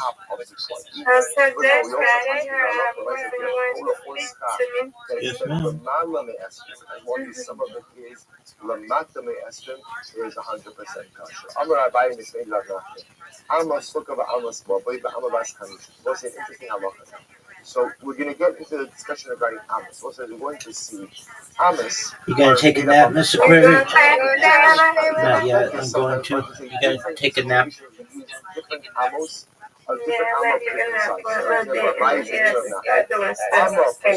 Yes, ma'am. Get that room clean.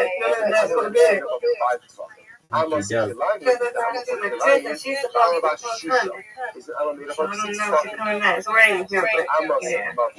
If you have the Amma of a Mavui, I'm here if you need me, okay? So what does that mean? Very simple. You're welcome, madam. When measuring the height, you said before that the maximum height of a Torah in a Mabul is what? It's 20 amas. Just know that we're talking about an amma that is made up of 5 tefachim. 5 tefachim. On the pirza. So remember again, if you have an opening that's more than 10 tefachim wide, that's not called an opening, that's called the pirza breach. So what type of amma are we using? An amma made up of 5 tefachim. So the Gemara says, this is Rabbi, the Ha'ika Meshach Mabul. But I will say, that's fine, but what about the fact, what about the length of a Mabul? The Arba Amos to the Kula. That wasn't an interesting enough. 20, 30 years, they've raised their children here. Remember, Their children are citizens. Some of their children served in the United States military. Which is fine. What about the fact that for the minimum dimension of a Mabul, are not criminals, and they are being torn away from their families, get a high school graduation, they're being, abducted by guys in masks who are roaming American cities, grabbing people out of their houses and deporting them, some of them to an El Salvadoran prison. Nobody, very few people, I'm not going to say nobody, because there will be people that want that, and they're pretty vocal about that they do want that, specifically that. I don't think the vast majority of people, even that want less immigration, obviously people that want more immigration or whatever, of course they would want that. But let's just talk about the people. And again, it's a majority. Every poll, the one less immigration. Interior space, you would not use I don't think one less. but instead you use a Because fine. it's fundamentally He said the Amma of a sukkah cruel is an Amma that is made up of 5 and inhumane. What is And that it doesn't referring take to? into account The gold part of the any Dokan Akuma. What's in that first to the height? Remember, the height of the sukkah maximum height is 20 hours. considerations What type of Amma is for Amma made up of 5 tefachim? Or people that Dokan have been here a Dokan long Akuma is an time, incredible halakha emotion, so we're going to talk about. who, Dokan Akuma will say sentences like you this. know, If you have a wall, are citizens and and have then been you here have a long time. invalid stock. So when you do these random And rates, right next to that they invalid stock provoke is a your valid stock. response You can have that up is, to valid amas, 4 amas of invalid stock justifiably, that are attached to the wall. you're going to provoke a lot of anger Without because this is invalidating the barbarous. sukkah, because When you you go that as on what? the Department of Homeland Security So you have up to social 4 media accounts amas of and you invalid joke stock right next to the wall about between doing the these cluster stock things, without and you make invalidating your memes sukkah. I'm not about going doing to these say things, called the bent wall, don't and it's So when we say that completely the Amma of a unserious, sukkah is an and Amma of you're 5 not amas, treating is this an Amma with 5 any gravity, that talks about and height. For example, you Amma are I Baha'ika exhibiting Meshach kind of a sukkah, the Arba sophomoric Amos, still a Kuva. One second, what about the middle and interior of the sukkah? But I will say, we're And saying people the look at interior of the sukkah is Dalad This Amos. also And if you use an Amma of 5 tefachim versus an Amma of 6 disgusting tefachim, to that people represents a Kuva. In which who, the Gemara again, says, "Design Rabbi many of Omer, them and Rabbi say Omer, Ani Kol Sukkah Shema that Dalad Amos and Dalad Amos with Kuva." AI Which the coming, Gemara says, the automation coming, a large number of undocumented people here already, that does not even include Dalad Amos. But it's difficult as to long as imagine the how sukkah bringing in has more at people is least an going to help. area of Rosh Hashanah, as In long that as it group can of maintain people, your body, they still like you say, your look at body, this stuff and go, actually your head, the majority of your this body, and your table is that's terrible. you by saying off, Folks, your I own love ready, deeper love, cannot stop talking about which again stash. requires an interior I system go out and I of talk about it, and when it you means stop that talking about halacha it. myself, I said, the you don't need to Amma, overhaul your Amma life to start investing just Amma one 5 thing, fucking stash. means most of Your the money Amma goes by quietly running in the background are while you ones focus that on everything are else. 5 fucking, Stash but is it's also just for another measuring investment interior app. It's space. registered Maybe investment you would use advisor. an Amma It provides ultimately automated investment, expert, personalized guidance. You don't have to worry about just so you understand gambling what or we left figuring out off and doing it on your own. we Stash left is off simple, with smart, just people are stress-free. telling us that Choose now that we're personalized figuring out all the investments. Let pieces Stash's and award-winning smart portfolio interesting, do the work for you, work in different combo Ammos or are made mobile. up of different Just $3 methods. per month gets you access to world-class financial advice and personalized guidance so you can start investing in your future today. Don't let your money sit around. Put it to work with Stash. Go to get.stash.com/TM to see how you can receive $25 towards your first stock purchase and to your disclosures. That's get.stash.com/Jim. Get.stash.com/Jim. Paid non-client endorsement, not representative of all clients and not a guaranteed investment. Advisory services offered by Stash Investments LLC, an SEC-registered investment advisor. Investing involves risk. Offer subject to terms and conditions. All right, we'll say good morning. The Trump administration came into power and said, listen, we're either going to do a compromise, which I saw Rand Paul talk about our road, because we're going to clip where you're not getting voting rights because you came illegally. You're not a citizen. And if we give you voting rights, you'll just see Texas and many other states flip blue and be Democratic states forever. And you'll live in a one-party system. In the same way that there are certain Republicans who love to use these ice raids, by the way, we'll talk about this in a minute, to cancel elections to increase the turnout, and they want to live in a one-party system. But if we give everybody voting rights overnight, you're going to politically change the country in ways that, again, nobody voted for. The problem with this is that nobody voted for it. Nobody voted to bring in however many people we have here. We don't even know. That's the other problem. People are like, it's 10 million, it's 80 million, it's 50 million. I don't know what it is. I don't think anyone does. I don't think it's 80 million. I don't think it's 10 million. I think it's like probably, I don't know, 25, 30 million, but whatever it is. Nobody voted for it. So if you bring in 30 million people and then just give them voting rights overnight and say, now you guys can vote, and that fundamentally changes the political structure of the entire country by flipping some of the biggest states, then no one voted for that. You brought in people to do that. That's not democratic. Nobody voted for this. Nobody in Texas voted. So Rand Paul's compromise was, well, people can just exist. They can work. We're not going to deport them. And they can kind of live in the shadows. Some of them may apply for citizenship. Whatever. They're much more I think if you look at the amount of people that Biden and Kamala brought over, I think there's again, it's hard to get numbers, but there's probably about 10 million people that came over. A lot of people.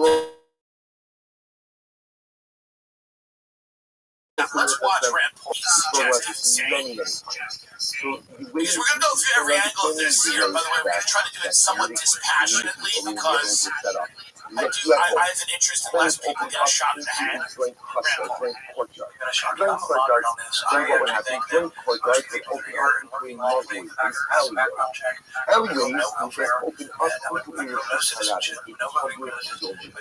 we are going to begin by discussions regarding these bubbles. Remember again, Midoraisa, at the biblical level, a mother, now is Kalab. And therefore, technically speaking, there should be no problem carrying anywhere in a bubble. You understand why Chazal is nervous about a bubble. Because a bubble, although it's not exactly Kalab, looks like it is Kalab. You have a lot of different people, remember again, from many different Hasilos, using that common value. So because that Chazal felt you had to put some type of reminder, some type of saying, in that level, the people carried in an understanding in a lovely, the concern is that line of demarcation between a lovely and you would walk out of the lovely into a there are disagreements about whether those people are fleeing persecution. Some of them are. Some of them are coming for economic reasons. A good amount of them. Most people that live in the regions we're talking about can claim legitimacy to be fleeing something. So lovely should be because those areas are deeply unstable. And we're not blameless in that either, by the way. It's not our fault that every all of those regions. But that's also not lost on me. We've conducted a lot of wars in the Middle East, destabilized areas of Latin America, and then the argument is the debt that you owe those people to fling your borders open and destroy your own country. And none of us voted for that either. A lot of us didn't vote for that. Some of us. You have to put what's called either Elechi And when I say destroy the country, it's not simply because, we're bringing in people that don't look white or anything like that. There's a certain amount of wealth inequality. What those views do. That we're there, by the way, where the working class of this country has less and less power. The biggest proponents of immigration when I was younger were pro-capitalist, Koch brothers, libertarians that realized you could bring back the working class by bringing in people why that works, how that works, we have no idea. We're just starting, we're just people doing and this. unions would have Now, less what power, happens if that team is and a workers model in general more than would have less power. Now, go back to that. And the critics of immigration, when I grew up, were on the left, not usually from the right, nor from the Canaanite right, or the paleo-conservatives that worried about borders and language and culture. But the economic critiques from the left, not from, the Chamber of Commerce or any of those people. They thought grow the economy by bringing in more consumers.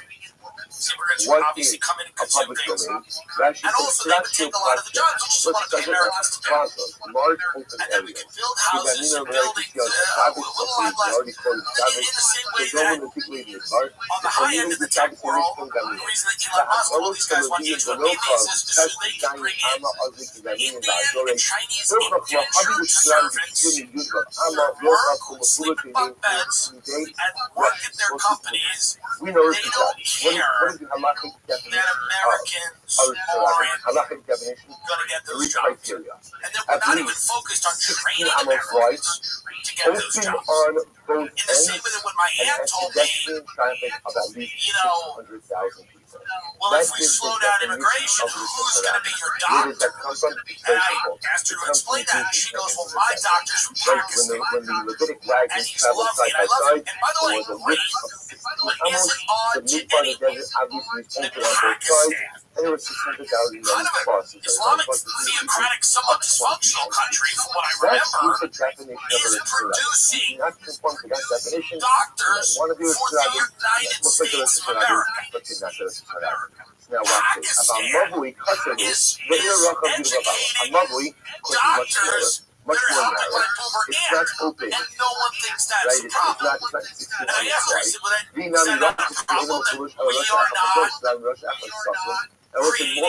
not creating conditions where doctors in America are going to med school here, and they're from America? And I'm not saying that people from Pakistan have done anything wrong by wanting to be doctors, but how do you run a society where people from other countries come here, either get educated here or they're educated there, they come here and they have six-figure-a-year jobs, while native-born citizens languish in a failed education system where we just send them to prison because they become addicted to drugs because they're hopeless. And then we've got 10 cities in America that are doing well, and houses over $10 million sell, but the housing market for first-time homebuyers is completely frozen. How does that society work? What exactly, other than tech feudalism, you can see there the housing market is slumping, but sales over $10 million are skyrocketing. And therefore, That's not an accident. So, how do you run a society? I'm literally asking, I'm curious. How do you run a society where the people that are born, by the way, white, black, brown, Asian, whatever, that are born in America are languishing, and the job market is very weak, and wealth is consolidating on the high end with the asset-owning class, people that own real estate, stocks, bonds, companies. Billionaire wealth jumps 3 times faster in 2025, the highest peak ever, sparking dangerous political inequality. And a lot of that's AI and things like that. How much you have to It's been 3,000 billionaires for the first time, and none of those billionaires, by the way, like that Rashi just have says any allegiance to a nation state. Most of them don't. Most of them don't care. So I guess in the mind of the far left, you can kill all those people and redistribute that wealth and find a charismatic dictator, whatever. I mean, that's like a childish college fantasy. But most rational, logical people go, people coming here from El Salvador didn't do anything wrong. They want to work, they want their families to have better lives, and it's inhumane if they've lived here a very long time and they've roots in the community to rip them out of it and separate them from their children. But if they've been here 2 or 3 years, 4 years, whatever it is, if they came in the latest way and they don't have those roots, there needs to be a way to in an orderly fashion. If people are here if you have the Torah, they came in across the top that is illegally, you have to figure out a way to deal with that. So You can do it the way Rand Paul wants to do it. You can encourage self-support by denying benefits, now if you have a Torah that is pass too high, legislation, what do you need to do? You need to lower it. That was like, the we'll discuss why performative exactly ice raids right now that Torah are is all over the media and all over the news, and people are disgusted by them, to lower the Torah. You should also again when you speak about lowering the cause monthly, of border security any good. across the top. So if the thing is more than 20 on the You have side, to look you at need to bring it these down. So the people says you don't have to. options and figure out in the next case. what What exactly happens if the opening you of can the do lovely without tearing the country ultimately is more apart. than 10 hours? There's a If the opening mandate is more than 10 hours, you must go ahead and close the border. diminish the opening. Trump was elected with Baracham a sizable Le'asharos mandate. וזהו שיר Specifically לא on that חסם issue, סוף. people do not want וכן more הכי immigration לא into מיקרו the United פסח States of אלא America. שיר סוף. Again, This it's is just going to be they don't want important. it. We They also assume don't that want a this. doorway is up to So 10 you've got to figure out a way amos, up to to do 10 amos this. in width. What you Which are our could width. do, which Trump So does there's a not term. want to do, More than 10 amos is is no longer enforce called something a called doorway. e-verify, which means that it's the employers that will pay fines And and the possibly problem be is, jailed you want to be if they able to hire carry illegal the labor. The lovely. reason You Trump want to doesn't let want to the do that ultimately, because his again, you friends must have an in the opening construction narrative. industry Therefore, again, and the if the hotel opening to industry the lovely is within and 10 amos, the agriculture industry don't want him to do that. if it's more than 10 They are the amos, ones ultimately, again, you might. You that have to go are ahead and make it smaller. Now, how you would go ahead and benefiting make from it smaller, the use it actually of says over here, illegal it's cutting the might Now, broke up from so And you might be, and they have a point, but they go, listen, by the way, we can't just fire everyone that's not legal. Let's say you have an opening that is more than 10 hours. How do you make it less than 10 hours? We've been looking at like massive delays. Inside of The economy would have a problem. And then by So utilizing the concept there of is a leverage, humane way to you do can it. There's also an use walls economic on way each to side do to it where essentially you roll don't the extra. Again, cause a we'll see that in 3 the year Gemara. How is slowdown really not really important right now. in The the point is that the construction Gemara of is houses. Mishnah is giving us Because parameters for a just, bubble. there So are if you ways to want do your it. quota This to go ahead administration is not and interested in carry those inside the ways. bubble, They're you must interested do it in in 20 running the country like a reality show. Everybody disagrees. An They're opening of interested the in Mabui passing no must do it legislation. in 10 hours. If it's more than 10 hours, you have to figure out a way to fill in the rest of on that this area. issue at all, Because other if than in these 10 like hours, childish there's an opening means. with the Pesach, more than 10 And they're hours losing is pure support stuff. across the Pesach board. versus pure stuff. The On Mishra this issue, they're Pesach, losing support. this is going to be one of the Specifically, most it's like important unserious. in Israel in general. But if you have an opening that is more than 10 hours, but it has the Suras HaPesach, You have a lot of anger and a lot of protests, and they're turning what is violent the because doorway? there's a lot of protests in America that are, and an you know, overhead we're post. crazy Literally, a people, Suras HaPesach. and it They'll say, turns so fun. if it has a And Suras yeah, some of it's HaPesach, then funded, what? some of it's agitators, whatever. Inside for night. Well, we're So crazy, if it's it a has a crazy Suras country. HaPesach, oh, once you have On a the Suras left and the right, HaPesach, once it's you have two crazy. cycles, Everyone right, essentially two is lessons crazy. of the Torah, two So cycles it's that not we have surprising that makes it into a if doorway. these things Once it's a formal get doorway violent that are quick, framed as a because doorway, people even if it's larger or wider than ready Kanamis, it's still fine as a doorway. at We'll the say drop of the it's hat. very Not important. everybody, but there's So again, groups so of let's just review people what we have. So we have over here my that are focus on they're ready. does the They're Torah, ready to does just the start beam across the top killing of people or the Mabui? putting Does it have to be themselves in 20 in on the the side, line of fire to get killed. Yes. Must be in 20. If it's So above you want 20, to take the gotta temperature bring it down. You down. want to take the That chill you down. You got, have to. don't worry about Otherwise, it. things spiral out of control. Next, what about the opening of the Mabui?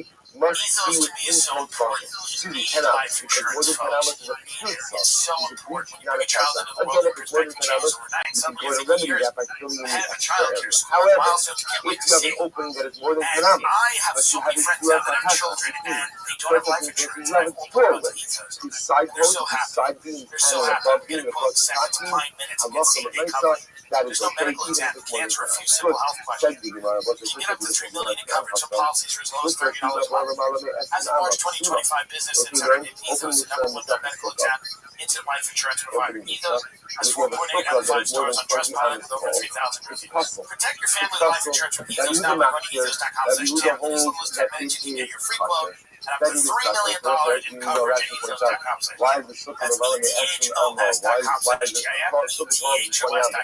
ethos.com/TIM. Application times and rates may vary. Now that the holidays are over, you might feel like you've got a big spending hangover. The drinks, the holiday food, the gifts, it all adds up. Luckily, Mint Mobile is here to help you cut back on overspending on wireless this January. 50% off unlimited premium wireless. Mint Mobile's end of the year sale is still going on, but only until the end of the month. Cut out big wireless exploiting plans and unnecessary monthly charges with 50% off. 6 or 12 months of unlimited. All plans come with high-speed data and unlimited talk and text delivered on the nation's largest 5G network. Use your own phone with any Mint Mobile plan and bring your phone number along with all your existing contacts. Stylistically, I love this product. why is it that This January, quit overspending on wireless with 50% off unlimited premium wireless. Plans start at $15 a month at mintmobile.com/Tim. That's it. That's mintmobile.com/Tim. Yes, I love Limited it. time It offer, says upfront it's a payment, lovely. $45 for 3 months, $90 for 6 months, or $180 for 12 months. Plan Right? It's the required $15 a month, equivalent taxes and fees. Acquisition plans on all rates. Why is it that I took us, took us the money and we just took us, no discussion, just possible. Look, my mother is 20% off, the list becomes a social remedy, the mother that is forced to it to do it. It's very simple. Look at that, it's too long. Mother is like one of the country. And again, he's been wrong before on certain things. But there's a lot of issues where, you know, a lot of his reporting is held up. He is alleging that this whole thing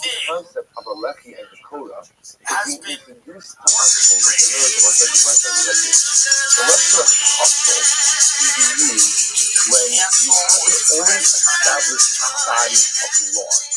and you are not in conformance with those laws, so therefore what you produce is puzzle. There's halachas of sukkah. So it gives us halachas of sukkah, or at least you derive from the sukkah halachas of sukkah. But you don't conform with those halachas puzzle. You can't say puzzle, I can't say puzzle, because I'm going to do this. The mission is going to say, nobody should have all the money, I'm a puzzle. And what am I going to say to that? What are you going to say to that? What are you talking about? What are you talking about? What nobody the money what are we talking about? Remember, these halachas are so the lesson of puzzle can only be used when you have an already agreed upon set of facts that everyone knows. You wouldn't conform to those facts? Puzzle. He hasn't delivered on the economy. I've been told by some of those knowledgeable White House planning that Miller was a patron advocate for the ICE operations in Minnesota that led to the killing of 2 protesters by federal officers, the ongoing disruption of a major metropolitan area, and the international condemnation of the administration. It was Trump who authorized the raids and he intended to put an end to them. Miller was also the author of an earlier proposal to use local National Guard troops to disrupt midterm elections in critical states with polling predicted that the Republican Party would lose the House. You can't say puzzle until you know the body of That law that we're suggestion, talking given about. the current negative polling in the fiasco of Minneapolis, is now dead in the water. Another plan that has been discussed in the White House is to disrupt the future presidential election. Vice President J.D. Vance might be the candidate in the case of a loss at the polls. It was conceived by John Eastman, the disbarred lawyer, who is currently appealing his disbarment in California, who also thought up the failed plan after Trump's election loss in 2020. So this is true. If Seymour Hersh is accurate about this, then we're going to see a civil war, and it won't look like a civil war, but you're going to see something that resembles the closest thing that we've seen to a civil war if this is to happen. If this is true, and I have no problem believing this, by the way, a lot of people spent a lot of money to put this administration in office, and it is very possible those people don't want to have an election that reverses this. So the idea that Stephen Miller was thinking about using an event like this to depress turnout or to just cancel the election. I was told that Eastman's news team recently described it as a informal discussion in the White House calls for sympathetic election officials in states where the Democratic candidates win simply to delay or refuse to submit the electoral votes at the time mandated by the Constitution. Eastman's notion is to find a way to avoid the electoral votes from states with a large Democratic plurality so that the number of electoral votes needed to hold the presidency is low enough to turn a losing Republican candidate into a president. So we're at a point where it does seem that some of these things that people, including myself, didn't think were possible do seem to be being discussed. It's your harsh is correct. And if that's the case, there is going to be we're going to have a matrix. We already know that this isn't politically breaking down the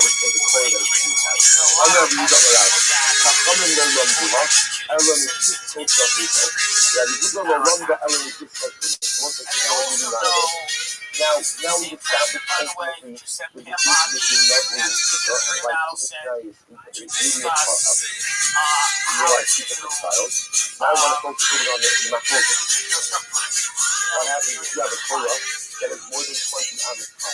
So how does that work? So again, the kind of comment says you have to bring it down within 20 on it. Now the user says fine as it is. So this is the Gemara says to me, what is the Machlokas? What is the Machlokas? Because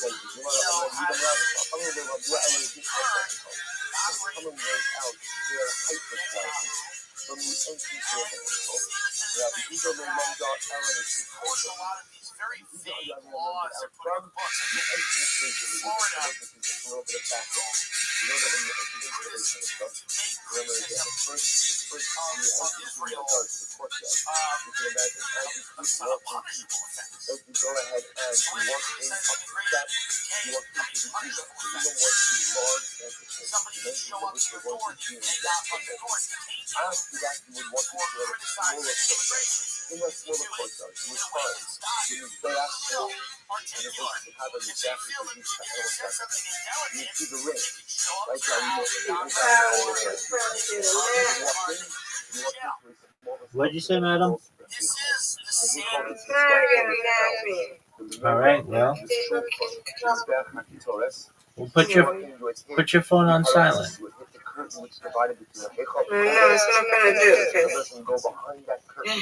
And ultimately, again, you would see the Arna Kodesh. I'm not going to get my nephew. Hey, but Miss Aquarius, that's just your friends and family telling you that you're loved. So it's not certainly not a bad thing. I appreciate it. It's hard. It's hard. It's like I cry when my godmother's on the phone. It's hard. Not like that. Everybody's doing good. It's special. It's hard. I say, it's hard. But gotta get through it. We gotta get through this. There's nothing else to do. We try.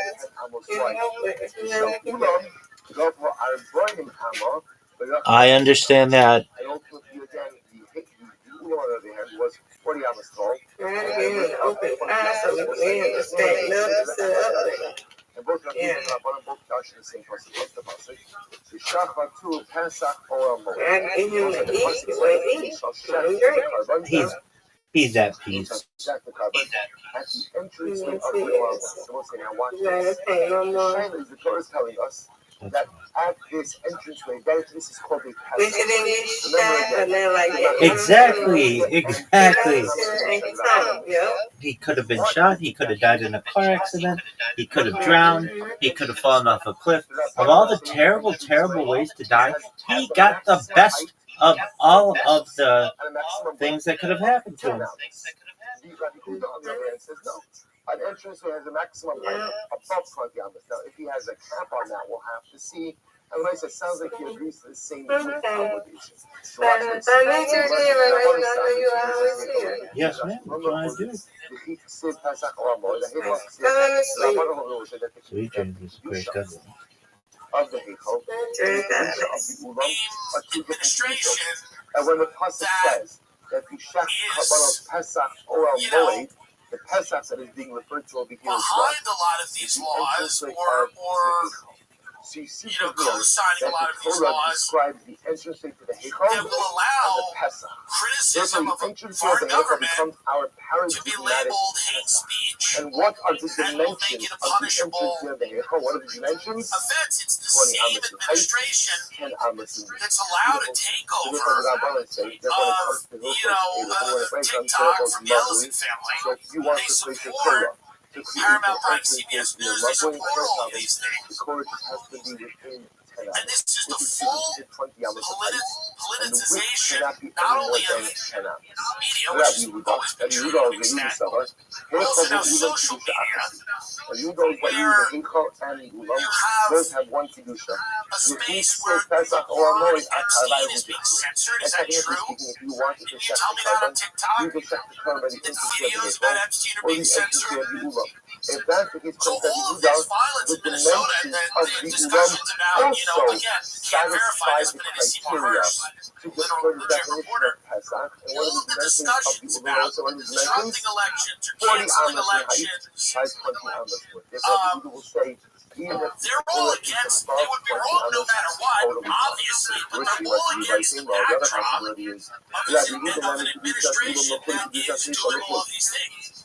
Then maybe that you know That has billionaires buying TikTok to censor the mention of Epstein. You have the Attorney General going down to meet with the billionaire Miriam Adelson, the owner of the Dallas Mavericks, and going, by the way, what are your concerns? And the people that elected this guy and then put him into office are at a grocery store figuring out how they're going to get groceries. Just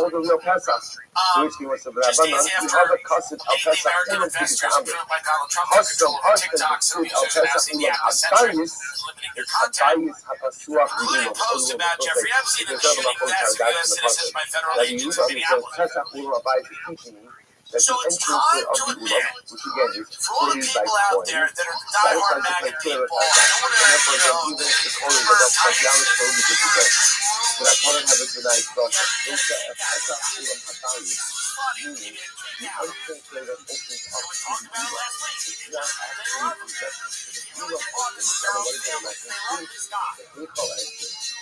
This is pretty obvious. This is pretty blatant. This is pretty blatant. But 1 second, let's just analyze this. This is all the things that I would listen to Alex Jones talk about when I was younger. So how do we know?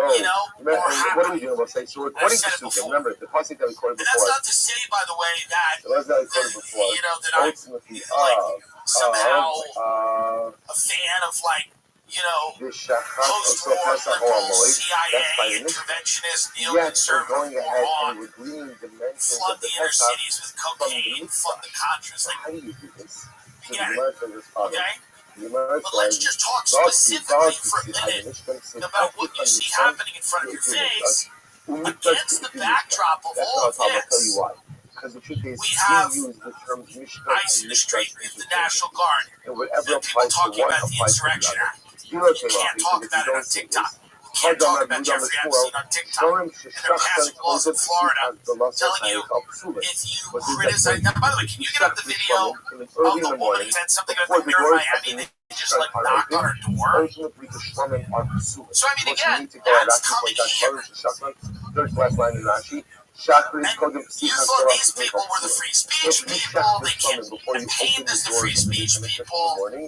ultimately again the shlamim will be puzzled. So the shachat to Pesach or Amoed. The Pasuk says, you shall shepherd by the entrance of the Amoed. His man, Shepsuchim, below his man, you only shepherd shlamim when the doors are open, not when they're closed. But 1 second.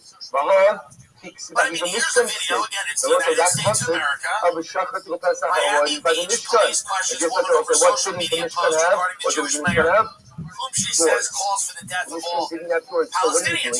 You're learning how to conflict of the Beis Hamikdash. That you can only check the shlamim once the doors are open for a pasuk in the Mishkan. You see from the other side that Mishkan Mikdash take a look here. United States of America, in Florida, Republican Florida, Republican Florida. Let's take a look at this. There you go. And that allows us to use the psukim in the Torah mentioned in the context of the Mishkan. You can learn out halachos by the Beis Hamikdash. So Bishlam Mikdash is the Mishkan. So I understand, or I know that the Mikdash is called the Mishkan. Where I know that I'm just saying, but that's not yet Mishkan. It is so fakam, as the pasuk says, I will place Mishkan in my dwelling place with you. And that pasuk is obviously a reference to the Beis Hamikdash. Elam Mishkan, particularly Mikdash. But where do I know that the Mishkan? So now I know that the Mikdash is called the Mishkan. But where do I know that the Mishkan is called the Mikdash? They came us a Mishkan Hadron. So maybe you'll say that the pasuk says the Kahasites, right? The Kahasim, here from the family of Kahas, would carry the Mikdash and they would erect the Mishkan. So maybe you see from here that the Mishkan is called the Mikdash on the days that can't be why. This guy calls for the death of all Palestinians. He doesn't stand up for the LGBT community. Whatever. I don't like the guy, clown face, these people are at our house. Didn't Jenny fans go to Europe and start talking about free speech and how embarrassing it is that Europeans didn't have free speech? Didn't they do that? This is Florida. It's Republican controlled Florida. By the way, they're censoring your posts on TikTok. Anyone who's not criticizing this, anyone who's not calling this out, I cannot trust them. I don't know why they're not calling it out. I don't know if there's a financial benefit to them not calling it out, or if they feel that one side's already won and they want to be on that side. I don't know if they're fearful of something or other, but if you're not calling this out, if you don't think this is wrong, if you make a living speaking, if you're a comedian, podcaster, journalist, whatever you are, doesn't really matter. If you are a YouTuber, if you're a social media personality, if you make a living using your fat mouth, and you don't think this is a problem, you don't think getting a group of billionaires that are ideologically aligned to go buy an app and then start censoring the content on the app, it was a problem when it was being done during COVID, and it's a problem when it's being done now. And if you don't care about that, and if you think that's not going to affect you for whatever reason, I can't trust you and I can't listen to what you say. You don't have any credibility. So that it doesn't mean that, there aren't considerations politically of who's going to censor us? How about nobody? How about no one? There's another entrance way, by the way. How about you can't call for the death of people, can't call for violence against people, can't dox people, you can have a political opinion without people showing up at your door with badge. Florida, Trump country. So this is coming here. And these ICE raids and these executions are against the backdrop of all of this. And the discussion about the midterm elections or whatever credibility it has, with Stephen Miller and Eastman and whoever, it's against the backdrop of this. An administration that campaigned on being pro-free speech, but very quickly realized that they were only pro the free speech that they liked.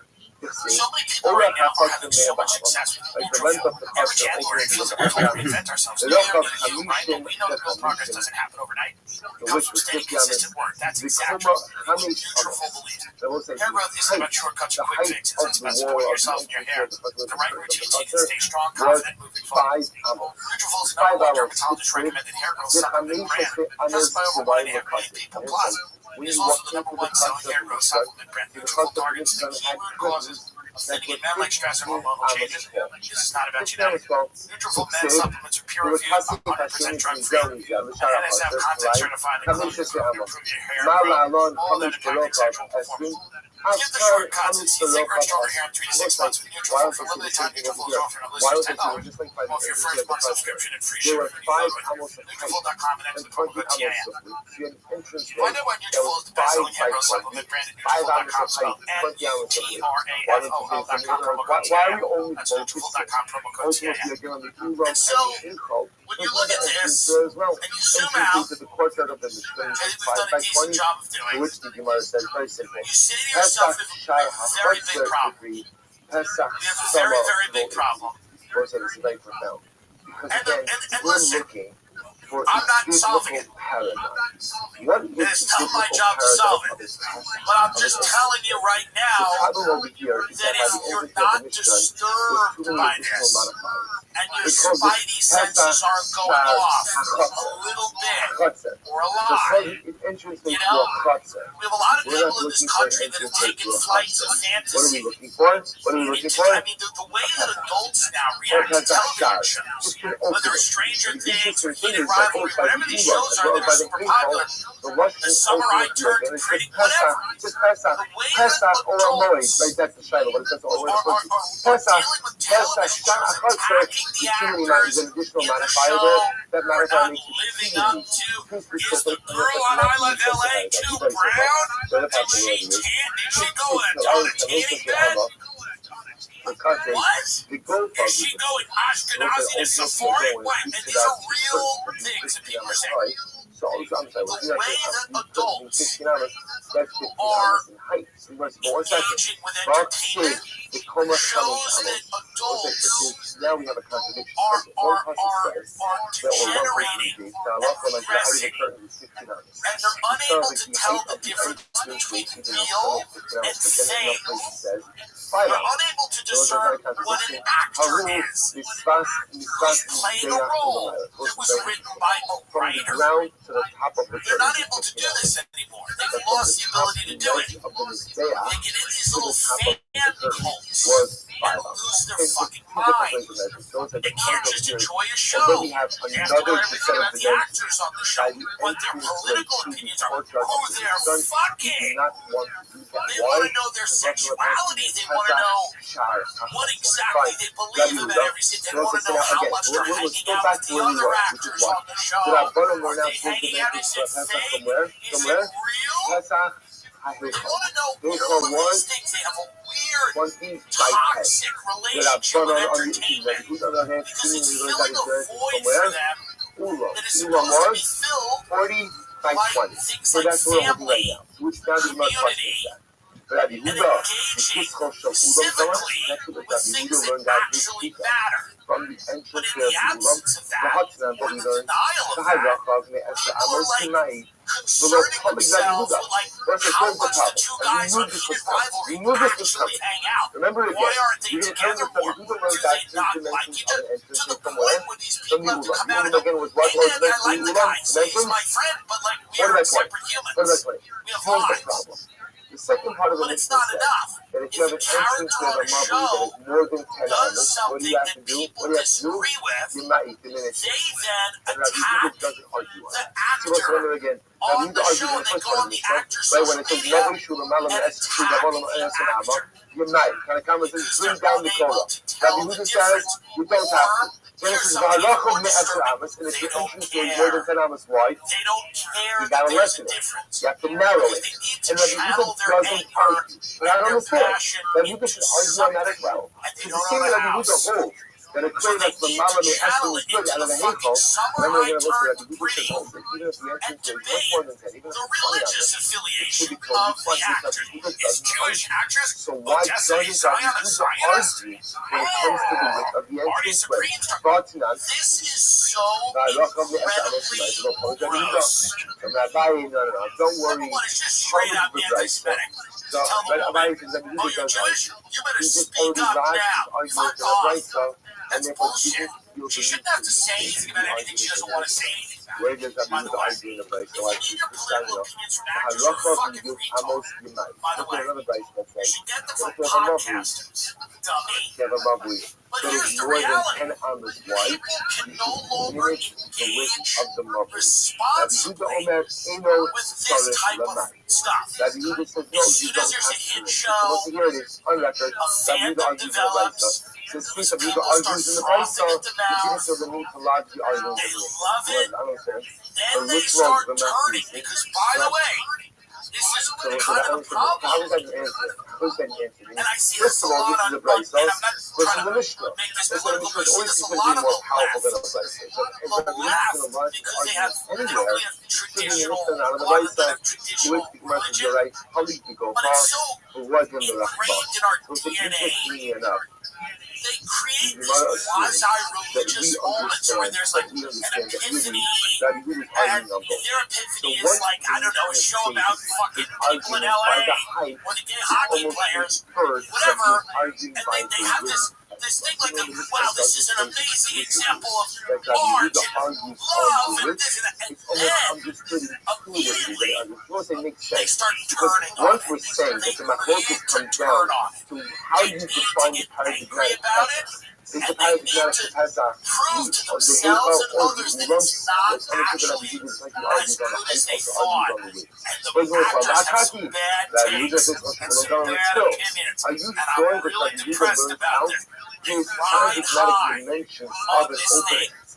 And then, as if they have to crucify everybody, and then the part of them that wants it that is taller than 20 to be bad, then you should that diminish the wants height of the the Torah. experience to leave them empty and unfulfilled. They want to get angry. They need it. They need to tear these people apart. 40 or 50 It's something that I witnessed over and over. And now they're doing it to actors. For a while they were doing it to like comedians and high, and they're still doing it to those people. Don't get me wrong. But now it's like actors, and these people, actors don't even know where they are. I know actors. They don't even know where they are. Asking actors to have political opinions is cruel. It's the same thing as dragging the kids out of the fucking ice that poor little kid with the little fucking blue hat. So what's happening over here? Asking an actor to have a well-articulated political opinion is cruel. It's barbaric. Right, And first it's chief of the inhumane. people that I bought. So we Actors understand. exist to Kola create must be within God 20 hours. That usually comes along and says, no, you need 40, 50. Casper says, no, Rabbi, you can be only up to 100. and they should be able to slip into. We're talking about Casper, but no says that you need to add near Amma. So this is all about Casper, Guzma. I understand that Casper is hyperbolic. Right, that's hyperbole. 100. Dragging them out into the light So that's a bit hyperbolic. My Guzma. The reason Succession was a great show is that hyperbolic as well. Sarah Snook, who played Shan, didn't have a podcast where she talked about her pussy for 18 years that the chorus is before up to 40 amas. That is it wouldn't have where does worked. 40 come from? Where does 40 come from? Where does 40 come from? That's the Ulam. The Ulam is 40 amas tall. The Gemara says, Elam Nun. Dragging them out into the spotlight, Where does analyzing the tan of their skin. Stop making Sidney Sweeney into a political Rav figure. got a little thrown How off by empty is your life that this big Stand titted blonde who's a good actress needs to be a political figure?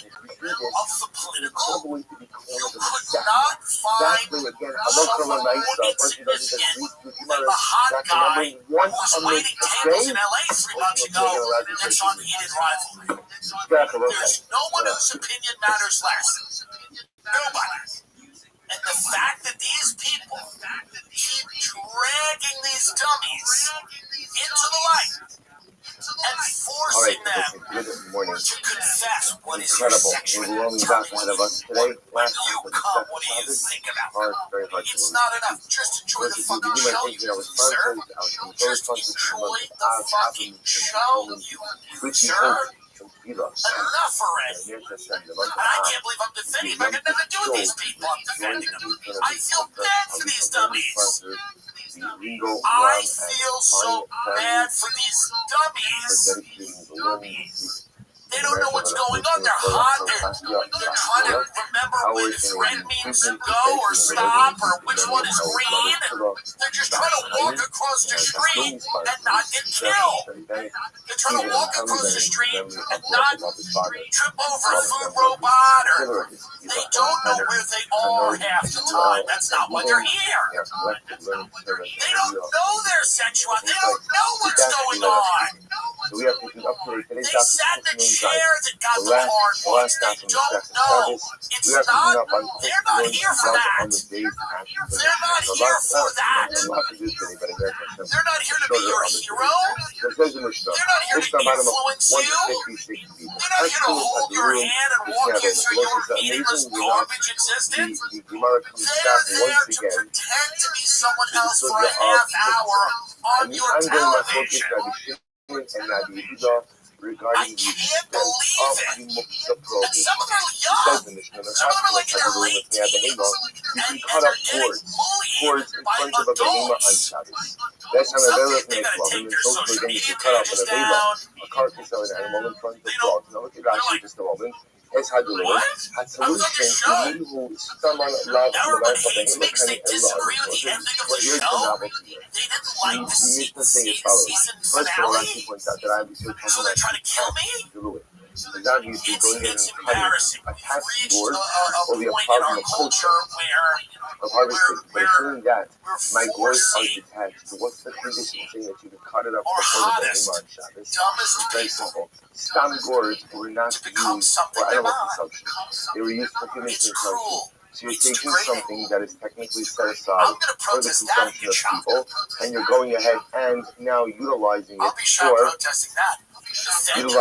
for animal consumption. So the Kiddush of the Mishnah is that one is permitted to do so on Shabbos. Similarly, again, with Nyan Nevela, Mitzvah will say again, if you go ahead and have a carcass of an animal. So again, we'll discuss the parameters of this, but that's to point out that it's not lo hayom u'ben hashmoshes hayom edet adam. What's the novelty? The novelty here is that this animal began Shabbos as a living, breathing animal. It then died on Shabbos. It died on Shabbos. So the Mishnah still says that you're allowed to go ahead and cut it up for the dogs, even though that's what? It was not really usable for this purpose at the onset of Shabbos.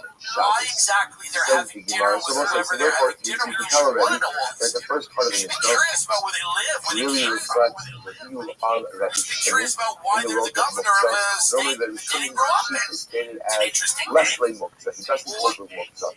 We've spoken about this many times, that halacha l'maaseh, everyone holds with Muktzah. You can't not hold with Muktzah. Right? So rather, it's when the machlokes is what extent of Muktzah they hold. So the Shimon in general has a very more relaxed view of Muktzah. So the Shimon says, as long as the item is usable, it's not Muktzah.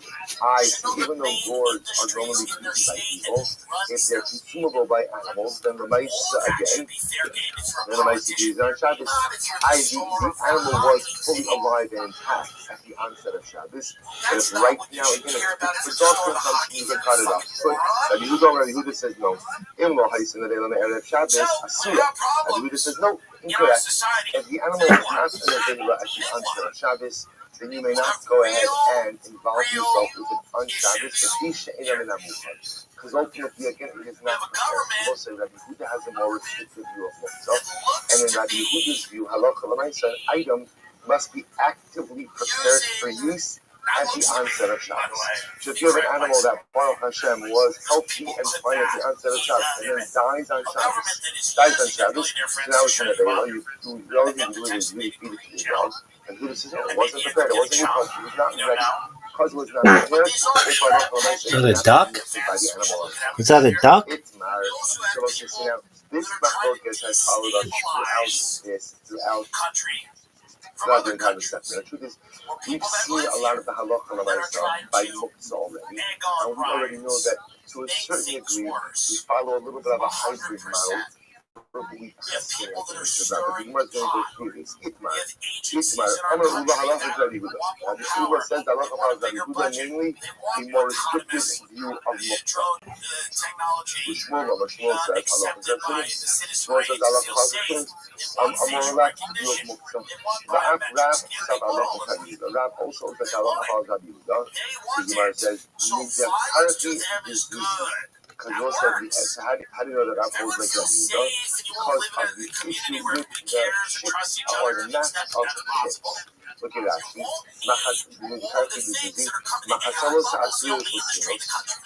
mats that were made for ships, for boats. The Chachos Pasmatya said so. Notice that he said these mats used to cover merchandise on a boat. So ultimately, it wasn't a technical reason. These mats could be used for other things as well. You could sit on them to cover other stuff with them. Yes, that held the halacha l'maisa. Those mats are not usable on Shabbos. Why are they not usable on Shabbos? Because since they're actively prepared for a different items of merchandise on a boat, therefore to use them for some other purpose is not called musa, it's not called prepared, and therefore it's usher. Rav Asher Ushmuel Shari. Rav said you can't use those mats on Shabbos even for another purpose, and Shmuel said you could. So we'll say some Machlokas Rav and Shmuel. Shmuel holds it with Shimon, more relaxed view of muktzah, and when I say more relaxed, I will say all Shmuel says is something is usable on Shabbos, even if it wasn't prepared before Shabbos. It's not muktzah. Rabbi Yehuda requires an active designation on an item before Shabbos for use on Shabbos. The Afladi Savar, halacha Rabbi Yehuda. Even lady holds that the halacha follows Rabbi Yehuda. There is a more restrictive view of muktzah. The lady Kava might speak straight Fasala Kamei Biyala Tava. Let's listen to this case. Somebody was checking an animal on Yom, and they had a shayla about the animal. So it's like somebody was checking an animal, you see something in the lungs, you see something else there. You're not sure if the animal is a kosher animal, not the kosher animal. So what would happen? When lady would come and bring a treifa, or I should say, when somebody would come and bring an animal, it was a suffix treifa for lady on Yom. Business to this. So remember again, Yom Tov because people are shechting on Yom. And so people are going ahead and shechting on Yom. So now somebody has a shayla, an animal that is shechted, they will bring it before lady. They'll have a chazile, ela kiyasi, a kalkalisa. You would only examine, you would only examine these shaylas when sitting at the garbage dump. Now she says, ala hashva. So he wants to do the Amar, Dilma Miskasha. So what's going to be the problem? The problem is, what if the animal really is a treifa, and therefore again it's not kosher? V'achidru is clothing no kazia. I will say the problem is it won't really be fit for animal consumption. I will say, now what does that mean? It won't be fit for animal consumption? Because remember again, that it wasn't prepared before Yom Tov for animal consumption. Before Yom Tov it was fit, it was prepared for human consumption. Now it became a treifa on Yom Tov. Now it's fit for animal consumption. But again, if it wasn't prepared before Yom Tov, then it's called muktzah. So therefore, we'll say, interestingly enough, maybe was concerned if you, let's say somebody would bring this animal to his house. If it turns out that it would be a treifa, what would you have to do with the carcass of the animal? Leave it right there. Like this, at least, maybe you would look at the shaylas by the garbage dump. So if it turns out that it was a treifa, the people would just subconscious the animal right there. Shmuel and Shmuel said, halacha of Shimon. So namely, again, a more permissive view of muktzah. V'yachziri, so halacha of Shimon. And Ziri also halacha of Shimon. This time, the name of Shimon saw no use his hand in kama. But if an animal died, you should not go ahead.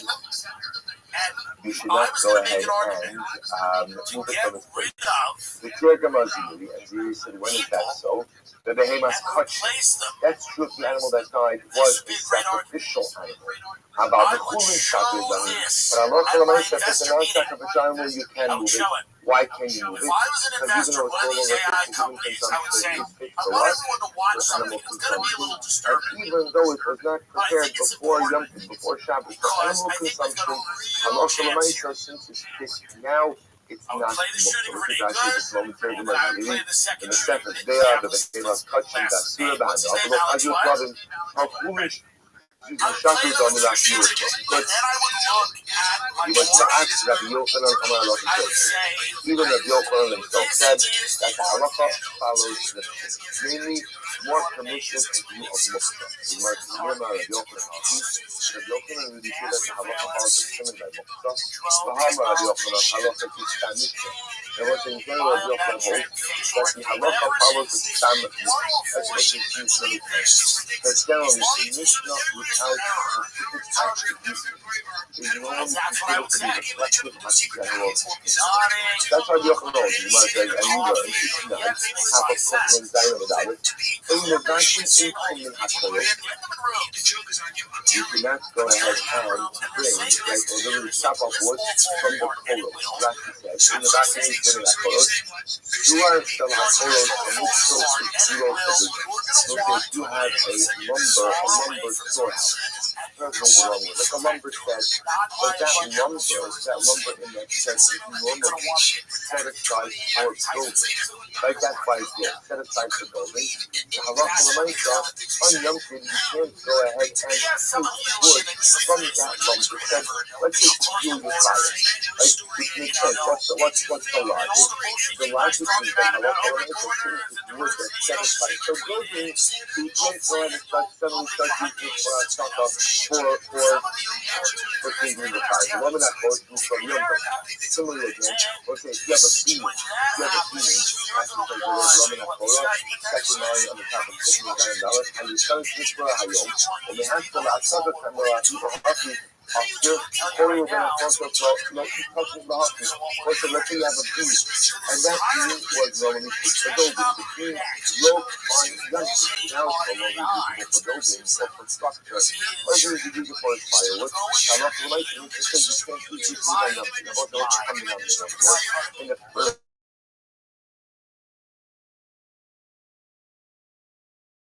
you can't take wood